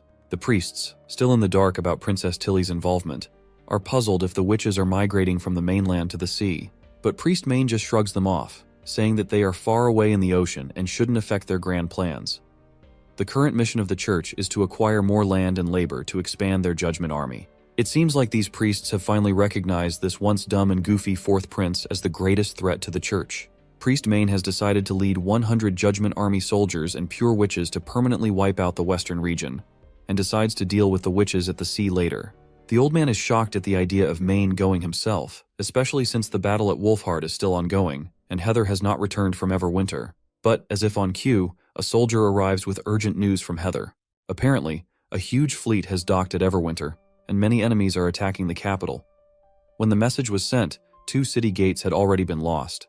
Archbishop Heather is currently trying to defend as much as she can, but there are too many enemies, and they are using berserker pills. All the ships are flying the same black flag, the Black Sail Fleet of Garcia Wimbledon. The scene transitions to the castle of Everwinter, where Garcia has taken control and captured Heather. Garcia, standing in the grand castle, tells Heather to start praying to her god before she begins her gruesome work. She plans to cut off Heather's fingers and limbs one by one to make her feel the pain and helplessness that the people of Clearwater have suffered. Heather, however, remains steadfast, showing no hint of fear or apprehension. She defiantly asks Garcia if she plans to curse herself with the church's wrath, or if she intends to drift at sea forever without ever docking. Garcia does not seem to like this nonsense talk and simply snaps her fingers. Right on cue, her goons pin Heather to the ground and hold her hand out. They proceed to cut off her fingers with the cold efficiency of slicing cucumbers. As the pain begins to overwhelm Heather, her face twists with agony. Despite the relentless torment, her eyes well up with tears, but she remains determined not to give in. Garcia's soldiers continue their gruesome task, chopping off her remaining fingers, but Heather's resolve seems unshaken even as her body trembles from the pain. Chief Kabbalah of the Sandstone clan looks at Garcia and asks if this is really necessary, since suffering is usually only needed for intimidation or interrogation. Garcia, clearly annoyed, responds with a sharp question about whether Chief Kabbalah even understands how the church tortures witches. Then Heather's chuckle breaks through, quickly escalating into maniacal laughter. She tells them that they clearly don't grasp the church's power or the importance of its work. Heather makes it clear that Garcia has stuck her hand into a lion's jaws and that the church's enemies will be obliterated. But Garcia just laughs it off and says she'll be more than happy to wait for that day to come. The scene opens with Anna happily digging into her ice cream, her enthusiasm as sweet as the treat she's savoring. The prince couldn't help but feel creeped out, convinced that no matter what era they came from, girls always enjoyed ice cream. It turns out the prince had come up with a simple recipe using just sugar, water, yolks, butter, and milk to make the ice cream. Perfect timing, as the other girls soon joined the scene. Maggie walks in with her hair playfully tousled by leaves, and the prince jokes that they must have been looting bird nests again. He pulls out a letter and mentions that summer begins tomorrow, and before she prepares to head back to the bay, he asks Maggie to deliver the letter to Tilly. Maggie accepts the letter confidently. Meanwhile, Lightning remembers that with the end of the month approaching, Maggie will be leaving the palace soon. The prince then gives Lightning a mission, revealing that the map she's looking at is one she drew herself. He asks if she remembers the shallow beach by the mountains. Lightning quickly points to the spot on the map. The prince tells her to take Maggie and fly out there, plant 2 flags at the spot where the beach meets the mountains, and mark it on the map. Turning to Maggie, he explains that if Tilly agrees to send the witches, Maggie will need to guide the ship to this spot, where everyone from Border Town will welcome them with hot air balloons. Lightning perks up with happiness as she realizes that more witches are apparently going to be joining Border Town soon. The prince nods confidently, saying he believes in his sister and that she will eventually join him. Shortly after, we see the balloons soaring through the air. All the girls are absolutely amazed to see that they're actually flying. The prince has named the balloon the Overlook, and Anna gives all the credit to Soraya for helping paint it. The prince agrees, saying the paint's stickiness is exceptional because it needs to adhere closely to the base layer to support such a massive balloon. Otherwise, it wouldn't be able to withstand the pressure and tension. The prince quickly starts imagining that, since he has acquired DC motors, he can use electrolyzed water to create hydrogen gas. It won't be long before he can build a famous Zeppelin airship. As long as he can find lightweight materials for the frame, a monster like this could soar thousands of meters above the ground.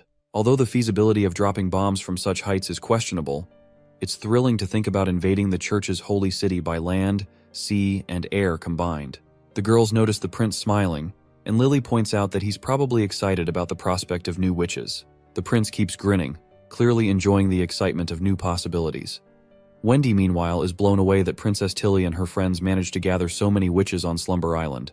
The prince nods, adding that Tilly didn't just pull witches from Grey Castle, she also invited witches from the other 3 kingdoms. He even thinks she might have been in talks with the Old Witch Association at some point. Wendy mentions that Kara, their former leader, never mentioned anything about Tilly, but the prince points out that if Kara had revealed Tilly's invitation, no witch would have joined Kara's quest for the Holy Mountain. Wendy agrees, saying that this unexpected turn of events has actually worked out in their favor. They're now living with such a down-to-earth prince while enjoying a pretty luxurious life. Lily, always the arrogant one, chimes in, suggesting that Bay witches might be better since there are so many witches around, making it easier to walk through town without feeling anxious. As their banter continues and laughter fills the air, and that is when Roland's attention drifts to something a bit awkward. He can't help but notice Wendy's rather prominent pair of hooters. Later that day, the prince sits in his office, mulling over the idea that women with larger breasts often experience sore shoulders, and that's why bras were invented. While it's not a well-verified fact, he figures it's worth trying out to create some undergarments. He thinks about how, as Anna gets older, she might face similar issues, and he'd rather avoid the problem of saggy breasts. He starts designing some bras, marking another innovative leap in this old era. The next day, the balloon soars through the sky once again. This time, it carries not only witches, but also Margaret and a merchant. They're all thrilled and amazed to be flying for the first time. Lightning mentions that she's explored the area and marked it down on the map. Margaret gives her a thumbs up for the work well done. The prince turns to Merchant Marlin, teasing him about whether he's about to crap his pants due to the height. Marlin admits it's really terrifying looking down from so high up and feels like he's on the verge of a panic attack. The prince tells him to calm down, explaining that it's a natural response for someone whose feet are off the ground for the first time, much like how people can get seasick on their first ship voyage. Margaret, meanwhile, is fascinated by the giant balloon, but Marlin remains skeptical. He wonders if witches are controlling it with their powers. But the blondie calmly corrects him, saying that Anna is only managing the flames, and the balloon floats because as long as you keep supplying it with hot air, it will rise naturally. The prince agrees, and adds that hot air rises and cold air sinks, which is why it's called a hot air balloon. They continue chatting about this and other random topics. Eventually, Margaret expresses interest in buying a few hot air balloons from the prince. She mentions that they don't have to be big, just large enough to carry one person. The prince quickly catches on to what Margaret intends to use the balloons for. She confirms that if she attaches the small hot air balloons to their ships, the lookouts will be able to spot pirates from far away, as pirates are a much bigger threat to merchants than storms or tornadoes. The prince flashes a grin and informs her that the price won't be cheap, estimating it will be in the thousands of golden royals. Margaret agrees to pay 1,000 golden royals for one balloon right away. She promises that if the balloons become popular, every merchant in the bay will be eager to buy one or two for themselves. The other merchant nods in agreement, noting that while he hasn't fully gotten used to the idea yet, it's clear that this could be a crucial exploration tool for the Crescent Moon Merchant Guild. If the prince can make them, he's certain everyone at the bay will want to buy them, even if it means paying a premium. The prince quickly starts calculating the potential profit, realizing that his markup is almost 500% of his estimated product cost. Plus, since he plans to use hydrogen gas to make the balloons float, customers will need to bring them back to Bordertown for refills, creating another source of income. He can almost see himself swimming in golden royals from these balloons. I remember when the entire town's budget was only a few hundred gold royals, and now he's on the brink of making thousands from just one balloon. As you can imagine, he shakes hands and quickly seals the deal. Meanwhile, back at the fjords, Ash is surprised that Roland chose one of the witches known as Sylvie. She wonders if Roland isn't worried about being exposed, given that Sylvie can easily detect lies and see through fake identities. Princess Tilly, however, is also out of the loop and speculates that perhaps Roland doesn't care about hiding his identity and just wants to work with them on honest terms. Ash then brings up another possibility. What if Roland is actually her brother? And if that's the case, he might not be worried about Sylvie's ability at all. Princess Tilly thinks it's a slim chance though, because she knows her brother well. Roland Wimbledon would never take on the church for the witches. He's always been better at running from challenges or problems, and he even protested when the king sent him to Border Town. Ash then asks if sending their witches to the west is really necessary. Tilly reassures her that it's perfectly fine. But Ash reminds her that Sister Lotus is one of the most important witches at Slumber Island. Without her transformation abilities, it'll be tough to fix any broken mud houses or make significant changes to the island's geography. Sister Honey is also crucial. She can command hawks to catch fish, ensuring everyone enjoys delicious seafood. Ash suggests denying the request and swapping out some less useful witches instead. That's when Princess Tilly's patience wears thin. She stands up dramatically and coldly tells Ash that she's sending the witches to Border Town to form an alliance and won't mess up this opportunity. She reminds her that they're creating a sanctuary for all witches, and she prefers not to label anyone as useful or useless. Ash quickly drops to his knees, apologizing for questioning Princess's intentions. Tilly reminds her friend that Roland picked these witches out of hundreds, including Evelyn and Candle, who are supposedly the least useful. She asks why Roland would choose them if they were truly useless. She's confident that working with these witches will help them understand Roland's choices and how he plans to use their powers. Tilly makes it clear that the witches are not just tools and warns Ash not to say anything like that again. Ash admits her mistake and agrees. Tilly also wants the books they found in the ruins deciphered as quickly as possible. She felt uneasy after her last visit to the ruins and heard that the old association started in Seabreeze Town, with ruins in the eastern forest. She hopes that if the texts in the books match those from both locations, it might reveal a connection. Well, it seems like Tilly is absolutely right. The former leader of the Witch Association, Kara, had that creepy book, which she used in her quest to find the Holy Mountain, but she ended up getting killed by demons. Tilly then apologizes to Ash for scolding her so harshly. While she still doesn't agree with labeling the witches as useless, she acknowledges that if Lotus is away for too long, it will affect the island. Tilly plans to have Lotus return to the bay before winter arrives. In exchange, she will send a few battle witches to Border Town to fend off monsters and months of demons. She is pretty sure that Ash will also go with her in Border Town during the winter. And of course, our tall, scar-faced lady quickly agrees to tag along with Princess Tilly. After all, their relationship seems more like that of a loving couple than just comrades. The next scene takes us to the open sea, where a lone boat is sailing through the waters. On board are Maggie and her fellow witches, making their way towards the border town. Maggie seems to be having a blast as a seagull, and the boat's captain is blown away by Maggie's ability to transform into different birds. He's especially surprised that she can also inherit each bird's skills, like how seagulls can navigate the sea effortlessly and even detect storms. Sylvie, a charming witch with green silky hair, agrees and notes that without Maggie's help, they wouldn't have had the courage to take a new route around the endless cape and dock south of Grey Castle. That's when the captain bursts out laughing, saying that even though Maggie looks exactly like a seagull, he can still tell her apart by the shape of her body. Sylvie raises an eyebrow and notes that she never noticed it, because she claims that she tends to observe things more directly. Well, considering she's one of the witches who can see through fake identities, lies, and all that stuff, it's obvious she does not distinguish between people through their body features. Sylvie then glances at the ship's crew and notices that they look exhausted, so she politely asks the captain to switch their shifts. The captain is amazed that she can pick up on such subtle details. It seems nothing escapes the sharp eyes of Sylvie. As the captain rushes over to get his crew to stop slacking off, Sylvie's mind drifts back to the last conversation she had with Princess Tilly. Tilly had told her that their trip to the border town wouldn't just be about connecting with their sisters and offering help. Sylvie also had a task to uncover Roland Wimbledon's true identity. If there was anything suspicious about him, Tilly had ordered Sylvie to work with the Witch Union to expose his true self. Right now, Sylvie's worried that in the worst-case scenario, the Witch Union might not cooperate with her. They could end up imprisoning her and her crew just to keep Roland's false identity under wraps. She notices other witches goofing around on the ship.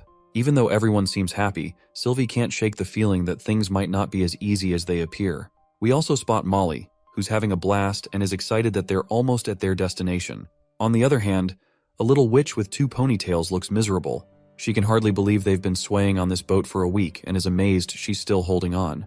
The captain reassures her, saying she'll feel better once they hit solid ground. He adds that he's never seen anyone die from seasickness before and tells her to hang in there. Ash then turns to the little girl and comforts her, saying that Maggie has already alerted everyone in the border town, so everyone should be here to pick them up soon. The little girl curiously asks if Ash and Molly aren't going to the border town, to which Ash explains that she and Molly just tagged along to ensure their safety at sea. After dropping them off, they'll head back immediately since Princess Tilly needs their help on the island as well. Ash warns the girls to stay away from Roland Wimbledon as much as possible. The little witch then curiously asks her senior why they should be afraid of him since he's just Princess Tilly's brother. Ash agrees he's her brother, but makes it clear that being royalty doesn't mean the prince isn't a creep who likes groping witches. While everyone's busy chatting about the prince, Sylvie notices something rising into the sky from the mountains, and she's absolutely shocked by what she sees. The crew's expressions are priceless as they wonder what kind of giant bird it could be. The little witches turn to their senior, asking if she's ever seen anything like it before. The senior admits that this is the first time she's come across something like this. As they approach, Sylvie's heart swells when she sees a welcome banner fluttering in the air. It's clear the Witch Union is greeting them warmly, and the banner's message clearly says, "Border Town welcomes everyone," which just leaves Sylvie momentarily speechless. When the ship finally reaches the shore, Wendy takes the opportunity to greet everyone warmly and welcome them into Border Town. While Ash remains calm and composed around Wendy, the other witches behind Ash still look quite nervous. Wendy and Ash exchange greetings, and Anna soon arrives on the scene. As Sylvie's eyes land on Anna, she notices that all the magic around the witches seems to be gravitating towards her. The sheer amount of power radiating from Anna blows her mind, making her realize just how extraordinarily powerful our girl Anna truly is. While some witches are busy exchanging greetings, others are eyeing the giant hot air balloon with curiosity. Wendy takes the opportunity to fill them in on all the details about hot air balloons. Wendy then asks Ash if she's sure she won't come to town, since the prince is eager to see them again. Ash laughs it off, joking that the prince definitely won't be thrilled to see someone who plans on poaching his witches. She says she's leaving the kids in her friend's capable hands. Wendy, ever the big-hearted woman, or I dare say big booba lady, quickly agrees and assures Ash she'll take good care of them. With that, lightning pushes all the new witches into the balloon. While Sylvie is still feeling a bit anxious, Anna simply snaps her fingers, and black fire erupts, propelling them up into the sky. Molly waves a final goodbye from the ground, and the girls above in the air take off, heading toward their new home. Up in the sky, Lightning quickly asks the newcomers to show off their powers, while Wendy checks in with Sylvie to see if she's feeling alright. Sylvie replies that she's fine, but admits to having a bit of a headache. Well, it seems like she is feeling more than a surge of pain inside her. She curses herself for instinctively activating her magic eye. She hadn't expected to see so much land at once, and it's the first time she's taken in such a wide view, overwhelming her magic. Wendy advises her to take a few deep breaths, reminding her that everyone feels a bit strange the first time they lift off into the air. Sylvie thanks her and reassures Wendy that she's feeling better already. Meanwhile, the other girls are having a blast as Lightning enthusiastically sings about their prince's heroic deeds, cheerfully narrating all the adventures they've had together. Seems like Sylvie has finally started to relax, realizing the mood is more laid back and fun than she expected, and she hopes it stays that way forever. When they finally arrive above Border Town, the balloon lands near the castle, and the girls are absolutely shocked when they hear the resounding boom of cannons firing. Lightning quickly reassures them, explaining that the prince fired the cannons just to welcome them. Soon after, witches from the Witch Union arrive to greet the newcomers. Sylvie is blown away by the fact that their magic is completely different from what she had expected. She can't help but take note of how friendly the Union sisters have been so far, though she reminds herself to stay on guard just in case. Once they enter the dining hall, they see a feast already laid out on the table. The prince warmly welcomes everyone to Border Town, introducing himself as the ruler of the Western region, and tells them to make themselves at home.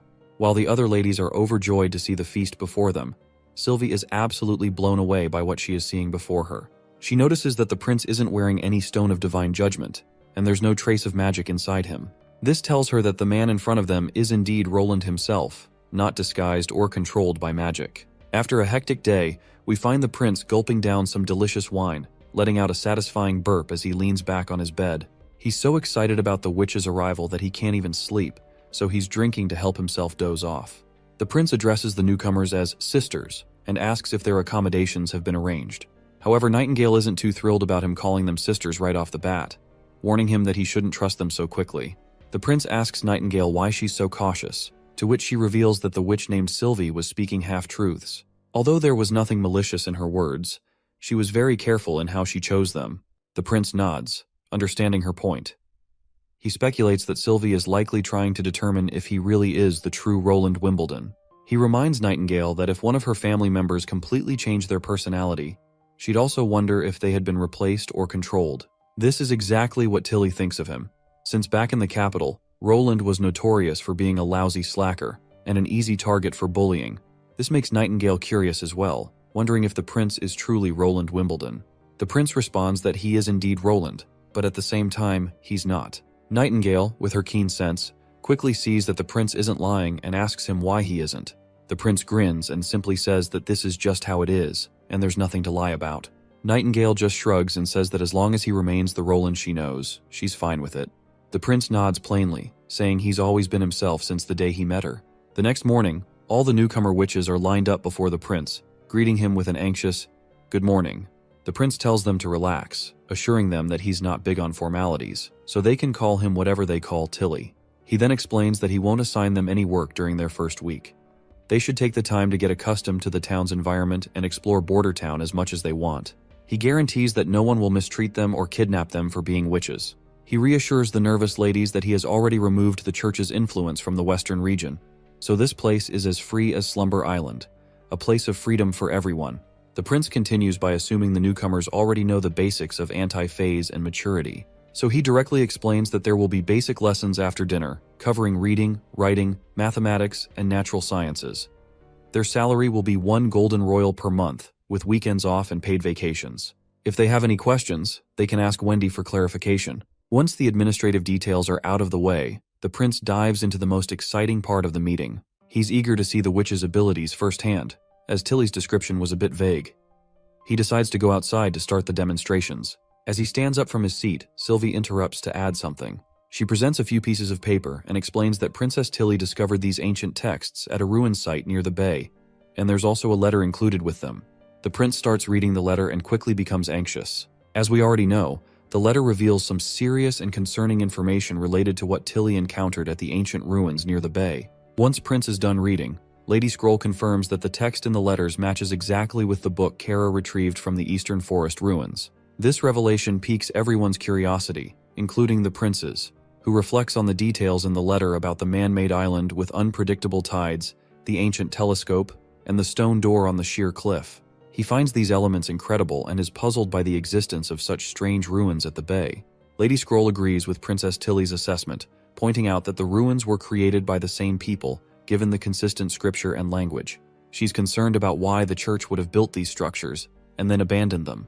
Wendy adds that it's not just these ruins that are mysterious. Records older than 450 years have been wiped out. She's baffled about what might be hidden there, or why there's such a concerted effort to erase these historical records. The prince says that since Tilly's already been working on deciphering the texts, he's pretty sure she can crack them. To give her a hand, he'll tell her about the holy city of Tequila and send her some photos of the devils Soraya took, as those might help with the translation. He points out that keeping this info hidden is pointless, and it's better to be prepared and understand what's going on, which might even reveal some weaknesses of the church. Because if the church did not care about these ruins, they'd have buried their history even deeper. He also suggests checking out the stone tower in the misty forest again, where lightning once found a devil. Maybe there are more clues there. He adds that once the armies got their new weapons, they'll clear out the forest just in case there are any other devils hanging around. First up, the prince wants to test everyone's powers. They head out to the empty backyard where Lotus, the first witch, shows what she's got. She pulls a giant boulder out of the earth with ease. The prince is seriously impressed, noting that despite being around the same age as Nightingale, Lotus looks incredibly young, just like a freshly picked cucumber. Her abilities are super strong too. She can terraform within a 5-meter radius without breaking a sweat. But when she tries to stretch the mud tower beyond 7 or 8 meters, the tower she creates starts to collapse due to structural imbalance. Also, she uses less magic if the dirt is looser, but her ability is good for solid ground like the Slumber Island she came from, while the dirt houses she might build in the border town are just going to collapse. Lady Scroll also explains some nerdy details about her power. It's a summoning type, no extra frills, and she can terraform up to 5 meters. The stones of divine judgment hit her hard, but they don't affect anything she's already built. Next up is Honey, who just hit maturity last winter. Her main gig is animal subordination. She can tame any animal and make it follow her commands to the best of its ability. Her control lasts until the animal finishes its task, or she dissolves it herself. Plus, she's got this cool extra ability called Animal Messenger, where she can send animals off to find even more powerful ones to tame. The catch is that all her powers are affected by the stones of divine judgment, and the bigger the animal, the more magic it takes to tame it. Then there's Evelyn, who's about 25 or 26. She's got the wild talent of turning crude whiskey into all kinds of different alcohols, as long as she's tasted them before. She might help out with extracting ethanol, but serving a lady booze during the day is no-go. So, the prince will have to wait until dinner to get a taste of her magic. Next up is Sylvie. and the prince feels pretty uneasy around her. She has the power to see through anything within her range, even behind her back and through obstacles. Her vision is totally unobstructed, which is a bit unsettling for him. He's actually a bit envious of her ability. Imagine being able to see through clothes of any woman you want. Sylvie also has an additional ability similar to Nightingale's, where her magic can see accumulated and dissipate. Following Sylvie is Candle, who reached maturity during the last few months. Before, her powers were limited to candle lanterns, but now they're amplified. She can maintain a state of matter for a period of time. For example, if she casts her magic on an ice cube, it won't melt, even if you put it under the sun. Her power is enchanting in nature and requires direct contact with the target. The prince had a grand idea of using Candle's powers to keep molten steel hot forever. However, he soon realized it might be a bit of a stretch, because maintaining that kind of heat would require a ton of magic. The real challenge is how much magic is needed and how long it can be kept up, especially for larger volumes. Nightingale also points out that Candle's magic is pretty good, but her mana capacity is on the lower end of the scale. Still, her talent is a gem. If she can keep something in a stable state, it could seriously boost the durability of machinery made with weaker materials. So Candle's got the potential to make those machines last longer and run smoother. Once he's done examining, Nightingale asks if there are any witches the prince particularly likes. The prince replies that he thinks they're all quite good. Nightingale is shocked to hear that the prince is willing to clap all of them tonight, but he gives her a gentle bonk and explains that he's not trying to light up his night, but simply that their abilities are impressive. The prince then decides it's time to head back to the castle since the testing is over. He mentions that he has something he wants to give Nightingale after dinner. I wonder what it could be. Maybe his rod or something special. It seems like Nightingale is really looking forward to whatever the prince wants to give her tonight. When dinner time arrives, everyone enjoys a grand feast once again. What's most intriguing today is the prince's new invention, and Lightning and Maggie are eagerly anticipating what kind of ice cream or other creation he has come up with. The prince tells them that everyone will find out soon enough, but they should eat first. Nightingale feels a bit disappointed that the surprise isn't just for her, but rather something the prince has prepared for everyone. Meanwhile, the new witches are fascinated by the chopsticks. Lady Scroll explains that the prince often invents new and interesting things like perfumes, chopsticks, and ice cream, and he tests them on a witch before officially manufacturing and marketing them. The new witches fondly recall the luxurious experience of bathing with soap they had a while ago in the castle, a treat typically reserved for nobility. They can hardly believe they're living a life that rivals even that of kings, given all the amenities they're enjoying. As the witches get cozy and start feeling at home, we're skipping ahead to the end of dinner, where the prince finally grabs everyone's attention and decides to reveal what he's made. A few maidens quickly bring out wine, and the prince announces that he's starting with white wine among his inventions. Compared to the Hebrew and fruit wines they've had before, this one is the real deal with a higher alcohol content, so he advises the non-adults to stay away.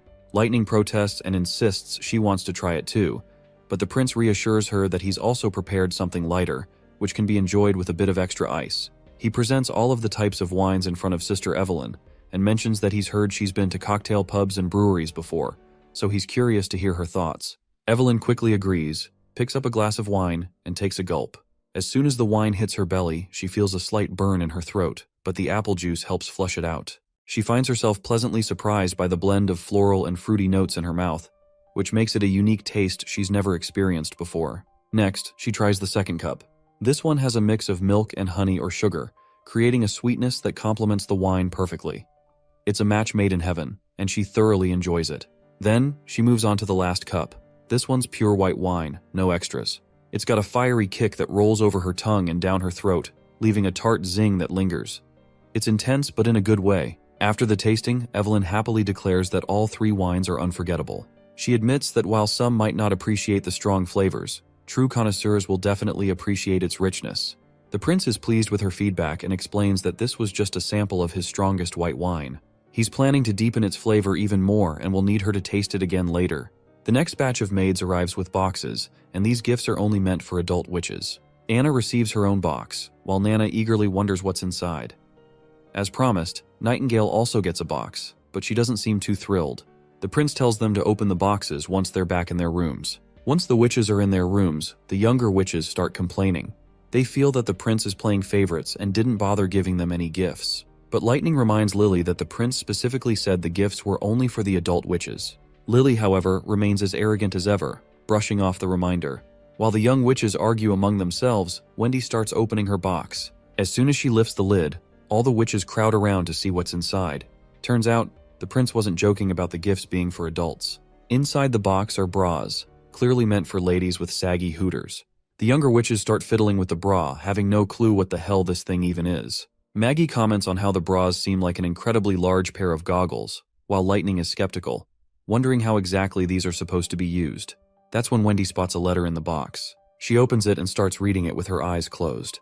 Meanwhile, Lady Moon is enjoying the soft, smooth texture of the bra, while Lightning and Maggie are still trying to figure out what's going on. It seems like the older witches have finally understood what the bras are for, and they're pretty embarrassed by the letter.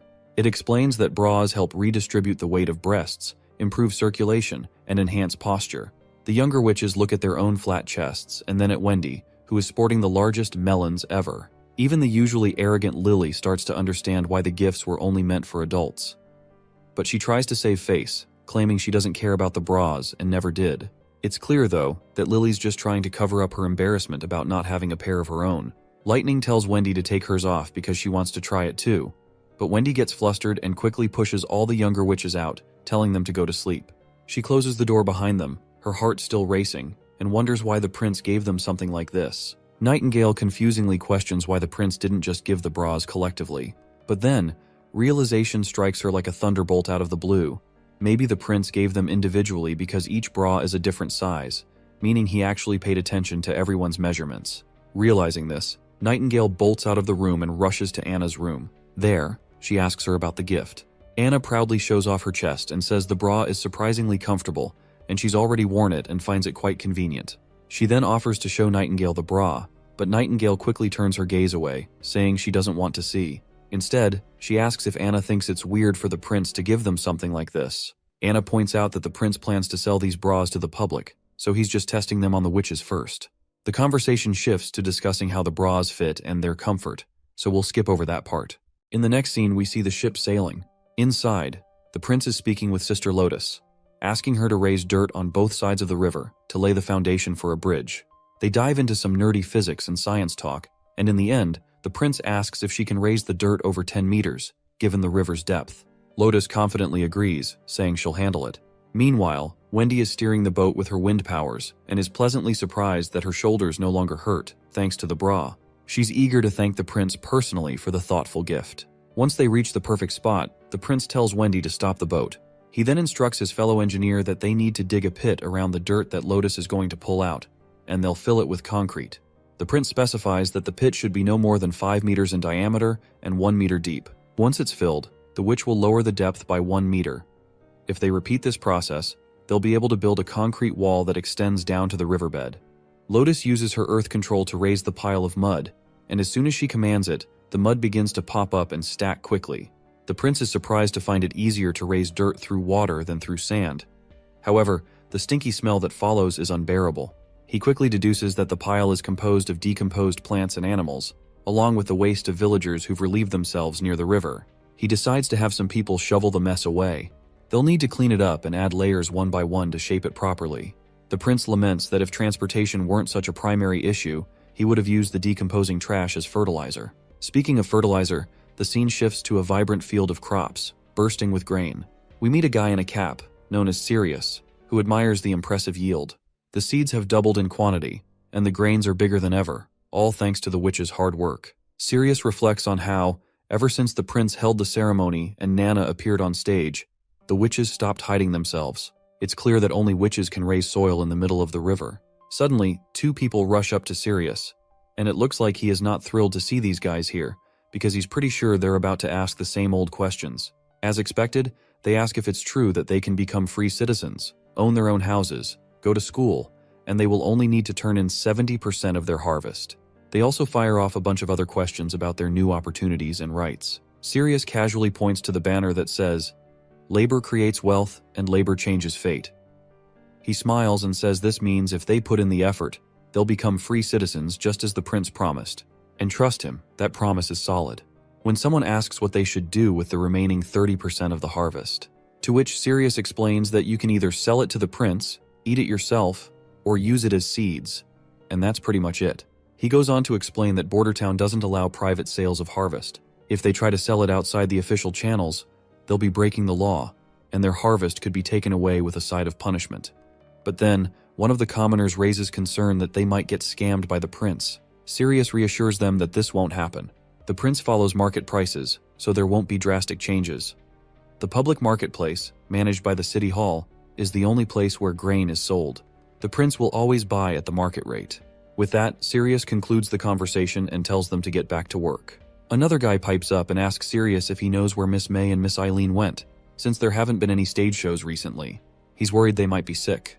Sirius reassures them that they'll return in the fall because they can't perform in this scorching heat. Or can they? As the workers head off to their tasks, Sirius reflects on his own journey.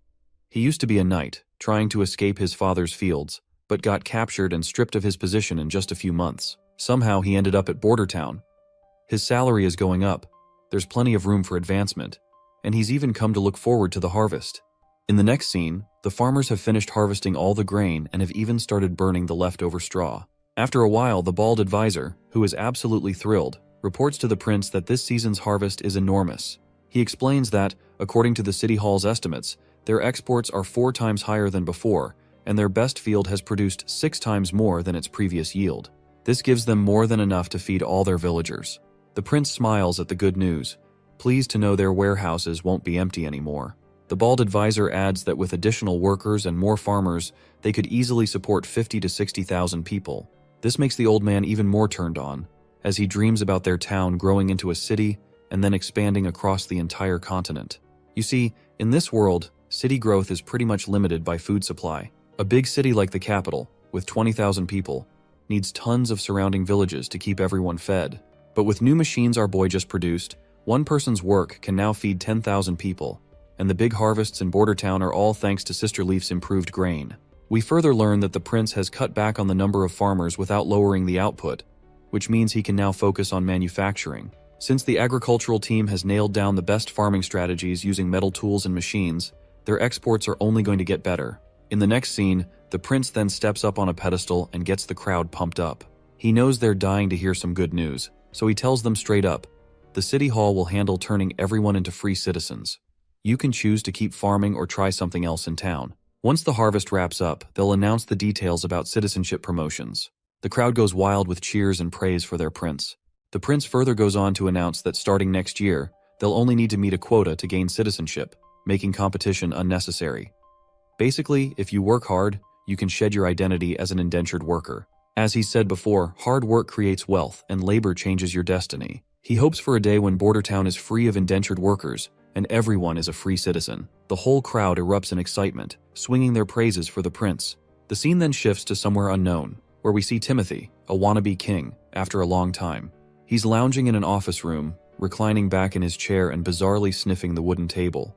By the smell, Timothy can tell the table is made of cerulean wood. He's surprised to find that her sister still prefers materials from Blizzard Peak, which means his sister definitely not feminine at all.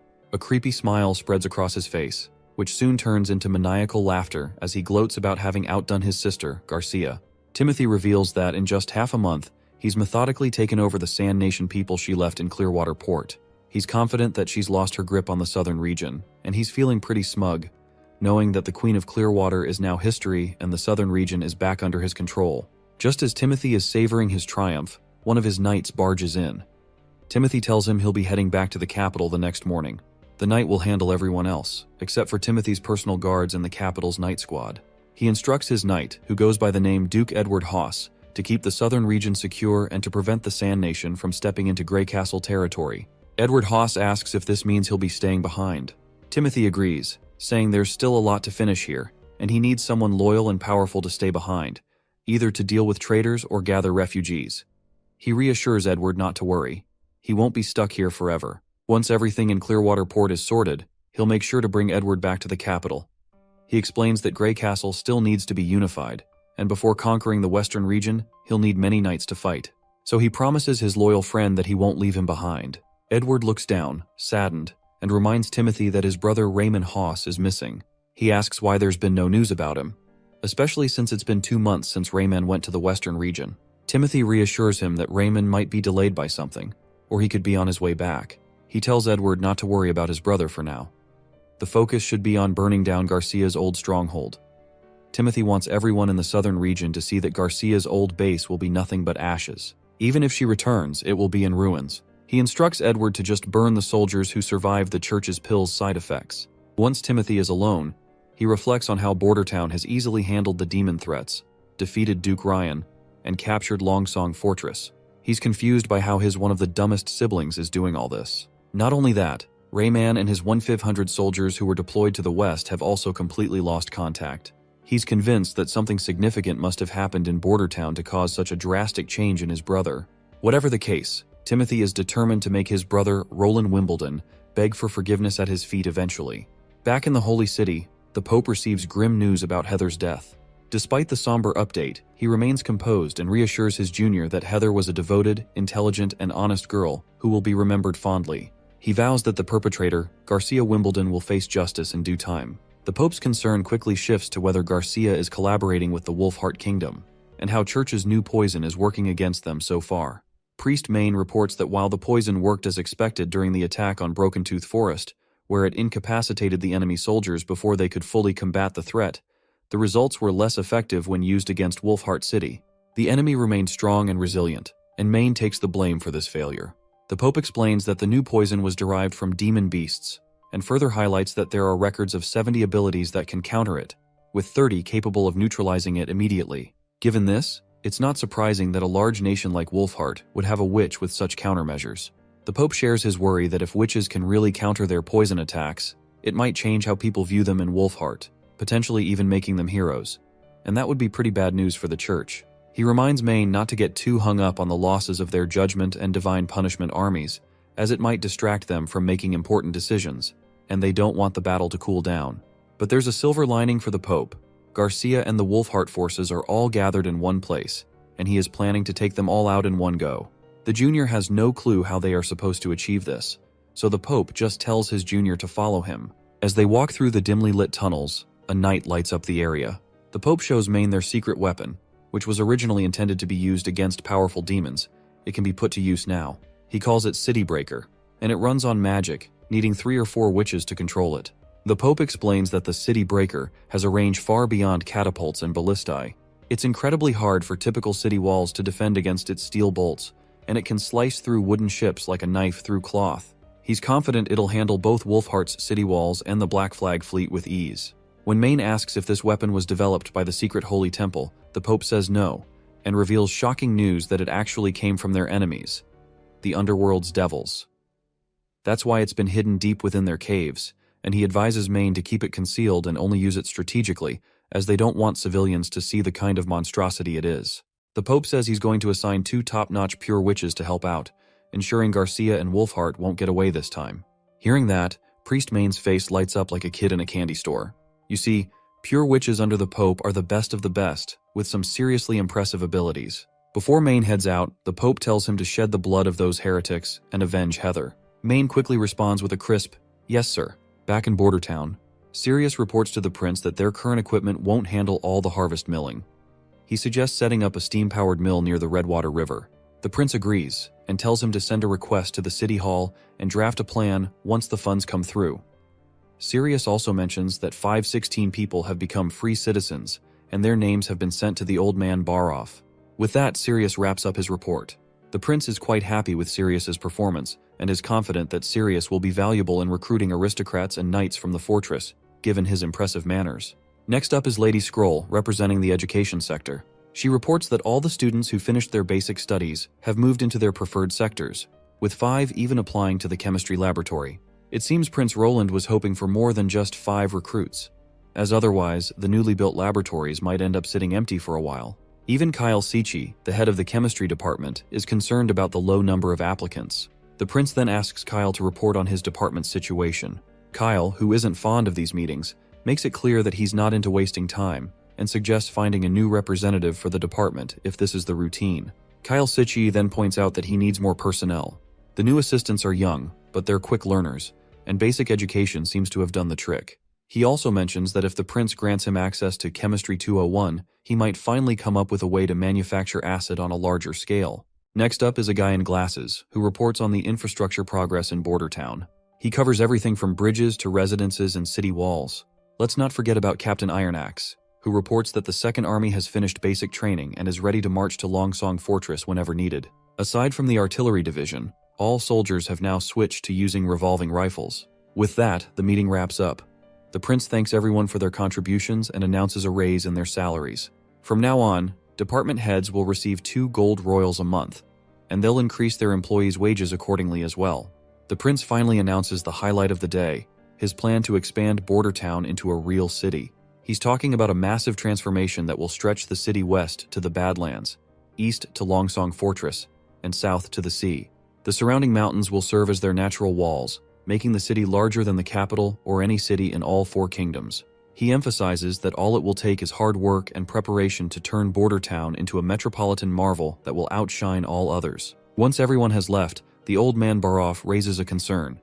Despite the recent successful harvest, the treasury is running low on funds. After paying Margaret, the Merchant Guild, and Theo, the finances are tight, with only about 2,000 golden royals left, which is a dangerously low balance. Prince Roland reassures Baroff that income will be forthcoming, because the Margaret Guild is expected to purchase another set of steam engines soon. Also, the high-pressure canisters and hydrogen replacements will need a bit of research from the chemistry department. Once that's sorted, they plan to sell hot air balloons and hydrogen refills. They'll charge 50 royals per refill, with a free refill after every 10, which should provide a steady income stream. Speaking of the chemistry department, Baroff then points out that Kyle Sichi needs to improve his social skills, as he's often quite impolite. The prince doesn't mind Kyle's lack of social skills. After all, scientists aren't exactly known for spending much time in the fresh air. As the night deepens, Kyle Sichi, true to a scientist's nature, is still buried in his studies. He's wrestling with periodic tables and equations, though we don't need to get into the nitty-gritty details. What's clear is that Kyle is working tirelessly, determined to fill the laboratories and figure out how to manufacture acid. His main goal is to earn Chemistry 201 from the prince, although what exactly that entails is still a mystery to us. It seems Kyle has a lot riding on this, and he's pushing himself to the limit to reach his goal. The next scene takes us into a mysterious cave where the witches can be seen exploring. They suddenly stop, and Nightingale asks Sylvie if this is where the tunnel splits. Lightning jumps in with precise instructions, saying they should start at the second door, while Sylvie also adds her 2 cents to help steer the team in the right direction. After a bit of wandering, Lightning points out there's just one last door to check. Nightingale eagerly vanishes from her spot and reappears at the front, urging everyone to move further inside. Sylvie, watching this, can faintly see Nightingale's magic when she disappears, but can't quite capture her figure or movements. She remembers Tilly saying that Nightingale is the most battle-ready witch in the Union she should be aware of. It turns out the prince sent everyone into these mines because there's an old legend about an ancient beast living here. He told them to report back after their trip. Because of the danger, Sylvie reveals to us that Nightingale was specifically chosen for this task due to the legend that these mines were once the nest of an ancient beast, and some miners have gone missing. Suddenly, Sister Lucia halts their journey and sits down to examine some ore she's spotted, because she thinks the prince might be interested in it. After their brief detour, they finally reach door number 23, the one they'd been searching for. Sylvie steps forward, using her abilities to check it out. After a thorough scan, she can clearly sense that there are no ores here, but there are some further down. There are 4 tunnels, one of which seems to slope downwards. Lightning is intrigued by the downward slope and asks Sylvie about it. Sylvie responds that it might lead to a deposit. She also seems a bit exhausted, probably from using up her magic. Nightingale then points out that they'll never know unless they investigate further. So eventually, they reach the downward slope, which drops steeply from where they're standing. Nightingale comments that it looks pretty deep, and Lucia, feeling uneasy, mentions that she feels like someone's watching her and suggests they should hurry back once they complete their investigation. Sylvie scans the area once more and notes that there aren't any ores around, so they should probably leave. But then she notices something odd. When she tries to scan the middle path, she can't see anything. Lightning asks what that means, and if Sylvie is just tired from using her magic. Sylvie explains that she's not running out of magic, but rather something seems to be blocking her vision. Nightingale decides to check it out herself and tells the other girls to stay back. However, Sylvie quickly stops her, saying that something could be causing this effect, and going in could be dangerous. Nightingale asks what she means, and Sylvie explains that it seems like there are stones of divine judgment involved. These stones appear to be underground and stretch throughout the area. In the next scene, we see the prince arrive at the underground location with his trusted partners and is utterly awestruck by the sheer magnificence of the giant crystal before him. He turns to his knight and asks if they built the staircase. Knight Carter responds that they did not. It was already here when the first army discovered this place. He believes it has been here for decades, possibly even centuries. Sister Lightning agrees somewhat, noting that Border Town was established around 70 years ago, so it's unlikely the staircase is related to the town's villagers or the kingdom. Carter adds that Grey Castle didn't even exist 100 years ago, so it seems implausible that anyone from centuries ago could have built it. The prince then reminds them that they do know of a group of people who lived 450 years ago and were forgotten. As the prince takes a closer look at the crystal, he remembers that glowing rocks usually have radioactive or fluorescent properties. But this stone of divine judgment doesn't seem to fit either category. If it were radioactive, the soldiers from the First Army would have been toast within minutes. And it can't be fluorescent since there are no light sources in the cave. Plus, even though these crystals act like prisms, they don't have any of the usual crystalline patterns, so he's totally baffled about how they even got here. Knight Carter is blown away, pointing out that a stone of divine judgment the size of a thumb would be worth a fortune, but something this massive could bankrupt all 4 kingdoms. Nightingale isn't thrilled with Carter's line of thinking, though. She gives him a stern look and asks if he's seriously considering handing it over to the elite just so they can use it to torture witches. Meanwhile, Lightning is fascinated by these crystals. They're the first stones of this color she's ever seen, and if they could bring one back, they wouldn't need candles anymore. But Nightingale reminds everyone that, as intriguing as the crystals might be, they're really just shackles for witches. Still, Lightning wants to take a small piece of the stone as a trophy from her exploration. The prince gives her the green light to go ahead, as long as she isn't too dismayed by it. With that, Lightning tries to crack the stone with a rock, but it doesn't even leave a scratch. Even Knight Carter is surprised because, as far as he knows, divine stones of judgment are supposed to be fragile. Lightning then starts hitting the crystal from different angles, but the result is the same. No scratches, no cracks, nothing.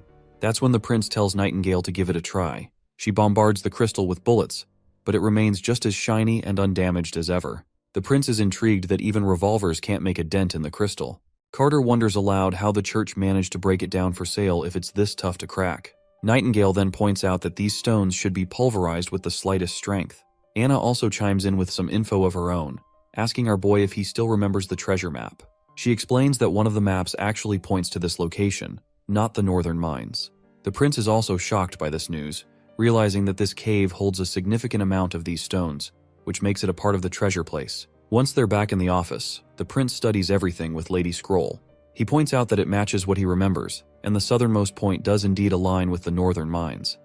Lady Scroll adds that if Anna is correct, this map could be one the church left behind while searching for new veins of stones. She's curious about why they would abandon everything after excavating it and building the stairs. The prince reveals that given the high value of stones of divine judgment, this cave certainly doesn't seem like something they'd leave behind. Since they can't go to the city of Tequila right now, he wonders if the answers might only be found when they visit the stone towers. I'm not entirely sure what is going on, but let's hope to soon connect the dots when we further dive into the story. As night falls over Border Town, the new witches chat during their study class. Evelyn asks Sister Candle if the prince assigned her any tasks.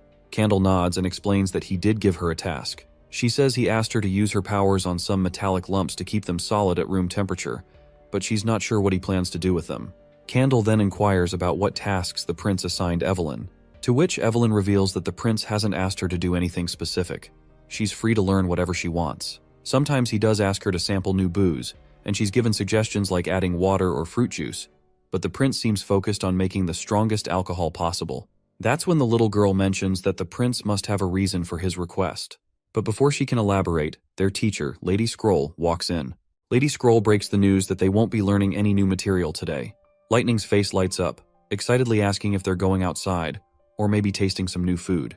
Lady Scroll just smirks and shatters their hopes by announcing that she'll be giving them an exam on everything they've learned. Everyone looks confused to hear this, and wonders what this exam thing is all about. Lady Scroll explains that, after 3 months of studying, the prince thinks it's time to check their progress. They'll tackle problems in 3 subjects: language, mathematics, and natural sciences. She adds that they'll need to answer the questions on their own and can't get any help during the exam. Everyone's faces fall at the shocking news, but Lady Scroll isn't done dropping bombs yet. She announces that the prince has explicitly stated that only those who answer more than half of the questions correctly will get to enjoy ice cream during the weekend afternoons, and those who score below half will lose their tea privileges. That last line leaves Nightingale completely boggled. As a fan of afternoon teas, she's pretty sure she's in trouble. Lady Scroll adds that witches from Slumber Island are exempt from this exam and can either stay and finish or take the day off. No matter their score, they won't lose any privileges. The new witches finally breathe a sigh of relief, realizing they're not completely screwed after all. Candle turns to her friend Evelyn and asks if she's going to stay for the exam. Evelyn nods and explains that taking the exam is a good opportunity to learn. She wants to advance her abilities by gaining more knowledge, and she's been practicing her writing after class with help from Lily and Moon. She figures it's worth the effort to avoid falling behind. Hearing this, the little witch decides to join her for the exam as well. Shortly after, the exam is conducted, and the answer sheets from all the witches are sent to the prince. The prince thanks Lady Scroll for her help, and as he reviews the answer sheets, he's fascinated to find that Nightingale has passed. Well, it seems like the prince is a bit disappointed that Nightingale passed because if she had failed, he was planning to discourage her from eating more sweets during afternoon tea. Nightingale quickly catches on and starts pinching his shoulder, practically telling him not to even think about it. Jokes aside, the prince is genuinely glad that all the witches performed exceptionally well. What's even more fascinating is that 2 new witches also took the test, where Evelyn scored 5 points while Candle scored 36. The prince is especially impressed by Candle, who only attended the course for 2 weeks but still managed to score 60 points. It just proves how witches, both physically and mentally, have a significant advantage over commoners. The next scene shows Lucia practicing hard with the materials inside her pouch. That is when her little sister wanders in and asks why she's still practicing so late. Lucia loses her concentration due to the sudden interruption and gets annoyed at her little sister, telling her to focus on reading the books instead of bothering her. But the little one replies that she can't really understand the words completely. She can only read a bit at a time and wishes she could read and write as well as her big sis. Lucia explains that's why she needs to practice more. She tells her sister that words have similar structures, and you can figure out their meanings from their roots. It's all part of the learning curve. The little girl reluctantly grabs a book and goes back to reading. Just then, Nightingale shows up and notices the sibling squabble. The little girl quickly rushes over to Nightingale with a pleasant smile and says she's just reading some books while her sister is busy practicing. Nightingale then offers ice cream to both sisters, and they eagerly grab their sweet, delicious treats. As they enjoy their ice cream, Lucia points out that these goodies are usually only distributed after noon tea time, so she is curious how Nightingale managed to get her hands on them. Nightingale proudly boasts that she placed 3rd in the exam, just behind Leaf and Wendy. Since the prince didn't expect her to pass, she figured she'd try to get something extra from him. Lucia then asks how many points she herself scored, to which Nightingale reveals Lucia got around 68 points. Lucia's face falls a bit at this, since there were 120 points total, and she only scored a little more than half. As her mood sinks, her melting ice cream starts to drip, and a drop of creamy sweetness lands on her hand. Nightingale quickly grabs Lucia's hand and licks the sweet nectar off, reassuring her that she did fine. She explains that Lucia hasn't been studying with them for long, so it's perfectly reasonable to miss a few questions in math and science. The banter among the ladies continues, and the little girl cheekily asks Nightingale if she likes princes. Her big sister panics and quickly shushes her, saying she shouldn't ask such blunt questions. Nightingale blushes but admits that, yes, she does like him. The scene shifts to Roland's office, where Lucia presents the ore samples she collected from the northern mine. The prince thanks her for her help, and Lucia says it's all worth it if she can be even a little bit helpful to him.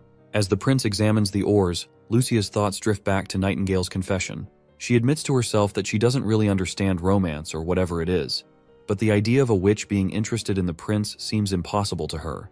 She thinks it's best if witches keep their feelings to themselves and not let others know. Meanwhile, the prince finishes examining the ore and tells Lucia that he'll have Sishi take a look at it. He suggests that Lucia keep practicing her abilities at the mines and to ask Anna if she needs any help with anything. Lucia feels a bit confused that even the prince can't identify the ores. But then, the prince calls her name, and she perks up at the sudden attention. The prince congratulates her on passing the exam and reveals that she placed 9th with 68 points. He acknowledges that it's impressive to perform well after only studying with everyone for a month and encourages her to keep up the good work. Lucia brightens at the praise and agrees with a big smile, feeling more motivated and happy about her progress. After a while, the prince lets out a sigh, feeling disappointed that he couldn't identify the ores in the mine even after purifying them. He realizes there's still a huge gap between engineering and geology, and wonders if he should leave it to the alchemist, as chemical experiments are more reliable than observing things with the naked eye. Also, he does not have any time to stress anything, since it's already time he starts planning countermeasures for the months of demons. Suddenly, a reporter rushes into the office with an urgent report. There's a secret letter from the capital. The prince asks who sent it, and the reporter says there's no signature. The prince opens the letter and sees that it's unsigned and written in an unrecognizable handwriting. It doesn't take him long to deduce that this secret letter must be from Theo, who has done a good job hiding his identity. As the prince squints at the text, he reads that an army of 1,000 strong has left the capital and is heading towards the western region. The next scene opens to the resounding claps and cheers from the audience, celebrating the stellar performance of the stage actors. In the background, a newcomer asks Lady May if she performed really well. Lady May acknowledges that she has indeed improved a lot. Another little girl chimes in, hoping for some encouraging words from her senior as well. However, Lady May breaks her junior's heart by dropping the bombshell that she's still far behind and needs to work on her emotions. Another stage worker points out that Lady May seems pretty strict, especially since the audience enjoyed their performance so much. The senior reminds the stage worker that many of these audience members are commoners who've never experienced theater before, so it's a new experience for them. She adds that if their audience were elite members, their stage mistakes would have gotten them into serious trouble. Suddenly, another actor makes her entrance without missing a beat. She immediately begins berating Lady May and her crew, labeling them as third-rate actors performing in a rundown place like Border Town. Lady May's student is visibly annoyed by this, but the arrogant woman, known as Bella Dean, mocks them further. She questions if they even know their place and makes it clear that none of them are suited for a big city like Longsong Fortress. She emphasizes that the Longsong Theater doesn't welcome third-rate actors. She even sneers at their play, The Diary of a Witch, dismissing it as terrible and unworthy of attention. She continues her rant, accusing Lady May of causing a drop in the theater's revenue due to performing in such a filthy town. According to her, no noble would want to watch shows from a theater that also performs for commoners without charging any price. And these commoners are nothing more than monkeys in her eyes. But Lady May isn't having any of it. She shoots back, making it clear that Bella's being arrogant and clueless. She points out that the theater manager has a deal with Prince Roland and Ambassador Petrov, who are in charge of Longsong Fortress. She assures Bella that any revenue lost will be covered by Border Town. She further tells Bella to get a grip and stop running around like a headless chicken, because this is a business deal after all. And as for reputation, Lady May proudly adds that only second-rate actresses would worry about losing theirs.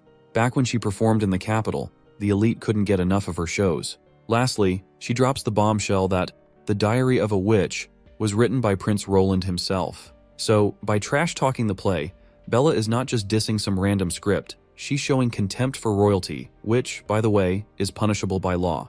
But Bella continues her rant, which eventually leads to a sharp slap across her face from Lady May. After delivering the slap, Lady May takes a deep breath, letting out the frustration that had been bubbling inside her. Miss Bella's lackeys quietly warn May that she's crossed the line by slapping her fellow actress. They remind her that an actress's face is her most valuable asset, and she can't just go around slapping people. Although Lady May inwardly admits that she acted on impulse, she still has no intention of apologizing to this trashy woman. She also recalls her time with Prince Carter, noting how men may seem all muscular and strong, but their weaknesses are in their eyes and throats. If it comes down to dealing with these lackeys, she's confident she could drop them with a single kick. So she doesn't falter and steps up to confront them. But just then, Prince Carter shows up. He announces that he's here to arrest anyone who insulted Prince Roland or schemed against his theater crew. Bella and her two lackeys are shocked to see the prince's knight, and Bella is pretty sure they're screwed since she was the one who belittled the prince's play. Later that night, Knight Carter and Lady May have a great time together, chatting and enjoying each other's company. But we are not interested in their lovey-dovey shit, so let's jump ahead 2 days. Inside the castle of Border Town, representatives from the 5 families have gathered from around the western region.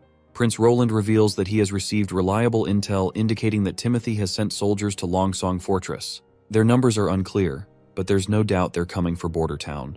He explains that Timothy's typical strategy involves kidnapping commoners to bolster his forces, then making them eat the church's drug.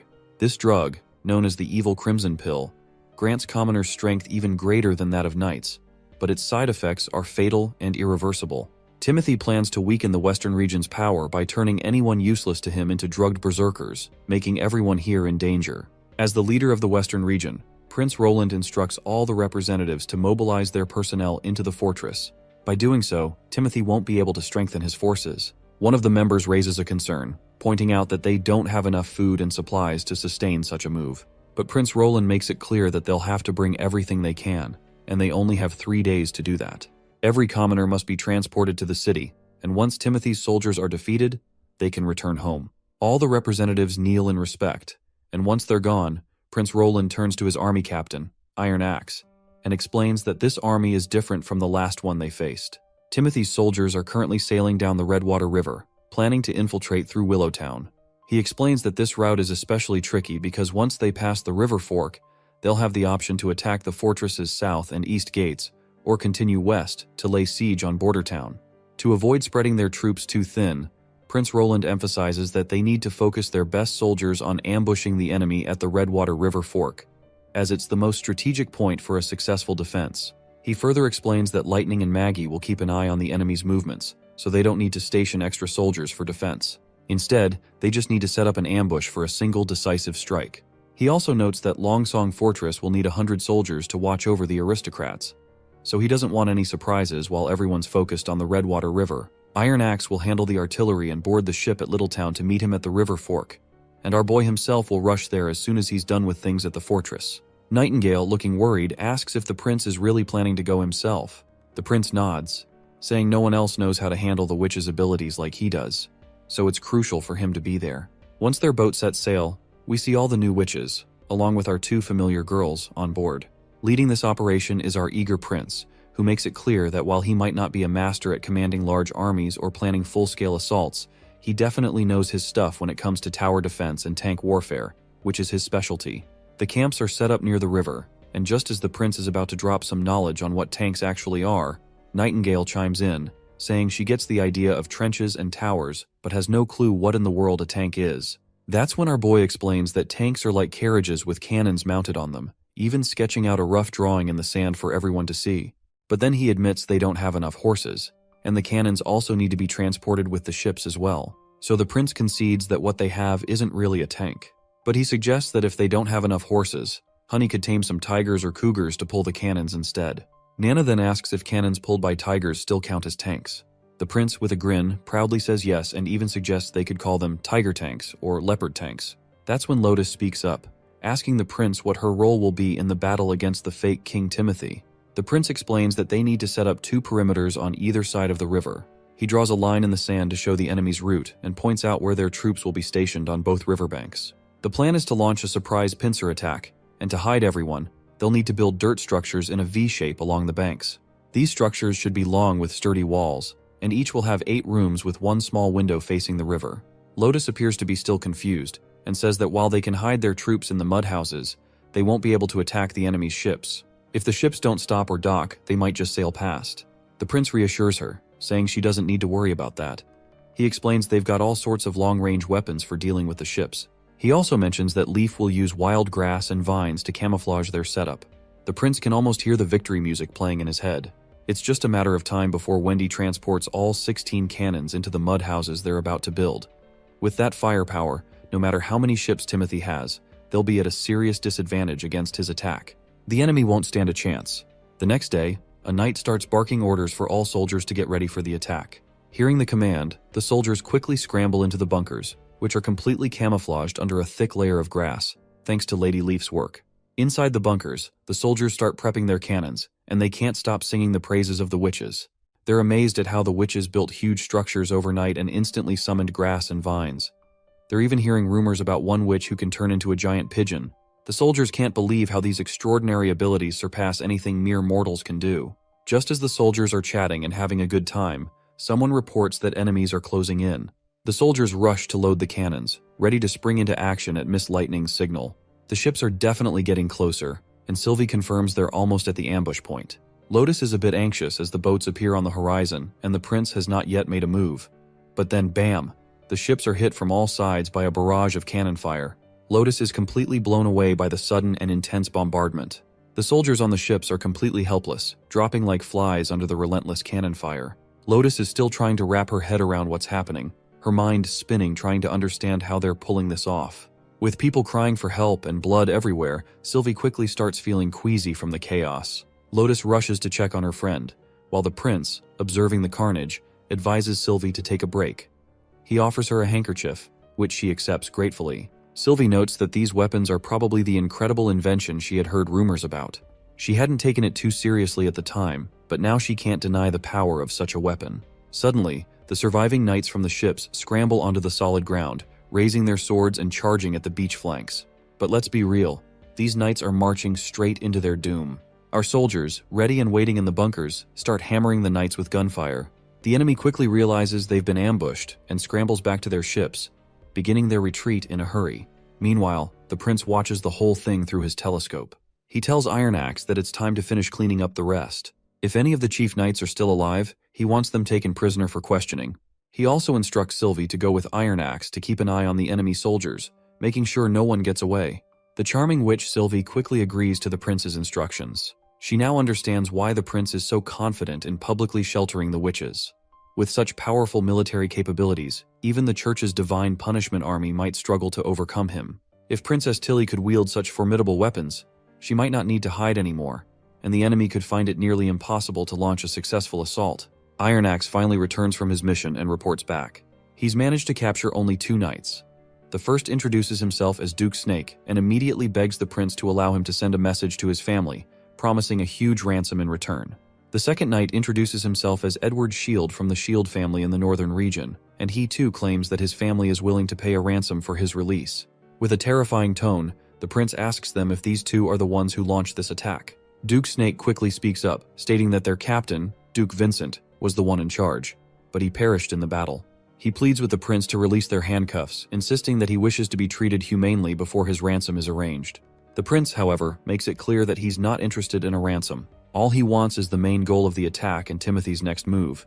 If they provide this information, he'll let them go. The 2 knights apologize and firmly state that they can't divulge any details. They've sworn loyalty to Timothy and refuse to betray their king.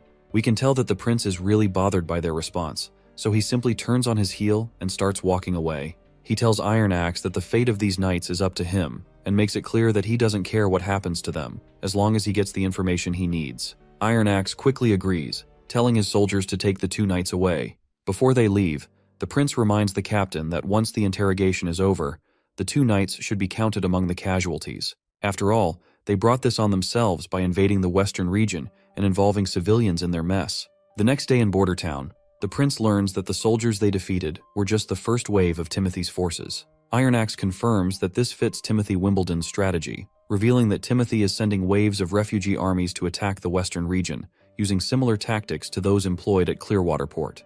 The prince asks if all the soldiers are civilians. Iron Axe replies that it's a mix. Some are criminals and troublemakers among the refugees.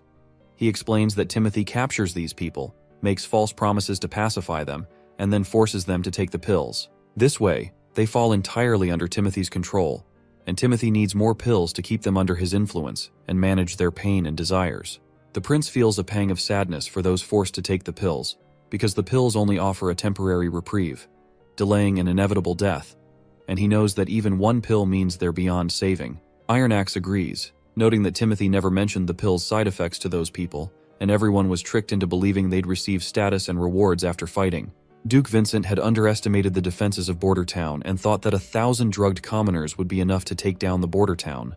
Iron Axe further reveals that Duke Snake spilled more details during the interrogation.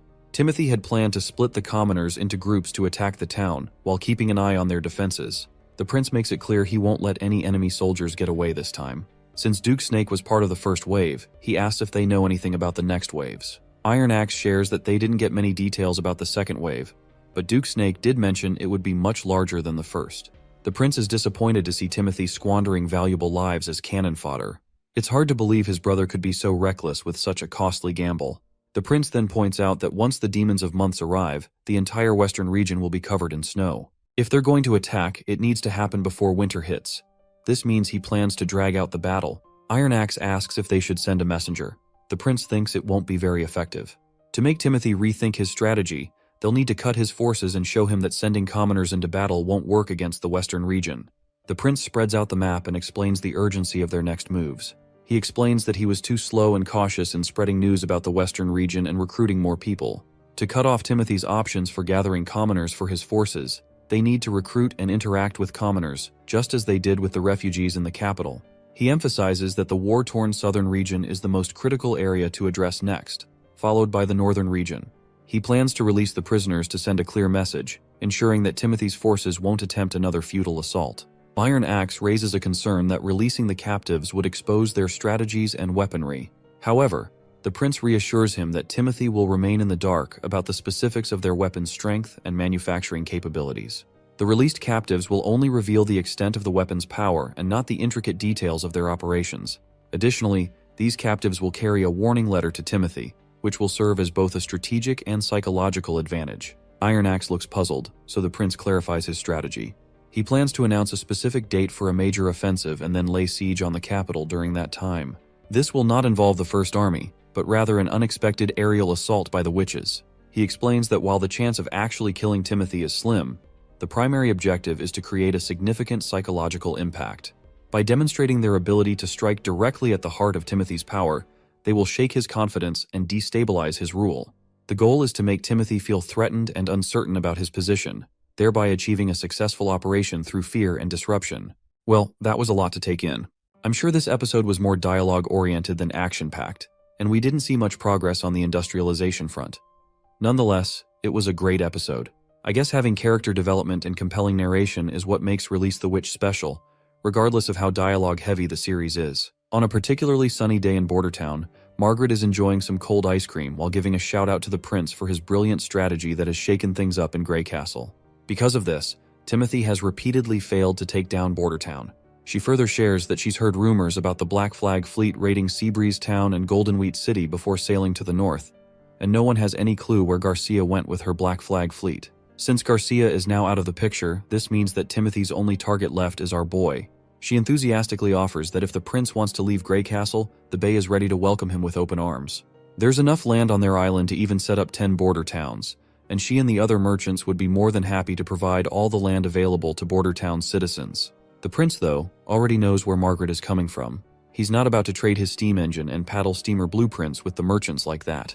Even if he lost to Timothy and ended up losing Grey Castle, he'd prefer to head to his sister Tilly Wimbledon first. Margaret then asks the prince about the hot air balloons, and he reveals that he's already working on them. He's managed to manufacture 2 so far, but he points out that they're not quite like the ones she's ridden before, and they don't require a witch to operate either. When they head outside, the prince shows her one of the balloons they've created. He explains that it has a port at the end for loading gas, which is what makes it fly. Refilling is pretty straightforward, because all you have to do is just connect the hose to the tank and twist it open. He also mentions that the balloon is resistant to rain, fire, and even bird beaks. Margaret is amazed about all this, but curiously asks how many gas tanks each balloon needs. The prince tells her it's about 5 or 6. Margaret then inquires if the gas is very expensive, and the prince pretends it is, saying that gas isn't something just anyone can produce.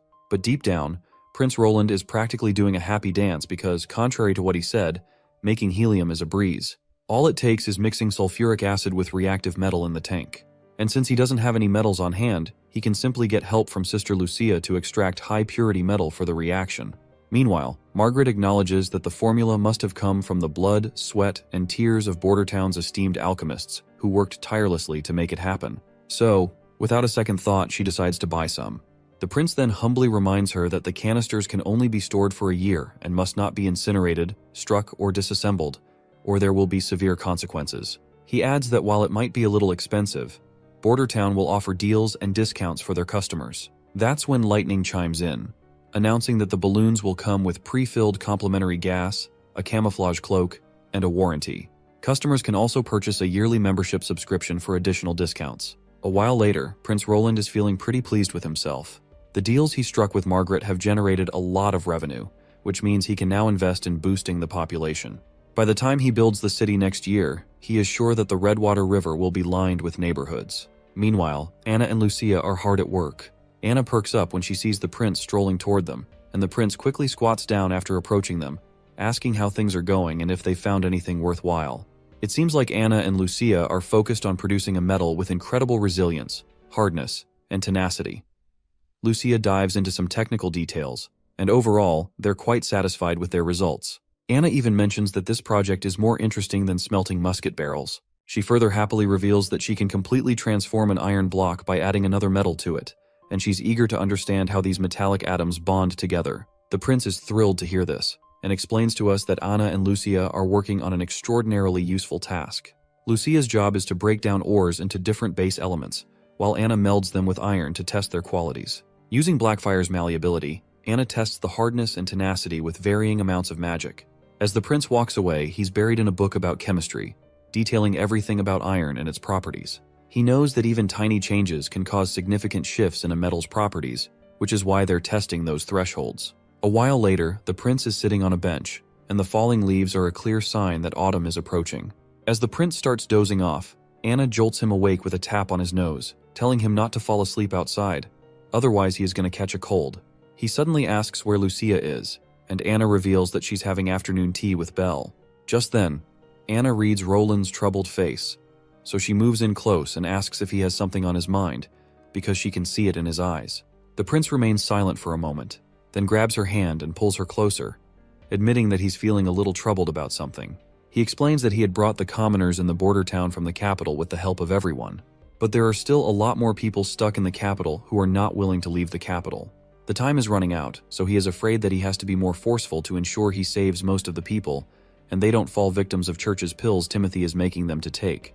Reflecting on it, he admits that, in a way, he's more or less the same as Timothy, with the only difference being their goals. He wants people because he's aiming to build his empire, while Timothy wants people just to crush everyone. Anna quickly puts a finger over his lips and tells him she gets what he's trying to say. She explains that she's figured out what's troubling him. He's worried that people might not accept his help, that his goals might not always match up with what others expect, and that using harsh tactics, even for a good cause, could be misunderstood. The prince isn't sure if having a moral goal outweighs using a moral method. Anna reassures him not to worry, telling him she will always be there to help him no matter what. The next scene then takes us to the sea at the fjords on Slumber Island. There, we see a boat docked at the shore with different vendors selling their wares.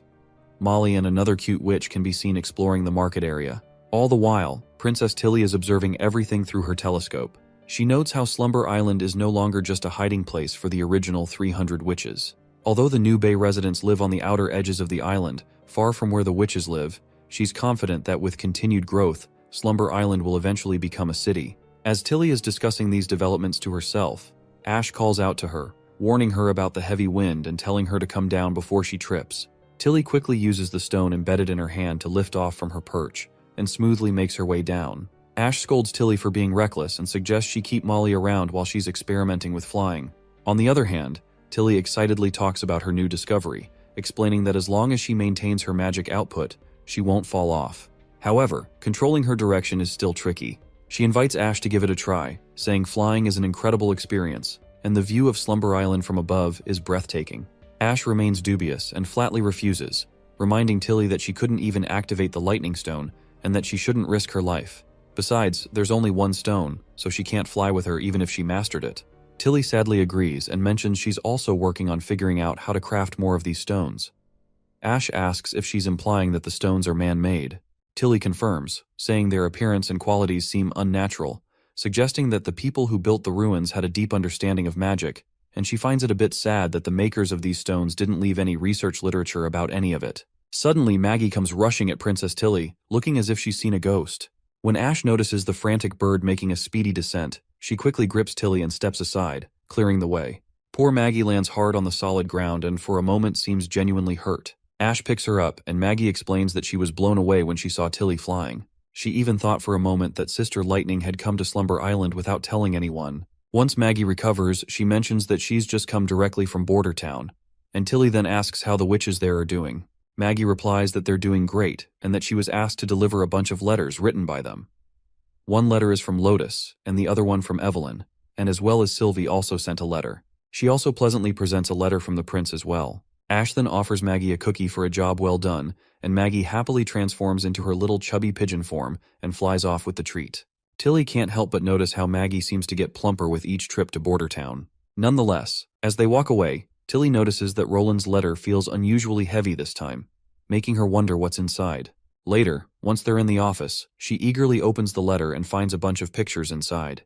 She's blown away by the lifelike drawings, convinced that only magic could create such detailed images. And one of the witches must have done this. But that's not even the craziest part. As she reads the letter, Tilly is further shocked to realize that these are real pictures of devils, not just some random art. Apparently, the scenes depicted are from when the Witch Association ventured into the Badlands to find the Holy Mountain. It then starts to ring a bell for Ash, and she recalls the legend of the Holy Mountain, said to be a legendary witch sanctuary where true peace and quiet could be achieved. However, Ash realizes that this was likely just hot air. They could simply live peacefully on Slumber Island without the worries of the outside world. The letter reveals that Kara, the former leader of the Witch Association, truly believed in the Holy Mountain's existence. She had found an ancient book in the eastern ruins that led her to believe the mountain was located in the Forsaken Lands, so she took the association past the mountains into the wastelands, but they discovered nothing but horrifying monsters. The letter describes these monsters as having incredible strength, quick mobility, and some even wielding lightning magic, just like a witch would. Out of 40 witches, only 6 survived, and they eventually found shelter in Border Town. It wouldn't be surprising if those devils were using the same lightning stones which Princess Tilly has right now. The prince's letter goes on to mention something puzzling as well. Apparently, there's a scribble at the end in the language of the 4 kingdoms. It references the Holy City, a battle with devils, and Alice's experiment with the Divine Punishment Army from 400 years ago. The prince has yet to figure out as to why this would be written in such a different language. After finishing the mysterious letter from the prince, Tilly decides to read Sylvie's letter next. Sylvie's letter reveals that she hasn't detected any disguises or traces of magic related to Roland Wimbledon. There are no other witches in Border Town who might be controlling the prince, which means that Prince Roland is truly her brother.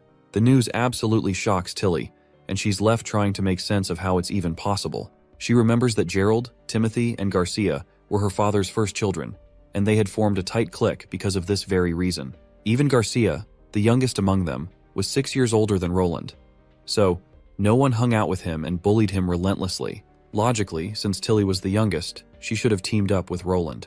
But for some obvious reasons, that didn't happen. Roland's personality got pretty twisted because of the way his siblings treated him, and he was carrying a lot of frustration he couldn't dump on his older siblings, so Tilly ended up being his target. She explains that their father stepped in once he found out, and Roland did shape up a bit. Still, he was full of mischief. He was both immature and kind of funny, so she had to stand up to him, and he didn't bother her much after that. Not gonna lie, little Roland was pretty charming back then. Tilly further reveals that as Roland grew up, he didn't really change much. According to rumors, he was hot-tempered, uneducated, and relied solely on his royal status. Those traits were just a cover for his true weaknesses, fear, and fragility. Yet now he's standing with the witches, protecting them despite being seen as demons, and he's even willing to go against the church. She is having a hard time believing it, and Ash agrees. She says that even though she hadn't seen Roland in years, he seemed like a completely different person now. Apart from his appearance, he gives off a totally different vibe. Tilly then curiously asks Ash for her observations further. Ash explains that the biggest change is Roland's cleanliness. Both his appearance and his presence are simple and refined. He doesn't flaunt his status like other elites, and if it weren't for his hair, he might not stand out from an ordinary commoner at all. Ash adds that while Roland might seem normal, there's something about him she can't quite put into words, and he gives off a really nice feeling. The princess smiles and teasingly points out that she never expected Ash, of all people, to give Roland a compliment. Ash quickly gets flustered and insists she's just being honest. Nevertheless, Tilly is still curious, and wonders what could have caused such a drastic change in Roland. She suspects he might have used some means to become someone else, and the only way to find out is to meet him face to face. I love how this manhwa is putting so much emphasis on Roland's transformation. It's a refreshing change from other manhwa that often make you forget the main character doesn't belong in their current world. Sylvie further writes that she has mostly been exploring the northern mines for the prince. To everyone's surprise, they've discovered a huge amount of divine judgment stones. These stones grow out of the ground just like other ores. She's also seen soldiers at the border town using a type of metal weapon that shoots iron balls and bolts. The weapon is incredibly powerful and makes a thunderous sound, and she has even made some drawings of these weapons.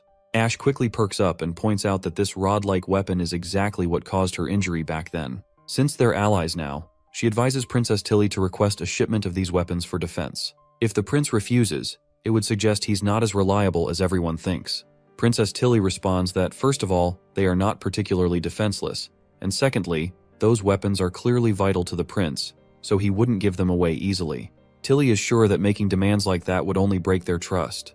Besides, she plans to visit Border Town during the winter anyway, so it'll be easier to talk to him in person about it. Ash quickly agrees, saying that Tilly can handle things however she sees fit. As Tilly continues reading the letter, she notices that Sylvie's sharp eyes missed nothing, because the letter even describes Roland's gifts to the witches, and Tilly gets absolutely blushy and embarrassed when she reads about how the prince gifted some underwear meant to cover a woman's chest, specifically for the adult witches. Tilly finds it completely ridiculous, thinking that gifting underwear is something only lovers do. So how could Roland have done that?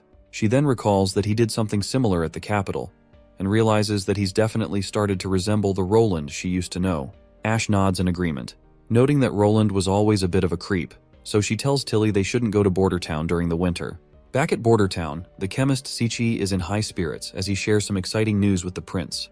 He's found a workable solution for manufacturing acid, but it requires a large amount of lead and a skilled smith to make a container out of it.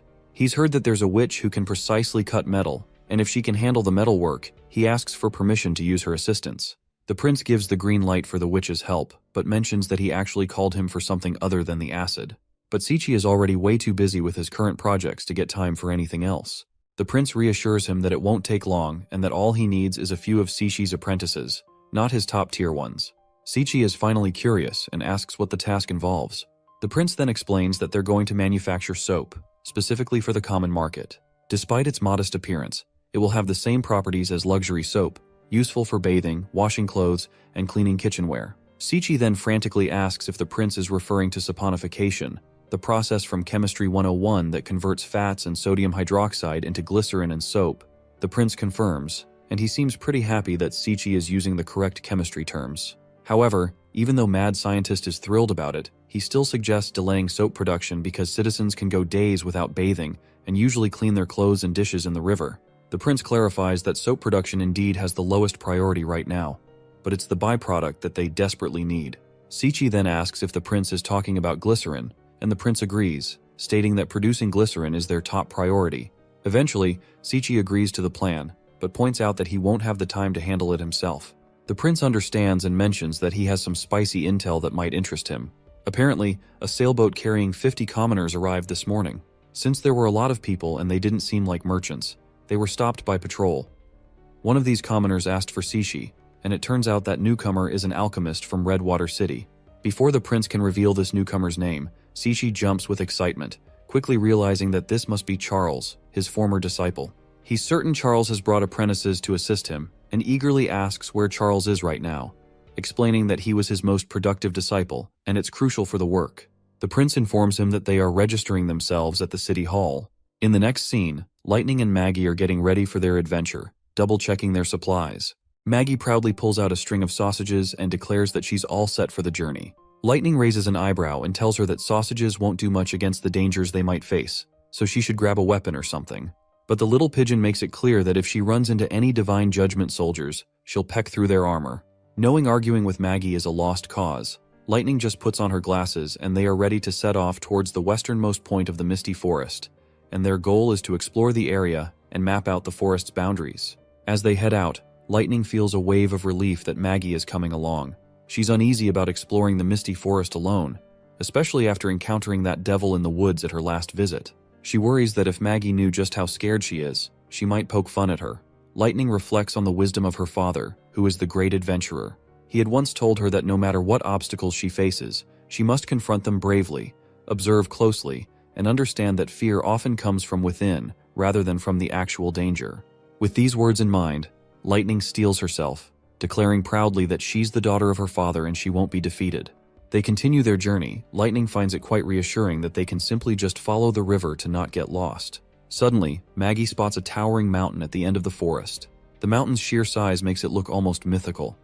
They notice a deep, dark hole in the mountain and decide to dive into it further to investigate. Once they are inside, Lightning notices the black rocks scattered around in the area. Maggie even pokes at one of the rocks and reports that they don't seem edible. Lightning checks out the rocks and realizes there's some kind of ore. Since they don't know much about it, they decide to bring the rocks back to the prince for analysis. Lightning then mentions that they spent most of the morning getting here, which means this place is around 240 kilometers away from the border town, much farther than Longsong Fortress. Suddenly she gets curious and wonders what's beyond this huge mountain. Meanwhile, Maggie notices her feathers starting to turn black. Well, I would not be surprised if this place is a gold mine of coal. Nevertheless, Lightning decides to check out the other side of the mountain, so she tells Maggie to stay put and not move. She dashes out of the tunnel and starts flying diagonally towards the sea to see what's beyond the mountain. When she finally reaches the end of the mountain and looks around, she's absolutely shocked by what she sees. Later, the scene cuts back to the border town where the prince is studying a map of Grey Castle's royal palace, and he is busy planning his siege. Suddenly he hears a loud thumping noise. It's Maggie and Lightning peeking through the window, with Lightning looking particularly scared and anxious. The prince quickly tells Nightingale to open the window. Once they're inside, Lightning jumps at the prince, and he in return gives her a reassuring pat on the head, telling her to calm down and asking what happened. Maggie quickly starts flapping her wings and reveals that she saw black rocks and huge snowy mountains. But that is not what has Lightning so worried, because what really scared her were the devils she saw there. As she tries to explain, she's visibly anxious, so the prince tells her to calm down and steady herself before speaking again. The little adventurer finally takes a chill pill and reveals that in order to completely mark the misty forest, she headed west along the Redwater River and found a huge mountain there. Behind it, she saw a red mist that covered the entire range, and the mist had crimson blood-like color. It was hard to see through it, but it reminded her of Soraya's drawings, and she's certain that the red mist is the kind that the devils need to survive. A while later, Lady Scroll and other witches pay a visit to the prince. Seems like Roland has filled in all of the witches about the discovery of these devils. In the light of all this, Lady Scroll suggests that they should conduct an investigation of the red mist area. She points out that Lightning only saw it from afar and couldn't confirm if there were actually devils in the mist. Plus, even if they do find devils, they'll need to figure out if those monsters can reach the kingdom from the mountains. Wendy agrees with the Sister Scroll's recommendation, and further adds that while everyone knows that the devils are powerful, they are still not sure what defensive measures to take against them, so to prepare in advance, they need to investigate these monsters firsthand. The prince also agrees with the point they have raised, and asks if anyone has any objections. If not, he's ready to move forward with the plan. However, the prince isn't sure how to conduct the investigation safely. That's when Anna suggests using hot air balloons. She explains that they can paint the balloons to blend in with the sky and use the clouds as cover. They'll fly over the ocean as an additional safety measure. Lightning then suggests bringing Sylvie along since her abilities are perfect for a scouting mission like this. The prince agrees and decides that he'll join the expedition as well. However, Nightingale quickly voices her concern, insisting that the prince shouldn't risk his life, and it seems like other witches are also against the idea of the prince tagging along. The prince then clarifies that this isn't as risky as it seems. He explains that if the monsters could fly or scale mountains, they would have already spread across all 4 kingdoms. The fact that they're still confined to the westernmost region suggests they're not as dangerous as everyone fears. Besides, the prince thinks to himself that he has more knowledge about alien civilizations and stuff, and he can easily figure out how advanced they are just at first glance. So, if he can see the devils and their city himself, it could be extremely helpful in figuring out how to defend against them. With that in mind, he tells everyone to calm down, assuring them that they'll be watching from a safe distance. He adds that if even scouting from afar was too dangerous, he would never have agreed to this expedition in the first place. Nightingale finally agrees, though she seems a bit embarrassed for overreacting earlier, and she still insists that the prince isn't allowed to stray from the group during their journey. The prince agrees and points out that Anna, Wendy, Soraya, Sylvie, Nightingale, Lightning, and Maggie will all be going. He tells them they'll leave in a week and advises everyone to carry revolvers along with the necessary rations. He also tells them to practice with the revolvers in the meantime so that even the non-combative witches can defend themselves. The prince then decides to take a look at the ore Lightning has brought back. The little adventurer quickly reports that there were more of these rocks near the mountain, and the area covered by them is 10 times bigger than the border town. The prince notices that the rock is lighter than typical ores, so it's definitely not a metal or regular ore. Since it's black and found at ground level, it could be coal.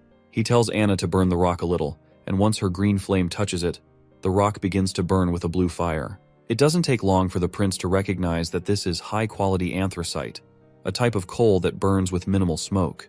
Lightning is surprised that this is what coal looks like because she expected it to be brittle and dirty like charcoal. The prince explains that this coal has been broken down and refined. Most coal looks like rocks in its basic form, and higher quality coal, like anthracite, is harder and shiny on the outside. He adds that coal isn't rare in Grey Castle because Fallen Dragon Ridge and Silver City both export it. It's primarily used for warmth, but this thing can easily replace charcoal in smithing, which is more environmentally friendly because it means fewer trees need to be cut down. He thinks to himself that even if they transition to electricity and gas, coal remains a versatile and cheap fuel source. It can be used to manufacture coal gas, hydrogen, and asphalt, and even generate electricity. Therefore, establishing an open-air coal mine would be more advantageous than relying on imports. It looks like they'll need to produce more steamboats and a coal factory in the westernmost region in order to ship all of the coal into the border town. The scene cuts to the king's city, where inside the palace, an alchemist demonstrates their new discovery, which is a combustive snow powder created by the Alchemists Association. When the explosion goes off, the brass bowl goes flying into the air, leaving Timothy utterly flabbergasted. The old alchemist explains that if they increase the quantity and pack it tightly, the powder could be powerful enough to shred armor and flesh. Timothy is thrilled to hear this, and gladly offers the old man a generous reward of 20 golden royals. He instructs him to start building a snow powder factory in the capital immediately and to continue researching the powder. He promises that if its effects in battle are as impressive as claimed, he'll grant the alchemist a dukeship and territory. The old man bows in respect, but one of the knights in the chamber points out that while the invention looks promising on paper, it might not be very useful on the battlefield, because it requires a fuse and has limited lethality, affecting only a half a pace wide area. Timothy is deeply troubled after getting reminded that this powder still needs innovation. He reflects bitterly that if it weren't for Garcia snatching the alchemists who were in charge of researching the snow powder, he would have already dominated Grey Castle. But still, he's relieved that the remaining alchemists were skilled enough to sniff out the recipe. Suddenly, a soldier bursts in with urgent news and reports that the troops sent to the western region have been wiped out and returned to the capital in defeat, each carrying a letter from Roland Wimbledon. Timothy reads the letter and sees that Roland is clearly disappointed with his strategies. Roland calls the attack on the western region a severe mistake and warns that he'll make Timothy pay for it. He also says he'll attack the capital in the second month of autumn, planning to show that Timothy's throne isn't as safe as he thinks. Timothy is absolutely livid after reading the letter, his anger practically boiling over. Back with the witches, they're all geared up with revolvers for their shooting practice, and the prince is eager to see how they perform. As the ladies start shooting, it quickly becomes clear that they're struggling. Their shots are going in every direction except toward the target. Roland's enthusiasm dies down and starts to feel hopeless about their lackluster skills. However, it's not all doom and gloom, because Anna stands out among everyone by hitting the target with such finesse you would not believe. The other witches are fascinated to see this, and even the prince is bewildered by her performance. He notices her clean aim and steady posture, and wonders if Anna has talent beyond just her knowledge. Despite the revolver's noticeable recoil, her arm remains perfectly steady, leaving the prince impressed and curious about her hidden abilities. Meanwhile, Anna is basking in her glory after hitting the target perfectly. However, the prince quickly notices something off, and we can also see a hint of magic at play near the trigger of her gun. With a suspicious look in his eyes, he leans toward Anna and scolds her, saying that no one is allowed to use their abilities during firing practice. The clueless Anna asks why, and the prince explains that if enemies have stones of divine judgment, she would be helpless without her magic. He wants everyone to be prepared for real combat situations where their magical abilities might not be available. Prince then covers her ears and tells her to try again, assuring her that she won't feel scared this time. Lightning quickly asks Maggie to come over and cover her ears too. I find it fascinating how even the kids are handling these guns like they're just water pistols. With her ears covered, Anna quickly fires a barrage of bullets, and they all hit the target perfectly. Seeing this, Wendy and Nightingale give it a go as well, and soon enough the girls are having a blast while shooting. Later, we see their balloon floating in the air, camouflaged to blend with the sky. The prince announces that they'll be practicing dropping projectiles from the sky and plans to attack the capital in the second month of autumn, so everyone needs to start practicing right away. Wendy could not help but feel thrilled to be so high in the sky, and points out how the entire western region looks as small as the palm of her hand. The prince, however, explains that the area is indeed not very large, and directs her attention to the wasteland to the north, which is where they'll need to go later. Lightning notices they're already quite high, and comments that she can't see anything below. The prince says they are high enough, and inside the balloon basket, we see a nuke-like bomb. He explains that they'll be practicing by dropping this fake bomb, just like they did on the ground. He adds that since this is only an experiment, the bomb they're using is much smaller than the real ones and weighs about as much as 4 nightingales. Even though this one is smaller in size, they still need to treat it seriously. Anna seems really curious after hearing about the weight of this bomb, and curiously asks the prince since when Nightingale became a unit of measurement. The prince dramatically coughs and tells her not to worry about the details, instructing her to just get started. They drop their first bomb, and Anna quickly shuts the downward door in the basket. The prince is happy to see that they've become so familiar with the procedure after all their training. Wendy then asks him if the bomb can really hit the target from this altitude. Roland admits that it does seem improbable, considering they're dropping it from 1,000 meters. However, he explains that the bomb has exceptional navigation capabilities, and its high altitude actually contributes to its guaranteed accuracy, and this is all thanks to our little explorer, Lightning. We're back at the border town castle. When the prince mentions he's heading to the Misty Forest, Knight Carter, Iron Axe, and the old man Barov are all shocked to hear this. The knight even insists on accompanying the prince as his first knight to protect him, while Iron Axe wants to bring 100 men to keep the prince safe. On the other hand, Old Man Barov says he has a ton of paperwork to handle. The prince firmly states that this is an order for everyone, and they need to stay and manage the border town while he's away. It seems like Baroff isn't fully aware about the devils and the red mist in the most western region, so he curiously asks what's so important about that area that the prince feels the need to go himself. The prince doesn't get into details but says the situation affects the entire western region and could even threaten the destruction of Grey Castle. He claims that he is the only one who can assess it firsthand and insists he must go himself. Knight Carter asks if the prince can spill the exact reason for his visit. The prince says he can't say right now but promises he'll fill them in eventually. He makes it clear that it's a secret mission and everyone needs to keep it to themselves. As everyone's freaking out about the bombshell the prince just dropped, he reflects on the situation in his mind. The Devil Territory is 60 miles from the western region, and these monsters once destroyed the holy city of Tequila, driving survivors to the edge of the continent. It all sounds pretty outlandish, but the prince is glad he's seen plenty of apocalyptic movies.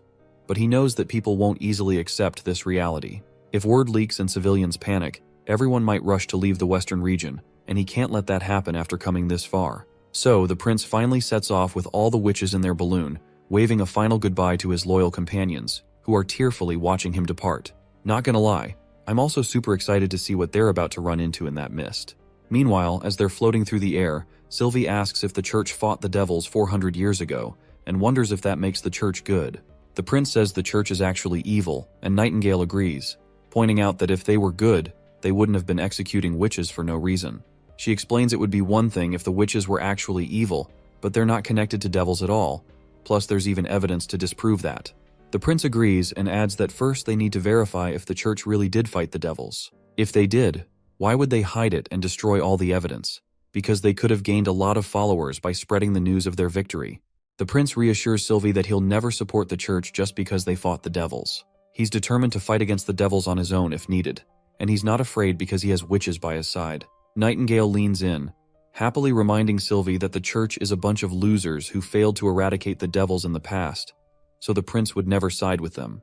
A while later, Lightning points out that they're almost there and can already see the mountain. When everyone in the balloon looks ahead, they're awestruck by the mountain's magnificence. Wendy even notes that these mountains like they just sprang up from the ground out of nowhere. The prince then says they'll set up camp by the mountains closer to the coast, because they'll rest today and start their investigation tomorrow. Once they set up camp near the sea, the prince looks out at the endless expanse of water and thinks it's a good spot, because this wide area makes it easy to spot anything around them, far from the misty forest, and unlikely for animals to come near.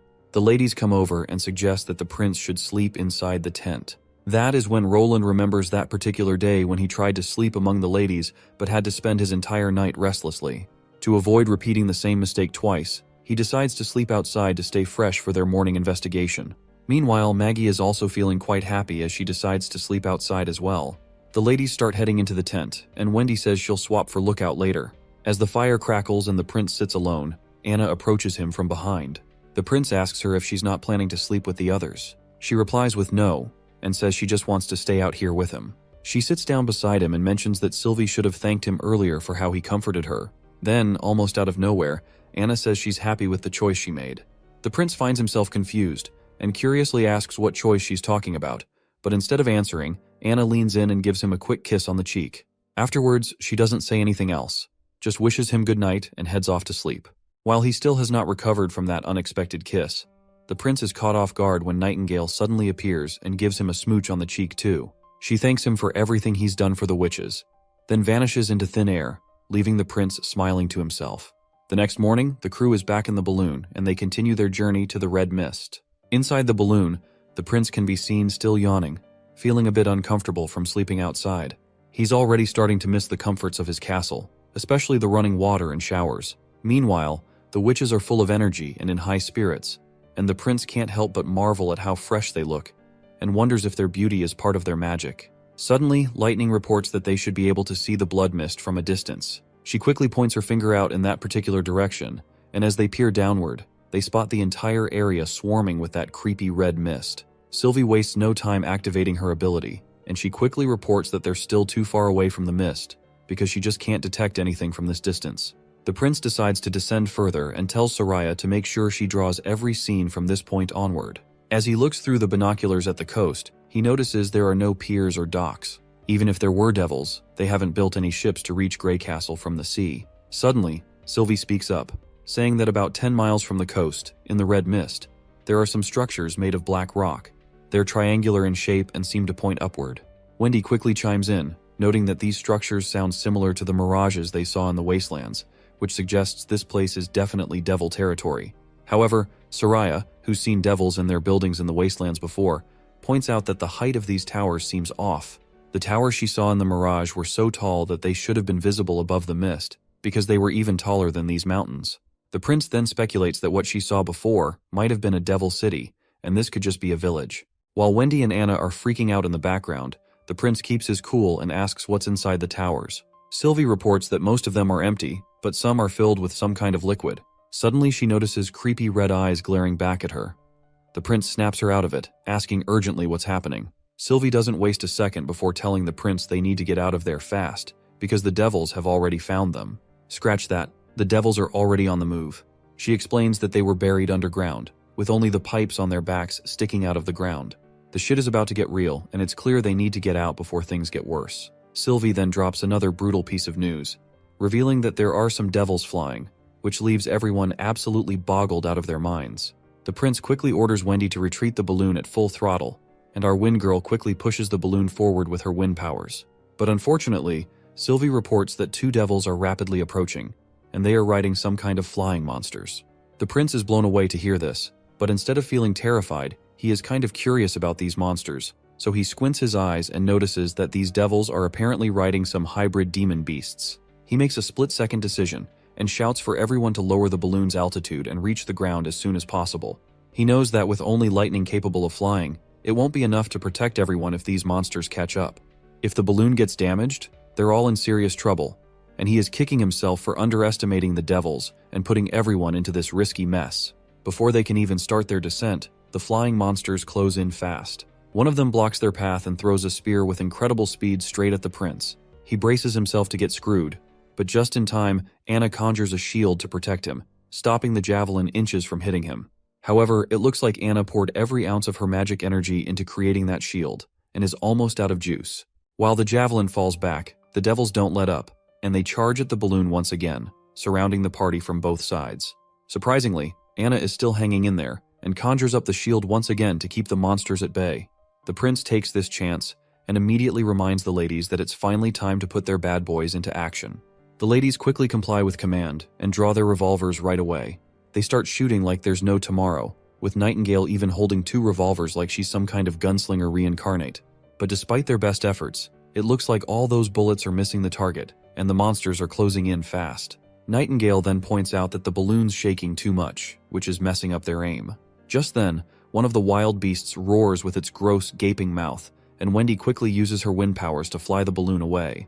The abrupt push by Wendy causes the balloon to shake violently, making everyone in the basket lose their balance. Out of nowhere, Anna spots another monster right in front of her. This one grabs a javelin from its back and chucks it straight at her. But Prince Roland, being the hero he is, jumps in front of her and takes the spear right in his shoulder, and the impact shatters his arm in one go, leaving him crashing to the ground. The gruesome sight shatters Nightingale's heart, and for the first time I see her crying. All the witches rush to Prince Roland, and Nightingale calls out to him, but he doesn't respond. It looks like he's gone unconscious after losing a lot of blood. Nightingale sobs uncontrollably, while her tears stream down her face. Without wasting any time, Anna springs into action, quickly starting to burn the stump of the prince's severed arm to stop the bleeding. It seems like she picked up this first aid trick from one of the classes about first aid rescue. And not surprisingly, the bleeding stops right away, leaving Nightingale absolutely shocked. She quickly points out that this is their chance to get back to the border town if they want to save the prince. But this is not going to be that easy as it seems, because these devils are still looming large, and Nightingale realizes they won't make it back to the border town if they can't defeat these monsters. So she makes a split-second decision, and tells Lightning to protect the balloon from damage. The girl is startled to hear this for a second as how she is going to stray those devils away, but when she looks at the prince she realizes that they does not have time to be scared, so she quickly flies off into the air, and one of the devils quickly starts chasing her down, while there is still one devil who is trying to poke a hole into the balloon. The monster quickly backs away, and Wendy points out that it must be gearing up for a dive attack. That's when Nightingale steps up, deciding to leap off the balloon to get closer to the devils.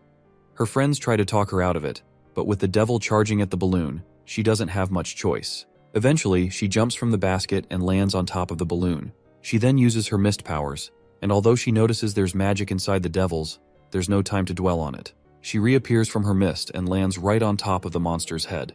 With her gun barrel aimed precisely at the monster's skull, she tells it to die and pulls the trigger, and the shot lands a brutal headshot, taking down the monster in one hit.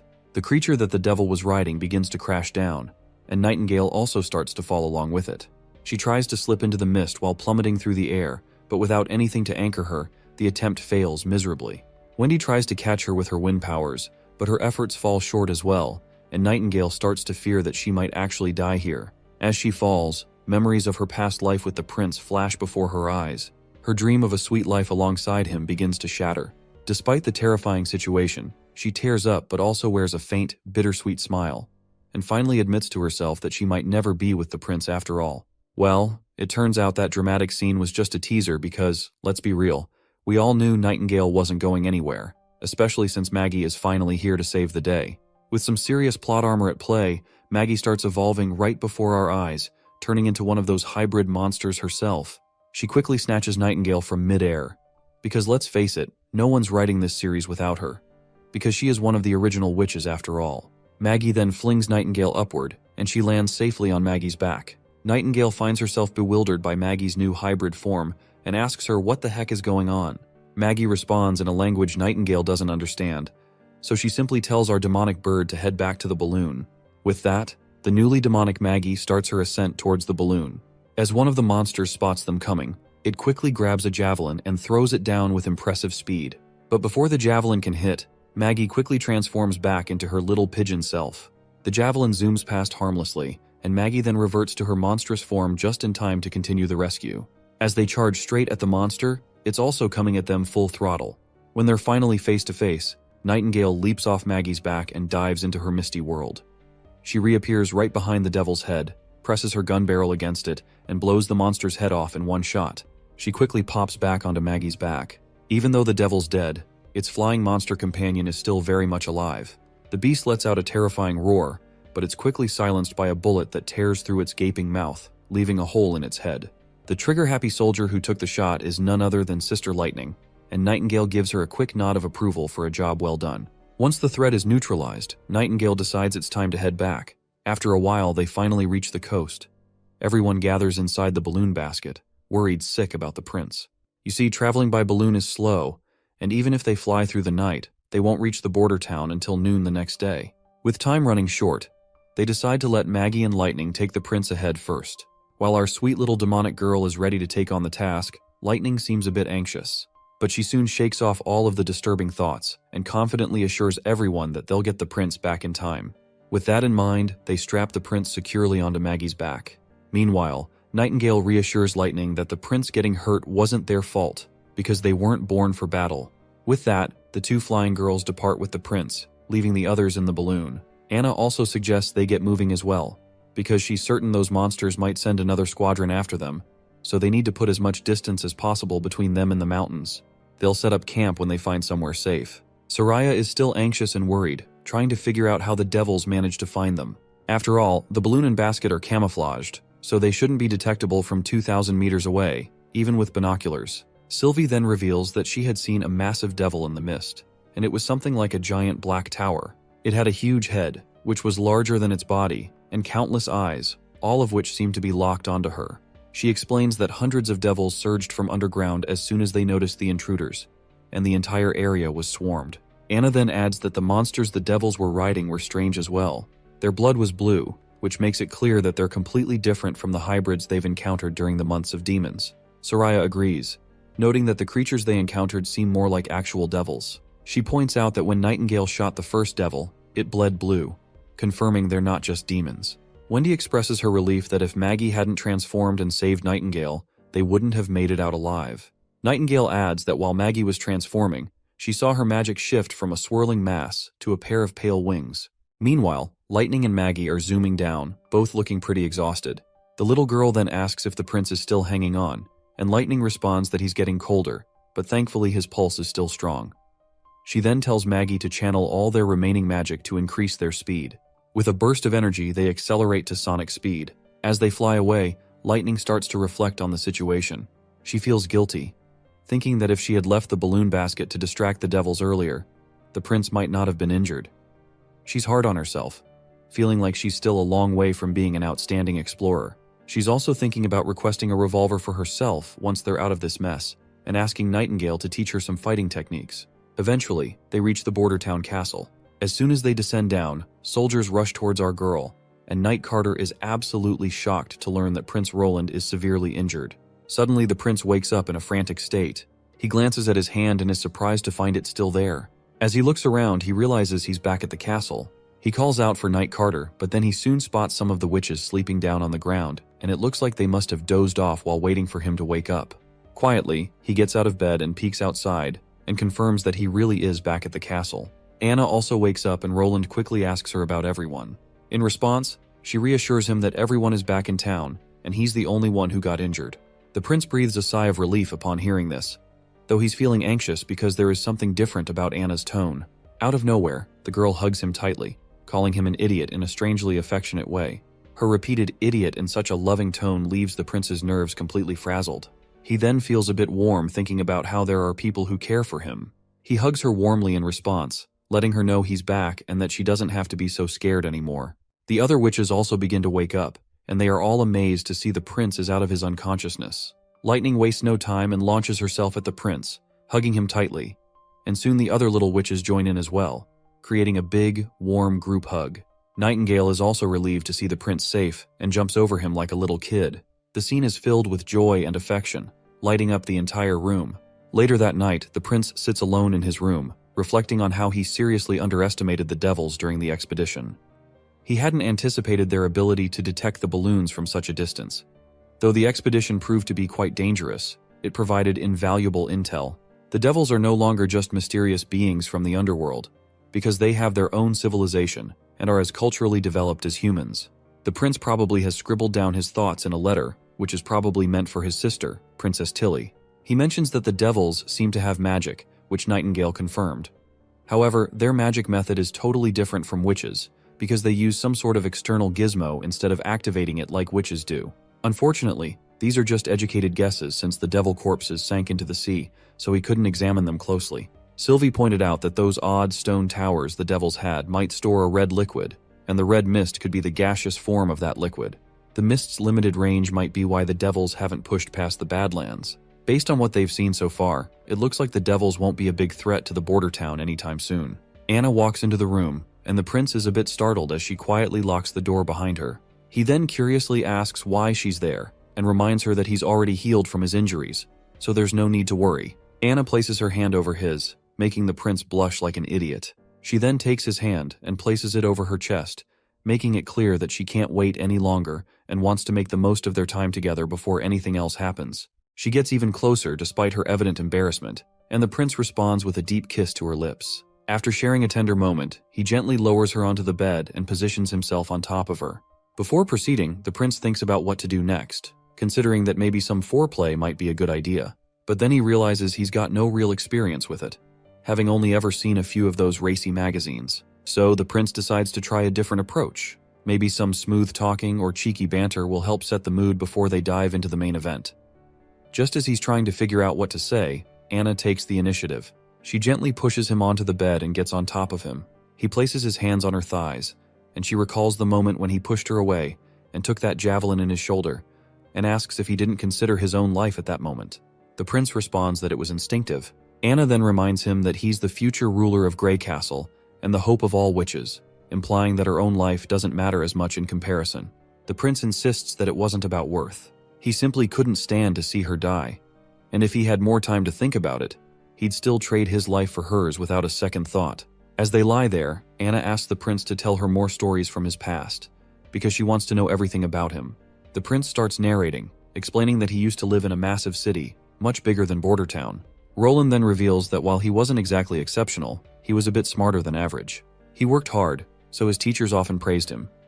But what they didn't know was that he was the one who kept drawing graffiti on the walls. Anna giggles, asking if that ever got him into trouble. In response, the prince explains that the teacher would just call his parents. His teachers kept changing as he got older, and he finished his studies with pretty typical scores, so he was always just a step behind the smartest kids. As Roland shares his story, Anna drifts off to sleep, and he realizes that she was just too exhausted to do anything more.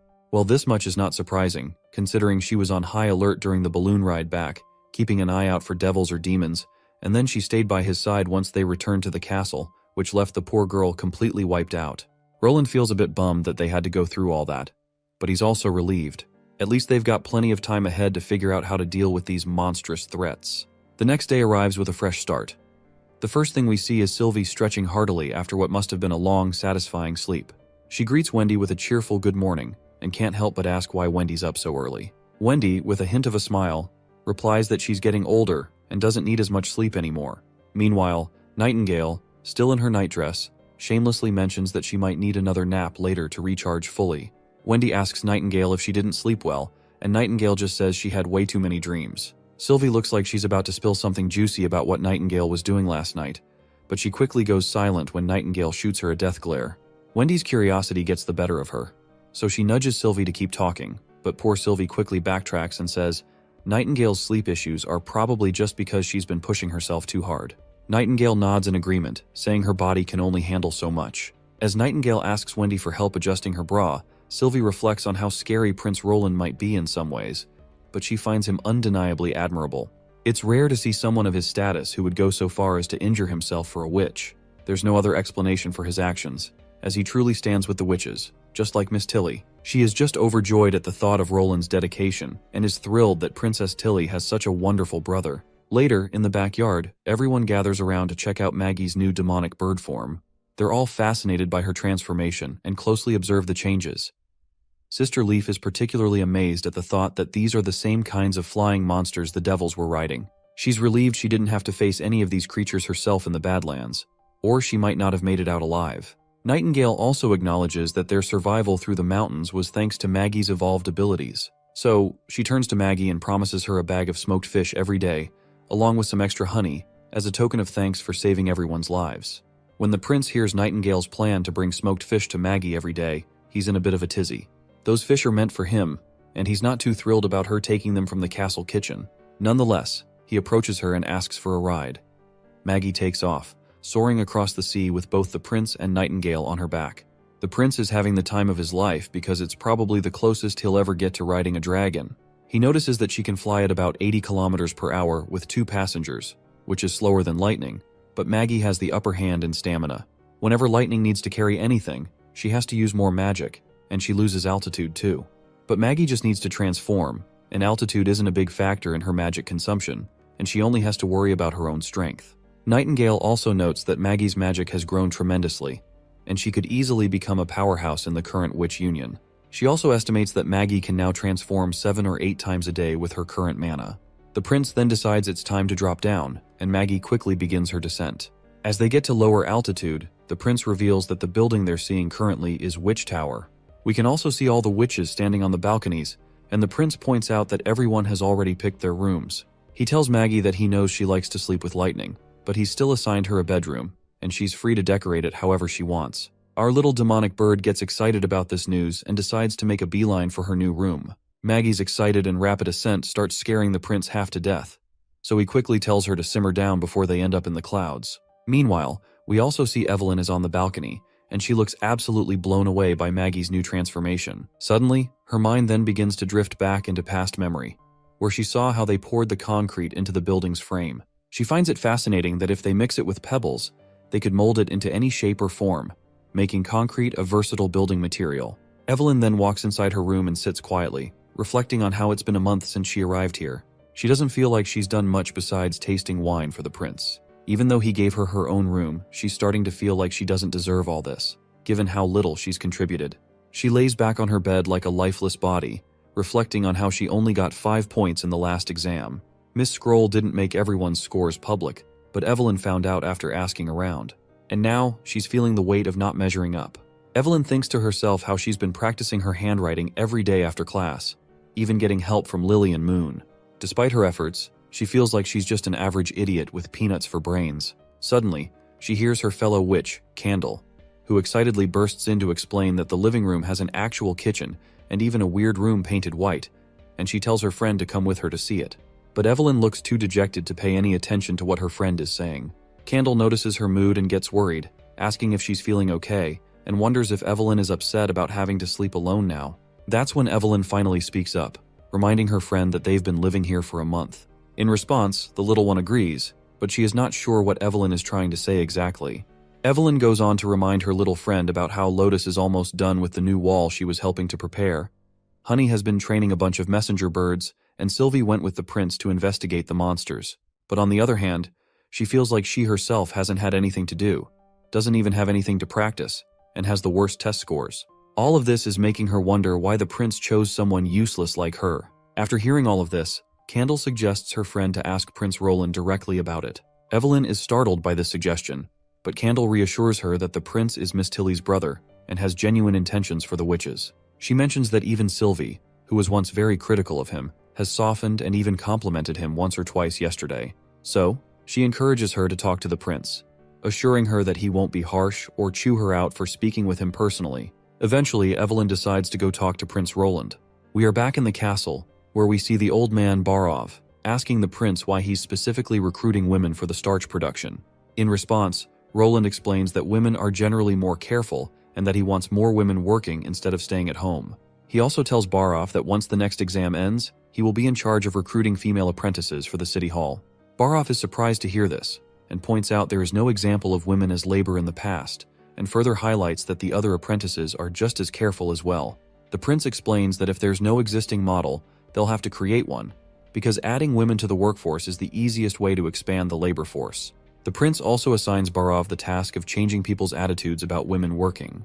Besides, he points out that given the fat paycheck every woman is going to receive, he is sure that they'll gradually step up to the job. Suddenly, Nightingale pops back into the office and asks the prince if this starch stuff is something delicious he's planning to make. The prince shakes his head with no and says it's not just food, but it does have a pretty neat byproduct. He explains that if you mix wheat flour with water and knead it until the water turns completely white, then replace the water, you're left with a sticky ball of gluten.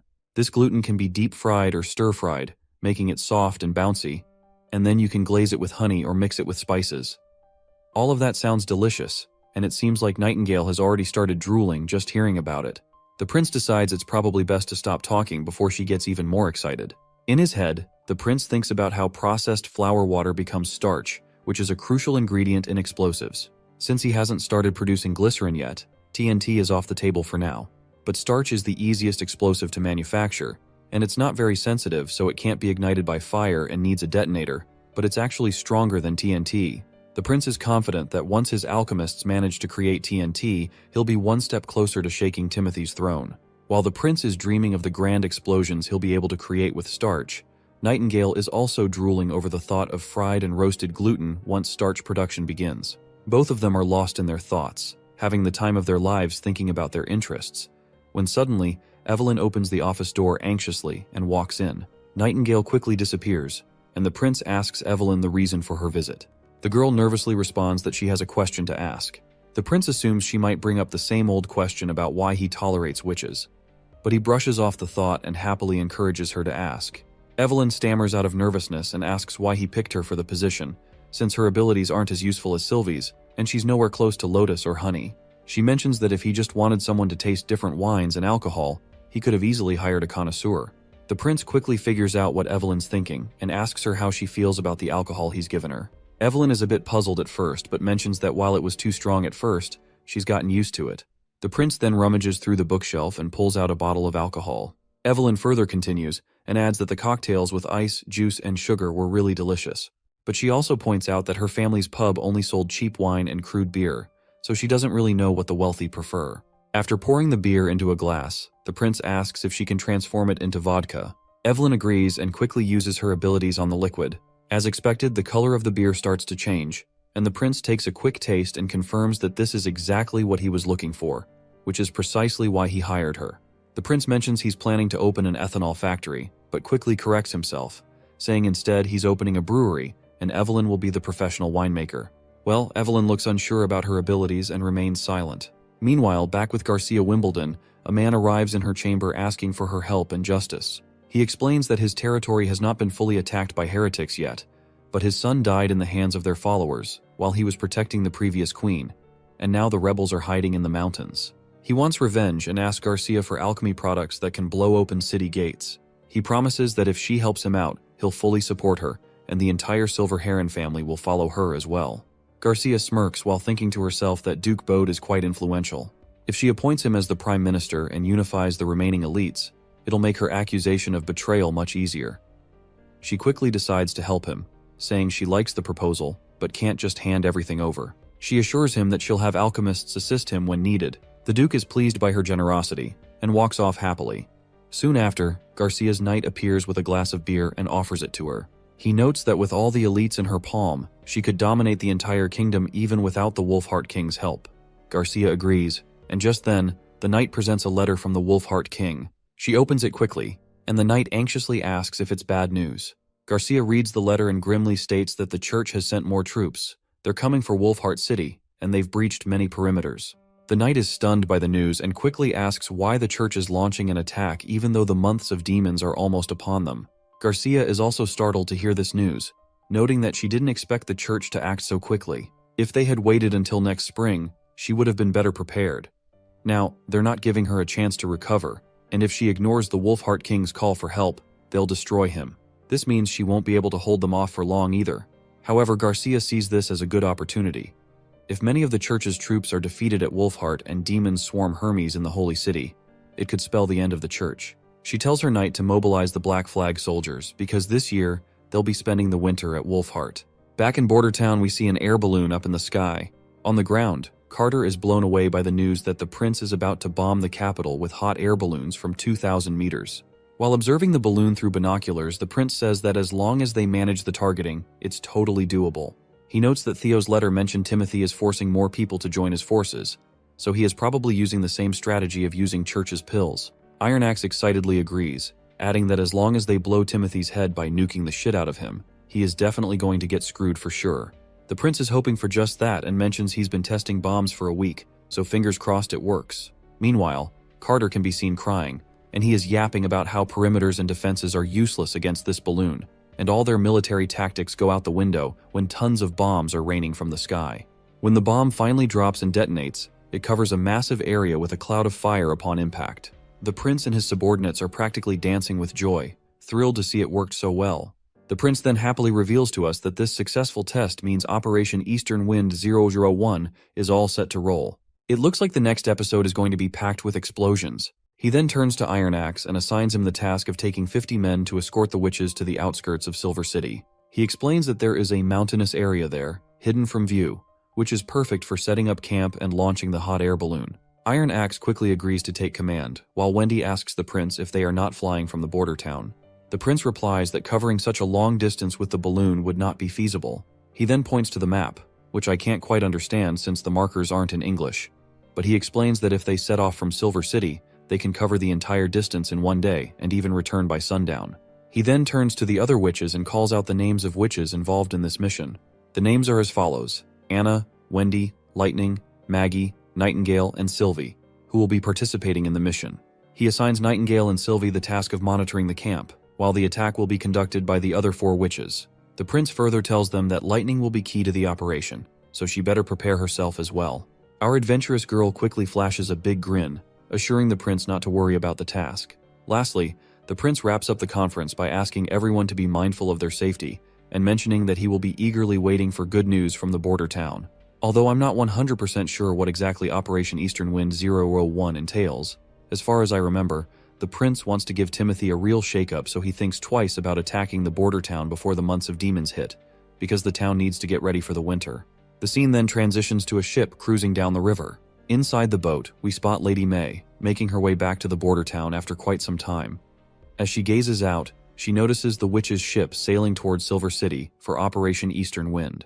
Though Lady May has no clue where exactly the witches are headed, she wonders if they're on their way to Willowtown or perhaps Silver City. While she's thinking this, a swarm of enthusiastic little girls suddenly surrounds her, eager to chat with Miss May.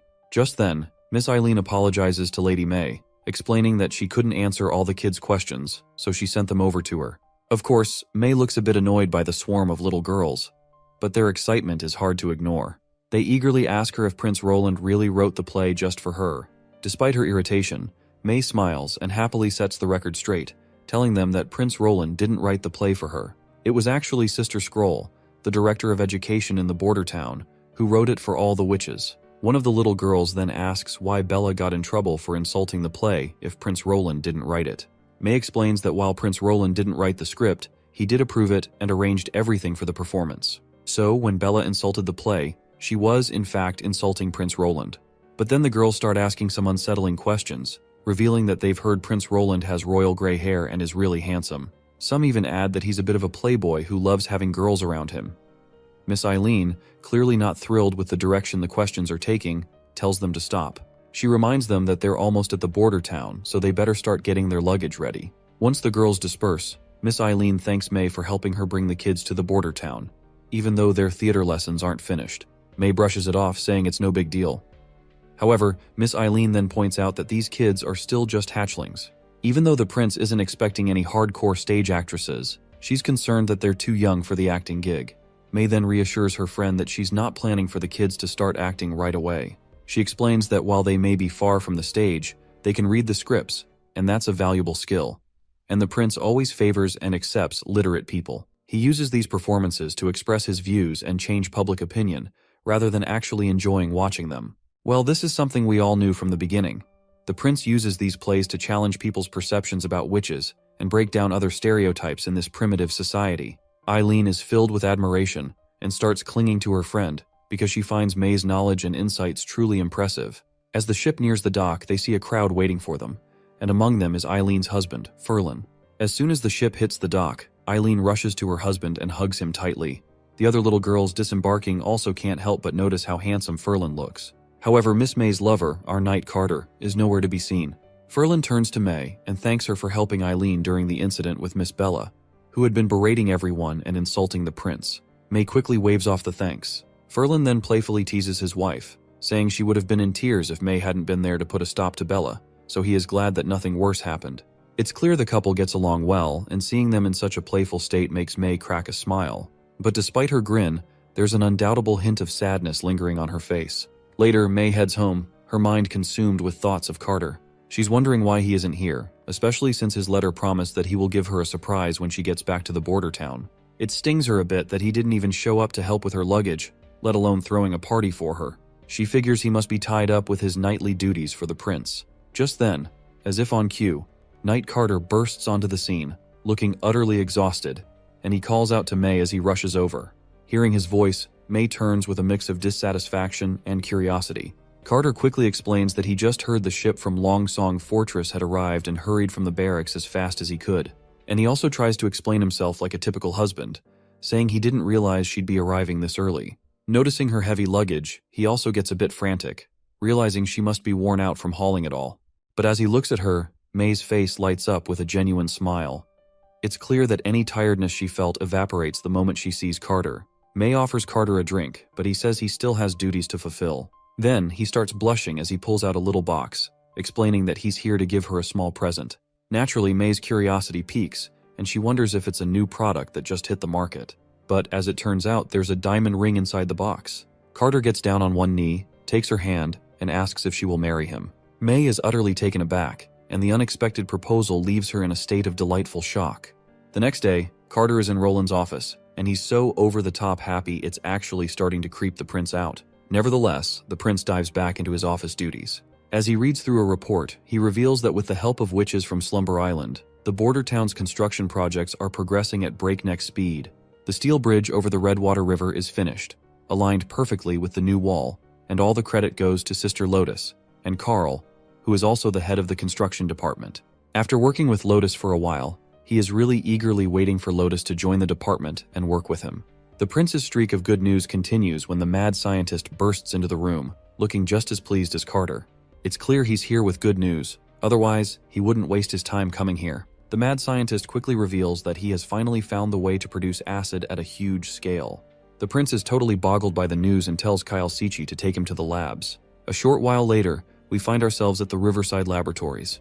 Charles, the assistant to Sichi, bows and pays his respects to the prince, and it doesn't take Roland long to figure out that Charles is the same person he's heard so much about from Mr. Kyle. After exchanging pleasantries, the prince shifts his focus to the big containers lined up in the background, and quickly asks Charles how these contraptions are used to produce acid.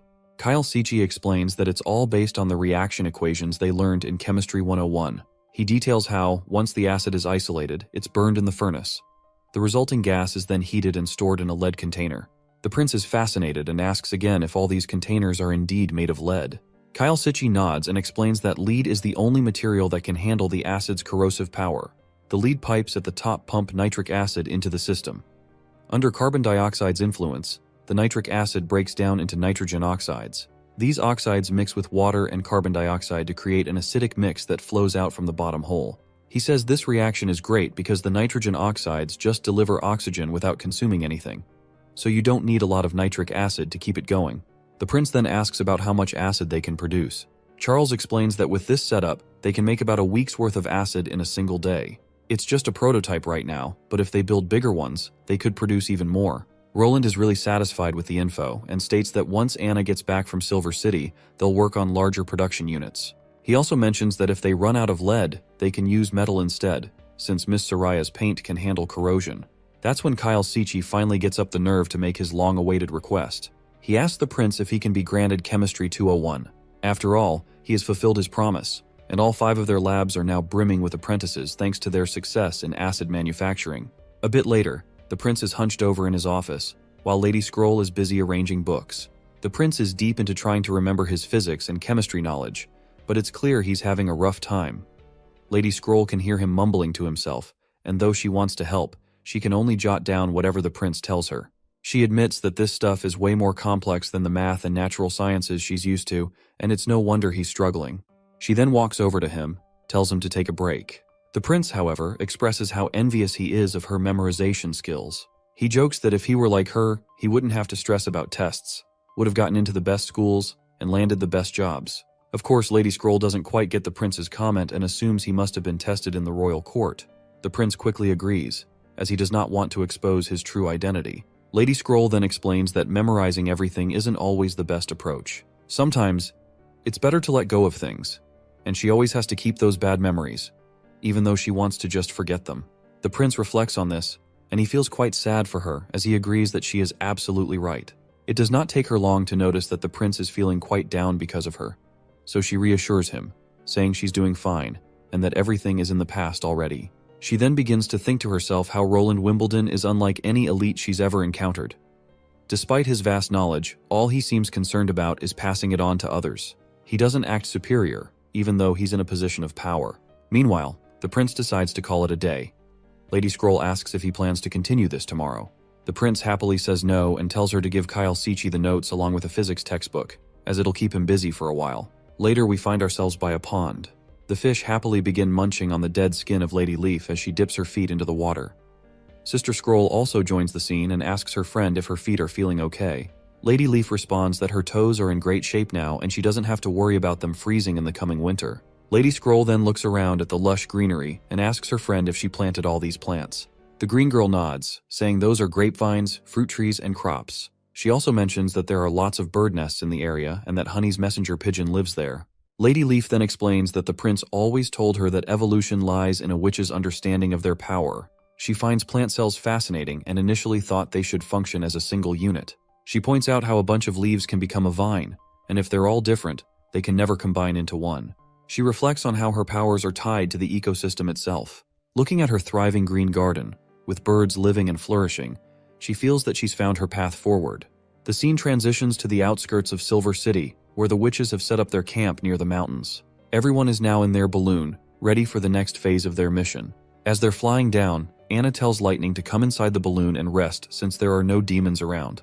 But Lightning energetically states that she can fly as long as she wants. Wendy turns to her and asks if she's feeling nervous. Lightning denies it, and confidently states that she's fully prepared to steer the nuke in the right direction, especially since she's practiced so many times, and the Silver City castle is so large, there's no way she'll miss. Wendy, however, advises her not to be careless. She reminds Lightning that safety is their top priority, and reassures her that the recent issues with the devils were not her fault, so she should not feel accountable for anything. Lightning quickly denies having any such thoughts, while Wendy can tell that she has been feeling down lately ever since that encounter with the demons, so she reassures Lightning once again that she should not worry about anything as she's not bad at combat, but just a bit inexperienced. Anna also agrees and states that most witches do not come near to Nightingale when it comes to fighting experience. They further tells her that no one is blaming her, so she does not have feel bad about anything and make things difficult for herself. Maggie joins the scene, quickly reporting that the inner district of the capital is now within sight. As everyone takes in the magnificent view, they are left awestruck by how they can see everything so clearly. Wendy then reflects on their past experiences, noting that when they first met Soraya and Echo, this area was considered the most dangerous part of Grey Castle. It was tough on witches, with one being executed nearly every month at the outer district plazas, and staying there even for one extra day was another day of watching fellow sisters suffer. Meanwhile, Lightning is giving herself a pep talk as they are about to nuke the shit out of this city. She thinks to herself that if bombing Timothy is all she has to do in order to make a change, she's ready to do it. As they hover directly above the city, Wendy tells everyone to get the bomb ready and open the doors. The moment everyone's been waiting for arrives, and the nuke begins its descent. The team cheers for Lightning, shouting that it's now all up to her. Lightning quickly accelerates and positions herself right over the nuke as it heads towards the main castle. Once she steers the nuke into the correct trajectory, she yanks the parachute from the missile, allowing it to descend even faster, and she herself starts flying off into the other direction, because the prince has instructed her to not look at the bomb once it explodes. But naturally, she just can't resist the urge to look at the bomb before it explodes, because she wants to see the downfall of Timothy before her own eyes. When the bomb hits, it erupts with a colossal explosion. The civilians around the town are stunned by the massive bang. They watch in shock as smoke billows from the castle and the entire building starts to shake. Even Timothy, sitting inside, feels the shockwave. Panic spreads through the chamber as everyone wonders if it's an earthquake. Timothy then quickly yells at everyone, telling everyone to shut up and demands to be escorted to the basement. The knight standing around quickly promises to protect their king, and Timothy quickly starts heading toward the basement without wasting any time. Debris continues to rain down, and Timothy grits his teeth out of annoyance. He's fuming at the thought that only a massive amount of snow powder could have caused such destruction, and he's irritated by how Roland managed to get his hands on such a powerful alchemy weapon. Timothy suspects that Garcia might have given it to Roland before leaving Clearwater. As soon as he thinks this, he can't shake the possibility that Roland and Garcia might be teaming up against him. But he's baffled by how they managed to smuggle so much snow powder in the castle to make such a big bang. He grabs one of his knights by the collar and orders him to rally the other knights and search the whole district. They need to check the sewers, gardens, sheds, and anywhere else snow powder might be hidden. He also tells them to arrest anyone who looks even a little suspicious, no matter their rank. And he insists that every last servant and maid in the castle gets searched. Nobody's getting a pass. Timothy's knight quickly runs off to carry out the orders, while Timothy himself just trembles in utter frustration, biding his time to respond to Roland and send a clear message that he's not as invincible as he thinks. But the thought of Roland smiling after this little sweet victory is really getting on his nerves. He punches the wall in utter frustration, replaying Roland's threat letter about the end of his rule over and over in his head. Meanwhile, back in Border Town, we see Honey's pigeon perched on the window. Apparently, it just delivered the message from Theo, who is already stationed at Silver City to report about the Operation Eastern Wind 00, and the letter confirms the successful execution of the mission. It explains that since the castle was quickly placed on lockdown after the nuke dropped, they didn't manage to investigate the effects of the explosion. However, by nighttime, nearly every citizen knew about the incident, and all the pubs, hotels, and plazas around the city were buzzing with the same discussion. Many now believe that Timothy died in the blast, and people are starting to think that Roland killed him, especially since our prince had already sent that threat letter to Timothy. Everyone's now thinking our boy might soon become the new ruler of the kingdom.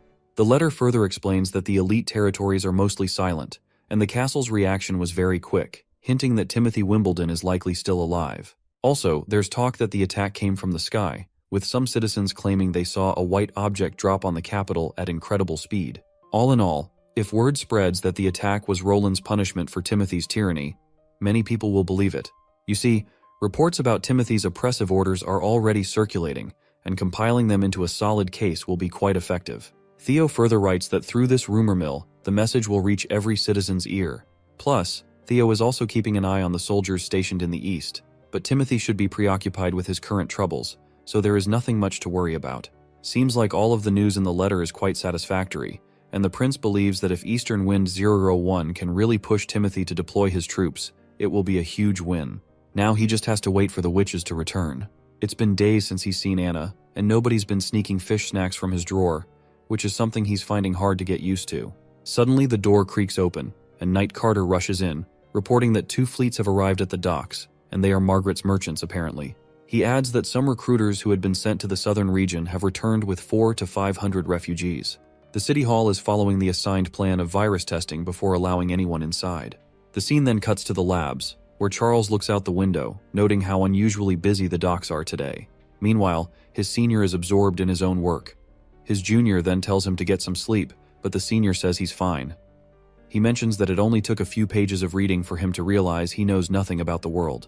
He's always thought alchemy was just about experimenting with elements, and he now finds observing the sunrise and sunset to be a pointless activity. His assistant counters this, asking if that isn't just how things are. After all, observation of the sun and stars is left to astronomers, while farmers and apothecaries handle the research on plants. His senior then emphasizes that this is why he feels they know so little. According to the prince's book, everything is interconnected from the very beginning. It explains how rocks, flowers, lightning, and fire all consist of the same matter and operate under the same rules, and chemistry is just a small part of this broader understanding. After reading this much of Chemistry 201, he's begun to grasp what the prince meant and why they can predict an element's qualities and reactions even if they can't directly observe them. The senior admits that this perspective has opened a door to a broader understanding beyond just chemistry. The assistant acknowledges what his senior is saying and hopes to understand these two books in the future as well. The next scene cuts to the Wolfheart Kingdom, currently under siege by Archbishop Maine. His lackey quickly reports that the city breaker is ready. Maine then asks if the witches are prepared as well, and the assistant confirms, adding that they've made sure to keep them hidden. Satisfied with the report, he tells his lackey to return to his position. Before the lackey leaves, Maine further inquires about the whereabouts of Zero and Isabella. The junior promptly informs him that they're currently interrogating prisoners in the eastern part of the camp and asks if he wants him to call them over. But Maine denies it, saying he'll go himself to take a look. As he strides forward, he catches sight of them, and can't help but think about how different they are from the witches the church has raised so far. Even in serious times like these, they seem completely carefree. Though if these two were under his command, Maine wouldn't hesitate to punish them for the stunts they pull. However, he's powerless against these two because they hold the same rank as archbishops. Maine then orders one of the knights to have the judgment soldiers leave the area at once, including those watching the prisoners. At that moment, the two ladies speak up, asking Maine why he's butting in when they were just about to have some fun with the prisoners. Maine tells them that interrogating these prisoners serves no purpose in besieging Wolfheart City. Besides, these people are just scouts they found on the road, so there's barely any intel to extract, so he recommends they both hurry to the front lines instead. Lady Isabella reassures him not to worry, promising that as long as she's here, she won't let a single important enemy slip away. However, she also points out that she can't stop Lady Zero from causing a ruckus, since she just loves putting people to judgment by her own hands. The enemy soldier, despite his injuries, quickly stands against Zero. He shoots an arrow, then tosses his crossbow aside and grabs his sword, attempting to slash at her. But Zero vanishes from her spot, leaving his sword to strike nothing but empty ground. The soldier is left awestruck, while Zero simply stands there with the arrow in her mouth. After spitting it out, she asks the soldier where he's trying to aim since she's right in front of him. The soldier turns, but before he can react, Zero leaps into the air, grabs the knight's head, and twists it with a sickening crunch. The poor knight collapses to the ground, blood flowing from his mouth as he finally kisses goodbye to his dear life. Zero then turns to the remaining captives, casually stating that they're next. By the way, did you notice these women have pointy ears? That means there are elves in this world too, though we don't know much about them yet. But let's hope we find out soon. The other captives, terrified out of their minds, start running for their lives.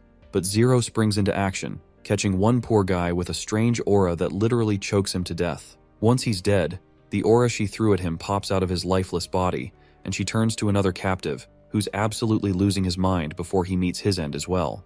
Zero looks at him closely, and with a creepy calm over her face, tells him that God has revealed everything to her. She knows his parents were farmers who were recruited into the army's scout division under the orders of the Wolfheart King. When they returned to report, they weren't allowed back home, and they were sent straight back to the front. She gently places her hand under his chin like a caring mother and reveals the harsh truth, which is that he wasn't sent back to his family because that no longer existed. His father, mother, and siblings were just like him, used up and discarded by the Wolfheart King. She further explains in detail that his father died in an accident while fixing the walls, and his mother was punished with whipping during manual labor and is now in critical condition. The boy begins to cry, trying to deny what she's saying and dismissing it as nothing more than a lie. Zero then extends her hands and states that this all happened because the elites never saw commoners as real people. To them, commoners are just livestock. However, she mentions that the church seeks to end this evil and injustice to create a new world under God's protection. The man asks what he should do, and she tells him to listen to his heart, as only God may judge him. He responds that he's willing to do anything she tells him, but he needs her promise that she'll save his mother. In response, she pulls out a weed-like grass and tells him to eat it, assuring him it will help calm his emotions. The desperate man quickly begins to eat the weed, but his face soon goes pale, and he finds himself choking, blood gushing from his mouth as he dies on the spot. As he collapses with a thud, she turns to Maine and asks if this method of judgment reminds him of how Archbishop Heather used to punish. Maine, visibly annoyed, asks why she had to trick him and poison him. If it had been Heather, she would have made sure to turn him into a loyal follower rather than a corpse. Zero then points out that everything she told him about his family was a bunch of hot air, and if he had found out the truth later, he would have been furious and could have caused trouble for the church. She then tells Maine to trust her, as everything she does is for the church. Despite her reassurances, Maine looks deeply disturbed by her actions and simply walks off. He tells her that the attack will begin soon, instructing her to get ready, stick with the plan, and make sure to deal with the Wolfheart King and the Queen of Clearwater. Confidently, Zero responds that they're surely going to die, because with her and Isabella on the church's side, there's no way the Wolfheart forces will escape. A short while later, the city breaker is fired. The giant fireball crashes into the wall, shattering it completely with a single blow. As the knights charge forward, Zero and Isabella stand atop a hill, observing everything closely. Zero notes how mortals can't win against demons, which is why the church created the Divine Punishment Army. Isabella also points out how the Wolfheart Army must now defend against their holy soldiers, only to be turned into mere flesh. Isabella then suggests helping to clear the battlefield early, but Zero reminds her that they'll win easily regardless. They should save their powers for the main objective ahead. Isabella agrees, but is curious about why Zero toyed with that scout, especially since Archbishop Maine didn't seem too pleased about it. She worries that Maine might not be fond of such judgment, and that she might end up on his bad side. Zero smiles and says that if Maine gets upset, it will be because he hasn't become Pope yet. Once he ascends to the highest floor of the Holy Archives, he'll understand that this is the true way to salvation. She further adds that God has never descended upon their world. Instead, he has fabricated a grand goal for them to chase, and everyone craves the God's blessings, something she thinks is akin to the judgment they've seen earlier. She further points out that God has never guaranteed whether the goal is real or if they're just wandering aimlessly. Yet, they're still willing to throw everything away just to meet the God. She further states that she had been to the highest floor, and Grand Pope Holiness O'Brien is the one who told her these things. He's not a witch and is nearing the end of his life due to his age. She's heard that as mortals die, their lives flash before their eyes, and they often spill their secrets. So she is thinking of consuming him just for this reason. Isabella says she can't do that, to which Zero responds, of course she can't, and even Maine would be furious. She reassures her friend not to worry, saying she knows her boundaries. Isabella reflects that after consuming so many people, she doesn't think there's much left in this world Zero hasn't experienced. She's never focused on anything in particular, so everything she does is purely for fun, and her sense of fun is quite morbid. It's not clear exactly how she consumes humans, but it seems likely that the aura-like thing we saw earlier is how she devours their life force. Suddenly, a massive explosion occurs, scattering all the soldiers in the area. They're getting burned alive from the blast.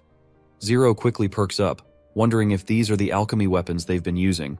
They seem pretty powerful and effective against demon beasts. Isabella adds that there are many more stones of divine judgment behind the wall, and 2 of them are quite significant. She's banking on the idea that these belong to some important people. Zero looks pleased to hear this and decides it's time to head down. But her friend reminds her that these people aren't the Wolfheart King or the Queen of Clearwater, and the strongest energy sources are still in the castle, so she asks her friend if she is sure she wants to go down. Zero gives her friend a quick wink and says that an easy win is better than an expensive one, so she'll help out a bit. The scene cuts to Garcia at the dock, just stepping off her ship. Suddenly, a sand dweller who is escorting Garcia notices the 2 elf ladies casually strolling around. The knights and the sand dweller quickly position themselves to guard Garcia at all costs. Meanwhile, the girls remain cool as cucumbers, and Isabella quickly uses her powers on the knights. At first, nothing seems to happen, and the knights charge at her. But soon, they begin coughing up blood. Zero dashes toward the sand dweller and starts messing with his mind using her powers. Garcia then demands to know how she is using her powers in the presence of the stones. Zero smiles and says the stones aren't what they think they are. She then jumps into the air, telling Garcia that she doesn't need to know because she's as good as dead now. As Garcia watches Zero prepare to crash down on her, her mind suddenly flashes back to a memory. Inside her memory, she finds herself sitting in the castle yard, watching her younger siblings and herself playing around, looking small and carefree. She gazes at the slab she's sitting on and vividly remembers her father replacing those bricks with cobblestones. It seems that even Zero is inside her mind, complimenting Garcia on having such a nice place to rest. Garcia then asks her if she is a witch from the church. Zero promptly introduces herself, saying she can't simply be dismissed as just any witch, since she's a pure witch, different from other decaying bloodlines who just die after some time. As soon as Garcia hears pure witch, she realizes Zero is just another tool of the church. Garcia then demands to know what this place is and if Zero created it with her magic. She's pretty sure it's just an illusion and won't be fooled by mere mirages. She then begins to tightly grip those stones she is holding, and her hand starts to bleed. Zero finally reveals that this is her world of consciousness, which she calls the battlefield of souls. Here, they can tear each other apart, and the winner takes all while the loser surrenders everything, just as described in the Holy Records. The mention of the battlefield of souls shocks Garcia. As she is thinking about all of this, Zero pierces her with a sword, leaving blood gushing out of her stab wound. But despite the heavy bleeding, she is returned back into the consciousness realm, and she is still standing in one piece there. The bloodstains from the wound she took before dying are still visible over her chest. There, we meet Zero once again, who explains about the rules of the battlefield. Currently, Garcia's consciousness is currently limited, and pain from each death will feel real. This will chip away at both her physical and mental strength, and when she suffers more than she can handle, the real slumber will begin. Zero further adds that with every death, she will return to her original state. Most people last around 3 to 4 deaths, but she's seen others withstand 7 or 8, and even more. She then throws a jab at Garcia, saying that if Garcia gives up, it's totally understandable. After all, dying over and over again is an incredibly painful grind, and choosing to escape isn't exactly cowardly, especially when the outcome is already decided. That's when Zero suddenly pulls out a massive sword, leaving Garcia wondering how this is even possible. I mean, she's only wearing a robe, so how could she have been hiding such a huge weapon? But then it finally makes sense to her, and she wonders maybe she summoned it out of thin air. Finally, Zero brings the sword crashing down, but Garcia whips out this giant shield from nowhere. After that shield, she now has a bow in her hands, while Zero is suddenly pinned to a cross sign like a doll. Garcia, on the other hand, takes aim, quickly fires an arrow, and it pierces Zero's chest. That's when Garcia declares that since it's her world of consciousness, she can do whatever she wants. She imagines a javelin and starts walking towards Zero, contemplating how many holes she should put in her. Zero responds calmly, telling her as much as she desires. But just as Garcia is about to strike with the javelin, their roles suddenly swap. Now Garcia is the one hanging on the cross, while Zero stands there with her sword. In the next moment, our pirate girl loses her head, but somehow she's back in one piece. Seeing herself unharmed, has no idea what's going on, while the witch remarks that it wouldn't be a real fight if she didn't understand how things worked. So she decides to give her peace of mind to her. That's when Zero repeats her earlier words, saying that the winner takes it all, and the loser surrenders everything. She explains that among the people she has consumed, there is a type of witch who is extraordinarily powerful.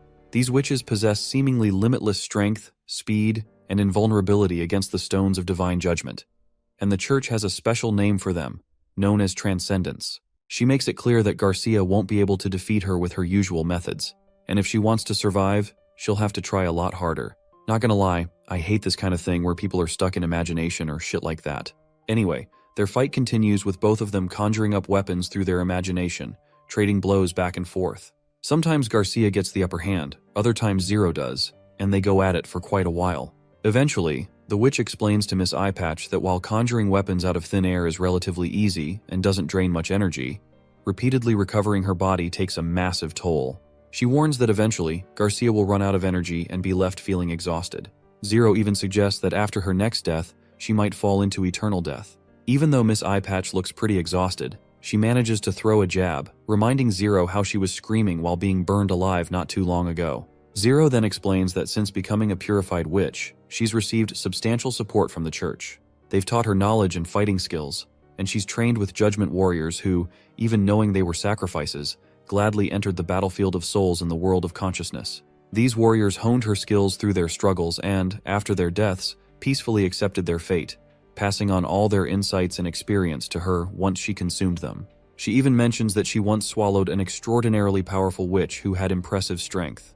During that battle of souls, she nearly lost, but in the end, she prevailed by relying on demon weapons and everything she'd learned. Because of the unique nature of her magic, she can't actually transform into an extraordinary being or use the abilities of other swallowed witches. However, in the world of consciousness, none of that matters. Only a few individuals have ever posed a real threat to her. In the last 200 years, she can't even remember the number of people she swallowed. All their experiences, pain, happiness, sadness, delight, and even their deaths, have become part of her own personal experience. Garcia quickly raises an eyebrow and asks what the hell Zero is trying to pitch with all this talk. Zero replies that she's merely highlighting the vast gap in their strength. The assimilation of so many souls has made her will unmatched. And if Garcia wants to know how many deaths Zero can endure, she clarifies that she can at least withstand 100 deaths now. Garcia just smirks and says she'll be happy to help verify that claim. Despite her confident front, she's actually quite worried inside. Zero, on the other hand, informs Miss Eyepatch that she can't conjure up anything earth-shattering that she hasn't seen before. Garcia can only create things she's familiar with and can grasp. In response, Miss Eyepatch decides to cover the entire garden with snow powder and blow everything, including herself. That's when Zero decides to show Garcia the true power of the church. She conjures up this massive weapon known as City Breaker, and as soon as one giant arrow is fired from it, Garcia is split into 2 equal pieces. This happens repeatedly, and Garcia's death continues in this manner. When she finally collapses to the ground, the witch makes it clear that while having a strong will can delay defeat, it can't change the outcome. With those words, she then wishes Garcia a peaceful rest. After consuming her soul, she returns to reality. Isabella quickly rushes towards her friend, asking what took her so long. She had almost thought that she was going to lose. Zero, however, lights up with interest as she reveals that she found some fascinating things in Garcia's memory. She discovered the formula for snow powder and is surprised to find out it's quite easy to produce. Isabella then suggests they head back to the Holy City to report this discovery to Pope O'Brien. She adds that with Garcia dead, the enemy soldiers will eventually fall to the Judgment Army, so there's nothing to worry about. But before they can start walking, Isabella tells Zero to wait. Of course, Lady Zero looks back and asks what's wrong. Isabella notices that while her friend hasn't changed physically, the look on her face has shifted quite a bit. Nevertheless, they begin to walk away. The scene then transitions to the border town, where the witches and others have finally returned from Silver City after their successful mission. Prince is hosting a grand feast for everyone that night. The atmosphere is lively, with everyone clinking their glasses in a toast. Old Man Barov asks for another toast, this time for Chief Knight Carter, who is about to tie the knot with Miss May. Meanwhile, our little Lightning demands a glass of wine for herself. Wendy reluctantly agrees to the request with a promise that it'll only be 1 glass. Anna then turns to the prince, and he promptly welcomes her, noting that it must have been a hard journey for her. But she reminds him with a smile that he's already asked this before, and her answer will still remain the same. As they continue chatting, Lightning jumps in between them, eager to hear something good from the prince as well. The prince casually acknowledges her, saying she did well too, making the girl prouder than ever. Her enthusiasm gets the best of her, and she quickly kisses the prince on the cheek. The prince then blushingly asks if this is some kind of custom in the fjords where one must kiss the other person. Lightning enthusiastically confirms that it is, or at least, that's what her father told her. Meanwhile, Sylvie is utterly embarrassed watching Lightning kiss the prince like this, and seeing her bewildered reaction, the prince can't help but wonder if this custom even really exists. Meanwhile, Knight Carter and the old man are still caught up in discussions about Carter's potential marriage. Carter can't help but blush as he explains that the prince has already approved and even offered to help organize the wedding. Over by the side, Sister Lily is absolutely amazed by a piece of bread made from leftover scraps used for explosives. Our little Maggie, who just ate a lot of it, is startled and wonders if her stomach might explode. As everyone is enjoying the evening, the prince steps out onto the balcony. Suddenly, Nightingale appears and grabs him by the shoulder. He looks at her with a smile as she advises him to be careful not to catch a cold. She then asks what's on his mind, and the prince casually replies that he just had a sudden urge to take a look at his territory. She notices how the town is still bustling, even though it's nighttime, and the streets are full of people. That's when the prince reminds her that the premiere of the new drama, Dawn, is happening tonight. For most of the newcomers to the town, it's probably their first show in months, so they're eager to see Miss May and Miss Irene again. Nightingale then reflects on how, almost a year ago, this place was nearly a ghost town when she first snuck in. Now even from up here, she can feel the joyful atmosphere. The prince admits he still has a lot to do, such as improving infrastructure, healthcare, education, and more. He's determined to transform the Western Territory into a solid foundation for unification. But when Nightingale asks what he plans to do about the witches, he reassures her that he's committed to supporting them as well. We then see Sister Lightning sneaking some food into her pouch. But just as she's doing it, Maggie catches her red-handed, leaving her utterly embarrassed. Quickly, she whispers to Maggie to keep quiet, and tells her she's found an interesting place in the misty forest she plans to explore tomorrow, so she asks her friend if she'd like to come along. Not surprisingly, Maggie agrees right away. The adventurous girl then tells her to pack rations and supplies for a day, and don't forget some weapons too. And finally, she makes sure Maggie knows this exploration is a secret, and Maggie promises to keep it hush-hush. The next day, they head out to the misty forest. Maggie seems a bit let down, expecting it to be as exciting as stealing hawk eggs. But the gloomy atmosphere doesn't quite meet her expectations. Lightning reassures her, saying that while a hawk's nest only has a couple of eggs, these ancient ruins might have some old books or other treasures worth finding. Lightning reassures her that if they find something cool, the prince will reward them with a whole basket of eggs. She can cook them however she wants, and they'll last a while. Hearing this, Maggie's eyes light up, and she excitedly urges Lightning to hurry up and find those books. As they're about to enter the ruins, Lightning tells Maggie to keep it quiet because there might be devils around. This gives Maggie the shivers, but they keep moving. Before they enter the ruins, we hear Lightning thoughts where she thinks about how every time she picks up speed flying, it feels like there's a devil chasing her. This fear started back when she was exploring the stone tower. Her dad used to say that fear comes from the unknown, and that to beat it, you've got to face it head on. She's worried that if she can't shake this fear, it'll be tough to fly, let alone explore. She also frets that the prince might be mad at her later or even punish her, and she's sure the other sisters at the castle will be worried. But despite all that, she's determined to explore. She's brought her revolver, and Maggie's right there with her. She then tells Maggie to wait up top while she checks things out inside. Gathering her courage, she starts stepping in, repeatedly reminding herself to overcome her fear of the unknown and face it head on. As she peeks inside, she notices that the devil she saw last time isn't there anymore, so she decides to venture further. That's when she hears a familiar, haunting voice begging for help. The voice keeps pleading for someone to save her, and the pain in her voice is evident. The desperate cries make Lightning shiver with dread and fear. Eventually, she can't take it anymore and rushes back outside, scared out of her wits. Maggie suggests that they extinguish their torches and sneak in, reasoning that the devils won't be able to see them. But Lightning points out that they won't be able to see anything either. Maggie then proposes that she could turn into an owl, which would solve the problem of darkness. Lightning finds this idea pretty effective but remains concerned. She explains that if someone can continue to scream for months in complete darkness without changing their tone or pitch, it makes her wonder what's really inside. She speculates that if someone can survive that long in such conditions, they probably have a way to detect prey. Otherwise, they would have starved by now. As Lightning is about to give up, Maggie tries to ignite her adventurous spirit by asking if she really wants to pass up the chance to bust a myth like this. Lightning's eyes light up with excitement, and she insists that a true explorer would never back down from verifying a myth, and it would all be for nothing if they ran away now. On a more serious note though, Lightning then asks Maggie if she's doing this just for the basket of eggs. Maggie rolls her eyes but can't hide a glimmer of greed in her expression. Anyhow, they head back inside. As they descend the staircase, they notice a strange magic stone embedded in the wall. Lightning pulls out her revolver, ready for whatever might come next. They finally reach the source of the voice and see a bunch of devils guarding a witch trapped inside a crystal-like prison. The witch is unconscious and frozen, but her voice keeps calling out for help. Maggie decides to take a closer look, but Lightning gets terrified. But the little bird reassures her scared friend that the devils look like they're as good as dead. To prove her point, she flies over to one of them and gives it a push. The devil cracks like a rock and starts to crumble. They check the others, and it turns out the rest are also just stone statues. Curious, they look at the witch trapped inside the stone and wonder if she really is a witch.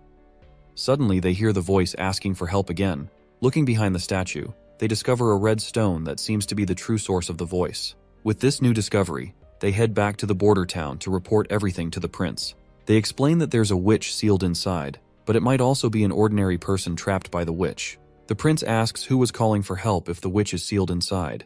Lightning then shows the prince the box they found behind the sealed witch. Inside is the same crystal they saw earlier, which seems to be linked to the mysterious voice. Lightning quickly activates the crystal, and the voice coming from it spooks the prince. Just then, Nightingale reappears and confirms that she can detect faint traces of magic, similar to the kind witches use.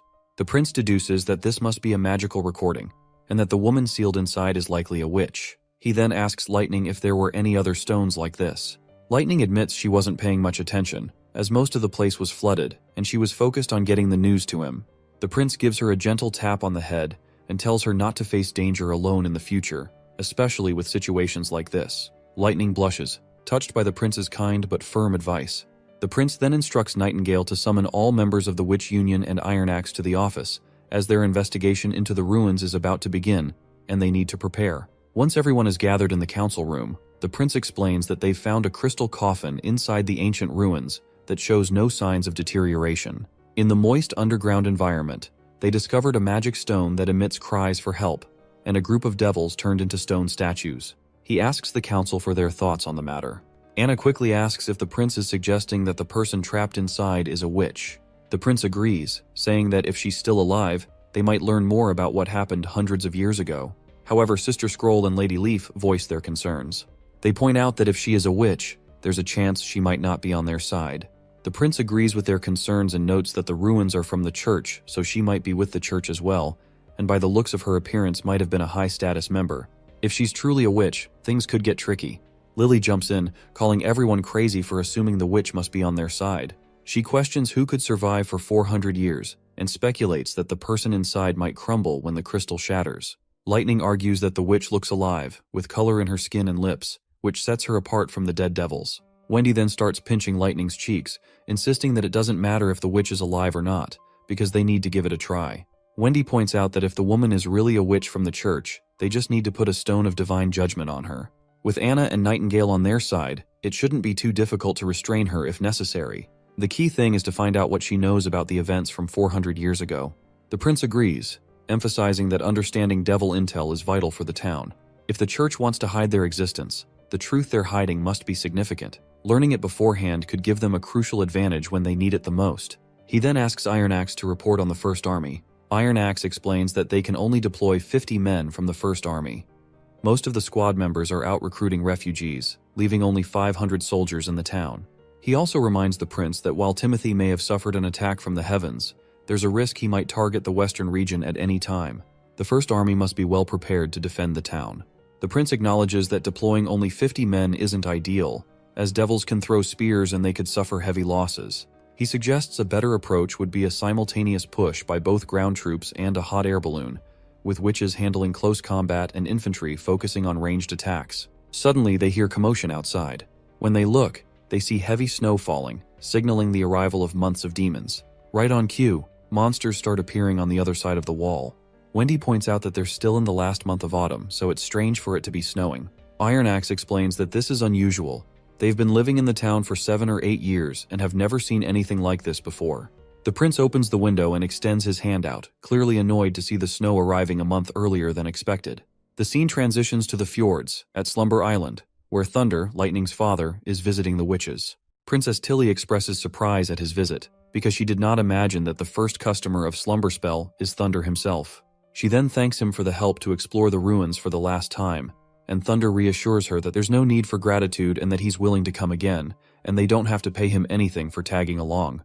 Tilly then asks if he always intended to come, to which Thunder reveals that he is an adventurer through and through, so he will always be ready for his next adventure. He was shocked by what he saw at the ruins through that telescope, particularly a stone door on a cliff, and he's very curious to learn more about it.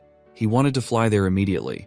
If you can't recall, Thunder is mentioning the ruins where Princess Tilly found the scriptures. Tilly shares that she's planning to visit the border town to speak with the leader of the Witch Union and to witness the months of demons herself. She invites Thunder to join her. Thunder declines, saying he can't go because he doesn't want his daughter to tag along with him and get involved in risky explorations. He lost her mother and doesn't want to risk losing her too. Tilly reassures him that she will ensure nothing happens to Lightning, as she is one of the witches. Back to the business matter, Ash brings out the contract papers. Tilly reminds him that while he has been very helpful, employing witches is not free. The man also agrees, acknowledging that business is business, and this is a common tradition. Once Thunder parts his way after paying his dues, Ash is left bewildered by how Thunder has so much money. Tilly explains that it's not surprising because Thunder is the most famous explorer in the Bay, and discovering new territories and treasures brings him great wealth. Ash then raises a concern that creating a business organization like Slumber Spell could bring them wealth but might also attract the church's attention to the witch's power. Tilly responds that she doesn't care about the money. Her goal is to help more people understand Slumber Island, build connections, and show that witches are harmless. Just like Thunder, she also believes that fear comes from the unknown, and witches are no different.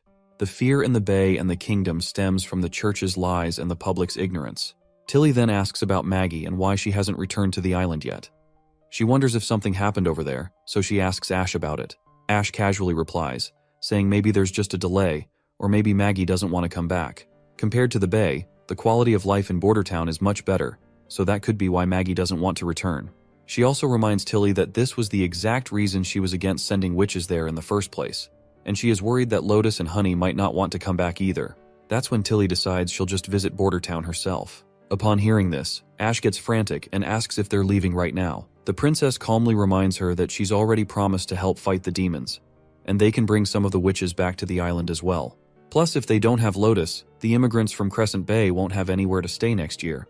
They desperately need Lotus to help build homes on Slumber Island. Ash then reminds her that they still have a month until winter, but the princess explains that it's going to take time to get to Bordertown, and besides, if something really has happened there, it's better to go sooner and help out. Plus, she's curious to see how her annoying brother is doing these days. The scene then cuts to Bordertown, at the wall. Winter has arrived, and the soldiers are fighting off monsters. The prince asks for a report, and Knight Carter quickly explains that most of the First Army has combat experience with rifles. A 100-meter section of the wall only needs 10 guards to fend off the demons, making it hard for the wolves to even reach the wall. The monsters are basically target practice for the soldiers. As long as no hybrids show up, the demons don't stand a chance. The prince, pleased with the report, encourages the soldiers to keep up the good work. The prince is clearly glad to see his soldiers performing so well. Their energy and discipline are completely different from the ragtag civilian army they were about a year ago. Suddenly, the prince hears a commotion nearby. Knight Carter quickly explains that there's trouble brewing in the Western District, where the refugees are staying. We then see two commoners duking it out while people on the sidelines cheer for their fellow citizens. A local citizen from Bordertown is getting beaten up pretty badly by a tough refugee, and the refugee doesn't seem to be backing down. That's when Knight Carter steps in, pins the rowdy guy to the ground, and commands him to stop fighting in the name of His Highness. The prince also arrives at the scene and walks over to the injured citizen lying on the ground. He asks for the man's name, and the man responds that his name is Kaya Harris, a member of the city hall. Kaya explains that the refugee was the first to throw a punch while he was just distributing rations. According to Kaya, the refugee launched himself at him like a dog. The refugee, however, points out that's not the whole story. He claims that people are taking advantage of the situation and charging money for rations that were supposed to be free. Hearing this, the prince reflects that all the refugees from the Western Legion have been processed, and only craftsmen or literate people were moved, so commoners are supposed to be left behind. However, this man's vocabulary and demeanor suggest he might not be a typical commoner. The prince turns to the man and states that the rations are indeed free. Before their integration into Bordertown, all rations and shelter were promised to be free, and that promise still stands. Everyone present hailed their prince for such generosity. However, the prince makes it clear that fistfights are against the law, especially when they involve a city hall member. He instructs his soldiers to round up everyone involved and states that he will personally oversee the matter. He then turns to Kaya and says he wants to speak with him as well. Back at the castle, both fighters are brought before the prince. He interrogates Kaya about why he intentionally charged refugees for rations during distribution, and this is exactly what led to the conflict between them and the farmers. Kaya, though reluctant, admits to the crime he committed. The old man, Barov, tells the prince that, traditionally, crimes committed by elites would only result in a fine of a few golden royals, while a civilian attacking an elite could face punishments ranging from execution to whipping. However, the prince points out that Kaya is not an elite and has been stripped of his knighthood long ago. Barov agrees and adds that in the past, punishment entirely depended on the ruler's discretion. The prince then asks why there isn't a set law for these situations, and wonders if there are any standard punishments other than amputation or whipping, such as imprisonment. Barov explains that imprisoning someone isn't really a punishment, as the prison is meant for holding suspects until their trial. Keeping them locked up means having to feed them, which could be considered a reward rather than a punishment. Reflecting on this, the prince realizes that the punishment methods from his old world might not be suitable here. He decides to determine the appropriate punishment himself. The prince delivers his final verdict, stating that Kaya Harris is guilty of malfeasance and blackmailing refugees. As punishment, Kaya will be expelled from the city and sentenced to 10 years of labor in the mines. He will also be fined triple the amount he earned through blackmail. The refugee named Wade will receive 10 lashes for attacking a public official. The civilians who participated in the fight can choose between a fine of 2 silvers or 5 lashes. Additionally, rations will continue to be distributed for free, and all money obtained through blackmail will be refunded. And lastly, the sentences will be carried out publicly. Wade's face lights up at the prospect of free rations, and it seems he would even willingly accept another 10 lashes if it meant continuing to receive the rations. Meanwhile, the prince reflects on how quickly the city hall is expanding, matching the refugee population, and how internal security is becoming increasingly challenging. He does not want to create a prosecution agency because he wants all legislation and judgment powers to stay with him. He's aiming for a simple and effective system that doesn't require a lot of people to enforce the law. Suddenly, Nightingale appears and asks about his thoughts. The prince explains that he's planning to create a new department to oversee the city hall and tackle any threats to the western region. This new department will be independent of both the city hall and the First Army. He wants to name it the Western Security Agency, and she will be the one in charge of this agency. He believes that she is the only one who can uncover the truth, as no one can hide anything from her. The prince offers Nightingale ice cream in the winter and other treats she loves as an incentive. However, she quickly pinches his hand and tells him it doesn't matter, because she will always agree with whatever he wants her to do. Wade finishes taking his 10 lashes, and an old man from his group looks at his back, which is covered in dried blood. The old man suggests rubbing some ash on the wounds, but Wade says there's no need, because the blood has already dried, and the knight told him it would heal in 2 or 3 days. The old man isn't convinced, warning that it might take longer because the wounds could get infected, leading to sores. Wade, however, says something surprising. He claims that he doesn't feel any pain at all. Instead, there's a mild itching and a cool sensation, which he takes as a sign that he's already healing. He explains that after the lashes, they poured a bucket of water on his back, and although he expected it to hurt, it didn't. The knight even mentioned that the water could eliminate viruses and bacteria. The old man is completely baffled by Wade's explanation, and they both suspect it might have something to do with the witches. The old man tells Wade he shouldn't have gotten into the fight in the first place. Wade counters by explaining that if he hadn't exposed the crooked ration distributors, they'd still be swindling everyone out of their money. He mentions how the prince regularly appears at the Western Wall during the day, and since he promised the rations would be free, he wouldn't tolerate anything that sullied his name. Exposing the scam was the best way to make sure the prince found out, even if it took a simple scuffle to get his attention. Wade also claims he did his research and found out that everyone, from local citizens to indentured farmers, praised the prince for his generosity. Wade then tells the old man that once he recovers, he's going back to work moving those strange weapons and will make enough money for the both of them. The old man reminds Wade that he could have lived in the inner district with the other craftsmen, but Wade refuses to leave the old man behind. He explains that when Golden Wheat City was under attack, the old man helped him, and without that assistance, Wade believes he would have died. Wade then tells his old friend that he heard the prince is recruiting people for public security and plans to give it a shot when the time comes. The scene shifts to a boat sailing through the sea, carrying witches en route to Border Town. Inside, they're enjoying a meal, enhanced by seasonings like salt and peppers. A blonde witch relishes the taste and playfully teases Ash, suggesting she's probably forgotten what good food tastes like after living in Border Town. As expected, Ash gets annoyed, and the two get into an argument, Ash defending Border Town and its food, while the blonde witch mocks it. Just as their banter escalates, they hear noises from outside. A crew member informs them that multiple monsters are approaching. Princess Tilly gets anxious when she hears about the monsters and asks if they're demons. Once outside, they encounter hybrid fish monsters with legs. The blonde witch materializes a weapon and challenges Ash to a competition. Whoever kills more monsters will be considered stronger. But Ash seems uninterested and just brushes off the challenge, but they both prepare for battle. Tilly uses her magic stone to fly and gets a better view from above. She notices that these monsters are different from the ones they faced before. As a fish monster tries to attack a man, Ash quickly jumps in and demolishes it with a single swing of her sword. The man trembles at her sheer power. Another monster appears behind Ash, and the blonde witch quickly tells her sternly to pay attention. Ash once again calmly swings her sword again, slicing the monster in half with one stroke. She tells her friend not to worry about her, as she can handle herself. The other witch tells her friend to keep their guard up instead of squabbling. With that, Ash starts slashing down monsters left and right with incredible speed, so fast it's almost hard to keep up with. Meanwhile, Tilly notices that the ship is shaking. These fish monsters definitely couldn't be causing it, and she starts to worry that the tremors feel like huge monsters hitting the ship from underneath. If the shaking continues, their ship might be torn apart. Suddenly, the entire ship begins to shake violently, and everyone standing on it starts losing their balance. Tilly shouts that there's a big guy under the water, and it's probably trying to flip the ship. The ponytail witch decides to take action. Since the monster is hugging the ship's hull, she thinks she might be able to put up a shield to block its attacks. The ship's captain chimes in, saying that if it's as huge as Miss Tilly described, normal attacks might not be effective. He's unsure how they're supposed to fight a monster that big and massive. Just then, the blonde witch, who goes by the name Andrea, steps in and confidently tells everyone to leave it to her. because no one can match her shots. But they don't have much time, as the monster is already charging at them from behind. The ponytail witch quickly leaps into the air, using her magic to shield the ship from a giant attack. However, the effort takes a serious toll on her, and she starts coughing up blood, quickly falling down. Ash manages to push her back to safety with the rope that was tied to her. That is when Andrea jumps into the air and conjures a golden bow. She shoots an arrow that takes down the monster with a single hit. Ash is momentarily thrilled to see this, but her joy quickly fades when Andrea collapses into the water and begins to drown. Even though Ash always has beef with Andrea, she dives into the water to rescue her friend.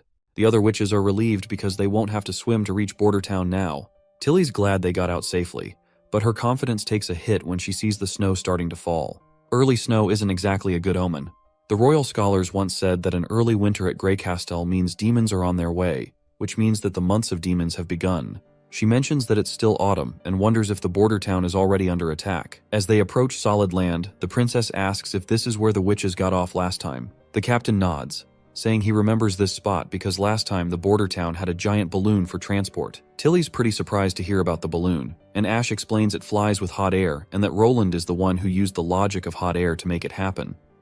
That's when Tilly realizes the royal scholars never taught them anything about this stuff, so she has no clue from where he picked up this knowledge. Whatever is the case, they will have to wait for the answers until they finally meet him, so she just tells everyone to reach the shore. Tilly then turns to the captain and asks him if he could stay here for 3 or 4 days, since she wants to send Lotus and the other witches back to the island. The captain agrees, saying he'd never dare to sail the dangerous sea without any of the witches. Once they finally make it to the solid ground, Tilly tells Shavi, the ponytail witch, to give the other witches a lift. Shavi uses her barrier abilities to create floating platforms for them, while Tilly just flies on her own with the help of her magic stone. Back at the border town, workers are struggling with the heavy snowstorm making their job tough. Meanwhile, Tilly and her crew arrive at the town and start walking across the bridge the prince built. They're absolutely blown away by the size of the bridge and can't help but wonder how much metal it took to build something so massive. Ash comments that the giant bridge seems like a waste of resources, because she thinks a pontoon would have been enough and wonders if there's really any business beyond the river's origin. Andrea chuckles at her remark, calling it foolish. She explains that even though she's not from Greycastle, she can see the value in the forests and uninhabited lands for territory expansion. A pontoon wouldn't handle the river's increased traffic, so a giant bridge makes more sense. Andrea adds that the prince must be smarter than everyone else here. Ash then points out how Andrea was trying to shame the prince not too long ago. As they approach the town, soldiers quickly stop them, questioning why they're coming from the south. One of the soldiers spots that they're witches, and Tilly proudly confirms it. The soldier happily tells them to wait there while he reports back to the castle that new witches want to join the witch union. Ash tries to explain Tilly's status, but the princess quickly stops her, telling the soldier that they will wait. Ash asks why they didn't just let the guards know their true identity. Tilly explains that she's curious about how the prince would react to a witch from an unknown origin. Just then, Nightingale appears, cheekily remarking that she heard there was a new witch, but didn't expect to see some familiar faces. Ash and Nightingale start catching up, while Tilly is absolutely amazed to see Nightingale. There's no doubt she's a combat-type witch and incredibly powerful.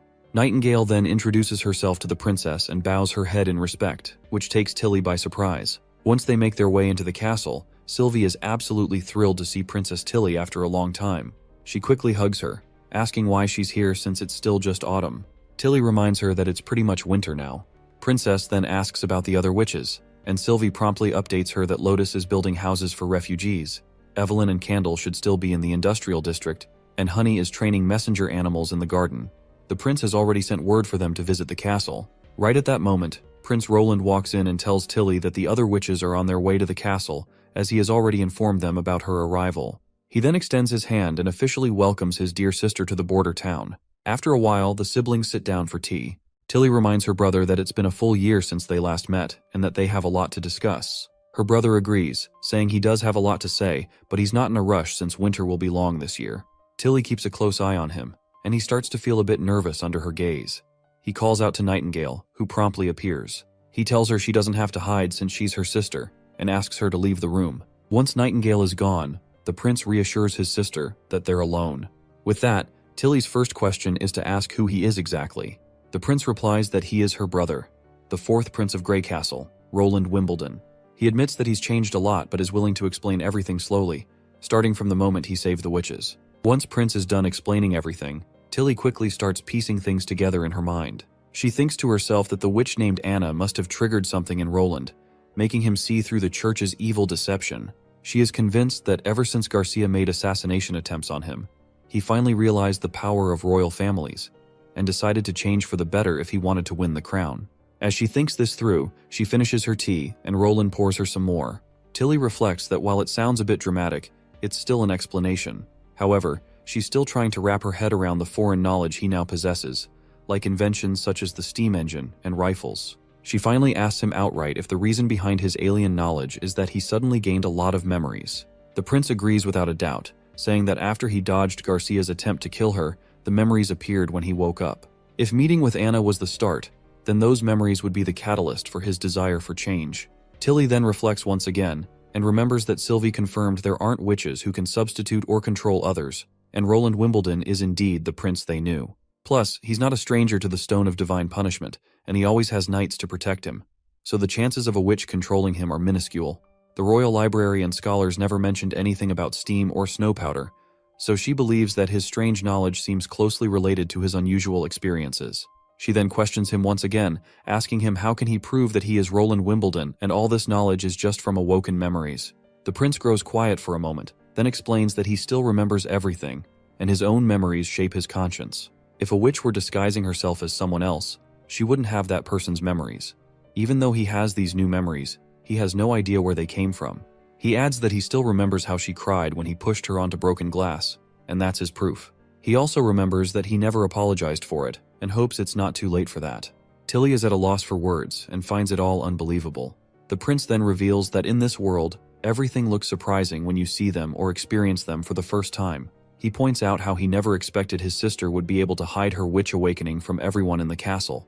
But then again, he reminds her that this winter is going to be a long one, so they have a lot of time to talk about everything. Tilly agrees and says that she'll be under his care for the next few months. After his sister's intense questions, the prince finally relaxes and reflects that he's glad all the Slumber Island witches returned to the castle after their tour to the town, which gave him reason to end that heavy conversation. It's really stressful to lie to someone's face when they're smart, especially while trying to maintain an honest expression. Just then, Nightingale pops up and asks if he feels strange witnessing his sister as a witch. The prince says he was just pressured with all of her questioning, and that's all. Nightingale mentions that she thought it would be a touching reunion since he met his sister after a long time. The prince then points out that he doesn't have a good relationship with her. He often bullied her in the castle, and they were pretty much strangers as they grew older, so it's quite surprising she even came here to meet him. She then leans in closer and reminds him how he told her to go outside, even though he never meets any other witches alone, which makes Nightingale believe that he must trust his sister. My guy just turns his head away with a sheepish look on his face. The fact that he sent the Nightingale outside was because he did not want her to detect his lies. He might have told her to his sister. And right now, he is also trying his best to not make eye contact and to avoid speaking any lies. He simply tells her that she will understand someday. But Nightingale just keeps pressing, inching closer and asking him if he'll tell her everything. The prince stutters in response, and she takes it as a positive sign, deciding to wait for the day when he finally tells the truth. Later, we see Lightning and Maggie calling everyone into the dining hall, where a spread of delicious food has been laid out.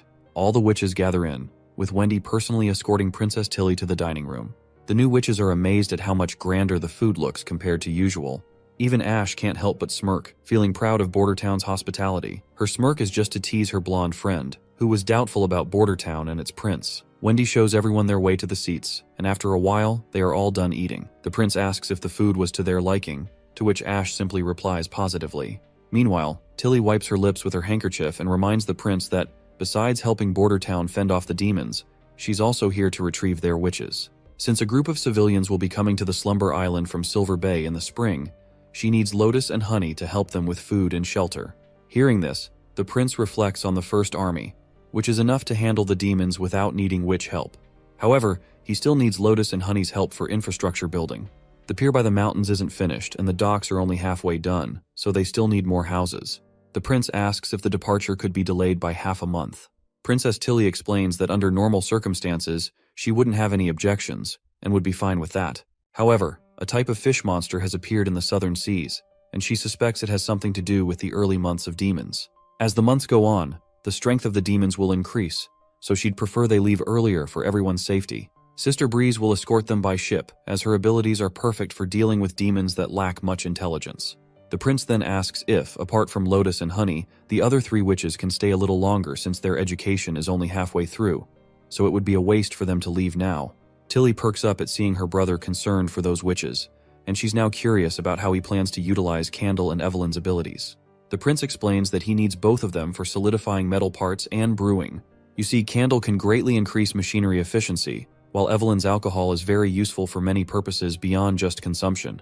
His sister then explains that they have always felt insecure about the usefulness of their abilities, so she's glad to hear that he values them. She appreciates that the prince recognizes their abilities as crucial because she's always believed that no ability is ever useless. She then turns to the witches and asks for their thoughts on whether they want to leave.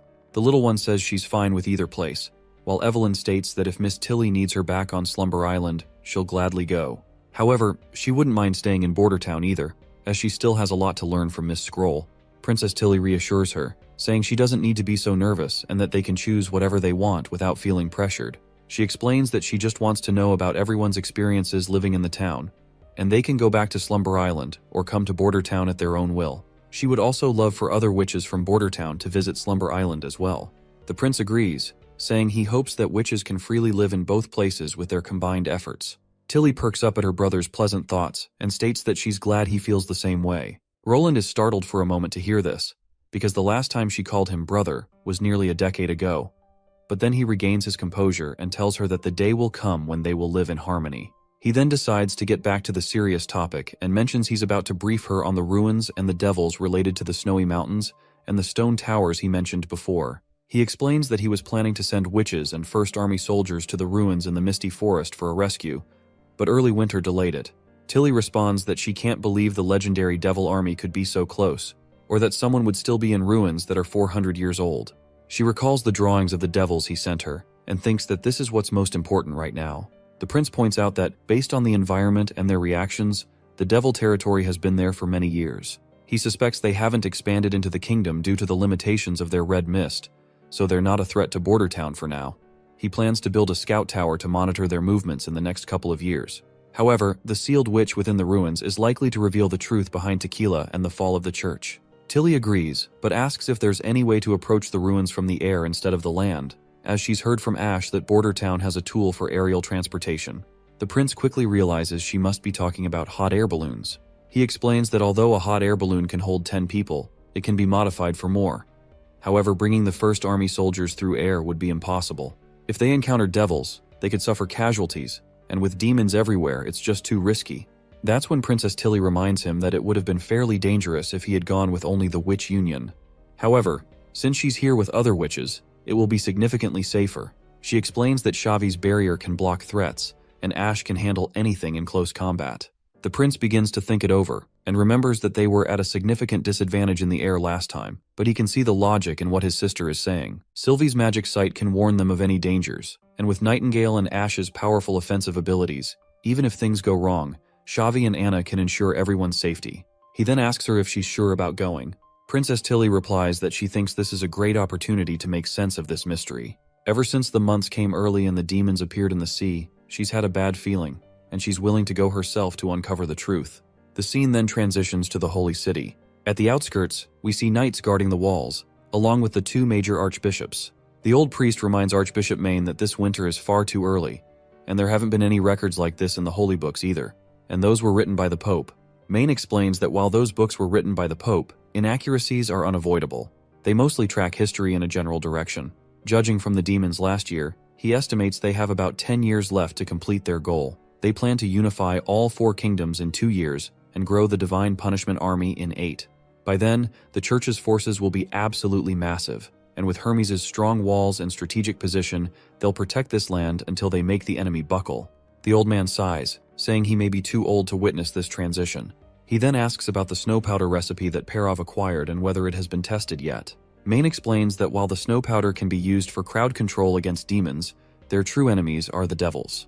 If they want to pierce through the devil's thick armor, they'll need to use a lot of explosives, and no one other than the Divine Punishment Army can throw such a massive amount of snow powder. The old man laments that there's no easy way to win against them. All they can do is confront them head on. Suddenly, commotion erupts as people shout that 2 signals have been spotted, indicating multiple hybrid demons. They have no clue why there are so many since they're only in the first month of winter. Main picks up his telescope and looks through it, while a soldier shouts that it's actually 3 signals, and the situation is even worse. Main's eyes widen as he sees the sight before him. He recalls that the holy books have many records of reapers, nightmare beasts, and fanged devils. But what's mind-boggling is that these monsters, which were supposed to appear 5 years before the catastrophe, are showing up right now at Hermes. The scene transitions back to Border Town, where Honey and Lotus are about to depart for Slumber Island. They're thanking the prince for his hospitality over the past few months. The prince hands them a few gifts, saying this is just a small token of appreciation for their contributions to Border Town. The girls perk up in happiness, and Honey immediately starts to open her gift. However, Lotus reminds her that it's impolite to open gifts right away. When Honey finally unwraps it, she discovers a scarf and laments that she was expecting a bra instead. The prince explains that this is a scarf designed to protect her neck from the snow and cold, and if she wraps it a certain way, it can even cover her ears. Honey quickly puts it around her neck, and Lotus can feel the warmth radiating from it. Honey then notices there's something else inside the package and wonders if there's another gift.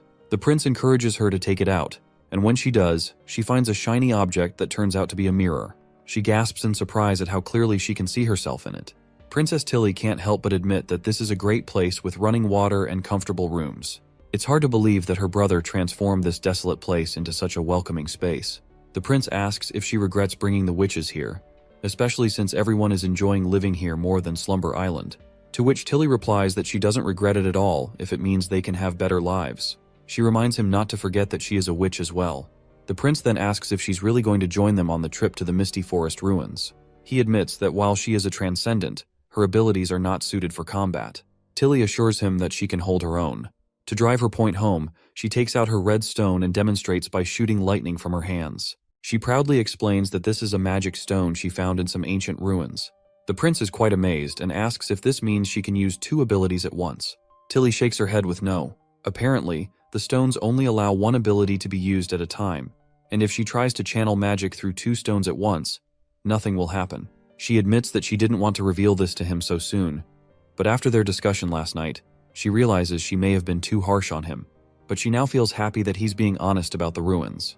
The prince just waves her off, saying there's nothing to worry about since he understands. Tilly then asks what Honey meant about a bra. The prince feels a bit sheepish and tells her to just ask Sylvie or Evelyn about it. Tilly looks puzzled and wonders aloud why it seems like he's still keeping things a secret from her. As the witches experience flying in hot air balloons for the first time, the siblings talk about the mysteries and tensions between the church and ruins, and why the church is trying to hide the evidence of their existence. They realize that not only do the church records stop about 400 years ago, but they're also vague about the origins of God. There are no myths, epics, or titles aside from describing his omnipotence, and there are way fewer details than there are about the 3 gods of the Bay. Tilly points out that it feels like the church just sprang up out of nowhere in the kingdom. Later, when the prince is alone in his office, his mind is still occupied with these thoughts. He compares the church to the religions of his old world, where it's pretty much a given that deities are tied to the creation of the universe. Every religion claims their god created the world, with things like Genesis, karma, or some full record of creation being a staple in every belief system. Suddenly, Kyle Sitchi bursts into the room, revealing that he's got a lead on manufacturing acid. The prince perks up, excited by the news, and eagerly asks about the process. The mad scientist grins and says it's all thanks to Charles. Charles then starts explaining, but since we're not here for a science lesson, I'll spare you the details, especially since these shitty translations aren't accurate. One thing's for sure though, the acid they're producing is super pure, and it even gives off fumes like it was described in Chemistry 101. They go on about more of this technical stuff, but the prince lets us know that they're using one of the oldest manufacturing methods. The issue back then was that sulfuric acid couldn't be stored properly since there weren't containers that could handle the corrosion, so it got phased out. But that's no problem for the prince. In Border Town, they're already producing sulfuric acid slowly using nitric acid. As for the corrosion issue, Soraya's paint can handle it without a hitch. The prince gives them props for a job well done, admitting he can't believe they stumbled upon this method. Kyle Sitchi grins and shares that he's always had great luck, even back when they were in Redwater. He mentions how he managed to pull this off at barely 20 years old, much to the envy of the older folks in their 30s and 40s. The prince nods, stating that he'll assign some witches to help arrange the equipment. He also mentions wanting to scale things up. Now that they've got a reliable source of nitric acid, the next task is producing something very dangerous. which is nitroglycerin. He explains that this experiment will be dangerous since it can cause an explosion with a minor change in temperature, but he assures Sichi that he will send Anna over to take care of it. Sichi looks intrigued and fascinated, clearly excited about what they're about to experiment with. The prince can't help but grin, thinking about how 9 out of 10 chemists have a knack for explosions, so he is sure that a few explosions should not be a big deal for someone like Kyle. He knows that if nitroglycerin is combined with nitrocellulose or nitrostarch, it'll enhance its explosive properties. The former is a smokeless powder, while the latter is a rare, powerful explosive. The key to creating something incredible is already in his hands. Later we see witches just chilling and patrolling around the town. Andrea asks why everyone is working outside in the dead of the winter, and she is quite curious about what Roland did to make them brave the weather. Ash reminds her it's still late autumn, but Andrea argues it's pretty much winter already. As the usual argument starts between the two ladies, Sylvie steps in to calm everyone down. She explains that civilians typically avoid working in winter due to the effort and risks involved, but in Border Town, food is cheap, firewood is abundant, and Miss Lily helps with illnesses, so they're willing to work for daily wages. Andrea gets it about the firewood but can't figure out why food is so cheap, pointing out that her family, in the food business, always saw prices spike during famines. Sylvie clarifies that in Border Town, there's only one set price for food, and the prince ensures the buying price is higher than the selling price. Ash argues that it sounds like forced pricing, wondering why others can't set higher prices. Tilly steps in, explaining that processing and storage raise the cost of grains, making higher prices unavoidable. Sylvie agrees, adding that the prince uses extra funds to pay workers and expand production, but Ash sticks to her guns, arguing that it should be a free market. Sylvie says she's not so sure about that, but she's confident he's not setting crazy prices and that no one is starving. If the prices can stay stable, it'll benefit the people. Plus, it's not like farmers can just escape unfairness in a free market. They have to turn in most of their harvest, and if their shares price is too low, that could really hurt them. A locked price feels more fair, and more production means more income for everyone. Sylvie reminds them that farmers don't have to stay farmers forever. The prince promised that once their production hits a certain level, they can be promoted to citizenship. She explains that citizens only need to give up 20% of their harvest, and with the set prices, they'll be raking in a pretty good income. Now Tilly understands why the town is buzzing with life. She is fascinated how the legislation and the reward system were designed to encourage them. Suddenly an alarm blares and citizens start to panic. It's an alert for demons, and some of them decide to head to the wall to help the soldiers. Andrea feels fired up when she hears this. After all, they came here to show how witches really fight. When we reach the wall, we see Carter raising his eyebrow at how these demons never seem to get tired. They're always running wild every year, and even if they break through the town, it won't really do them any good. On the contrary, the other new soldiers are pumped up to flex their muscles. They think it'll be great practice, way cooler to shoot at demons than at a stationary dummy. Speaking of dummies, Carter has heard some interesting rumors about their artillery squadron. Other squads have mentioned that soldiers with consistent aim are being drafted into a precision team for a new mission. The soldiers shout at the mention of a precision team, and think that they just probably made this story up when they were getting bored. But Iron Axe reveals that the prince is planning to develop a new cannon for ships, which will let them attack other ships from a distance. Only the best marksmen will be commanding these cannons, and if anyone's interested in joining, they can put in a request through him. Alex, one of the leaders of this squadron, perks up at the news. He thinks to himself that this is clearly an opportunity to advance in the military.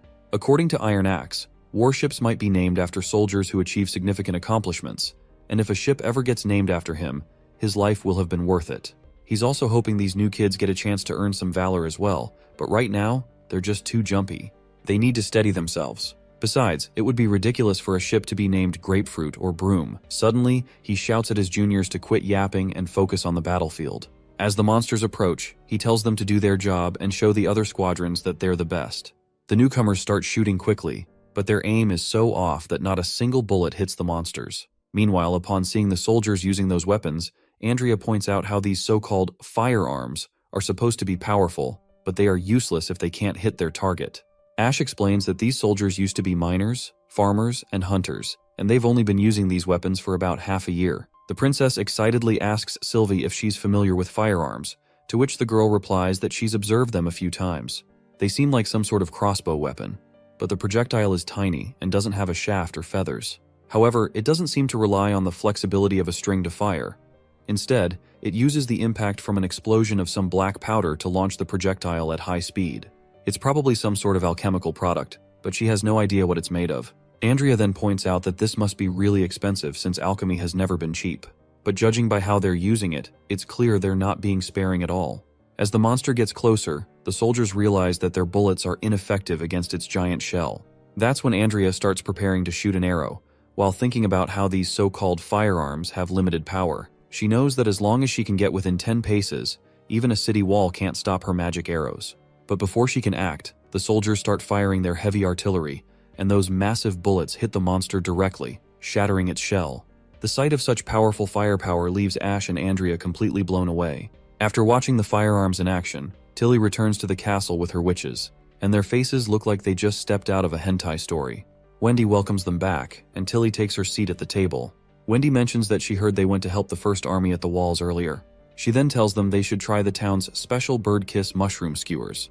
It looks like Andrea's mind is still stuck processing the power of the firearm she just saw. When Wendy asks what's wrong and if the dish isn't to her taste, Ash quickly assures her to not worry about Andrea. Meanwhile, Andrea is replaying that moment in her mind over and over, when that cannon took down the monster with a single hit. She's feeling utterly inadequate, realizing there's no way she could compete against that kind of firepower. On top of that, all the food stuffed with spices and sauces reeks of crudeness. In the Kingdom of Dawn, seasonings are often used to hide poor quality ingredients, and the more seasoning, the worse it tastes. But for some reason, she finds this dish frighteningly delicious. She can't quite figure out where in the border town they found such juicy mushrooms. She can tell that even this ordinary vegetable stew tastes like it was made with rich chicken ribs and seafood stock. And then there's this thing called ice cream cake, which is just a heavenly experience, and she can't get over it and craves bite after bite. Ash laughs and tells her to eat as much as she wants since they've got a rescue operation tomorrow. It'll be time for their wonderful Miss Andrea to truly shine. The next day, when they set off, people in the border town are amazed to see the balloon flying in the sky. Lightning waves to the soldiers as they depart for their mission, and Princess Tilly can't help but notice how popular Lightning is with the soldiers. Lightning just smiles, saying the prince always asks her to command them. Tilly, on the other hand, thinks to herself that there's no doubt Lightning is his daughter. Her ability to fly is perfect for her, and only the sky can satisfy her restless heart.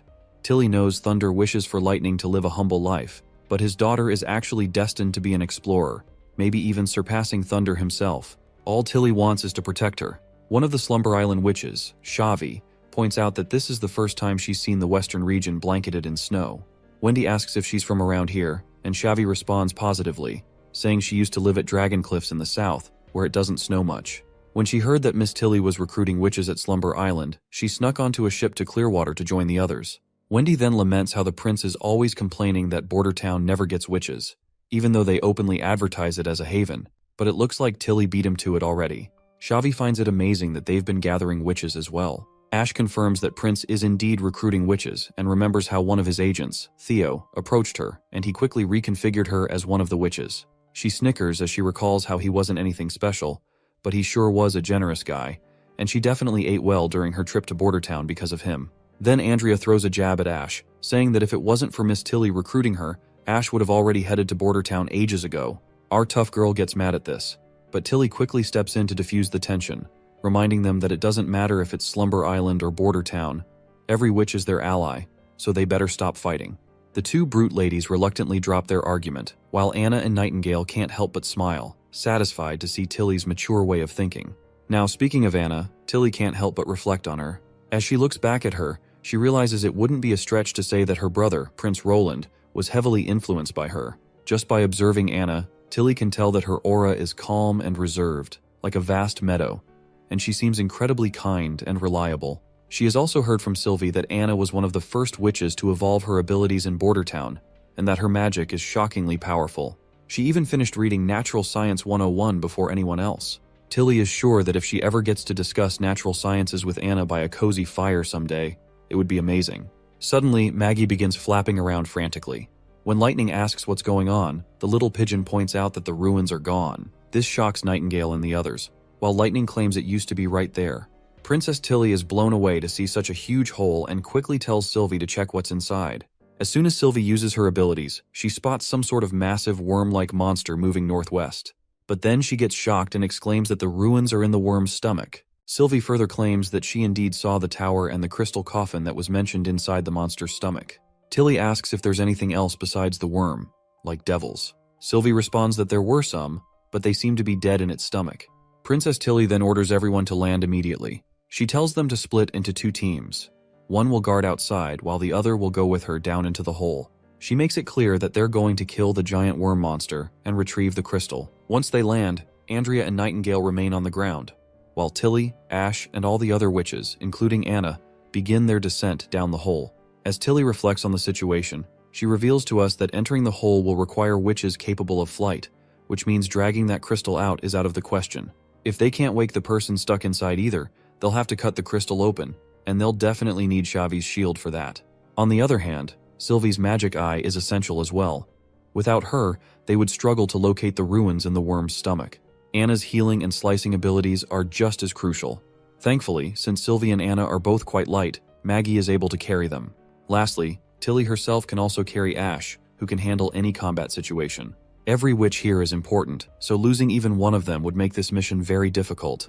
The 2 left behind, Nightingale and Andrea, will guard the entrance in case of any demon attacks from the Misty Forest. With those 2 standing watch, their backs are covered. We also learn that Tilly has a solid backup plan in case they need to escape and ditch the rescue effort, though she still feels uneasy about it. She hasn't figured out why the worm only targeted these ruins while leaving everything else unscathed. It's also surprising that it's tunneling northwest, which is where the Devil Nest is located. Once they finally reach the end of the hole, they find another massive tunnel going west, left by the worm. Tilly tells everyone to light their torches, and everyone follows her instructions promptly. Sylvie then adds that she can sense the monster ahead, so they start walking forward into the saliva-filled tunnel. After walking for a while inside the tunnel, they finally reach the worm. The rotten smell coming from this disgusting monster burns every witch's nostril hairs. Ash decides to slice open the monster's stomach and be done with it before the smell starts messing with her head.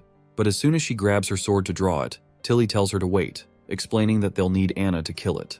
She points out that since they don't know what's inside the stomach, slicing it open could be dangerous, so using swords is out of the question. Anna quickly raises her hand and shoots a green fire bullet that pierces the worm's thick skin and makes its way inside. That green fire bullet starts spinning around, crisscrossing in every direction. In no time, the monster is sliced like a perfect cucumber from every side, and blood begins to gush out. Once they see how easily Anna cut through the monster, their faces go blank, and they stare in awe at the true power and magnificence of her abilities. Sylvie quickly explains that the monster is dead since its heart has stopped beating. Ash is surprised that this monster even has a heart, to which Sylvie replies that it's near its head and about the size of their balloon's basket. It also got sliced up by Anna's flames, and magic is rippling throughout it. Seeing the magic, Lightning wonders if it's a hybrid demon. However, Tilly says they can't be sure, as historical records of the wastelands and demons are scarce. There's still so much they don't know, so she suggests grabbing the crystal and get going. As they enter the belly, Ash complains about the sticky mess, while Sylvie reports that all the rocks in here are crushed, making it impossible to tell what the tower used to look like. Lightning then mentions that there were so many glittering magic stones. She shows one of them, which resembles the crystal they're looking for. Right on cue, Ash finds the crystal after cutting through the flesh. With a few more slices, the giant crystal is finally revealed, and they see the witch trapped inside. Princess Tilly is left speechless as her eyes land on the magnificence of the stone. She quickly tells Anna that it's now her turn to work her magic. Anna quickly uses her fire laser once again, and the princess asks how it's going. Anna replies that it's a little hard, but she can cut it open. The crystal promptly begins to shatter, and the cracks expand around it until, eventually, the crystal blows up. Tilly is shocked to discover that there are 2 layers, with the inner part being the real crystal. Lightning tries to touch it and confirms that it's freezing to the touch. Anna then gives it her all, and finally manages to melt down the second layer as well, and out pops the witch who was stuck inside. Ash quickly takes her into her arms while Tilly asks if she's still alive. The brute lady confirms that she is, but it's very faint, and her heartbeat is still going, which is just barely alive. Even Tilly's mind can't help but wonder how she could survive in a frozen crystal like that. She's definitely a witch, but her name, origin, and why she was stuck in the ruins remain a mystery. She is eager to ask her all these daunting questions once they return. Meanwhile, outside the tunnel, the 2 blonde baddies stand on guard duty. Looks like Andrea is feeling bored and is already missing Tilly. She considers talking to Nightingale, but as an elite from the Kingdom of Dawn, she feels that elegance is a necessary quality for an unmarried woman, so she hesitates to approach her, especially since Nightingale is somewhat of a rival. She has heard that she matches Ash in terms of power and combat, but still, she finally decides that talking to a fellow witch is just a natural thing to do. However, before she can say anything, Nightingale suddenly vanishes from the scene, leaving Andrea startled. Right at that moment, she senses a heavy presence and turns around, but finds nothing. She wonders if it was Nightingale, but then she feels that there is more to that. She eventually summons her weapon, thinking there's an enemy nearby, and the enemy appears to be translucent. Just as she's about to make a move, a gunshot blares right by her left ear, and blood splatters in front of her. The creature that took the shot remains invisible. Once the monster is dead, it's finally visible now, which leaves Andrea shocked to see a praying mantis before her eyes. It was Nightingale who took it out, otherwise, she is pretty sure she would have been toast. Nightingale goes on to blast 2 more mantises, blowing their heads off. Wendy also comes rushing into the scene and asks what in the world are these things. Nightingale mentions that the creatures look like devils, if not demons, but their blood seems even more demonic. Andrea asks her since when she first noticed them creeping around. Nightingale replies that she spotted them the moment they first appeared. She explains that in her mist, their magic shines as brightly as a star, so it was easy for her to see them. Right at that moment, Sister Lightning flashes out of the tunnel, and Wendy lights up, relieved to see that they've made it back safely. Afterwards, they ride their balloon, and everyone gathers around this rescued witch in the balloon basket. Wendy can't believe that this witch was all alone in a place like that for decades. This just fuels her curiosity, and she wants to know what really happened to her. Princess Tilly then explains that she had a bad feeling inside, which is why she wanted to leave in a hurry. She asks if anything happened outside while they were inside. Nightingale explains that there were some weird hybrid demons, but they were dispatched immediately. Suddenly, Sylvie notices something below and exclaims in shock and asks, "What are those things crawling on the ground?"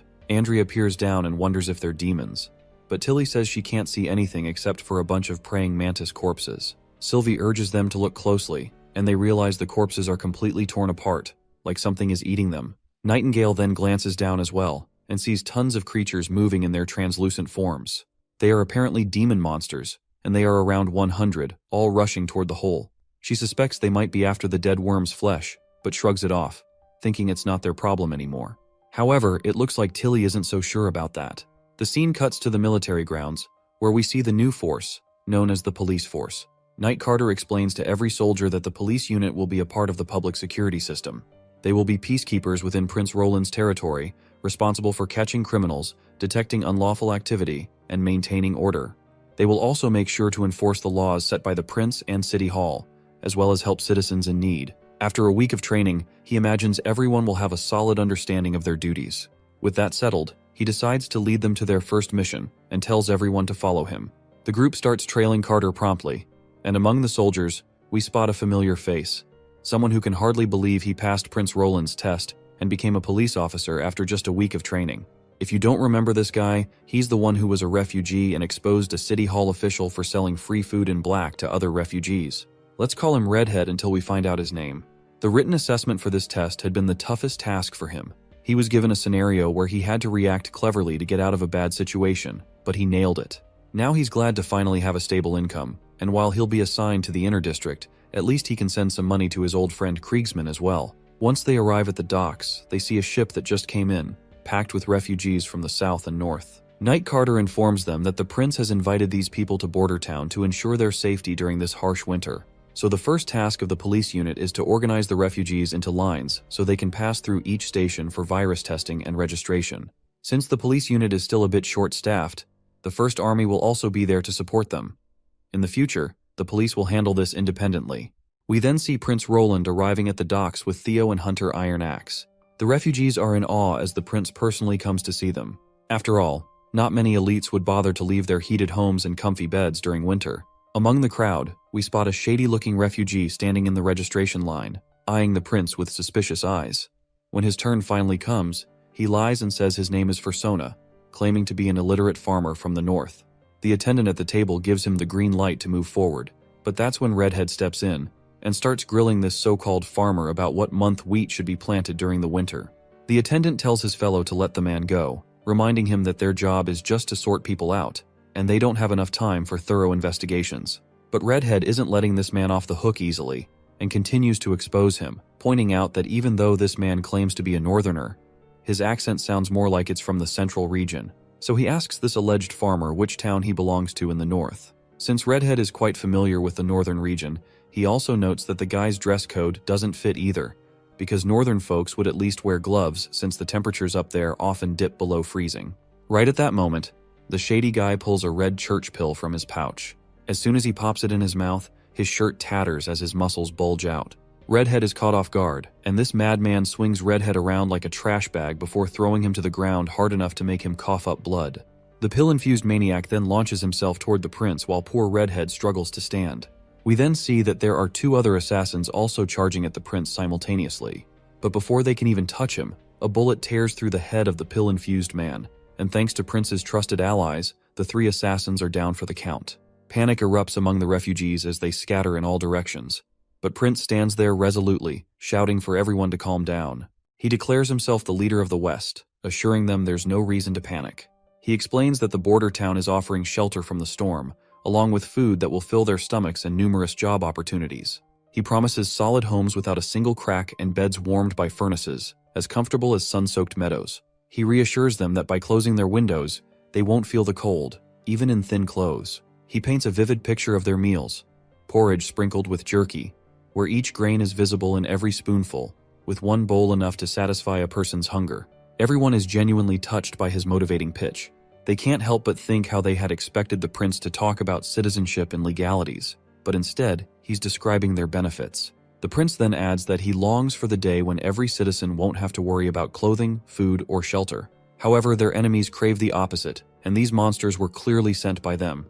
He reveals that their enemies want everyone dead, including him. He promises to increase security and ensure that no foes are hiding among the refugees for everyone's safety. As he finishes speaking, the crowd begins to cheer and praise the prince for everything he said and the care he is showing. Redhead manages to get back on his feet and can't help but point out how the prince completely stifled every trace of panic with just a few words. That's when Carter approaches him, giving him props for his keen eyes since he was the one who spotted the shady guy first. Later, Redhead is called to the prince's office, where the prince addresses him as Mr. Wade. Finally, now that we know his name, we don't have to call him Redhead anymore. The prince commends him for his astute observations and wonders if he was really just a normal citizen in the past. Wade reveals that he used to be part of the patrol in Golden Wheat City for about 6 years until the city was invaded by pirates. The prince then points out that his profile shows nothing special, and according to Carter's report, he should currently be living in temporary shelters. Prince finally catches on that Wade basically hid his true talents during registration, and he asks him why he did that. Redhead explains that the reason he's alive in Border Town is because of a former prisoner he met in Golden Wheat City named Kriegsman. That old guy saved him when times were dire. Since the old man is labeled a criminal, he can't be registered as a citizen, but he can't just leave his old friend behind in the Western District, especially since his friend is getting old and can't take care of himself. The prince asks if the reason Wade wanted to become a police officer was so he could work and protect his friend at the same time. Wade stutters before responding, but the prince tells him to cool it, as there is no crime thinking about anything. He then asks if Wade has any family. Redhead lowers his gaze and explains that his family died in Golden Wheat City. Roland then asks about Kriegsman. Redhead explains that he's all alone because the rat scapegoated him, which led to his imprisonment. The prince reminds him that anyone with specialized skills can rent a place in the city and enjoy the benefits of citizenship, including their families. He asks him if he understands what this means. Of course, the redhead quickly catches on to what Prince is trying to imply, so he starts jumping for joy when he realizes he can bring Kriegsman along. The prince tells him to bring his old friend to registration, and they'll take care of everything. Wade is so happy to hear this news that he literally starts slamming his head on the ground, bowing up and down frantically. Then the prince gets serious, warning him not to let his happiness cloud his judgment. He emphasizes that he should remain cautious, just like he was today. If he doesn't pass the subsequent tests, he'll still have to live in temporary shelters. Of course, Wade quickly agrees. Speaking of tests, Wade then remembers that there were a lot of questions on the written test that he didn't know how to answer, so he just wrote whatever came to mind. So he curiously asks why he got elected for the police unit. The prince smirks and says there was no right or wrong answer. Every answer depended on the person taking the test. It wasn't about getting things right, but more of a literacy test. As long as Wade could understand the question and write a legitimate answer, he passed. A little later, Knight Carter steps forward to remind the prince that they've received intel on the assassins. The prince tells him to go ahead and speak, and Carter explains that Barov has an apprentice named Salon, who was in charge of gathering refugees in the north. Since they ran out of boats on the way back, Salon contacted some of his friends at the capital to see if any merchant ships heading to the western region were available for rent. That's how the operation got leaked. The refugees stayed in Silver City, which is only half a day's distance from the capital, making it easy for Timothy to make arrangements. He further explains that while Timothy might not be sending armies from the capital, that doesn't mean he isn't trying to get revenge. Prince then reflects on the situation and feels somewhat relieved that the assassins only had pills and not explosives. If those guys had exploded in the middle of the crowd, all of their new workers collected over the past 2 months would have died. He highlights that, considering Salon's mistake came from inexperience, they'll keep the punishment light and cut 2 months' worth of his salary. This is the only way to make him aware of his grave mistake. He also tells Carter to keep a close eye on screening the refugees and to have Sylvie and Nightingale assist his team. They must ensure that no scouts or assassins escape and protect the lives of the refugees. Right at that moment, Lady Leaf bursts into the office, happily announcing that the balloon is back. Finally, the moment we've all been waiting for has arrived, and the balloon is here. We're about to hear all the juicy details about that mysterious witch. As soon as the balloon lands, Anna jumps out of the basket and immediately hugs the prince. He embraces her warmly, while the other 2 little girls also jump at the prince and surround him. His sister could not help but to notice how well his brother gets along with every single witch. The prince playfully asks if she wants a hug from her brother too. Tilly just smirks and says she'll pass, reminding him that the last time he tried to hug her, he threw her down on the ground. Finally, Ash steps out of the basket, holding the witch in her hand. As for the prince's first impression, he's just amazed, because the witch's outfit doesn't look cheap at all, and she looks like some rare character out of a gacha game. They fill him in that the witch is fine, but her magic is recovering at a very slow pace, so it'll take 3 or more days for her to get back to normal. The prince decides to call her the Slumberer for now. He announces that he'll open a room on the castle's 3rd floor for her, and the rest of them need to come to the lobby because he wants to hear all the details about what happened. Once they're in the office, Tilly explains everything in detail, and once she is done explaining everything, he admits to himself that he would be unsure of what to do in such a situation. He's impressed by Tilly's decisiveness in selecting the witches to form a perfect team. He then asks his sister if she believes that the massive worm might be related to devils. She responds that it's certainly not impossible since it had a completely different appearance, and it might have been another type of demon. This could mean they can compare devils to humans, while demons as hunting dogs. She believes some of these monsters follow the devil's commands and help them complete tasks. The prince kind of agrees with her assumption, but he's still not entirely sure. You see, if the devils are unable to dominate the continent because of the limits imposed by the red mist, then why don't they just harass the 4 kingdoms with demons year-round? Why do they always wait until winter? He also notes that the wolf-lion hybrids from last year were clearly more intelligent than the other demons. If intelligence can be gained through age, it will be just impossible for the devils to tame the other race.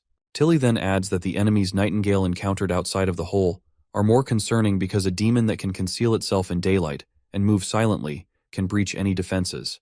Their limited knowledge about demons makes this problematic, and they don't know how to deal with enemies like that at all. The prince agrees, and points out that if Nightingale hadn't witnessed it, he wouldn't be willing to believe in its existence. However, it seems these demons have never appeared in the western region before. Otherwise, a few of them would have reduced Longsong Fortress to ashes long ago. Tilly then mentions that the longer the months go on, the stronger the demons become, and this is a historically proven fact. She points out that it started snowing during autumn this year, which means their enemies will be extremely strong. The prince finds himself startled when he realizes that Tilly is actually considering his enemies as her own. This thought puts a smile on his face. He decides to assign Nightingale to watch the perimeter, and as long as Sylvie stays in the castle, she can keep an eye on the whole wall and alert the other witches as soon as she detects anything suspicious. Later, we see the prince and Lady Scroll walking down the corridor. Lady Scroll expresses concern about the new witch, and points out that until they confirm the identity of this new mysterious witch, they can't guarantee she isn't an enemy. The prince agrees, saying he knows, which is why he's temporarily placed a stone of divine judgment on her. Once they enter the room, they see Anna already inside. When the prince asks about the new witch, the girl explains that Nana and Lily both tried using their powers on her, but nothing worked, so all they can do now is wait. Even though she has been sealed for so long, there isn't a single scratch on her body, which is just incredible. She suspects it's probably similar to herself being impervious to fire, and this new witch's ability might be linked to ice. Roland then gives his most favorite girl a sweet pat on the head, commending her efforts for cutting open the coffin. Anna responds that it wasn't just her. She explains that this witch was very clever in how she encased herself, and must be quite powerful. She reveals that the witch first froze all her internal bodily cycles with extremely cold ice, then used normal ice to seal the cold ice inside her so it wouldn't melt easily. When she cut open the outer layer, the coffin broke instantly, which makes Anna believe that the new witch must have placed certain cracks there on purpose. She can tell that this lady had been waiting for this day, and she's sure that she will definitely wake up. The scene then transitions into the witch's memories, where we see a knight desperately trying to convince her that the wall has been breached and the allied armies can't hold on for much longer, so they have to go. But the lady just tells him to let go of her, insisting that she can fight as well. That's when a giant monster appears, stomping on every human in sight. It's so huge that there are literally 3 devils riding its back, and other devils are wreaking havoc on the ground. Even with all the chaos around her, the icy witch remains stubborn. While the man continues trying to convince her to leave, the witch makes it clear that as a member of the Holy City's witches, her death will also be on the battlefield. But her expression drops when she spots something unexpected in the sky. It turns out to be another witch crashing down with her heavy sword, and she's apparently the divine warrior of the Alliance, the extraordinary Transcendent. This lady has fire in her soul, and as soon as she lands, she literally blows away a bunch of devils like they're just trash bags. Her landing is so badass that it obliterates the ground beneath her from the force. She then tells everyone to go, claiming that she will be fine and urges them to leave while they still have the chance. The soldiers argue that they have nothing left to fight for since this is the last holy city, and yet they haven't been able to stop the devils. The icy witch finally begins to tear up, realizing they've actually lost tens of thousands of people and soldiers. They've played every card up their sleeve, but they're still on the losing side. But this badass lady states they shouldn't give up. There's still hope. She raises her sword, trying to lift everyone's spirits, and orders them to cross the mountains and rivers to the wastelands. She tells them they can rebuild order, and their survival will lead to victory. All of the citizens begin to retreat, but the icy witch still has doubts about whether they can actually rebuild order. She feels hopeless, and the reason for her hopelessness is because even their most prosperous holy city, built on the most fertile lands, has fallen like a child's sandcastle in a flash, leaving panic and chaos enveloping everyone. She wonders if escaping is really enough to avoid the devils. But then Alice's words start to reverberate in her mind, and she begins to believe that as long as they survive, they will eventually reach victory one day. I think that lady with the giant sword must have been Alice. Regardless, she believes that the magic stones and documents she has stored in the Misty Ferret research facility will be crucial for their task. That's why she grits her teeth for now and presses forward, because passing this knowledge to the next generation is the only hope for humanity's survival. She also reveals that there's a popular belief in the Holy City that witches are chosen by the gods, while mortals who can't wield magic are merely their stepping stones. However, the mortals, whose shields are filled with courage and tenacity, possess certain qualities that the witches lack. With the mortal soldiers sacrificing themselves, she is now even more determined not to die here. She knows she must ensure the safety of the data and findings. She crosses the mountains and rivers while the devils continue chasing her. When she finally reaches the Misty Forest Research Lab, she finds the same magic stone. She grabs it and decides to pass along the message. But just at that moment, the devils break into the room. One of them throws a spear with godly speed, but she quickly uses her icy powers to shield herself inside an ice barrier. Alone inside the ice, she isn't sure if she's dead or alive. Suddenly, a bright light begins to shimmer, and the veil of darkness lifts as she opens her eyes in the real world. Wendy and Anna perk up when they see this and shout to the Highness that the lady is awake. The icy witch hears this and wonders why they are using such an outdated ancient title to address someone. It seems like this lady might actually be from a more advanced era, but who knows? We will have to wait to find out. They quickly gather around her, and the prince asks how she feels. But the first question the lady asks is where she is.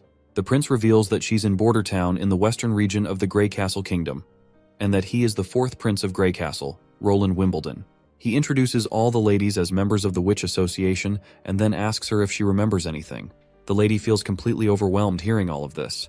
It's the last thing she expected. Unknown locations, unknown time periods, and unfamiliar people. She has no idea what this Witch Association is, but she's at least relieved that she is among witches, who are her own kind. She's also confused by this title of prince, and thinks to herself that it's something from the First Divine War, from ages ago.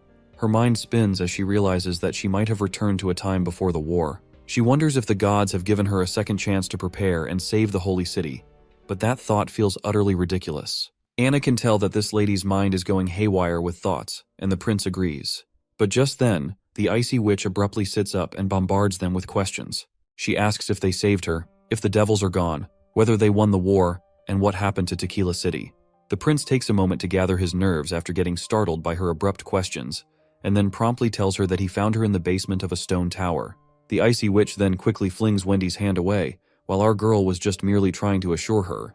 She looks arrogant and thinks to herself that she usually doesn't care about status, but she feels quite patronized to be interrogated by someone of a lower class. If they were talking to Alice this casually, there would be severe consequences for such behavior. She pushes her arrogance aside and finally introduces herself as Agatha, a witch from the Tequila Research Guild. She then points out that since it's been 450 years, could it be that humans have been fighting devils for that long? Prince explains that she has been asleep for a very long time, so things might be different from what she remembers. If she feels fine, they can explain everything to her slowly. Agatha says she's willing to listen. With that, Prince explains everything to her and reminds her once again that they are currently in Border Town, which is in the western region of Grey Castle, one of the 4 great kingdoms. The witch finds this absurd and claims that the 4 kingdoms he speaks of are nothing but wasteland and have no value for development. She adds that the concept of kings and elites is an archaic construct that disappeared with the First Divine War. She finds it ridiculous that witches are being hunted by mortals and asks who would dare do such a thing. She then quickly tries to use her magic powers, but nothing happens. Pulling the sheets over, she notices a divine stone of judgment resting on her feet and starts freaking out to see this, calling everyone crazy here. She then calls out to the other witches, questioning why they are helping a mortal defend against a high-tier transcendent. She reminds them that using any of these stones is highly illegal according to the law of the Alliance.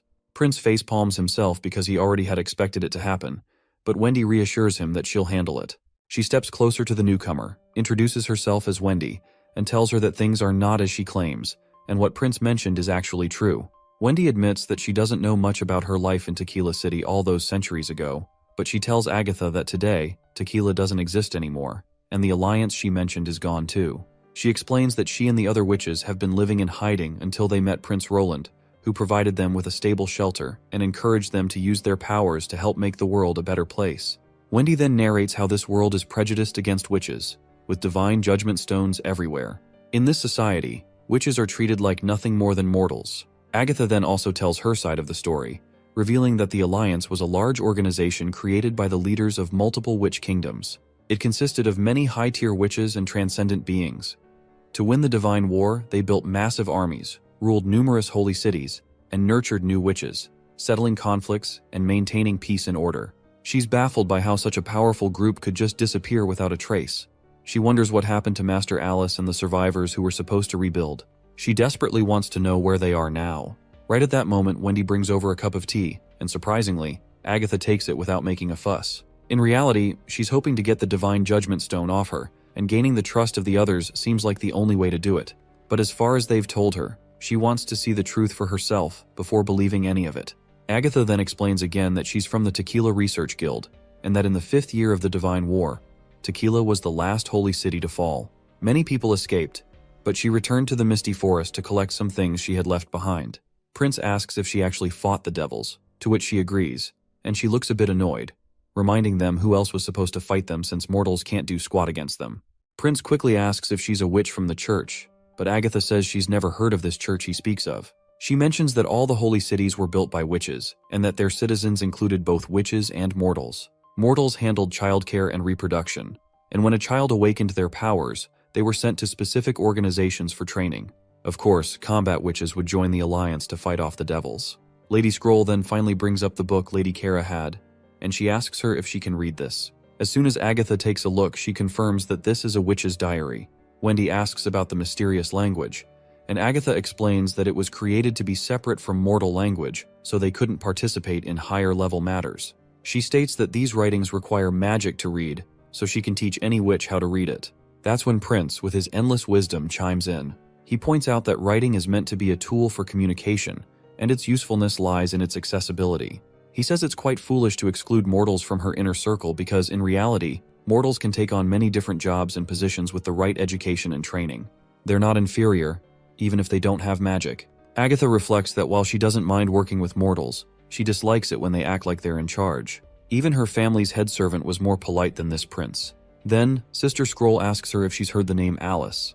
The mention of that name startles Agatha, and she asks where they heard it, and further asks if knowledge from 450 years ago is still around. Sister Scroll explains that they found this book in the Eastern Forest, and Alice's name was written on the last page in mortal language. Agatha then explains that Alice is the Queen of Comet City, one of the 3 leaders of the Alliance. She's an extraordinarily transcendent being, meaning she's even above the transcendent level, and she's the strongest witch in the Alliance. Agatha isn't surprised that no one here knows about these transcendent witches, especially since this knowledge has been lost over time. She explains that there's really no limit to a witch's powers. With enough time, practice, and experience, very few witches are lucky enough to evolve their abilities into something incredible.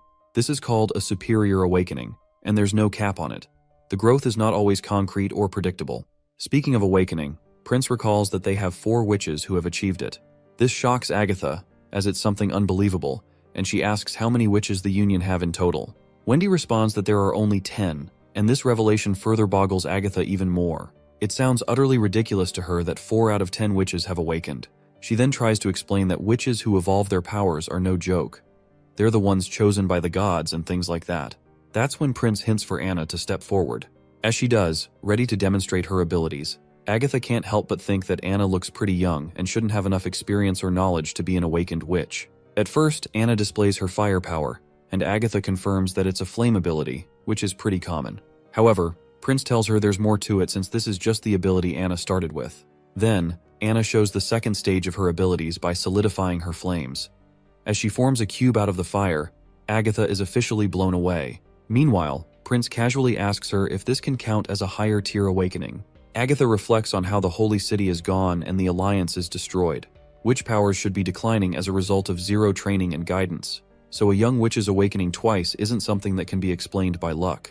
She also feels kind of jealous and awe, remembering that she ascended at 26 and was considered a prodigy. Hearing this guy say he has 3 others like Anna makes her feel out of the loop. She can't help but think about how lucky he is. It's like he's the gotcha god with so many SSR witches. It's just unbelievable. Eventually, she gives in and agrees that Anna's abilities do count. She also recognizes Prince's status as Highness and asks at what age Anna awakened. Prince is a bit startled for a moment that she's addressing him by his title, but then he starts patting his favorite girl and says that Anna's first awakening happened when she used her magic to defend against demons, and the second was a result of her education. Of course, Agatha is bewildered and asks what kind of education he's talking about. Prince gets all chummy and excited, saying they'll talk about that later. But first, he asks her what Alice's divine punishment trials were. She then explains that Alice was extremely powerful. Once she wore a stone of divine punishment, no criminal could rival her abilities. However, the number of extraordinary transcendent beings was too small, so they lost out on a variety of witch powers. According to the Alliance data, there was always 1 combat-oriented witch after every 10 witches, and the same ratio applied to transcendent witches as well. Among those low numbers of combat witches, there wasn't any telling how many could ascend. The Alliance even had a 50-year period when not a single witch ascended, which made their combat power pretty inconsistent. Prince quickly catches on that not all mortals could become witches. Not all witches were fighters, and even among combat witches, not all were strong. Agatha agrees, revealing that while the Alliance created a military of mortals, even armed with stones of divine punishment, they were no match for the terrifying devils. In these desperate times, Alice ordered the entire scholarly guild to research how to push human warriors to their absolute limits. Agatha believes that Alice succeeded in something significant after her experiments, and she left all those messy notes in this diary. When Prince asks if she wasn't part of the guild during that time, Agatha explains that she left after Alice gave that order. Instead, she built her own research facility in the Misty Forest. Alice quickly found the right direction, using stones of divine punishment to combine the powers of both mortals and witches. However, this process required the sacrifice of witches' lives, something Agatha could never accept. She believed that Alice should have focused more on unlocking the stone's properties, rather than treating witches as expendable resources in a desperate bid for power. Both Prince and Tilly are shocked to hear about this sacrifice thing. Agatha mentions that Alice had no choice but to stoop that low since tequila was at stake. However, with the Alliance gone, it's likely that this method didn't survive and probably won't appear in the future. That's when Prince reveals that the Divine Punishment Army still exists. This revelation comes as a great shock to her, while Prince further explains that the church she's never heard of is the organization that built 2 holy cities in the mountains. They were the ones who started hunting witches. They even adopt orphans and children in poverty to raise in their nunneries. Wendy escaped from one of those places. The church has its own army and territory, and most of their most powerful warriors are part of the Divine Punishment Army. These senseless monsters possess immense strength that rivals transcendent witches, and their numbers are always growing. It wouldn't be a stretch to think that the church also has a division of powerful witches.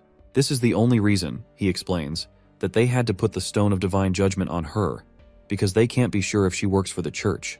He explains that if it were not for her clarification, they thought the church had built the city of Tequila in the wastelands, and that the ruins belonged to them too. Agatha, on the other hand, is shocked that some mortal faction stole Alice's secrets and is now hunting witches to create a divine punishment army for their own dominance. Wendy then tells her to stop worrying and suggests she take a good night's sleep.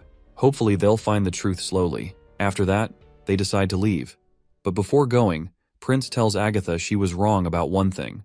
which is that mortals can slay devils too. And when he says this, he means every word of it. Later that night, while Prince is working, he asks Nightingale how Agatha is doing. Our snack-addicted girl replies that Agatha is asleep and had a bowl of porridge earlier, so her appetite is fine. Sylvie is also keeping watch over her. He then tells her he's already taken the stone off Agatha and tells her to figure out the truth of Agatha's claims when she wakes up tomorrow. She asks if he actually believes her, and he replies that he thinks most of what she said is true. Agatha uses the same writing and language as people today, so even though there's a mountain range from where she is, it suggests these two regions used to be closely connected. He's not sure what went down 400 years ago, but he points out that most of the cities were built around 200 to 300 years ago, and that's when strongholds started popping up. He's always been curious about how astrologers and alchemists knew so much without any records of their experiments. Now, it clicks for him that the survivors of the Alliance probably escaped to this region, bringing their language and civilization with them. They must have helped these folks build their governments, fortresses, and cities along the way. Nightingale asks why he's so confident about this. She jokes that if he's wrong, he'll owe her a deluxe lunch tomorrow. Prince playfully counters as well, asking what happens if she's wrong. She smirks in response, and says she'll give him whatever he wants. He then gets back to his studies, noting that he still has a lot to organize since Agatha's information is so vast. Nightingale points out that Agatha is arrogant and doesn't really like him, which Prince can totally see. After all, Agatha lived in a world where witches were way above mortals, so in her eyes, he probably looks like just some weeds by the roadside. She then asks him if he doesn't hate her, and he shakes his head, saying no. He explains that she's just a victim who was abandoned by time. Imagine sleeping in an ice coffin for 400 years and waking up to find the world completely different. That kind of unfamiliar fear would raise anyone's defenses. He's sure that once she comes to terms with reality, she'll change her beliefs too. Nightingale acknowledges this and claims that she already knew he was going to say something like that. But she reassures him that she won't let Agatha insult him in any way. Meanwhile, looks like Agatha is having a tough time falling asleep. She sits up quickly and uses her powers to confirm that the prince hasn't done anything to her. In fact, he even gave her a certain degree of freedom instead of keeping her powers suppressed with the Stone of Divine Judgment. As she glances out the window, she can't help but lament how quiet it is here, especially in contrast to Tequila, where every winter day felt like a celebration. After all, it was the season of Witch Awakening, and the lanterns would burn in the streets all night long. Then she thinks about her current situation, and thinks how witches are being hunted by mortals, and the alliance she once knew has also gone. She has no clue what happened, and how did the two extraordinary transcendent witches, Natalia and Alice, lose to the mortals? That's when Nightingale pops into the scene, asking Agatha why she is not feeling cold. The icy lady quickly turns around upon hearing the voice, and she is fascinated that the door is still closed, and there are no footprints, which makes her wonder if Nightingale used her ability to slip inside. Nightingale then speaks up, and since this is the first time they're really meeting, she introduces herself promptly. Well, it's technically the second time, considering the moment when she was hiding in the mist. Agatha curiously asks her if she is also a high-tier awakener. With a casual shrug, our not-so-studious girl claims that she isn't as smart as Anna, and finds all those books and studying a bit boring, so she doubts she'll ever reach that level. Agatha is intrigued by the mention of those books, and asks if she can read them too. Nightingale responds that she can, but only if she joins the Witch Union and works for the prince. Of course, Agatha protests loudly at the thought of working for a mortal, calling all the witches crazy for following a guy. Nightingale raises an eyebrow and asks why she is so stern about humans. Icy Witch then explains that in Tequila, most awakeners employ mortals as their servants, and they are often used for breeding. She firmly believes that mortals are unintelligent, but does concede that they can be useful if taught properly. Still, she finds the idea of following a mortal a bit ridiculous. Nightingale then reveals that the prince doesn't treat witches as servants. He helped them while they were being hunted by the church, gave them new abilities, and made it possible for witches to live among normal people. She emphasizes that everyone has a common goal, which is to defeat the church and ultimately, the devils. Agatha then explains that winning against the devils is nearly impossible, and history is living proof of that. She recounts that about 800 years ago, when both witches and mortals ruled everything, humans populated the entire realm.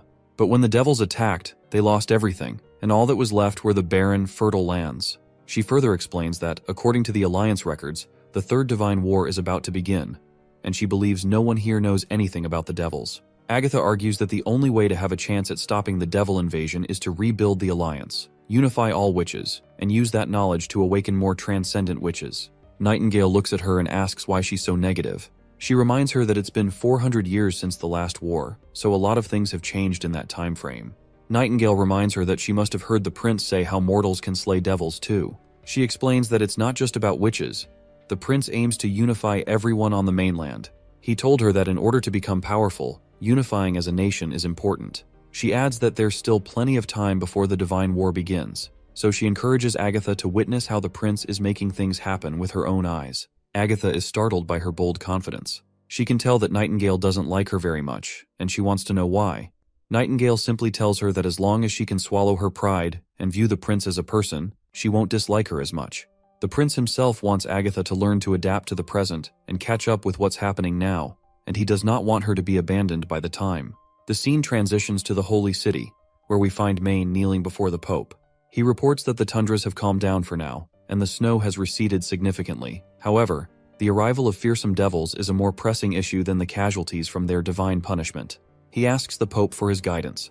The old man gestures for him to stand and walk over to him, and Maine promptly complies, sitting right before the Pope's knees. He hopes the Pope is taking care of himself. To this, the Pope responds that he doesn't need to worry about himself, as he will die soon. Maine is shocked to hear this, but the old fart tells him to save his shock for later and instructs him to listen closely. He reveals that his own end is undoubtedly near, so the reason he called Maine here is that he wants him to inherit the title of Pope. They then walk into mysterious tunnels constructed with layers of stone and mud that no one can breach.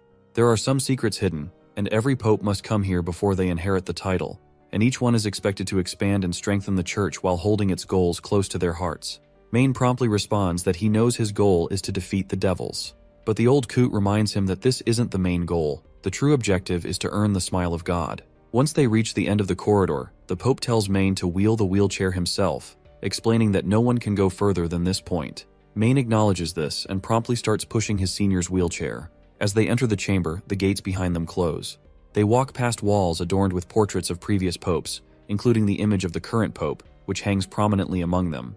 The old man reveals that his own picture was taken only about 6 months ago, so he doesn't look that old in it.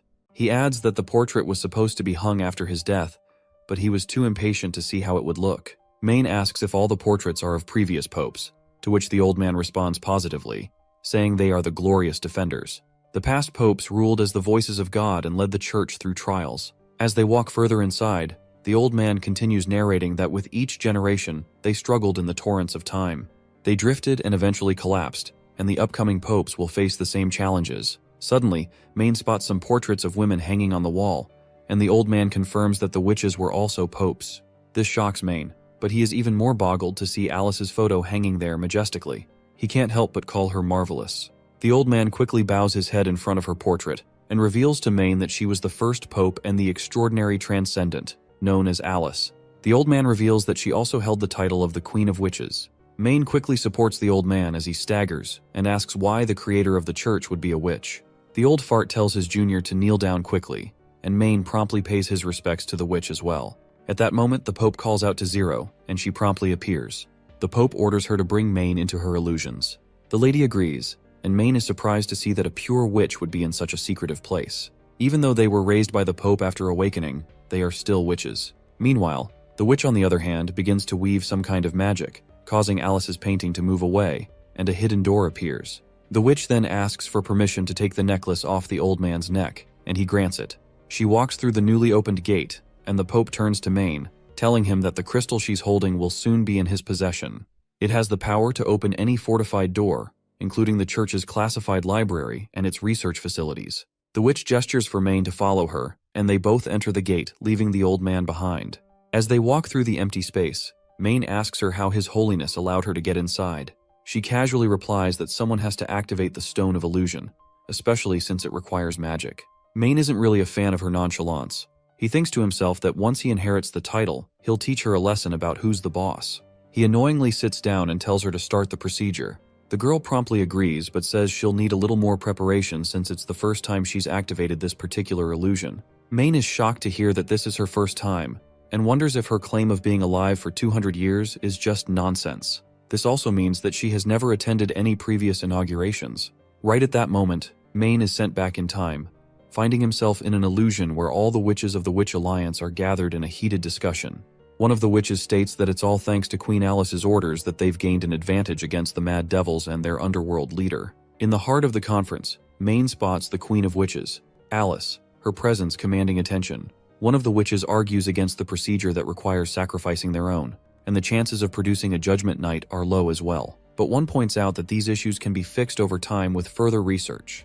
The witches continue to argue among themselves about the lives of their kind, and the room is split. That's when Alice commands them to stop yapping, and everyone promptly falls silent at her single command. She then reminds them that mortals cannot win against devils. They can either do nothing and enjoy their final moments as the devils invade, ultimately being wiped away from history, or they can put up one last fight by placing their trust in their divine punishment soldiers. Alice states that while she may be the queen of Comet City, she is willing to leave this decision to the rest of them. She tells them they can choose whether they want to die in silence or exact revenge for their fallen sisters. She believes they can still purge the realm of the dawn of devils and revive the witches' glory days, granting them the freedom they crave. Alice also reminds them that since none of them will be alive to participate in the Third Divine War, either choice will lead to a peaceful ending to their short lifetimes.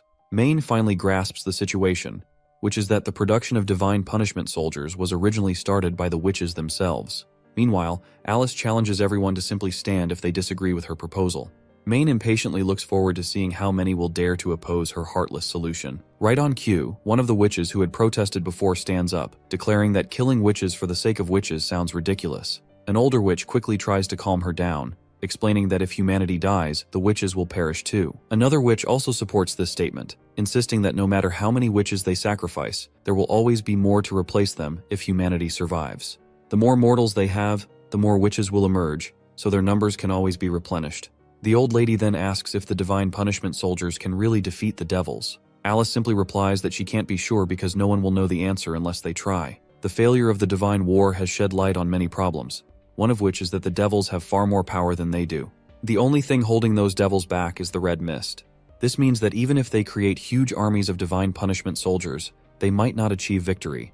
Another witch quickly points out that even if there's just a shred of possibility, they'll still give it their best shot. She votes in favor of Alice's plan, and the other witches agree too, hoping that what Alice said will turn out to be true. With that, Alice rules out the final judgment, and says they'll discuss this decision with the rest of the Alliance. The old witch then points out that others might not listen to her, and if she doesn't want the divine punishment operation to have any obstacles, the witches can't exist as the highest ruling power. Alice quickly says that if that's the case, their alliance will have to dissolve, and they'll need to bury everything they've done so far. She claims she'll try to convince them, but if they can't accept it, Comet City will handle things alone and create a new order. Once the main guy finally learns the origin of this divine punishment army, he's at a loss for words. At just the right moment, Zero grabs him and yanks him out of the illusions. He gasps for breath, and she asks if he needs help on his way out. He tells her he can walk himself and asks her to just open the door. Once they're out, he tries to say something to the Pope, but all the lore he just absorbed is weighing heavily on his mind. He starts to feel dizzy and ends up plopping down at his feet. The old man gently pats Maine on the head. The Pope assures his child that the magic stone imprinted the memory into him, so feeling nauseous is natural. He says he felt the same way and will recover with some rest. Zero then asks why she's not feeling anything.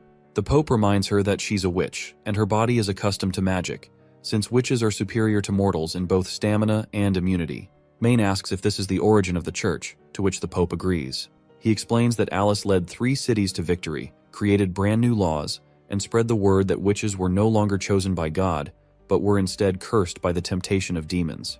This historic event became known as the Battle of Faith, and it lasted nearly 100 years. He asks if she lived for that long, to which the Pope replies, no. He explains that Alice died in a fight against another extraordinary transcendent, Natalia, and they both died fighting each other. The second Pope kept her mission alive and continued the fight until the other cities fully came on board. Unfortunately, the battle left all 3 cities severely wounded, and they lost almost all their governing power. The mortals who were unwilling to participate in the war settled on this cramped continent and started building a civilization with the natives, eventually forming the 4 great kingdoms.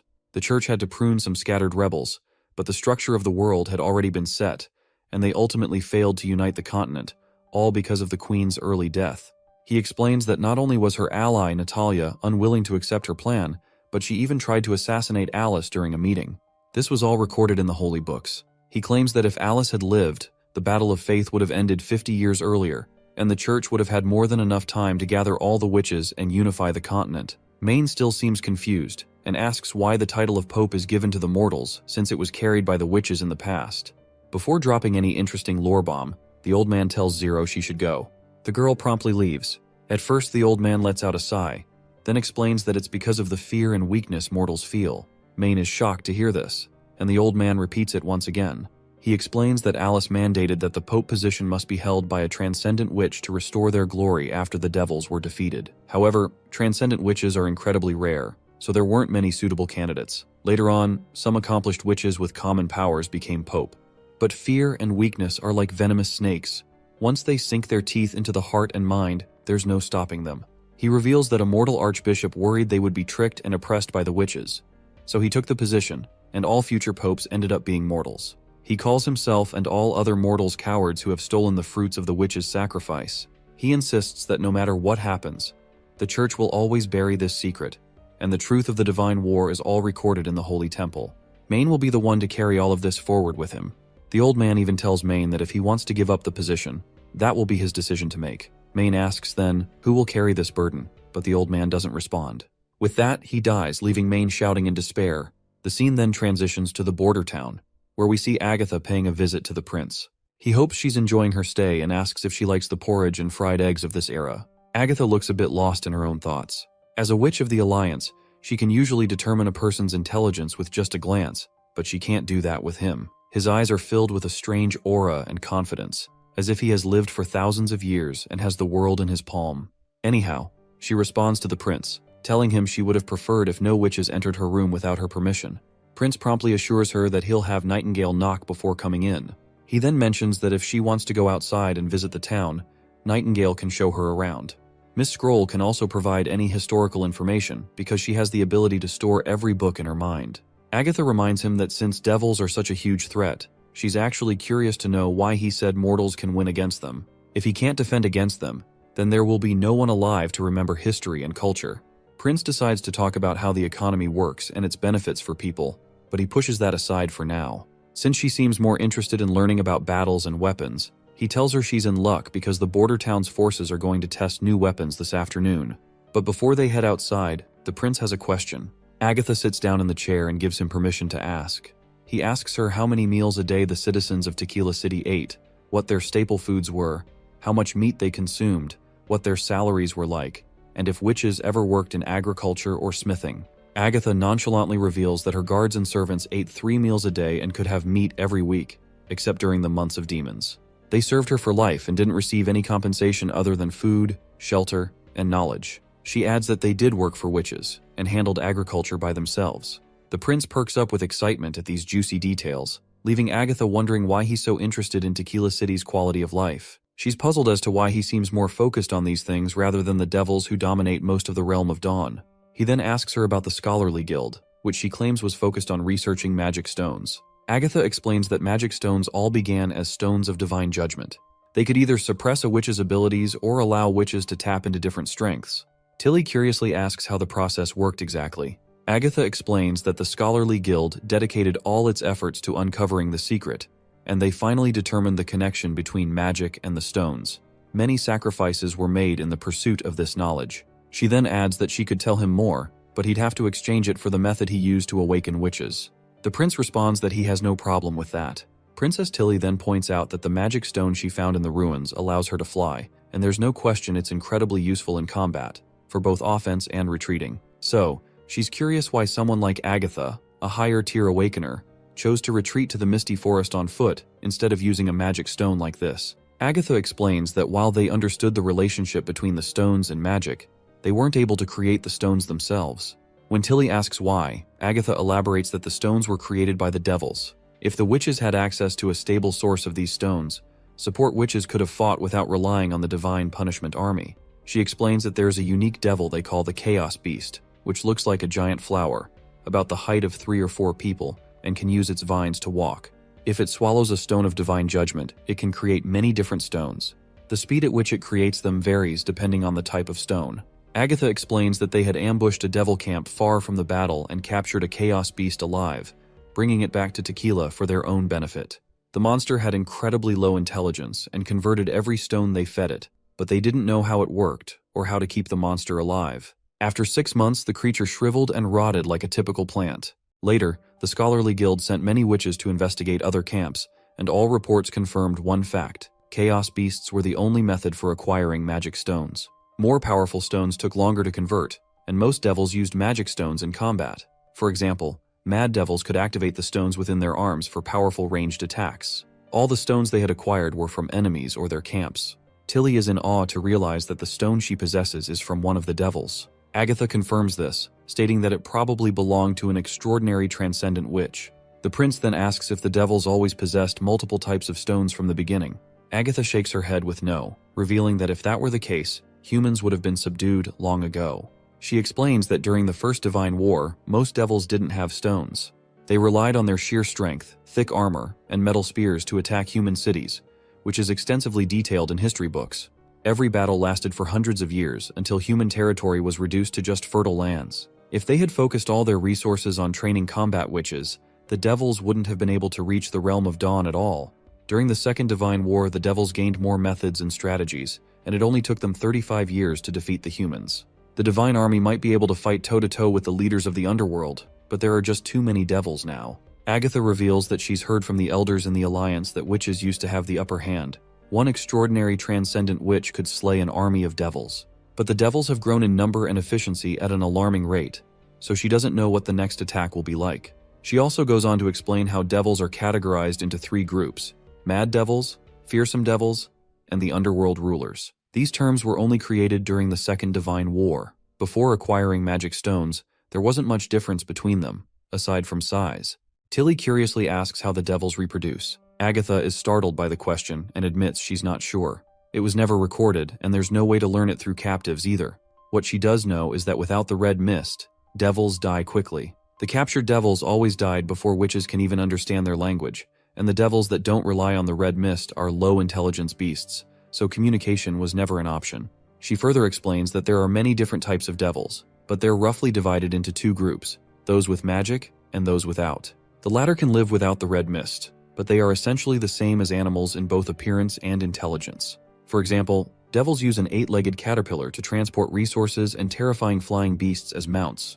The prince pulls out one of Sora's paintings and asks if this is what the flying monsters look like. Agatha looks at it and agrees, then asks where he encountered them before. The prince explains that they aren't far from here. At first he thought they were simply demons that the devils had tamed, but now it seems they aren't the same thing.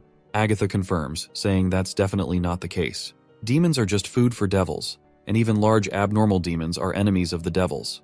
When the months of demons begin, the devils' attacks are reduced since they're busy fighting off the demons too. This always gave the witches some breathing room. She then asks where the nest of the devils is located. Tilly explains that it's to the west of the forest, behind a huge snowy mountain, and it's covered in mist. The prince adds that when they tried to get close, a massive devil in a watchtower spotted them, and it was a miracle they managed to escape. Agatha sinks into deep thought after hearing this, then abruptly stands up, declaring they should attempt an attack on that camp. She explains that those stone towers are used to maintain the red mist, and they regularly diffuse the liquid inside, meaning they have to resupply at times. That's why the devils were burrowing into the ground. They were trying to conserve their consumption. Wendy and the others tense up at the idea of attacking the devils, while Agatha continues, saying that if there's a tower devil, she's almost certain there's a chaos beast in the camp as well. Chaos beasts can always produce the last magic stone the devils created, and even if it's not a high-tier stone, it would allow her to continue the scholarly guild's research. They might even discover how the conversion process works. The prince asks her about the red mist, wondering if it's safe to go near it, even though it isn't corrosive. Agatha explains that the mist reacts negatively toward witches, but according to the guild's research, mortals, animals, and plants can survive in the red mist, and fire can make it dissipate faster. She's fired up about taking on the devils and challenges the prince to prove his bold statement that mortals can defeat them. She lays out a plan, saying that winged devils can be distracted by witches capable of flight, while the rest of the group sets up an ambush to lure the devils into a trap. Tilly, being one of the witches who can fly, feels irritated at the idea of being bait for the devils. That's when the prince reveals to her that their scouting mission was conducted using a hot air balloon, not with flying witches. He explains that this device can only carry 10 people at once, making it impossible to transport an entire army.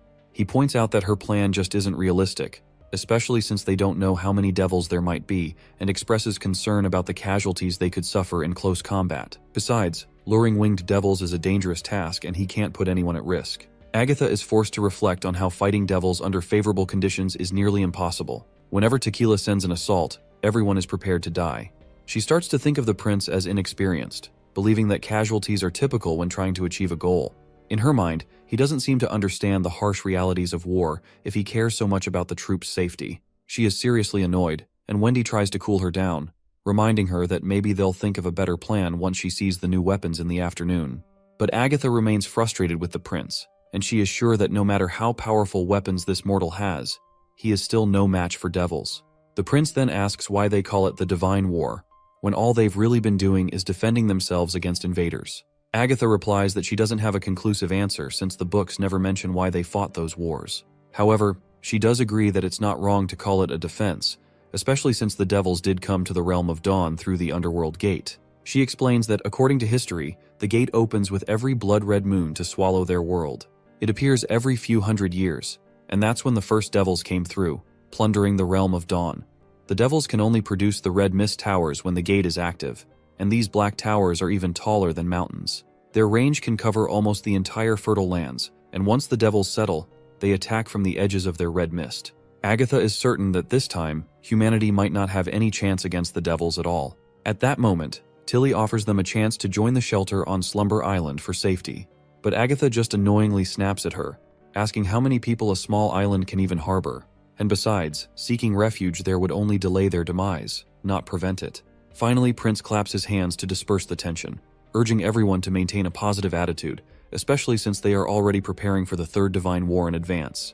He begins to walk out, saying that they can discuss other matters after lunch. As they head to the lunch area, it's clear that someone is seriously annoyed, and of course, it's Agatha. She can't believe the prince has the mood for lavish food in such desperate times. These ignorant mortals seem to lack vision. What's even worse is that she can't bring herself to reject the delicious spread laid out before her, regardless of how angry she is at the prince. As a high-level witch, she finds it utterly embarrassing to indulge in such feasts when Tequila's name is on the line. Meanwhile, Wendy, as usual, tries to calm Agatha down with her cheerful side, reminding her that enjoying a meal could be a way to keep their spirits up during these difficult times. Once the dinner wraps up, she asks why the prince left since he was supposed to show her weapons.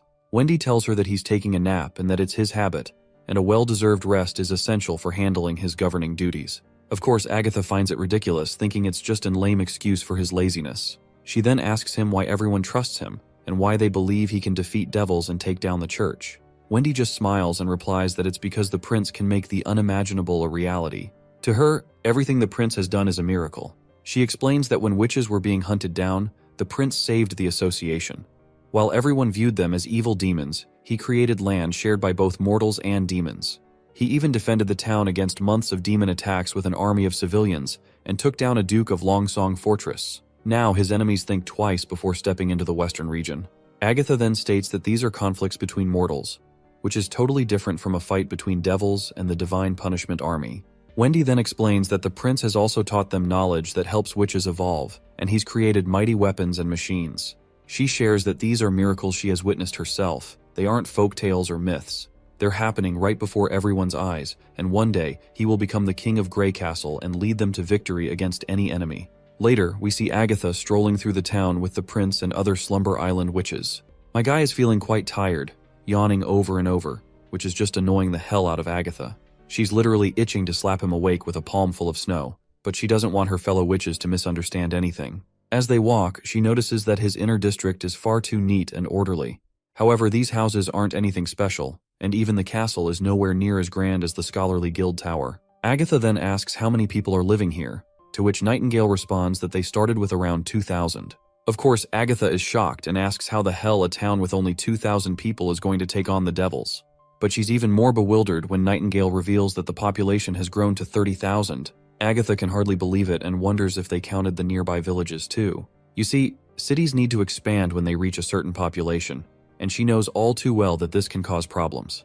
The demand for food and water skyrockets, poorer districts suffer huge blows to safety, and an overburdened population can weaken defenses and paralyze the city. She understands all these difficulties that come with expanding civilization from her own experiences, and she can't help but think that maybe Nightingale doesn't realize just how tricky it can be. As they approach the wall, the soldiers promptly salute the prince, and the prince quickly tells them to get ready for the test. Agatha, on the other hand, sneers and asks if this is the wall they've been boasting about. It has neither palisades nor moats, and she's certain that devils could easily climb over it without any tools. My guy just tells her to hold her horses and watch. That's when he proudly introduces the border town's new weapon, the 152mm standard fortress howitzer, powered by justice and glory. He boasts that it has many improvements over the 12-pound field cannon and possesses outstanding qualities that make it an age-defining weapon. Nightingale perks up at this speech, clapping in full excitement, while Agatha still looks unimpressed, unsure what's so exciting about it. The prince clears his throat and tells Ironaxe to start the test, while Agatha still looks dejected, thinking to herself that they're just wasting time. The last word he said about justice and glory didn't even make sense and sounded completely made up.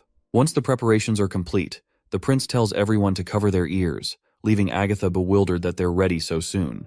Every witch in the area covers her ears tightly as they fire the giant shell with incredible speed, leaving nothing but flames behind. Agatha trembles in anxiety at the massive explosion, and once the fire subsides, Nightingale asks her if she's all right, and the icy witch replies that she's fine. She looks ahead and sees nothing, wondering why nothing happened, and if those flames were just for intimidation. Meanwhile, the prince is trying to see where the shell landed, and Sylvie points out that it hit a small hill. The red flag is the nearest marker, but there's still some distance to cover. Agatha asks for clarification about what's going on, and the prince explains to her that this weapon can shoot artillery shells. She can think of it as a ballista bolt aimed at enemies far away. They had planted red flags 5,000 meters away, but the shells only landed a little over 3 miles. Agatha finds it amazing that there are no ropes or anything, so how did they even launch a projectile that far? Even a siege beast powered by magic would have a range of around 2 miles at most. If this weapon is actually capable of such distances, then they can definitely fend off devils approaching the wall. However, she's worried that a weapon of this caliber will take time to reload and fire again. That's where she finds herself mistaken because the prince casually tells everyone that he's not done yet, and that they will now test 3 shells at rapid fire with a closer target. Once the weapon launches those shells, the area where they landed erupts in chaos and fire, leaving Agatha in awe. At that speed, even an extraordinarily powerful creature wouldn't be able to dodge that attack. She's sure that if Tequila had a weapon like this, the devils would never be able to breach their walls. She then asks the prince if this weapon was developed by witches. He replies that it's technically true, as it was the combined effort of both witches and mortals. You see, Anna smelted each part individually, while Usia extracted purified elements, and Sylvie checked for all imperfections.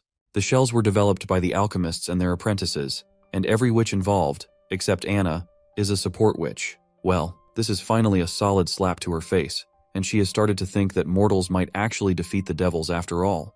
Let's not forget about Princess Tilly as well. She's also not very used to seeing the godly weapons my guy is whipping up.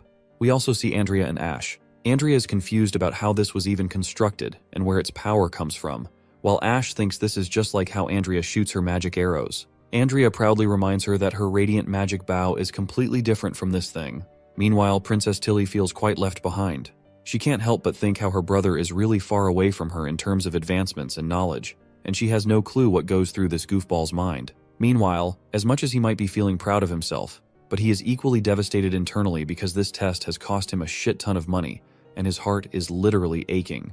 He even looks quite dejected for a moment, leaving Tilly even more confused about his eccentricities. Later that evening, once they found themselves in the castle, the prince invited his sister for a discussion. It was apparently about how he's going to deal with the Third Divine War and their future. He starts the conversation by stating that they've learned from Agatha that the 4 great kingdoms are merely a fraction of the realm of Dawn. Even the wastelands used to be fertile lands, and humans had no choice but to retreat here after losing to the devils twice. The gate will open soon, and the Third Divine War will soon be upon them, so he's hoping his sister can stay here. Tilly goes quiet for a moment before breaking into a happy smile, saying she didn't think he would say that. The prince then explains that the devil's power is unpredictable, and they have to combine all their forces if they want to win. Although Agatha mentioned that the First Divine War was fought through the efforts of both witches and mortals, it's very likely they were only allies on the surface. It wasn't very different from the Second War. He reminds her that his new plans include weapons that can defeat devils, and he has already shown proof of that. Once he turns these ideas into reality, mortals can be more powerful than they've ever imagined. He believes that the right choice is to send mortals into the war while assigning witches to manufacture weaponry. Before the war begins, every extra worker will only make them stronger. Tilly then asks, if she stays, what will happen to the witches at Slumber Island? Well, this sounds like a green light, and the prince bursts into happiness that his sister is actually ready to stay. He quickly tells her that they can all come to the border town, and they have more than enough space to shelter them. He will assign them a large swathe of land and make sure they are treated equally to the Witch Union. They don't have to join the witch union, and she can remain their leader. Princess asks if he don't mind that most of them are not able to fight. To this, he says he has no problem at all. In fact, he believes that support witches are more useful than combat witches. They don't empower themselves, rather, they benefit thousands of others. The natural world is full of undiscovered potential, and if they utilize it, support witches will be invaluable. His sister smirks upon hearing this and asks if this was his true objective all along, leaving him startled after getting caught. In any case, she finally says that she can work on these terms, as there's no reason for her to reject his offer to fight against the devil's invasion. Personally, she also wishes to stay here and learn about his interesting newfound knowledge, though she can't agree to anything just yet. The prince asks why not, and she explains that since she is the elected leader of Slumber Island, their future cannot be influenced by her personal desires. If they move to the western region, they will lose their independence, and if anything happens, they will be helpless to resist. She reminds him that if a conflict arises between the two siblings, there is no surety that he won't kick out all of her witches from the border town. The prince startles and stumbles over his words while Tilly makes it clear that she cannot entrust their future on just one word alone. She asks him if he would entrust everything if the roles were switched. The prince tries to tell her that she is his sister and he would never dare to hurt her. But Princess Tilly replies that she still finds it difficult to believe, so she can't accept his offer immediately. She decides to continue their relationship as allies for now. He will have her full support for the border town's expansions, and if he needs any witches, she will do her best to satisfy his request. And if the devils overwhelm him, he is welcome to Slumber Island to live the rest of his life in peace. With that, their discussion wraps up. Once she is gone, Roland sinks into despair. Nightingale pops up beside him and asks what he said to her that day when she arrived at the border town. He replies that he only told her half the truth, so he can understand if she doesn't believe him right away. He then gives an analogy to Nightingale, reminding her that if her brother came back completely different, what would be her honest reaction? She raises an eyebrow and asks if he's talking about the guy who literally stabbed her in the back. The prince feels out of place and quickly says he shouldn't have brought that up. Nightingale reassures him that she has left the Glen family behind. That family feels like strangers to her now. Come to think of it, we have come so far in the story that I have literally forgotten about her tragic background. Anyhow, the prince reminds her that he's now like a stranger to her sister as well, and besides, she didn't like him from the start when they used to live in the castle together. Nightingale leans in and says she's curious about his life in the royal castle. She also wants to know just how awful he was, given his infamy even reached Silver City. The prince feels embarrassed and admits he was much worse than she might think. He figures Tilly probably started hating him after he pushed her into that pile of broken glass. Nightingale agrees that he did some seriously bad stuff, but she doesn't think she hates him now. The prince asks how she knows that, to which Nightingale replies that Tilly has never lied to him, and if she really did hate him, she wouldn't still be here. He then politely asks if she's just saying that to make him feel better. Nightingale pouts and insists she means it. She reminds him how Tilly agreed to send witches to support the town and help fight against the devils. So how is that any different from her staying here? Also, she jokes that if all the witches from Slumber Island come at once, it's going to be really annoying, especially if there are more people like Ash. Not everyone is as friendly as Maggie, after all. Just as they're talking, Nightingale notices someone approaching and quickly starts to disappear. When the prince gives permission for the visitor to enter, Agatha steps inside.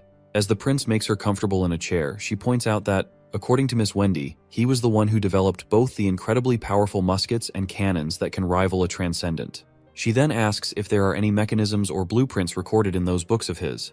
The prince promptly pulls out 2 books and asks if she's referring to Natural Science 101 and Chemistry 101. He explains that these books only highlight the fundamental principles, but they don't contain any blueprints. Agatha then reluctantly says that since only the Witch Union can have access to these books, then she requests to join it. The prince cheekily reminds her that the Witch Union is an organization within Border Town, and he asks if she's really willing to work for it, since its leader isn't a transcendent witch but just an ordinary guy. Agatha bows her head and replies that his knowledge to create weapons capable of destroying devils makes him far from typical. As long as he doesn't oppose alliances and ensures the survival of witches, she wouldn't mind working for the Witch Union. Though she looks a bit reluctant, even the prince is surprised by her acceptance, since he wasn't expecting her to agree so easily. He then asks why she didn't join Tilly on Slumber Island, since it's a city built by witches. Agatha responds that she has no interest in joining a refuge. To her, it's all pointless if they can't fight off the demons. The prince then reminds her that since he also wants to crush the church, she might be seen as an enemy by the Alliance survivors, as it's possible they simply changed their names and stayed hidden all these years. After putting in a lot of thought, He's come to the conclusion that even if the Alliance lost Tequila, they would still have extraordinary transcendent witches and divine warriors. Since they migrated to underdeveloped lands, it's unlikely they just disappeared. He even believes the church might have been founded by the Alliance, not mortals, and that mortals didn't steal the divine punishment method from witches. Instead, it was created by witches to hunt other witches and mass-produce divine punishment soldiers. We, of course, already know the truth, and the prince isn't far off, as the church was indeed founded by the Alliance. Agatha, however, is having a hard time believing that it was the Alliance that started the oppression and slaughter of witches. The prince says it's all just his hypothesis for now. He then pulls out a book and reveals that it's a historical record written by the church, which also includes a chronicle of the 4 great kingdoms. He tells Agatha she can study it if she wants, but no matter what, the church is now their enemy. One of his goals is to destroy them, so if she decides to stand with the witches and fight the devils with him, the witch union will welcome her. Well, we all know what her decision will be. The scene then transitions outside, where Agatha demonstrates her abilities. The prince and Nightingale watch closely, and Nightingale notes that Agatha's magic is shaped like pentagonal prisms, with her capacity being at an intermediate level. Sister Scroll categorizes Agatha as a summoning-type witch who has already evolved once. She originally had the ability to create cool temperatures, but after her evolution, she can freeze the air into ice, which is a very convenient power. The prince then asks how she evolved, to which Agatha replies that it was through continuous practice and a sudden epiphany. She explains that she practiced every day to freeze water at a faster speed and lower the temperatures even more. One day, she saw a witch melt lead with her flames, and as the lead started to bubble from the rising temperature, that is when she realized that everything has 3 forms: gas, liquid, and solid. Lead exists as a solid at room temperature, but with enough heat, it can become a gas. Similarly, water exists as a liquid at room temperature, but with enough cooling, it turns to ice. This revelation transformed her magic from within. After ascending to a higher tier witch, she recorded the principle into the Codex of Principles. The prince nonchalantly asks her what this Codex of Principles is. Agatha, a bit bewildered, responds that she's surprised the prince isn't more shocked about the concept of matter shifting from solid to liquid and then to invisible gases. To which the prince asks her why he should be surprised, especially since it's a common observation that gases come in many different types, each with its own boiling and melting points. So there's nothing to be surprised about, and it's all covered in Natural Sciences 101. Of course, poor Agatha is annoyed that her important discovery has been dismissed, like it's just trivial knowledge. She then reluctantly says that the Codex of Principles is a record of every high-tier transcendent witch's awakening process. She further explains that since every witch has different abilities, it's tough to imitate someone else's experiences. The prince then asks her if there weren't any witches with similar abilities that transcendent witches had, since there are thousands in the Alliance. Agatha explains that the scholarly guild believes the shape of magic determines its abilities, and no witch has the exact same shape. But the prince pushes back, asking how she knew that Anna is a flame type. Agatha reveals that it's just a common designation. Any ability that glows or gives off heat can be categorized as a flame type. Agatha goes on to explain that as magic grows, matures, or even awakens, similar abilities can become incredibly different. A basic flame ability might eventually lead to better control of temperature, bigger size, more intensity, or even creating projectiles. The Scholarly Guild has much more formal categories, which are pretty similar to what they use. Sister Scroll then asks if they also have 3 types of witches, but Agatha explains there are actually 4. The main difference lies in summoning, and the guild splits it into 2 types. First, there's conjuring, and second, construction. The prince then points out that Anna is a conjuring witch because she constantly drains her magic, and the things she summons disappear when she stops. Soraya, on the other hand, would be a constructing witch because her paint can exist on its own. Agatha adds that she's not too familiar with Soraya's abilities, but that sounds about right. She also mentions that a summoning construction magic would hold its form, like her ice. The prince smirks and says that their test will end here for today. When Agatha doesn't have any tasks, she's free to practice her abilities on her own. However, he hints that someone might desperately need her help. Agatha curiously asks who, and the prince tells her that Kyle Sichi, the chief alchemist in Bordertown, could use her assistance. Apparently, the guy's been acting like a maniac, pushing forward despite the risks, and poor Nana has been terrified, constantly healing him over and over. Later, back at the castle, the prince is deep in thought about how maintaining a stable temperature is crucial for safely extracting nitroglycerin. Agatha's ice coffin could easily keep things below freezing, which is perfect for cooling the reaction vessels under pressure. But he's also a bit worried about whether Agatha will get along with Kyle, given that Kyle is blunt and Agatha comes off as an arrogant royal. Just as he's lost in thought, Margaret tries to pull him out of his daydream. He quickly snaps back to reality, and she asks him what's wrong, wondering if he's upset because she charged too much to transport the refugees. He quickly denies it, saying that if it weren't for her ships, those refugees would have died in the freezing slums of other cities. Margaret then remarks that it's rare for him to ask for her help with such urgency, so she'll try her best. But many of her sailors aren't willing to travel in winter, so she's only managed to gather 13 ships. She also mentions that she probably won't be able to visit as often next year. The prince asks if she's talking about the saltpeter trade convention, and she responds positively. Apparently, Timothy has banned the saltpeter business, and even the cities of Redwater and Silver aren't selling it anymore. Her only options now are to sell at a low price to the Alchemy Association or to elites in the capital. She's also heard from government officials that Timothy plans to lock down the entire western region. It won't just be saltpeter. Merchants will be trapped in Redwater, and Border Town, Longsong Fortress, and Willowtown will all be affected as well. Many elites are opposing this, but Timothy probably won't retract his orders. If they can't trade saltpeter and other resources here, even the steam engine business might have to stop. The prince's expression turns serious as he listens, realizing that Timothy has become desperate ever since the witches dropped that nuke on his castle. Otherwise, he wouldn't be making such a risky move. You see, saltpeter is crucial for producing acid and other resources.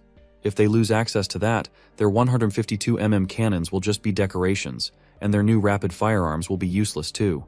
Since Bordertown is still in its early stages of development, without income from the steam engines, he is worried the region's economy could easily collapse. The prince reassures her that what Timothy is doing won't last long and that she'll be visiting Bordertown again very soon. He adds that when she does, it will be a brand new city. He goes on to share his plans to open a commercial sea route contracted with the bay that won't pass through Seabreeze Town or Clearwater Port. Instead, it will go directly from the western region to the Bay Islands. He asks if she's interested, but she admits she's not sure if there are any harbors that reach the ocean. The prince replies that not right now, but he's going to build one. He reveals that there's a shallow beach south of Bordertown with ideal water depth and size, making it perfect for a seaport. With some modifications and clearing the mountains along the coast, they could export goods from the western region. She would manage the ship transportation and sales, while the western region would provide merchant goods. He then calls out to his butler, Sean, telling him to show Margaret the newest goods. Sean promptly brings over a bunch of bottles, and the prince encourages Margaret to open one and smell it. Once she does, she's shocked to realize it's perfume. She can hardly believe he started making perfume. The prince just asks if it compares to what the Alchemy Association makes. Margaret admits that this stuff actually seems more potent, and she can only think of one word: amazing. She wonders if it was made by Bordertown's alchemists. The prince tells her she can have those for free. She happily accepts the gift and asks how many bottles he can produce in a year, explaining that the Bay merchants are very particular about fishy odors, and the capital's Alchemy Association can never keep up with demand. The prince keeps his tone low-key and says that if they have enough ingredients, he can produce up to 10 times the Alchemy Association's output. But deep down, he knows it could be even more now that Leaf and Evelyn are collaborating. He's confident their sales will skyrocket, but he can't just sell it like cabbages. The prince is hoping that Margaret will help him spread these goods, and she smiles, saying this is quite a rare opportunity for her, so she will try her best to make the most out of it.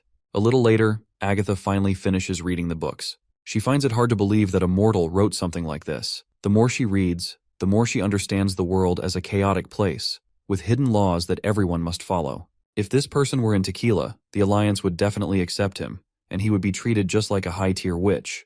She wonders where he gained this knowledge because she used to